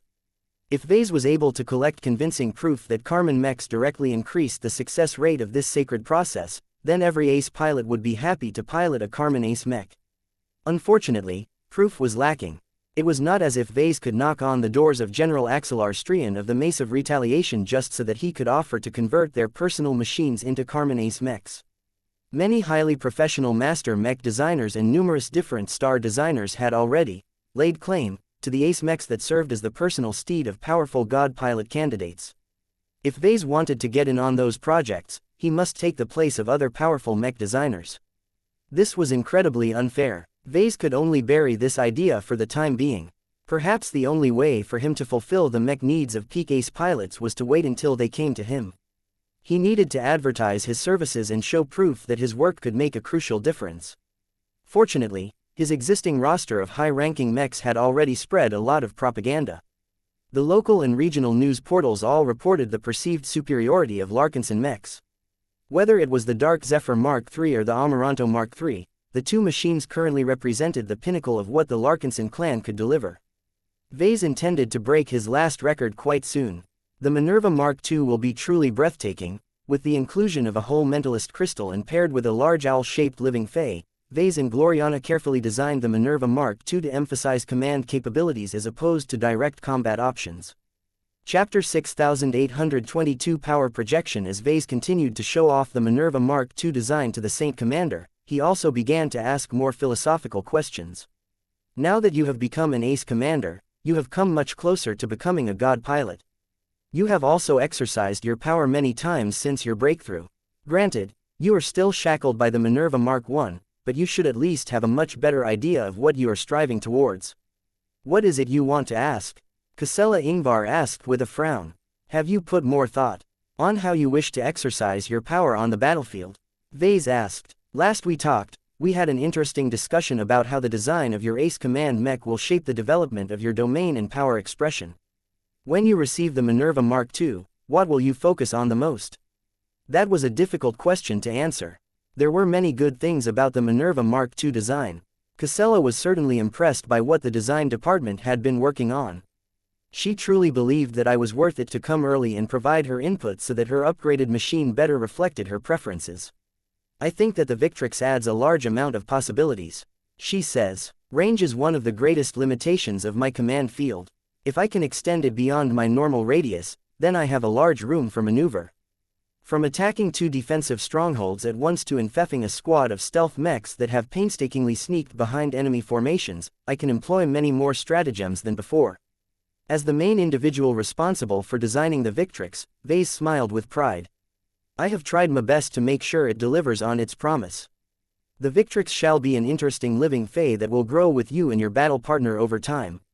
I am not too sure how it will improve, but I think that it is possible to extend its maximum operating range over time. Casella's eyes grew sharper as she thought of another possibility. The ability to use the Victrix to extend my command field to another location in the same star system is already powerful enough. However, what I really want to know is, will it be possible to extend its range to the point where I can deploy it in a neighboring star system? That is a big question. Please think about it seriously. Ves fell silent as he seriously considered this idea. The Victrix should not be able to operate too far from the Minerva under ordinary circumstances as they still constituted one single living mech. However, the use of a mentalist crystal, the Saint Commander's companion spirit as well as her remarkable command field gave him a reasonable amount of confidence that the living command fae could operate a bit further away without any serious repercussions. Even so, there ought to be limits. Being able to send the Victrix several light hours away was much different from shipping it to a star system that was several light years away. One of the characteristics about high-ranking mech pilots was that their power was always concentrated on themselves. Every god pilot was defined by this characteristic. It was their source of strength as well as their universal shortcoming. God pilots derived their strength from concentrating their extraordinary willpower as much as possible. It sounded antithetical for them to spread out their domains. That would only dilute their strength and weaken their martial strength. Only the rare god commanders such as the Archistrategos dared to spread out their god kingdoms across multiple light hours in order to spread out their resonance-empowered subjects. Even then, unless they hid their true capabilities from the public, Ves was pretty sure that it was impossible for them to spread their command fields across multiple star systems. Ves slightly narrowed his eyes. From what he could pick up from Casella's words, she may have developed an interest in breaking this rule. If there was one lesson that Ves had learned, it was that exceptions always existed. Nothing was absolute. Ves grew more intrigued. Was it possible for him to make this dream come true? He did not feel confident at the moment, but who knew whether that might change. Perhaps seeing the Minerva Mark II and the Victrix in action might give him an idea on how extend Casella's command field across several star systems. I can understand why it makes sense for you to be able to extend your command field across the same star system. Ves spoke. It shouldn't be too difficult for you to do this after you and your battle partner have grown. However, it is more difficult to help you extend your reach to other star systems. Is there a reason to pursue this in particular? Is it not obvious, sir? The war, the front lines. If I was able to commandeer mechs across multiple star systems at the same time, I will have the confidence to help humans win the necessary fights. I might not be able to do too much as an ace pilot, but if I become a god pilot, she would become almost unbeatable on the battlefield. To be more precise, the mechs she commandeered or infected with her command field would have a great chance of repelling the enemy. God pilots were practically unbeatable on the battlefield. This also applied to god commanders, because the common weaknesses of command mechs were no longer as egregious as before. Even if god commanders did not possess any exceptional personal combat capabilities compared to other god pilots, the former still surpassed the bottom threshold. It was completely possible for god pilots who derived much of their combat power from their subordinate units to kill ancient phase whales for sport. The army of one had proven this with his actions. The Saint Commander or whatever title she gained if she was able to survive the road to no return may also gain the same qualifications. At that point, it was not impossible for Casella Ingvar to defend a significant portion of the 5th Defensive Band. Ves's expression grew complex as he stared at one of the Larkinsons that he personally recruited back in the Komodo Star sector. She and her brother had come a long way since then. It was a pity that Imon was no longer able to accompany her sister. For all of the nobility and heroism demonstrated by the Saint Commander, Casella Ingvar was still a woman who was affected by her losses. The fall of House Ingvar, the death of Imon Ingvar and now her inability to help Red humanity hold the line all affected her quite a lot. The reason for that was because Casella cared. She cared for her living sentinels. She cared for her clansmen. She cared for all of the innocent people that would suffer as a result of her failures. Some leaders believed that empathy was a weakness. Other leaders were convinced that empathy was a source of strength. Casella clearly fell into the latter category. She felt so responsible for the lives of others that she worked hard to achieve better outcomes. Of course, that did not mean she was altruistic. Her overriding goal was to revive her brother in any way possible. She needed to survive and maintain the Larkinson clan's power base in order to keep this dream alive. This was one of the driving reasons why she agreed to let the expeditionary fleet withdraw from the Bortle system. Whenever her sense of duty clashed with her selfish desire to revive her brother, Casella must certainly not be feeling good. One of the ways to prevent that from happening in the future was to improve her aspiring to become the first god pilot that could effectively project her power across multiple star systems may be a way for her to make up for past regrets. I genuinely cannot say whether it is possible for us to turn this ambitious idea of yours into reality. Ves honestly said, the current model with relation to your companion spirit and the Victrix is not enough in my opinion. What I can tell you is that it may be possible for me to fulfill your goal by resorting to other means. Casella perked up. It would be great if Ves had come up with a solid idea. Please elaborate, sir. First off, there is no known precedent for god commanders that possess their own companion spirits. Their limitations are not necessarily your limitations because you have a lot more flexibility. Can you show me Elia's current state? A silver-winged snake emerged from Casella's forehead. It had grown pretty powerful after her breakthrough. Ves nodded in satisfaction. What a beautiful companion spirit. I am glad to see that she is still close to her original state. How can she help me with extending my reach to other star systems? Casella asked. Deity cultivation. Ves simply responded. I am not sure how much you know about it, but just think of how design spirits operate. Design spirits can reach out and channel their power in multiple locations in the material realm. They can do this as long as there are living mechs that they are connected to. They may be able to simultaneously reach out to thousands if not millions of different mechs at the same time. This is pretty much how a deity is supposed to operate. Casella widened her eyes as she saw what Ves was working towards. The ace commander stared at her companion spirit and tried to imagine the winged snake turning into an object of worship. You think I can take advantage of Elia's deity cultivation and extend my power to any worshipper that prays to my companion spirit? Maybe. I cannot give you any guarantees, Casella. All of this is completely unknown to me. However, I think there is at least a moderate chance for you to channel at least a small proportion of your god kingdom to worshippers who are located in another star. Your strength as an ace pilot or god pilot on the other side of the Red Ocean. The premise is that the worshipper possesses deep faith in your companion spirit. If red humanity was in a healthier state, then Casella might have felt disturbed by the notion of turning her companion spirit into an object of worship. However, the continuous setbacks in the Red War had caused the Saint Commander to not care about these pedantic matters anymore. No matter whether she had to become a god or devil, anything was acceptable so long as she became stronger. Even if the chances are slim, I would like for you to look into this idea and see whether you can turn it into reality. Casella requested. I can look into it, but don't expect anything in the short term. Your current request does not fall into the scope of the Minerva Mark II. It is important for our design department to complete the upgrade project according to its current specifications. I may be able to figure stuff out later. We can revisit this matter when it is time for us to design the Minerva Mark III. Is this acceptable? The Ace Commander nodded. I can wait, but my patience is not limited. If it is truly possible for me to operate in multiple star systems at the same time, then I would like to make use of it when our race can still put up a meaningful resistance against the native aliens. We may already become extinct before you are ready to present your. I think we have more serious stuff to worry about if that ever happens. In any case, try and keep Elia as straight as possible. Don't let her practice any weird cultivation methods. I will try and see if I can figure out a deity cultivation method that specifically meets your needs. Chapter 6823 Overcoming Fear. Ves felt that Casella's ambition had a lot of potential. If she was able to extend her command field to other star systems by exploiting the advantages of deity cultivation in combination with her companion spirit, then she may be able to defend an entire zone by herself. However, it was way too premature to entertain this fantastical idea. Casella needed to grow a lot stronger, and Ves needed to conduct a lot of research in order to develop the necessary factors that could enable this speculative method of power projection. The configuration of the Minerva Mark II was already good in its current form.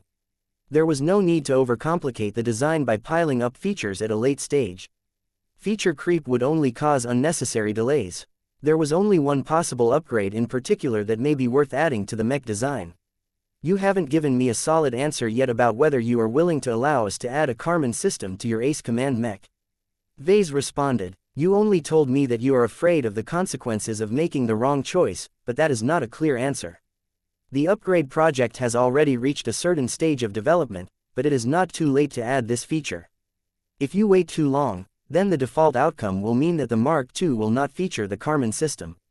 You can only wait for the Mark III to form a blood pact, but that may be at least a decade away, if not several. This is a lot of time that you could have spent on forming a more intimate relationship with your living mech. Casella knew how beneficial it was for high-ranking mech pilots to develop a strong bond with a living mech. Venerable Janzi and her Bastion regularly demonstrated capabilities beyond the norm due to their excellent relationship with each other. The Saint Commander lowered her head as she struggled to make her choice. To be honest, I was hoping that you would overlook this subject. I am truly reluctant to issue a verdict on this matter. I hate the fact that you are forcing me to make a clear choice. Do you know how damaging it is to confront mech pilots with this choice? If you ask them whether they are willing to let you install a Karman system into their living mechs, saying no will obviously indicate that they distrust their battle partners. Even the act of showing reluctance is already enough to cast a mech pilot's commitment to a living mech into doubt. Ves merely shrugged in response. I am not unaware of this dynamic. I have never pressured mech pilots into switching to Karman mechs. As long as these fellows are already doing fine with their conventional mechs, there is no need to overcomplicate this matter. There are pros and cons to both kinds of mechs, so I don't think that there is a wrong choice for potentates. You should not feel pressured either. There are advantages to sticking to your current setup. I am sure that your Minerva will understand your reasoning, perhaps, perhaps not. I would rather prefer to avoid an uncomfortable and difficult discussion, but your actions have made this a certainty. Thank you for that, sir. You are welcome. Ves sardonically grinned. By the way, you are stalling or avoiding the topic again. Is this the courage of an Ace Commander? Come on, you are a saint. The fear that I am forcing you to confront is not small, but you should really grow up and consider it from a rational approach. If you think you will gain more than you will lose, then go for it. If you are still afraid from making this life-changing decision, then how can you ever expect to survive the road to no return and become a powerful god pilot? You can kiss any grand goals and ambitions goodbye if this is the case. His last words struck a nerve in the Ace Commander. Her faint command field grew sharper and more agitated as Casella's eyes glazed over for a time. Her ultimate goal was to bring her brother back to life. In order to make this impossible event come true, she needed to become powerful enough to reverse time, or master it entirely. There was no way she could do something so outrageous as a mere ace pilot. Not even becoming a god pilot was enough. She needed to go further and reach a rank that no god pilot had yet to reach in order to gain the slightest possibility of reviving her brother. Given the extremely arduous twists and turns that Casella needed to overcome, the decision on whether to include a Karman system into her Minerva Mark II seemed a lot more trivial. The Patriarch was right, an ace commander like her needed to develop the courage to make big and impactful decisions. The specter of failure must never hold her back from fulfilling her greatest ambition. With her extraordinary mind and spirit, Saint Commander Casella processed these thoughts and more in a remarkably short amount of time. Her demeanor slightly shifted, her posture changed as she straightened her back a little more. Her eyes also conveyed a sense of daring and fearlessness that cut through most of her doubts and confusion. You speak truths. Thank you for the wake-up call. As far as the Karman system goes, its advantages are clear, but not significant enough to make a difference. Unlike other ace pilots, I depend much less on confronting my enemies directly. The improved control and intimacy with my living mech will not benefit me much. Trying to obtain these marginal benefits in exchange for imposing a serious vulnerability on myself is not a sensible trade. Even the Minerva will reject this transaction. I am different from a direct fighter such as Venerable Rosa Orphan. In her case, even minor differences can mean the difference between victory and defeat. So the answer is no. Ves asked in confirmation. I am certain of my choice.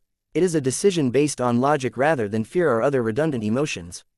Your design application is too premature. You should only install the Karman system into the Minerva when you can promise greater performance gains. I will wait for you to develop a stronger and more mature version.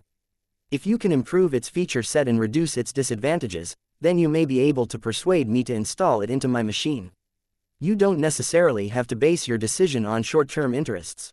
Ves spoke. Although this is only an unproven theory for now, I strongly believe that forming a blood pact with a living mech is similar to initiating a couple of steps of the mech-body merger process in advance. If you try to remove the barriers between yourself and your living mech in advance over span of decades or centuries, then you will be able to step onto the road to no return with a formidable head start. Casella briefly frowned in thought. Your assumption has merit. I am willing to believe you, but that still does not affect my calculus all that much. I am still a junior ace pilot at the moment. I have many years to go before I truly need to make preparations for my next breakthrough. For now, I want to focus on more immediate concerns. I must do whatever I can to turn the tide of the Red War and save people's lives. I can do so without needing to rely on your immature Karman system. Though she underestimated the strengths of the Karman system, she may not be entirely wrong to hold this stance. Ves knew better than anyone that the Karman system was still early in its development cycle. He had only formed the third generation of Karman systems a short time ago, and even that did not sound particularly impressive as it was mostly an evolution of what was already present. He needed to develop a more substantial evolution. The elemental Karman system was supposed to be the answer for the needs of high-ranking mech pilots. Even then, he was not certain whether an elemental Karman mech based on any of the 5 classical elements was appropriate for Casella. Her specialization and domain did not appear to be aligned with fire, water, earth, metal or wood. Trying to form a blood pact based on the wrong element may be detrimental to the Saint Commander. Out of all of the E-energy attributes that he knew of, only the mind attribute made sense for Casella. Ves had no idea how he was supposed to develop an elemental Karman system based on this concept. Perhaps he might be able to figure it out in the future. Very well, he said. It is not a bad idea to wait and see if I can come up with a qualitatively better version of the Karman system. We will design the Minerva Mark II with the neural interface as the only means of piloting it. I hope that you do not regret this decision. I will not blame you if it turns out that I have made the wrong decision. Casella said, I am responsible for my own choices. That said, I have learned from Joshua that he was able to form a blood pact with the Everchanger and his new weapon in the field. Is it possible that I can perform a similar feat in the middle of an ongoing battle? Ves rubbed his hairless chin in thought. The Minerva is a masterwork mech, so it carries a small piece of myself. I can send down Blinky, who may be able to facilitate the formation of blood pact between yourself and your battle partner. However, it is extremely difficult to make this happen without a suitable medium that both of you have in common, such as blood or a certain kind of energy. The reason why it worked so well for Joshua is because his conditions are much more favorable. Both he and his expert mech are strong in life energy. This happens to be an excellent substitute for blood, as the essence of a blood pact is to bind both of their lives together. Though Casella did not really understand the underlying mechanics, she understood that it would not be easy for her to form a blood pact with her Minerva in an emergency. Fortunately, she did not foresee many scenarios where it would be necessary for her to resort to this desperate measure. Joshua originally wanted to form a life sword pact with the bitter scimitar. Forming a pact with the Everchanger was more out of convenience than any other reasons. As Ves and Casella continued to exchange information, they grew more comfortable. Both of them understood each other a little better. As Ves developed more trust in Casella, he struggled to make a difficult decision of his own. The Saint Commander was sharp enough to notice his hesitation. "What is the matter, sir? I am facing a similar junction that you have previously overcome. I am also confronted by a difficult decision that is directly related to you. I have been withholding very important information from you. I did so with the fear that you will misunderstand me and accuse me of crimes that I have not committed. However, this news should be shared to you eventually. The consequences of keeping this secret from you for a longer period of time are much more serious. Now that I have seen that you are able to remain so rational, I think there is no better time to come clean and let you know what happened to your brother." Those words immediately caused Casella to grow more alert. Her body language grew a lot more aggressive. Despite her intense focus towards Ves, she was nonetheless able to maintain control of herself. She wanted nothing more than to walk up to Ves and strangle his neck until he spit out what he knew about her dear brother, but her rational mind told her that this would not accomplish anything productive. "Tell me, what secret are you hiding?" Ves hesitated for a few more seconds, even though it was useless. From the moment he told her that he had information about her brother, he was already doomed to share the secret that he had been keeping from her for a while. He decided to go all out and activated a system feature that he previously neglected. In a space next to where Ves was seated, a form shimmered into existence. Casella's eyes widened as the form began to gain definition. Even before the manifestation had fully taken shape, the Ace Commander abruptly rose to her foot. "Brother, have you come back to life?" Chapter 6824. Unrecognizable. Time seemed to freeze when Ves boldly brought out his first, chosen envoy. Upon Venerable Imon Ingvar's demise, Ves took advantage of one of the sacred temple's functions and turned the expert pilot into his first chosen envoy. The system had only managed to salvage a remnant of Imon, so Ves did not seem overly impressed with the results. Much of Imon had died and disappeared. Only fragments of himself had remained, which wasn't enough to preserve his consciousness and awareness. The sacred temple only managed to preserve a husk of the once brash and confident expert pilot. What was worse was that the entity that became the first permanent resident of the chosen courtyard also underwent a horrible transformation. The implications of this conversion were profound. How Imon ended up was one of the biggest reasons why Ves had always felt reluctant to show him off to the Saint Commander. Ves had already presented his chosen envoy to Casella early on, but back then Imon was still in a heavily damaged state. He was completely unable to speak, let alone hold any coherent thoughts, so Casella always held out hope that he would recover to his old self. In the months that passed since that initial meeting, the chosen envoy continued to recover, with the help of the chosen courtyard. The problem was that Imon did not regain a semblance of his old self. He instead underwent a transformation that caused him to become increasingly more alien to Ves. It was difficult to identify the current state of Imon to Casella's sister. Ves felt that his new position in the chosen courtyard had become his sole purpose. This made Ves more and more afraid to present Imon to her sister again. Yet the longer he postponed this reunion, the worse it would get for everyone. With that in mind, Ves had made the bold and admittedly impulsive decision to just get this over with and summon Imon from the chosen courtyard. Now, a dreadful silence had spread across his personal design lab as Casella Ingvar displayed a mixture of emotions as she gazed upon the floating and semi-solid form of her brother. His physical appearance precisely matched how he looked just before he died in combat. Casella could recognize her brother from anywhere, and that face was unmistakably the real deal. His piloting suit was a customized version of a high-end model that the Larkinson army especially made for its high-ranking mech pilots. What was different from before was that Imon had not only regained a lot more life, but also gained near physical substance. It was as if he was almost physically resurrected. Casella initially reacted with shock and disbelief at his current state. Was this truly her brother, or was this just a physical projection? However, her domain had instantly informed her that this was no technological aberration. Even if her command field was not as strong as a Saint Kingdom, and even if she was not piloting her ace mech at this time, his brother was so close that she was able to sense the metaphorical weight behind this entity. Her brother had turned into an existence that existed in two realms at once. He initially felt similar to the design spirits that the Larkinson clan extensively cooperated with. His extraordinary willpower had disappeared, but Casella did not really care about that. It was more than worthwhile to lose all his power as an expert pilot so long as he was able to cling to life. His situation appeared to be more optimistic than that. As Casella's command field kept trying to make sense of Imon's new state, she was able to confirm that he possessed a false body of sorts. His physical state was extremely weird. Despite his mortal appearance, his body came across as fake. His skin was not made out of organic cells. Blood did not flow through his body. From what her domain could tell, Imon's body could best be described as a temporary physical form that was completely uniform inside and out. The only differences were cosmetic. This was not an actual organic body in the truest sense. Still, as weird as this may be, the Saint Commander could still overlook this anomaly so long as her brother was back. Casella also discovered that his new state of existence had gained a measure of actual strength. Although it was nothing too impressive, Casella felt a little more reassured. The stronger Imon became, the less likely he would die. Only a very short amount of time had passed when the Saint Commander processed these thoughts. A smile began to bloom on her face. She had already begun to rush forward in order to hug her brother.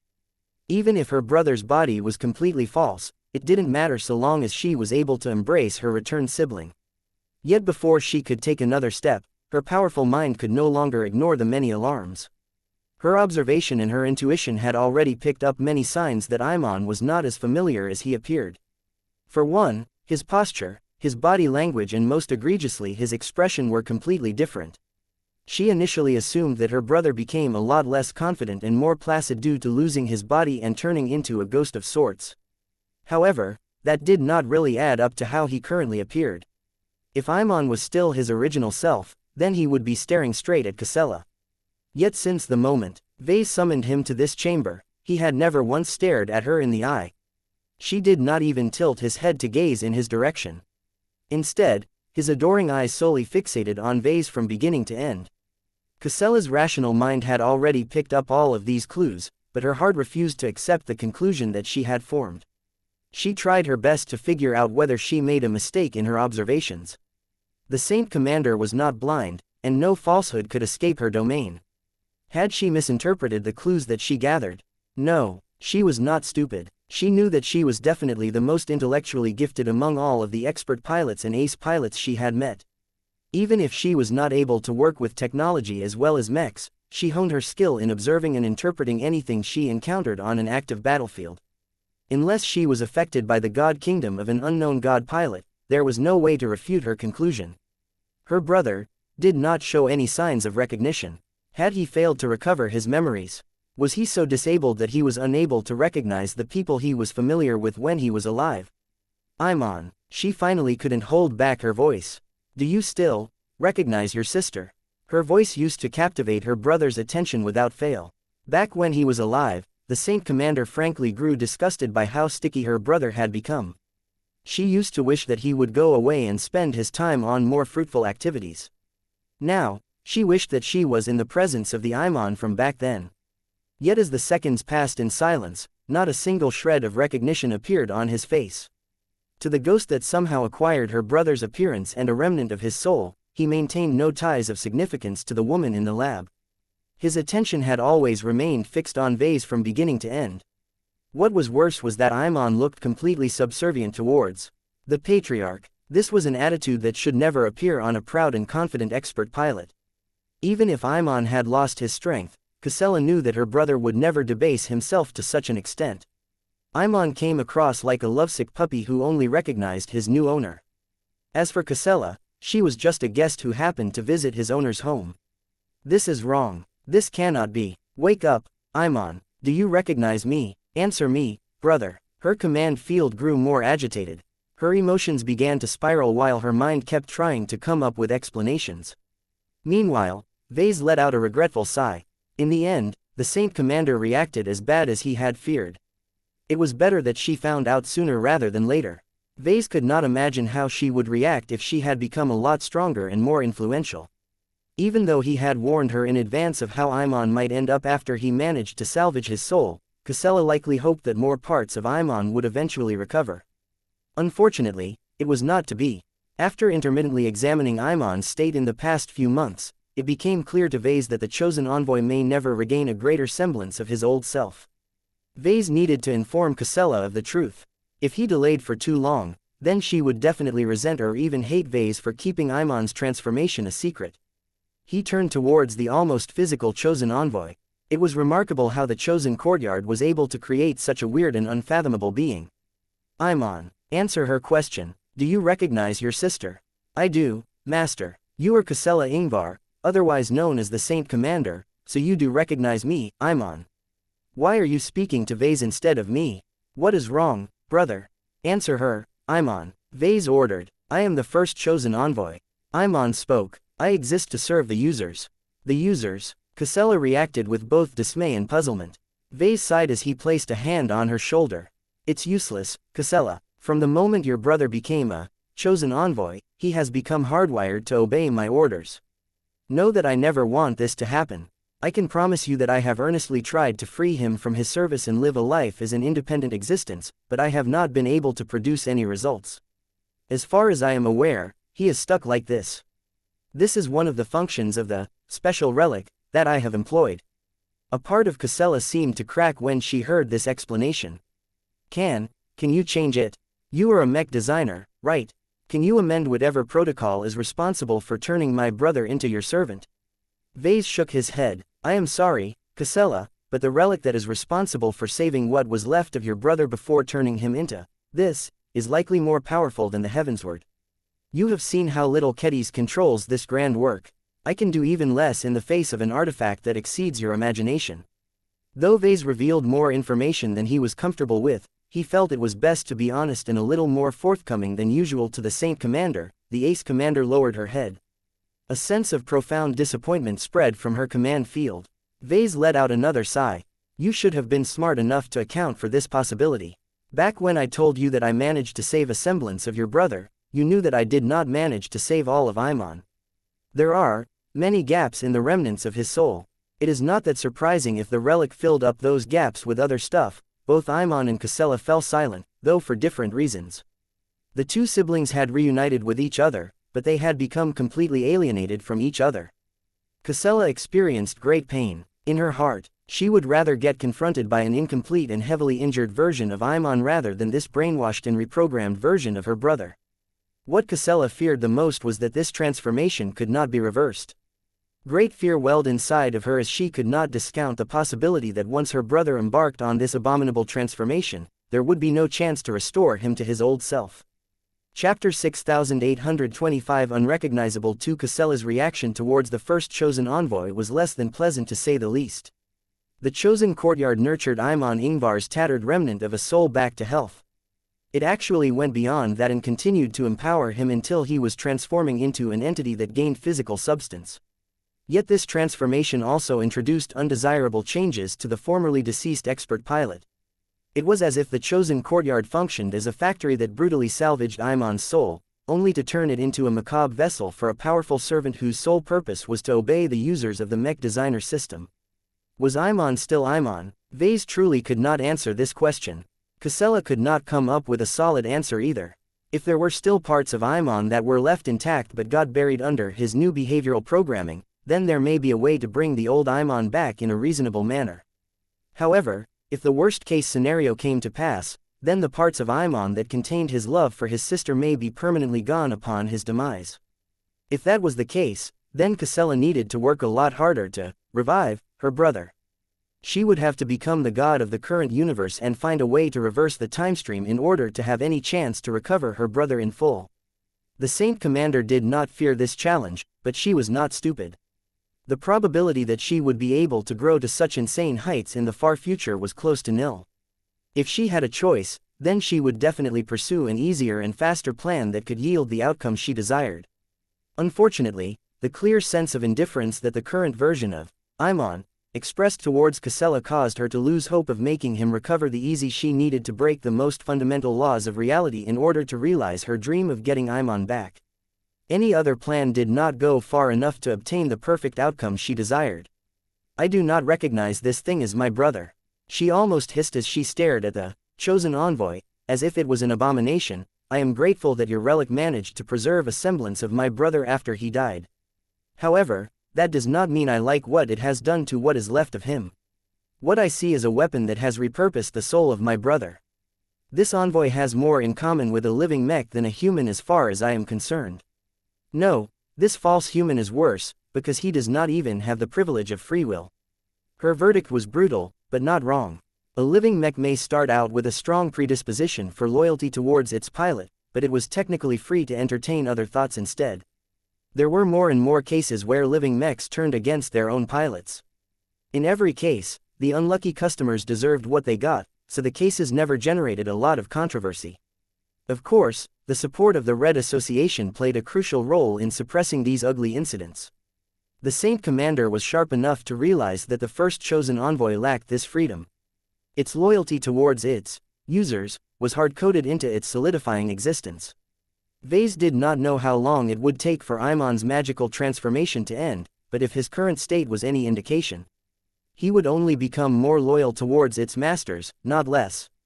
Anyone who knew the old Imon Ingvar would definitely react negatively to what he had become. This level of personality reprogramming was taboo when applied to actual human beings. Ves would definitely get into a huge amount of trouble if Imon Ingvar was still alive. In fact, Ves was still guilty of desecrating the dead. An honorable expert pilot such as Imon Ingvar deserved to move on in peace. Ves could only console himself that he went through the trouble of persuading Imon, or whatever was left of him, to agree to this unknown transformation. That did not necessarily make everything right, but it at least exempted Ves from feeling guilty. After Casella spent a minute to process how far her brother had fallen, she gradually disciplined her mind. Her willpower reasserted itself. She pushed away most of her emotions and relied on her rationality to maintain a clear enough mind. "Please take this thing out of my sight," she requested. Ves waved his hand. The first divine envoy silently bowed to his master before fading away from sight. An uncomfortable silence ensued as Casella struggled to maintain her cool. As an ace commander, her willpower was not as solid and self-centered as that of regular ace pilots. This was both a strength and a weakness. On the one hand, she was not as stubborn and mule-headed as other saints. On the other hand, she was more susceptible to setbacks. She cared too much. What Ves had presented to her inflicted such a severe shock to her that she completely lost her mental balance. Knowing the truth was painful. A part of Casella would have preferred to remain in ignorance. Why did Ves have to show what happened to what was left of her brother? The Saint Commander shook her head. She was not being mature. An ace commander could not afford to show so many weaknesses. The more mature part of herself understood that Ves had ultimately made the right. It was better to know the truth than run away from it. At least now she gained valuable information that she could use to improve her master plan. "Thank you," she said in a subdued tone. "I am not taking this well, but none of this is your fault. I needed to see what had happened to my brother.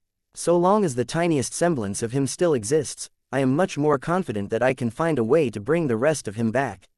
I have a stronger reason to fight.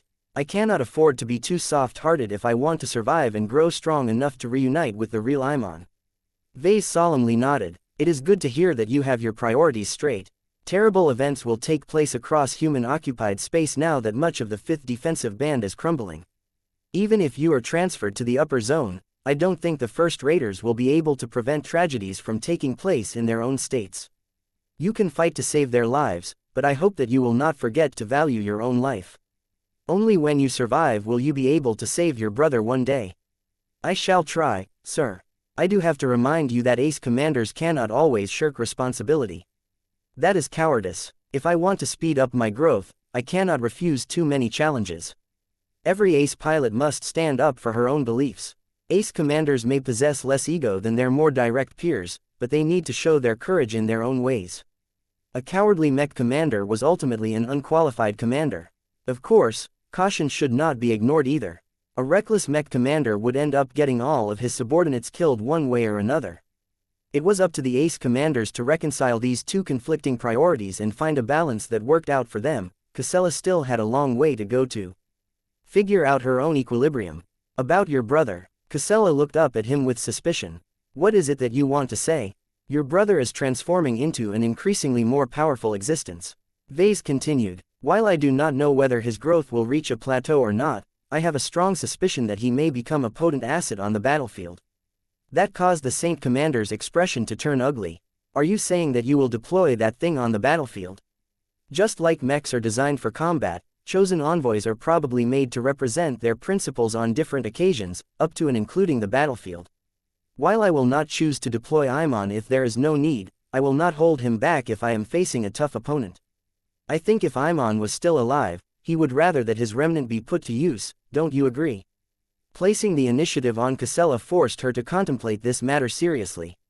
You are probably correct. Imon is not a man who wants to remain a decoration. Even in death, he would probably applaud your decision. The problem is that I am not sure how strong or useful he will become. Ves admitted. If he is not as strong as an ordinary mech, then it is better to keep him away from large battlefields. If Imon happens to be a lot stronger, then he can save the lives of multiple clansmen if he is deployed. If this chosen envoy is able to pilot a mech, then that would be even better. My point is that there is a risk that what is left of Imon may get further damaged or even destroyed. It depends on whether my relic is able to revive and restore my chosen envoy. Both Ves and Gisela felt frustrated by the lack of information. Still, if the two assumed the worst-case scenario, then there was a good chance that the first chosen envoy might permanently disappear while fulfilling its purpose. How should Gisela react to this possibility? She did not struggle as long as before. It is not fair for me to tell you that you must never place your chosen envoy in danger. As long as there is a good reason for you to resort to this measure, then I will not NHIENT to it. I cannot imagine that this will happen often if at all. You have warships, first-class multipurpose mechs and ace mechs at your disposal. If you are in so much danger that you feel the need to bring out that thing, then I find it difficult to imagine it can turn a battle around. Maybe she had a point, but Ves liked to believe that the mech designer system did not waste its resources just to raise cannon fodder. I am convinced that the final form of chosen envoys is much more impressive than what you just saw. The problem is that it may take a lot of time, resources or other demands for Imon to realize his potential in his new state of existence. I think he will become a lot stronger in a year or two. I will continue to monitor his growth and keep you apprised of any major developments. The woman nodded. That would be appreciated. I admit that I do not know how to feel about this. Your chosen envoy desecrates the memory of my brother, yet it also preserves what little of him remains in this universe. I am conflicted. It will take time for me to come to peace with what you have shown. Family is important, Gisela. Do not feel guilty for feeling so strongly about your brother. That shows that you are still human. In my opinion, you are much better than saints who mainly think about themselves and cannot bring themselves to care about their fellow clansmen. Both of them knew that he was referring to a certain saint general. Their meeting had come to an end. Gisela wanted time for herself to think about her goals and her outlook towards the future. She needed to sort out her mixed feelings if she wanted to return to the battlefield stronger than ever. If she did not deal with her inner turmoil, then piloting a stronger mech was no use. The Minerva Mark II could only be as strong as her pilot. Chapter 6826 Brittle Force. After the Saint Commander learned of the most current state of what Imon Ingvar turned into, she made herself scarce for a few days. She locked herself in her guest room and spent her time thinking and meditating. Though Ves showed a bit of concern, he trusted that Gisela would not engage in self-destructive behavior. She had too many reasons to fight. There was no way she would compromise her ability to command her troops on the battlefield during this dangerous period of time. Ves tried his best to shove his concerns about the ace commander aside and went back to his work. The Minerva Mark II project, the Final Glory project and the Arboreal project were all making brisk progress. Although the low-ranking mech designers no longer had the right to make unlimited use of the smart owls, that rule did not apply to Ves and Gloriana. Both of them understood that speed was of the essence. They were willing to make heavy use of the services of Polly, Momo and Arya if that was what it took to complete a big project several weeks or months in advance. Although the two senior mech designers understood that relying so heavily on automation not only deprived them from valuable design experience, but also caused them to overlook small opportunities for unplanned improvements, they couldn't help it. The news from the front lines continued to generate a sense of urgency among the general population. The Krakatoa Middle Zone was already beginning to suffer from widespread raids and invasions. States such as the Colonial Federation of Davut and the Karluk Colonial Republic had belatedly entered into a full war footing. Everyone that failed to get a ride out had to work for the defense of their planets no matter the cost. Many factories that still produced consumer goods until recently were now forced to produce all sorts of mechs, Karman mechs, starfighters, tanks, turrets and other war materiel depending on their capabilities. All forms of market activity had ceased. The supply of raw materials became a lot more difficult due to alien raids and highly volatile price fluctuations. It was impossible for shipping companies to ship goods from A to B as normal. Just as many people predicted, many planets found themselves forced to fuel their local industries with resources that were close at hand. Many planets and settlements struggled to produce enough finished goods without being able to import specific materials and components. Local operations could only secure shipments of essential goods at wildly inflated prices. Even then, not everyone fulfilled their contracts. When states risked annihilation, confidence in their currencies and their ability to repay debts came into doubt. Defaults and contract violations were on the rise as opportunists and profiteers sought to take advantage of vulnerable states. Although the Red Three attempted to crack down on any behavior that damaged the integrity of markets, there were way too many violators to hunt them all down. The situation became especially dire in the middle zones that were being hit the hardest at the moment. Even the premier branch began to feel the pinch. A lot of upper zones actually depended on imports from the middle and lower zones to feed their industries. The rapid and unexpected shortfalls compromised the supply chains of many factories. While the supply disruptions were not too severe at the moment, Ves and many other clever players had already begun to place a lot of orders in advance. They wanted to take advantage of the fact that they could still purchase a wide variety of essential goods to build stockpiles of energy cells, ammunition, fuel, universal parts, nutrient packs and special materials whenever possible. While it was fine if a few groups engaged in this hoarding behavior, was a different story if everyone else did it as well. The Larkinson clan was not able to gain any advantage in this aspect. Aside from being able to rely on its own factories established in many different star systems, it was a nightmare to gain priority when ordering goods from third parties. Many companies made no pretense of participating in the free market anymore. They stopped putting their products on the shelf and directly shipped their goods to their friends and patrons if possible. While the Larkinson clan had been better prepared for contingencies than most, even its clansmen had become affected by complacency. They naively believed in the propaganda that the 5th Defensive Band would hold. They all looked like fools in hindsight.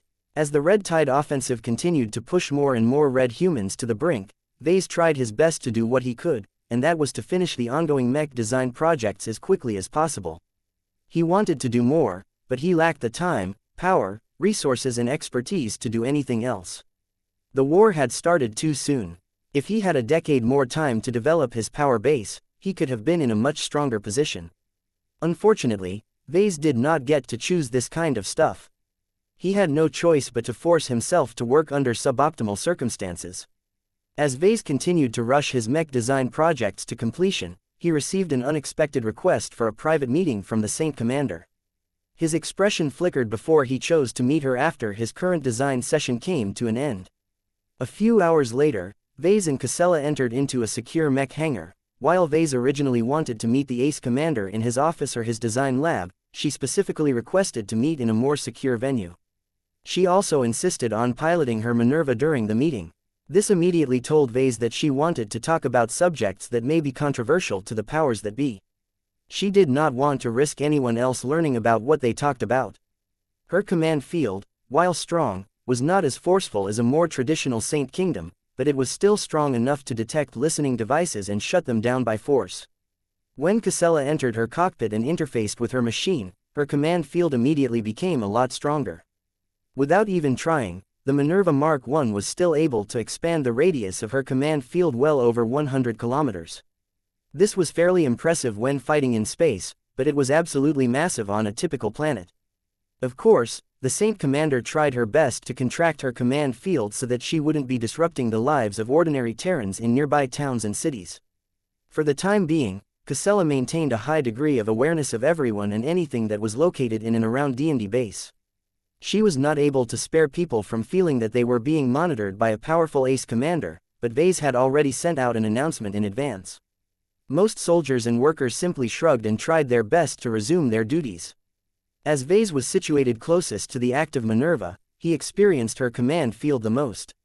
His spirituality was strong enough to block and resist her influence if he wanted, so he was not too worried that she would be able to puppet him like a minion.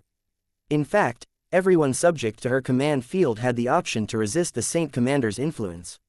She never wanted to control people by force. Ves took advantage of this moment to gain a better insight into Casella's mental state. She was more focused today. Compared to a few days ago, she not only managed to get rid of her confusion, but also wiped away her feelings of disappointment and dismay. The current version of Casella had become a driven woman. She exuded a firm but not too overpowering sense of purpose. The Saint Commander clearly wanted to get stuff done. That was good. An ace commander that was being active was far better than one who wallowed in her own misery. All right, Casella, I am here, and you are in your mech. What is it you want to talk about? Ves directly asked. I invited you here because I have a plan. The speakers of her Minerva carried her voice across the mech hangar. I have decided that since I will soon pilot a first-class ace mech, I want to do so on my terms. I will not be going on a tour as is traditional. That caused Ves to frown. Are you sure about that, Casella? The purpose of a tour is to familiarize yourself with the more advanced aspects of what it means to become an ace pilot. You will also be able to receive exclusive guidance from highly experienced senior ace pilots for free. Both Saint Tusa and Saint Stark have praised the treatment that they received.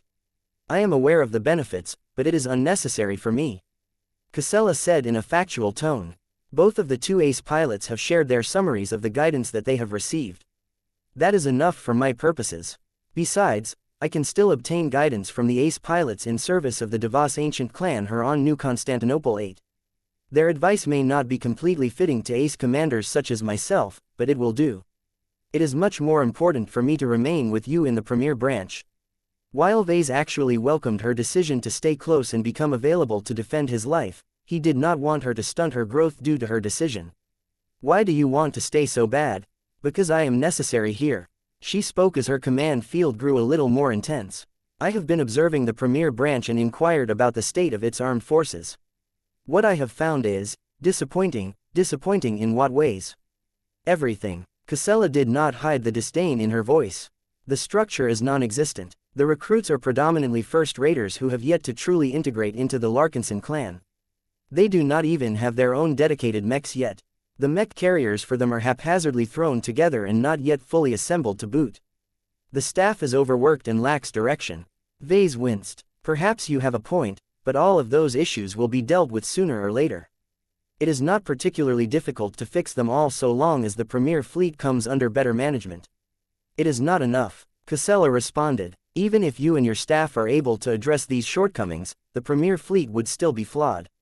The prototype of your premier fleet lacks any noticeable tempering. It is brittle and will easily break when deployed on a serious battlefield.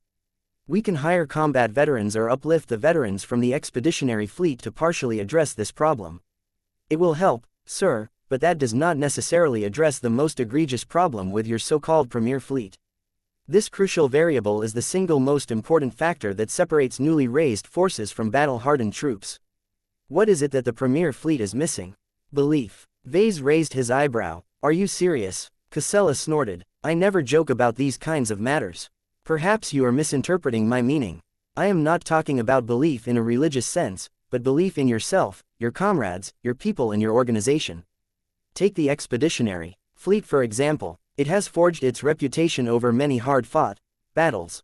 It has built up extensive martial traditions that culturally sets it apart from other armed groups. The mech pilots who serve over there are no longer regular soldiers or veterans anymore. They are members of the renowned expeditionary fleet of the Golden Skull Alliance. Just the mention of the two key words is enough to make them swell with pride. This is but a small description of why the expeditionary fleet consistently outperforms many other second-class mech forces. Ves understood what she meant. As a leader who had participated in many of the battles of the expeditionary fleet himself, he too developed a strong belief in the Larkinson army's ability to overcome stronger and more numerous enemies.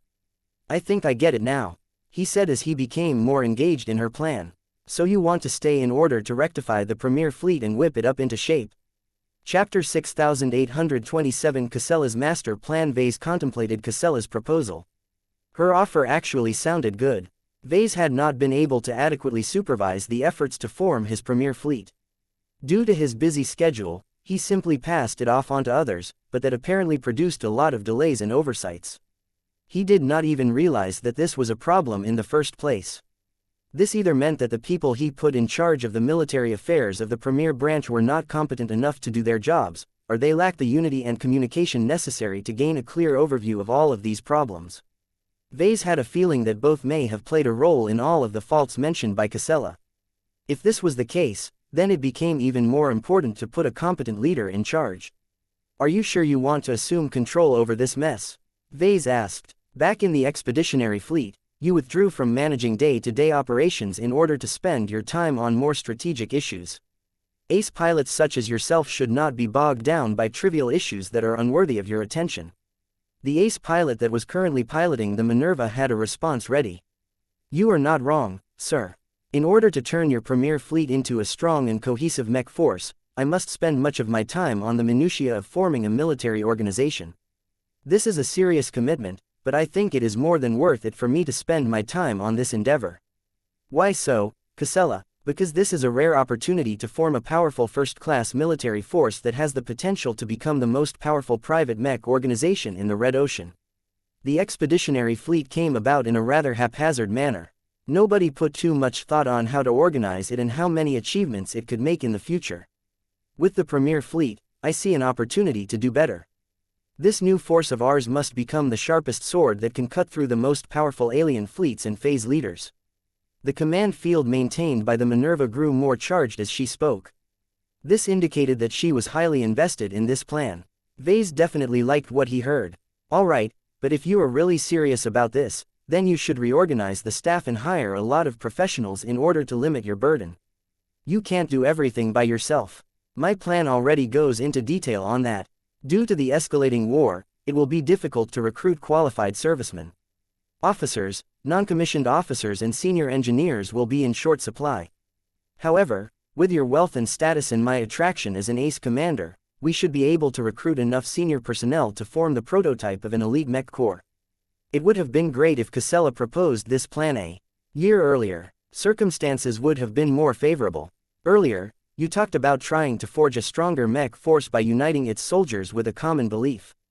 Can you tell me what you have on your mind?" "Why certainly," the Saint Commander said. "The expeditionary fleet started out as a quirky alliance of 3 different mech forces, but it had organically grown into a force to be reckoned with. Its development is completely organic and largely built off its many victories. It is difficult to define its belief in words. Many of its members believe that as long as they are a part of this fleet, they will win every battle. While the last half year or so has put this assumption of winning into question, it is still strong enough to maintain everyone's confidence.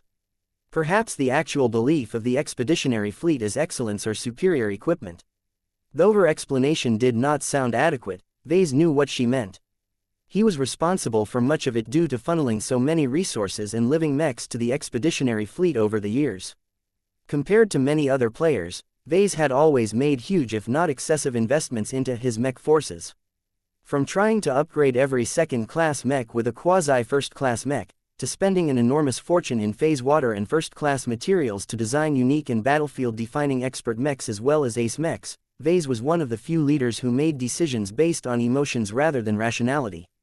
If Ves spent his money, resources and social capital in a more rational manner, then he could have easily raised 5 more mech forces of the same size. Acquiring the carriers necessary to transport and provide a home to all of those mechs would have been the greatest challenge, but not an insurmountable one in his opinion. As long as Ves paid a great enough price, he could construct or acquire a handful of second-class orbital shipyards. Instead of doing that, Ves and his allies chose to invest in quality rather than quantity. This was the reason why the expeditionary fleet gained such a strong identity and earned so much fame and glory on the front lines. It was also why all of its members were able to maintain high morale much easier than others. Their confidence in themselves had never truly shaken even if they had recently retreated from the Bortle system. The soldiers of the expeditionary fleet simply considered the latest turmoil to be a temporary setback. Sooner or later, they would definitely secure a major victory. This was the power of belief. Whereas the mech pilots of many lesser mercenary outfits had already turned into broken men and women due to the losses they suffered at the front lines, the Larkinsons retained much of their confidence that next time would be better. Do you intend to turn the Premier Fleet into a first-class version of the Expeditionary Fleet? Partially, Casella admitted. The Expeditionary Fleet has operated on a successful model, and I intend to copy most of it. There is nothing wrong with replicating its best practices. I will be making my own adaptations and changes in order to better fit the first-class environment and the specific objectives of the Premier Fleet. I also do not want to reproduce the shortcomings that hold the Expeditionary Fleet back. The Expeditionary Fleet is actually a combined fleet of the Larkinson clan, the Glory Seekers, the Cross clan, the Adelaide Third Fleet and the Bujay clan. Ves pointed out, it may have started out as an attempt to forge several pioneering organizations together, but it has grown into something different. Even then, it is still made up of multiple different forces. The Premier Fleet is different. It should only be made up of Larkinsons. Not in my opinion, sir. At least not on paper. Ves blinked at that. You need to clarify that, Casella. The Minerva took a step forward. Her command field seemed to gain more weight. This is the primary reason why I wanted to discuss my plan to you under these circumstances. You may be correct that the Premier Fleet will officially consist of Larkinsons, but unofficially that may be different. Have you overlooked the fact that not one, but two additional first-class forces are at your disposal? You even fought alongside them fairly recently. It took a short moment for Ves to connect the dots. Are you talking about the Bujay Fleet? That doesn't count. They are strictly assigned as my protection detail. Their mandate does not include fighting battles that do not have any direct relations to keeping me alive. That may be the case for now, but that may change in the future. Camaraderie forged on the battlefield can come a long way into uniting different peoples from different organizations and cultures together. I have witnessed this in the Expeditionary Fleet, and I believe I can foster it in the Premier Fleet. Ves was surprised by the boldness expressed by the Saint Commander. She was much. You are talking about poaching the ships and mechs of the Bujay Fleet. Yes, we are talking about 1 heavy cruiser, 1 reconnaissance cruiser, 7 destroyers, 1 corvettes and 2 combat carriers. Then there are hundreds of RA first-class multi-purpose mechs. Each of them are fairly modern and enjoy a sample of the best high technologies mastered by the Red Association and the Red Fleet. Do you not feel tempted to bring all of these formidable assets under more direct control? The mechers and the fleeters will never allow this to happen. Do they? I have a different opinion about this. Since the mechers and the fleeters never recalled these precious mechs and warships, they have taken into account that you may take them over sooner or later. Believe me, Ves, the RA and the RF will not mind if you effectively grab them for yourself, even if you cannot do so in an official capacity. Ves widened his eyes. Casella's outlook sounded outrageous. Even if he entertained notions about taking over the Bujay Fleet himself, he never had the guts to go through with it. The success rate was too low. The Saint Commander evidently thought differently. How will this even work? On the surface, the Bujay Fleet will still belong to the mechers and the fleeters. Casella explained. In reality the soldiers serving on it have already surrendered their loyalty to you and our clan. We can even attempt to induct them into the Larkinson network. So long as you respect their bottom lines and do not force them to divulge the secrets of the Red Association and the Red Fleet, I can guarantee you that the Bujay Fleet will otherwise be fully at your disposal. You will have to make the mechers and fleeters willing to become more loyal to me than their original organizations. Ves skeptically said, I don't think that is easy to do considering that the RA and the RF are 2 of the most powerful super organizations in the Red Ocean. Casella chuckled. Your outlook is too simple. You are correct about the RA and RF, but the mech pilots and spacers of the Bujay Fleet are largely isolated from their centers of power. They have accompanied you for multiple years. On a personable and tangible basis, they are much more in contact with each other and our clansmen. We can take advantage of these interactions to build up an increasingly closer relationship with these soldiers. Over time, they will effectively become our assets, just as how the alliance partners of the Expeditionary Fleet largely follow the lead of our clan. That sounds vague. Ves furrowed his brows. I can see how it can work, but your plan doesn't sound reliable. This is admittedly the weakest component of my plan. Our ability to win over the loyalty of the soldiers of the Blue Jay fleet will depend on multiple factors. Chief among them is how the Red War will unfold. The more our side is losing, the more the RA and RF will lose their legitimacy. When order is crumbling, the old rules that have kept us all together will begin to fray. Chaos is a ladder. It is much easier for us to cast a new order among ourselves when everyone else is too busy putting out fires across human-occupied space.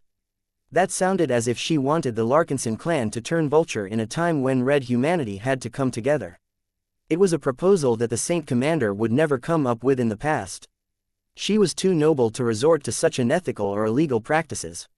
However, after Ves had revealed his chosen envoy to her, Casella became a lot more focused on accruing power as opposed to saving as many humans as possible. On the one hand, the progression of the war made it difficult for her to realistically save everyone that was under threat. Was hopeless for a single ace commander to stop the entire invasion by herself. All she could do was to safeguard the lives and interests of herself and the Larkinson clan as best as possible. Only by increasing their war capital would they be able to strengthen their ability to survive the threats of the future. Chapter 6828 The belief of the Premier Fleet. Of all of the plans that Saint Commander Casella Ingvar could make, Ves never expected her to propose an invisible heist of the Blue Jay fleet.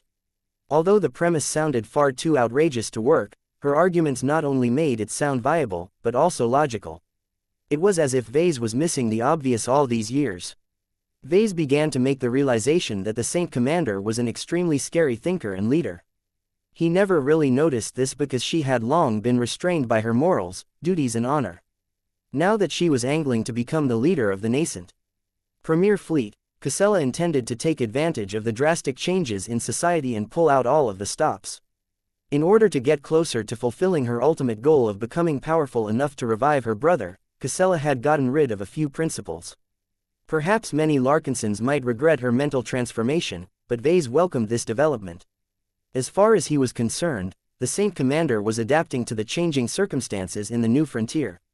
The rules that applied during a time of relative peace and stability no longer worked as well during this day and age. The faster Casella accepted the new reality, the more effective she became. Ves began to look forward to seeing her action. "I like your vision," he told the pilot that was currently in the cockpit of the Minerva. "You have a much better idea of what we must do in the Premier branch than others. However, are you sure we can convert the Blue Jay fleet into our private force?"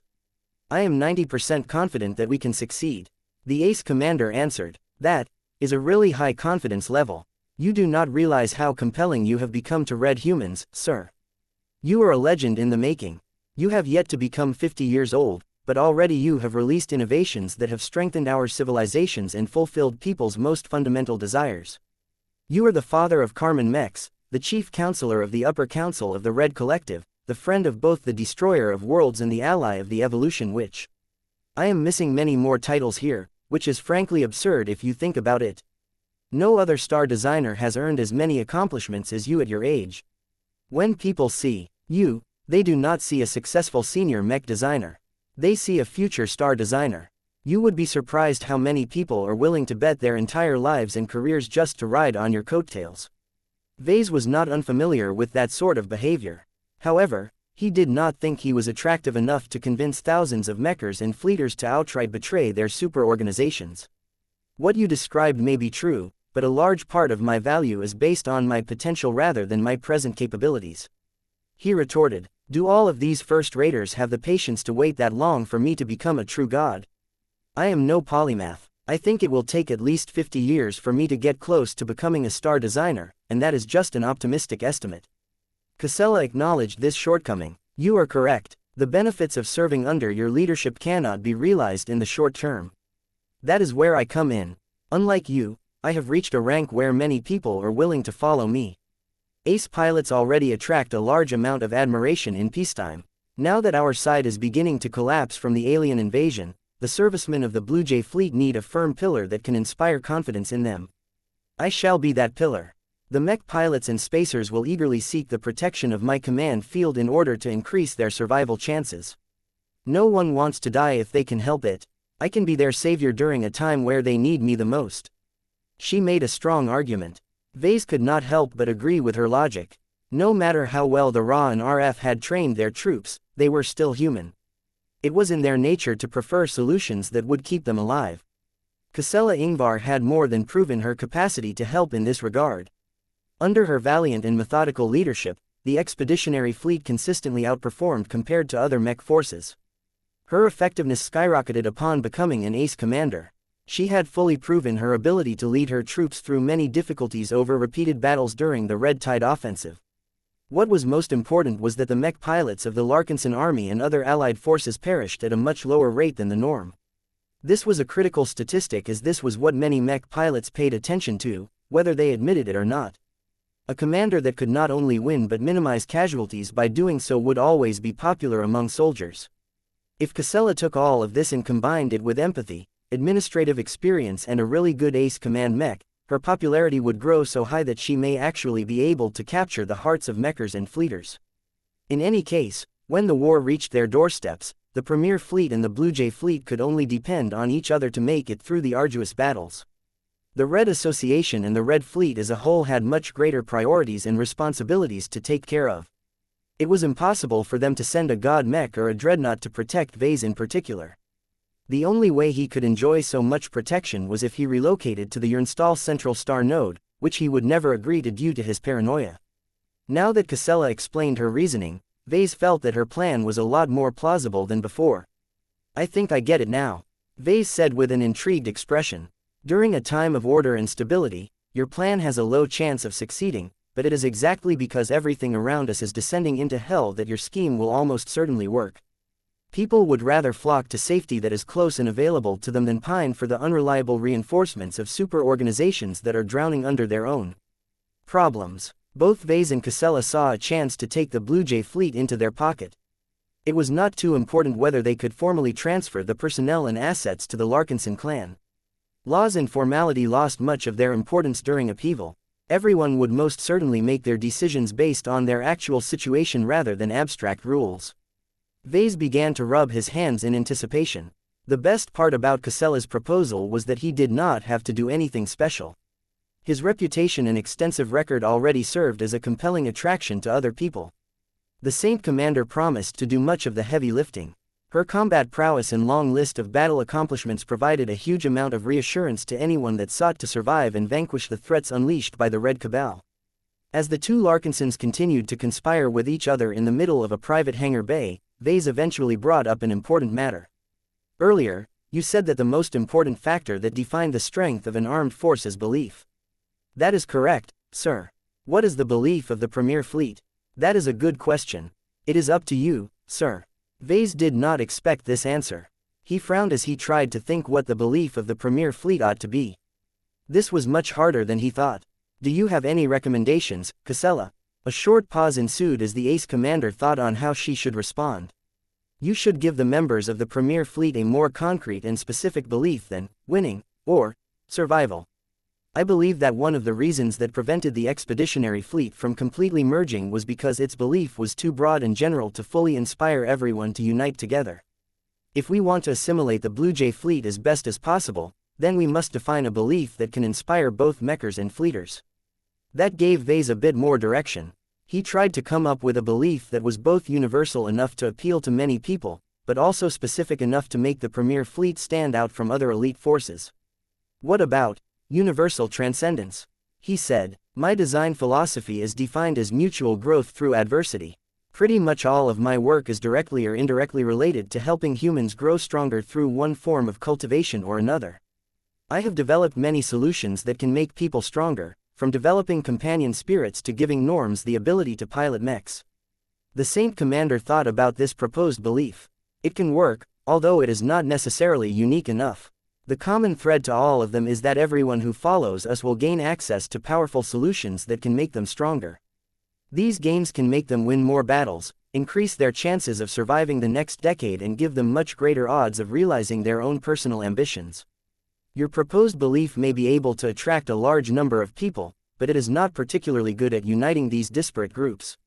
She was right. Universal transcendence would mainly attract selfish and ambitious people, which was not necessarily what Ves wanted.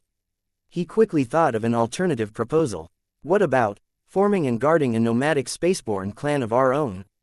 Ves offered. We can fight to build up a formidable fleet of mechs and warships that is powerful enough to withstand many threats and avoid those that we cannot resist against.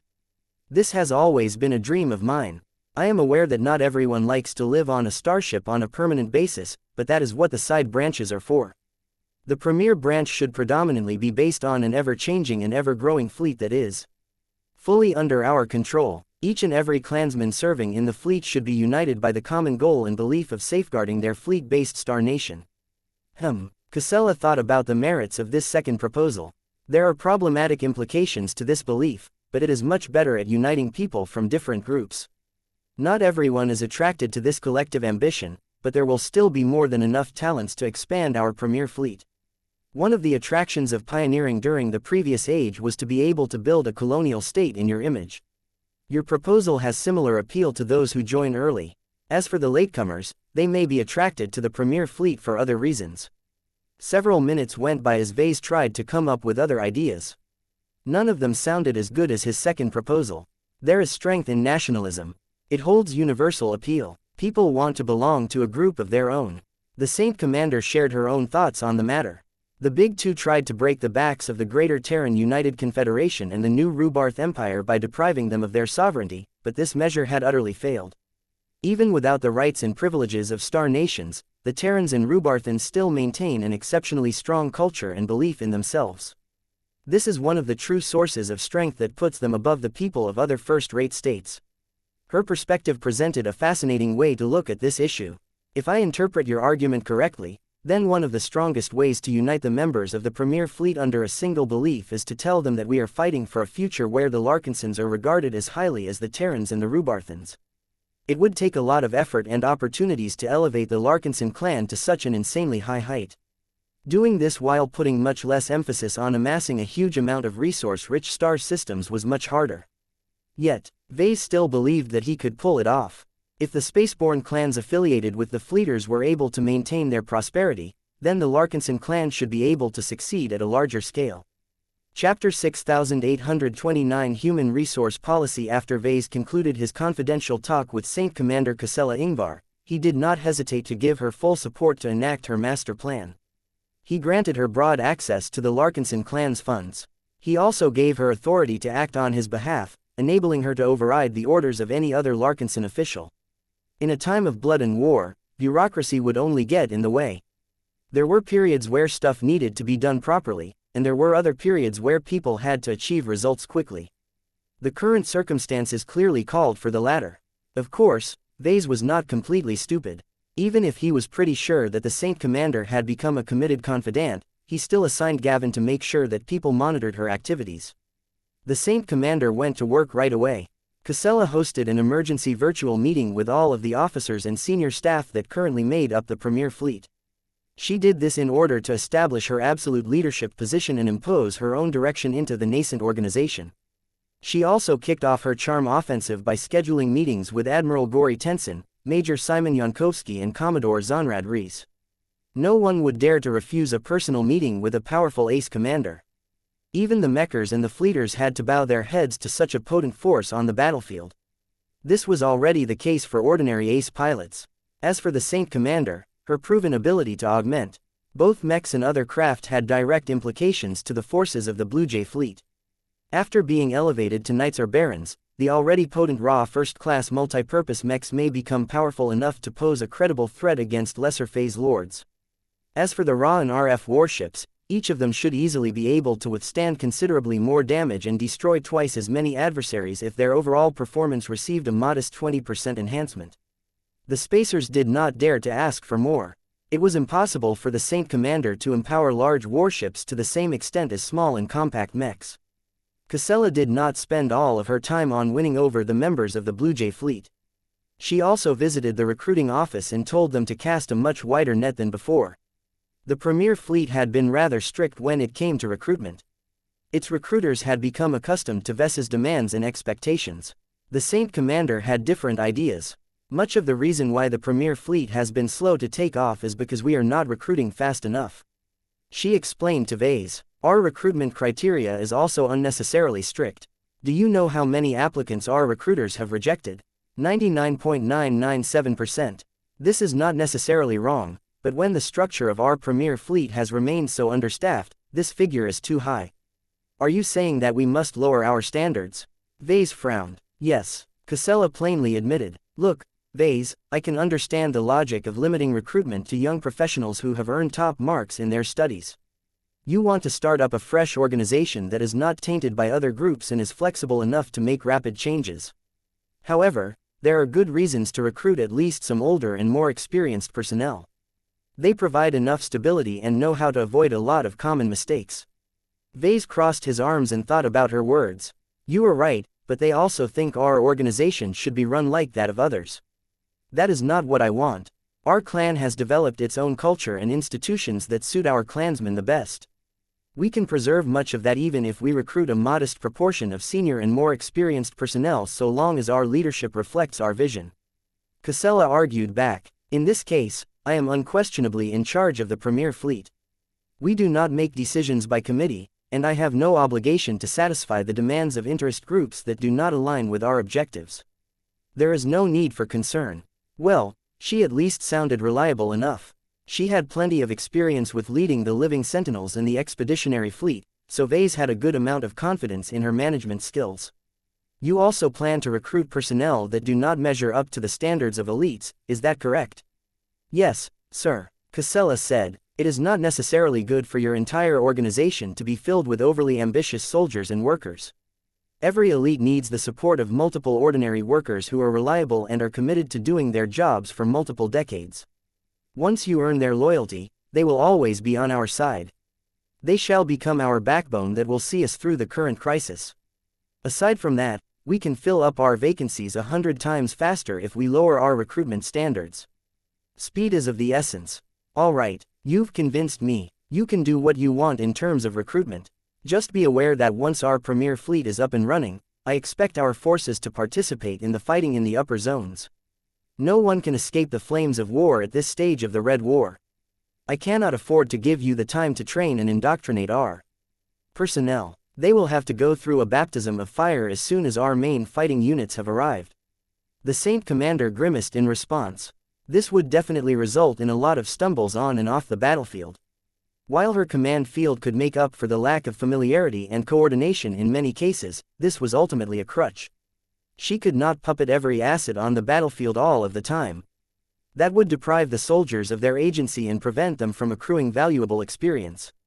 For better or worse, the Larkinsons may have no better choice than to subject the new recruits to a baptism of fire.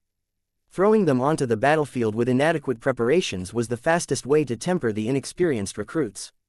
However, so long as there were enough older and experienced personnel available, they could not only serve as a source of stability, but could also mentor the young guns to prevent them from suffering too much trauma. Ves understood now why Casella was so insistent on hiring older personnel. Since you want us to enter the fray sooner rather than later, what are your objectives? Casella asked. As a Tier 3 galactic citizen, you do not have an obligation to deploy your forces to the front lines. The Blue Jay fleet solely exists to protect you, and our new premier fleet can be regarded as another bodyguard fleet. If you think it is necessary to deploy us to the front and expose yourself to greater danger, then the gains must at least be commensurate with the risks. While Ves was technically a Tier 3 galactic citizen, his actual status and importance had definitely reached the standard of a Tier 2 galactic citizen. Casella was correct to state that Ves had no obligation to send his bodyguards as well as himself to the front lines. He could avoid unnecessary risks and travel to the rear of human-occupied space instead. However, Ves never conformed to the standards of ordinary mech designers. He always liked to grasp military power for himself, and he did not shy away from the battlefield. He only agreed to relocate to New Constantinople and settle down for a time in order to ease the concerns of the Red Association. He and his wife also wanted to give his children a normal environment so that they could have friends and enjoy a better childhood. While Ves felt regretful for pulling his children out of school and forcing them to say goodbye to their Terran friends, he had greater concerns on his mind. Battle could not be avoided anymore. Now that the Red Tide offensive had reached this point, those who fought and amassed more combat power should be able to amass more reputation and rewards than cowards who huddled in the rear. Human society could not afford to transfer excessive resources and benefits to those that did not provide as much help to the war effort. Ves admired the farsightedness of the new elites program. So long as it remained valid, the Premier Fleet should be able to amass a large amount of power and resources. As long as the Larkinson clan survived, it would definitely come a few steps closer to realizing its belief of forming a true sovereign star nation. Of course, human civilization in the Red Ocean needed to be preserved in order for that to happen. All of the sacrifices that the Larkinsons would make over the following months may end up going to waste if there were too few humans left to care about these matters. As the Saint Commander continued her efforts to expand the Premier Fleet, the atmosphere in D&D base was gradually changing. Ves noticed that many people, no matter whether they were Larkinsons or Mechers, gained more confidence and optimism. This was rare as bad news continued to spread across the galactic net. No matter how much the Red 3 tried to manipulate public opinion, there was a limit to how much they could massage the continuous loss of territory in the middle and lower zones. Even the upper zones started to buckle under all of the pressure. Reinforcements continued to arrive in the border systems, but their fortifications could not be repaired as fast as the native aliens tore them down. What was worse was that the aliens began to take advantage of conquering the adjacent middle and lower zones to go around and attack the upper zones from the flanks. These incursions were fairly minor for the time being, but they were bound to escalate over time. After all, if the aliens had a choice between attacking well-defended fortified star systems at the front, or the much less defended industrial star systems at the sides, many of them would definitely prefer the latter. This was the downside of effectively abandoning every pretense of defending the middle and lower zones. There weren't enough first-class mech forces to defend so many different territories that suddenly became vulnerable to alien raids and invasions. This was why Ves was in a hurry to get the Premier Fleet up and running. He anticipated that this scenario would unfold. Compared to fighting against the most powerful alien invaders head-on at the front lines, he would much rather hunt down the smaller and relatively weaker alien raiding fleets that were tasked with raising less defended first-class star systems. If the Larkinsons were lucky enough, the first set of opponents shouldn't be too big and strong. The enemy raiders could serve as adequate practice targets and enable the new hires to integrate into their new organization and build up their camaraderie on the battlefield. Only after beating several easy targets would Ves think about challenging more formidable opponents. No matter what, if Ves and Casella wanted to forge the Premier Fleet into a truly strong elite force, it had to challenge itself against more formidable enemies, just like the Expeditionary Fleet had done in the past. As long as the Premier Fleet survived all of these ordeals, Ves and his clansmen would gain the confidence to survive many of the storms that raged across the Red Ocean. This was his strategic outlook. Compared to holding territories that were always vulnerable to getting invaded, Ves much preferred to form a strong fleet that was highly mobile but also concentrated a lot of combat power. No matter whether Red humanity successfully beat back the invasion or lost almost all of its territory, Ves remained confident that he would never be at the mercy of others.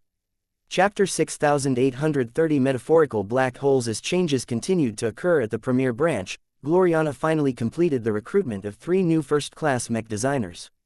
The popularity for the limited number of slots to join the design department as special talents was extremely high. So many mech designers applied to work in the design department that it took the recruiters as well as Gloriana a lot of time to sort and examine all of the applicants. Considering that their current goal was to free Ves up from spending his time on relatively low-level living mech design projects, the recruitment office primarily evaluated former mech design students of the Eden Institute of Business and Technology. While the recruiters were willing to take a brief look at mech designers who studied at other schools, they mostly did not offer anything compelling enough for the Larkinson clan to make an exception. That left the applicants who at least attended the Introduction to Living Mech Design course over at the Eden Institute. Only the first-class graduates who had earned a passing grade in this rare and highly valued course had the capital to liberate Ves from participating in living mech design projects that were not worth his time anymore. From updating existing mech lines to designing niche products for specific clients, the design department had plenty of work in store for the new recruits who had developed at least a small amount of proficiency in designing living mechs. If they developed a bit more competence and skill, Ves could even have them assist in his own mech design projects. They could speed up the progress of the Arboreal project or other important projects involving living mechs.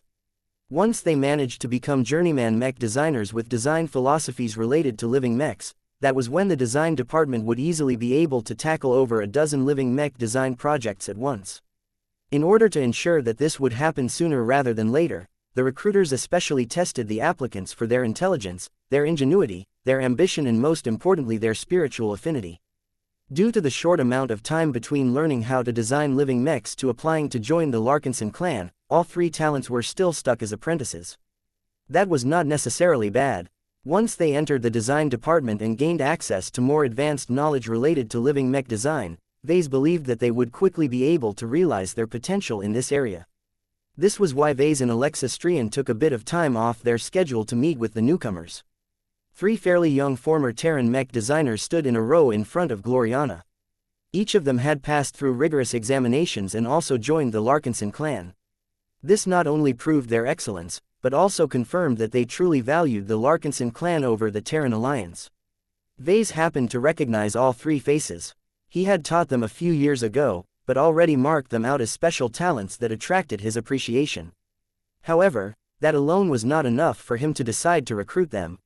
He did not mind it if they worked for other companies and gained a bit more seasoning. If the special talents managed to perform well during their novice mech designer stages, then Ves did not mind poaching them from their old employers. That hadn't been necessary. The new recruits applied to work for the design department on their own accord, and their employers, happily, tore up the contracts without demanding any compensation. Hello Ves. Hello Alexa. Here are the new recruits. Each of them have been looking forward to meeting you for years. That was not an exaggeration.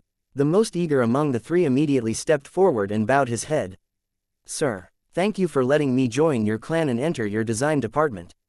I promise you that I will work hard to design living mechs as well as you. I have been practicing living mech design non-stop whenever I have enough spare time. Ves did not dislike the apprentice's enthusiasm. Klaus Rabar Fulton, right. Last I remembered, your work was not that exceptional, though your effort was commendable. You overcame the disadvantages of your relatively basic augmentations and kept up with the demands of all of my courses. For you to make it through so many rounds of screening shows that you have not only taken all of my lessons to heart, but managed to develop your own talents. The apprentice responded with a modest smile. To be honest, I tried to apply to your clan after I graduated, but I failed to get through back then.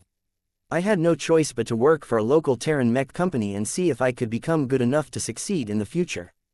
It wasn't until I began to practice an auxiliary chi cultivation method of the Techno series that my prospects changed for the better. My progress in cultivation was much faster than my colleagues. Many of them who used to possess better augmentations than me got left in the dust when I surpassed them with the help of my cognitive enhancements. Ves already figured out that this may have been the case. Unlike the other two recruits, the spirituality that belonged to Klaus was much stronger. Although it couldn't compare to the likes of Strian, Ves still valued the young man's aptitude in chi cultivation. Did the Red Collective come to you and throw you a job offer? Ves asked. Klaus nodded. Yes, I received several offers from multiple departments. The cultivation method department, the industrial department and the enforcement department all wanted me to work for them. I rejected their offers without hesitation because I only wanted to work for the Larkinson clan. Now, my dream has finally come true. I did not regret the decision to repeatedly say no to the RC. This emphasized how much of a fan of Ves and the Larkinson clan he had become. While it may be rather annoying to deal with a fanboy on a regular basis, Ves did not mind too much. At least his loyalty and obedience could be guaranteed. Gains in cultivation are not as important as how well you are able to design mechs. Ves warned the overenthusiastic mech designer. Since you managed to win over my wife, your work should be up to par. Show me your portfolio. With pleasure. Though Klaus looked a bit nervous, he had always anticipated this demand. He did not delay in projecting his personal mech designs. Although he was only able to present half a dozen of them, each showed a gradual improvement in confidence and refinement. What Ves paid the greatest attention to was how Klaus managed to incorporate the lessons he had learned after studying his courses at the Eden Institute.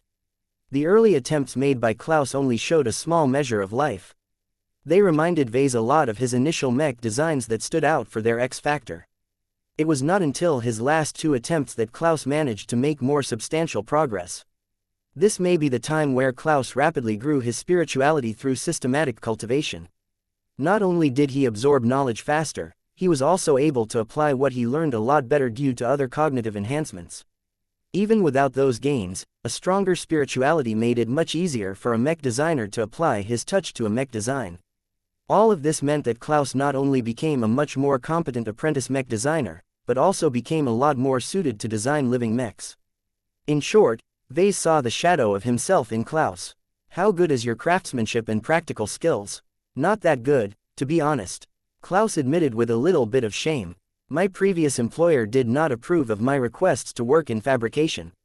Besides, the mech company exclusively made use of materializers for production. I have no access to superfabs on my own. I can only practice in virtual reality, but the realism level is too low. That was not a surprise. The mechers had access to much more realistic virtual practice, but they paid a lot more money for this privilege. It was not possible for a common Terran citizen to gain access to superior virtual workshops that mirrored reality a lot closer. That's okay, Ves said. Now that you have entered our design department, you will have more opportunities to work with our superfabs. We also give our workers access to much better virtual reality programs. It is your choice whether you want to spend your time on improving your craftsmanship. However, do not neglect your studies in living mech design. This is one of your existing strengths. You can never go wrong with it. By the way, what is the style or philosophy that you are building towards? Your mech designs do not entirely make this clear. That was not entirely true. Ves was able to extract a lot of information from Klaus' portfolio, but it was better if the apprentice explained his design approach with his own words. I have thought hard on what sort of living mechs I wanted to design. Klaus responded in a measured tone. I did not want to copy your work entirely. You taught your students to do their best to make an original contribution to the mech community, so I tried my best to figure out a way to cast living mechs in a different light. I did not make that much progress at first, but I think I managed to crack the code in the last half year. He shifted the projection to his latest and best private mech design. It showcased a relatively basic first-class multi-purpose mech that possessed a sense of vibrancy that many other mech designs lacked. What stood out to Ves was that the relatively fresh design possessed a greater sense of raw power than normal. E-energy radiation has become our most important resource since it arrived. The apprentice continued to explain. It has brought about hyper-materials and enabled all of us to practice nifty chi cultivation methods. Since E-energy is so powerful and enables so many possibilities, I thought that it would be good if a living mech has access to more of it. So that is what I decided to specialize in. I want to turn my living mechs into ever-expanding reservoirs of E-energy. Even if my products cannot effectively make use of it all, they can at least pass it on to living mechs that do need all of that extra power. That sounded quite useful. While the ambition expressed by Klaus did not sound too sophisticated or transformational, that was fine. As long as his living mechs remained useful, then that was enough for him to have a place in the design department. What is your ambition? Asked the younger man. What is the ideal mech that you are striving to make? My ideal mech is a metaphorical black hole that can absorb an endless amount of E-energy. Not only that, I want it to become the nemesis of hyper-technology. I want it to be able to strip E-energy out of all enemies that make use of hyper-technology or E-technology. That sounded really powerful. A living mech like this might not sound too useful in a low-energy environment like the Milky Way, but it should be much more useful in a medium environment like the Red Ocean. As for a high-energy environment such as Messier 87, such a machine would either explode due to overconsumption or become an absolute nightmare against the alien cultivators. Ves grinned and patted Klaus on the shoulder. As long as your ambition remains strong, you will do just fine.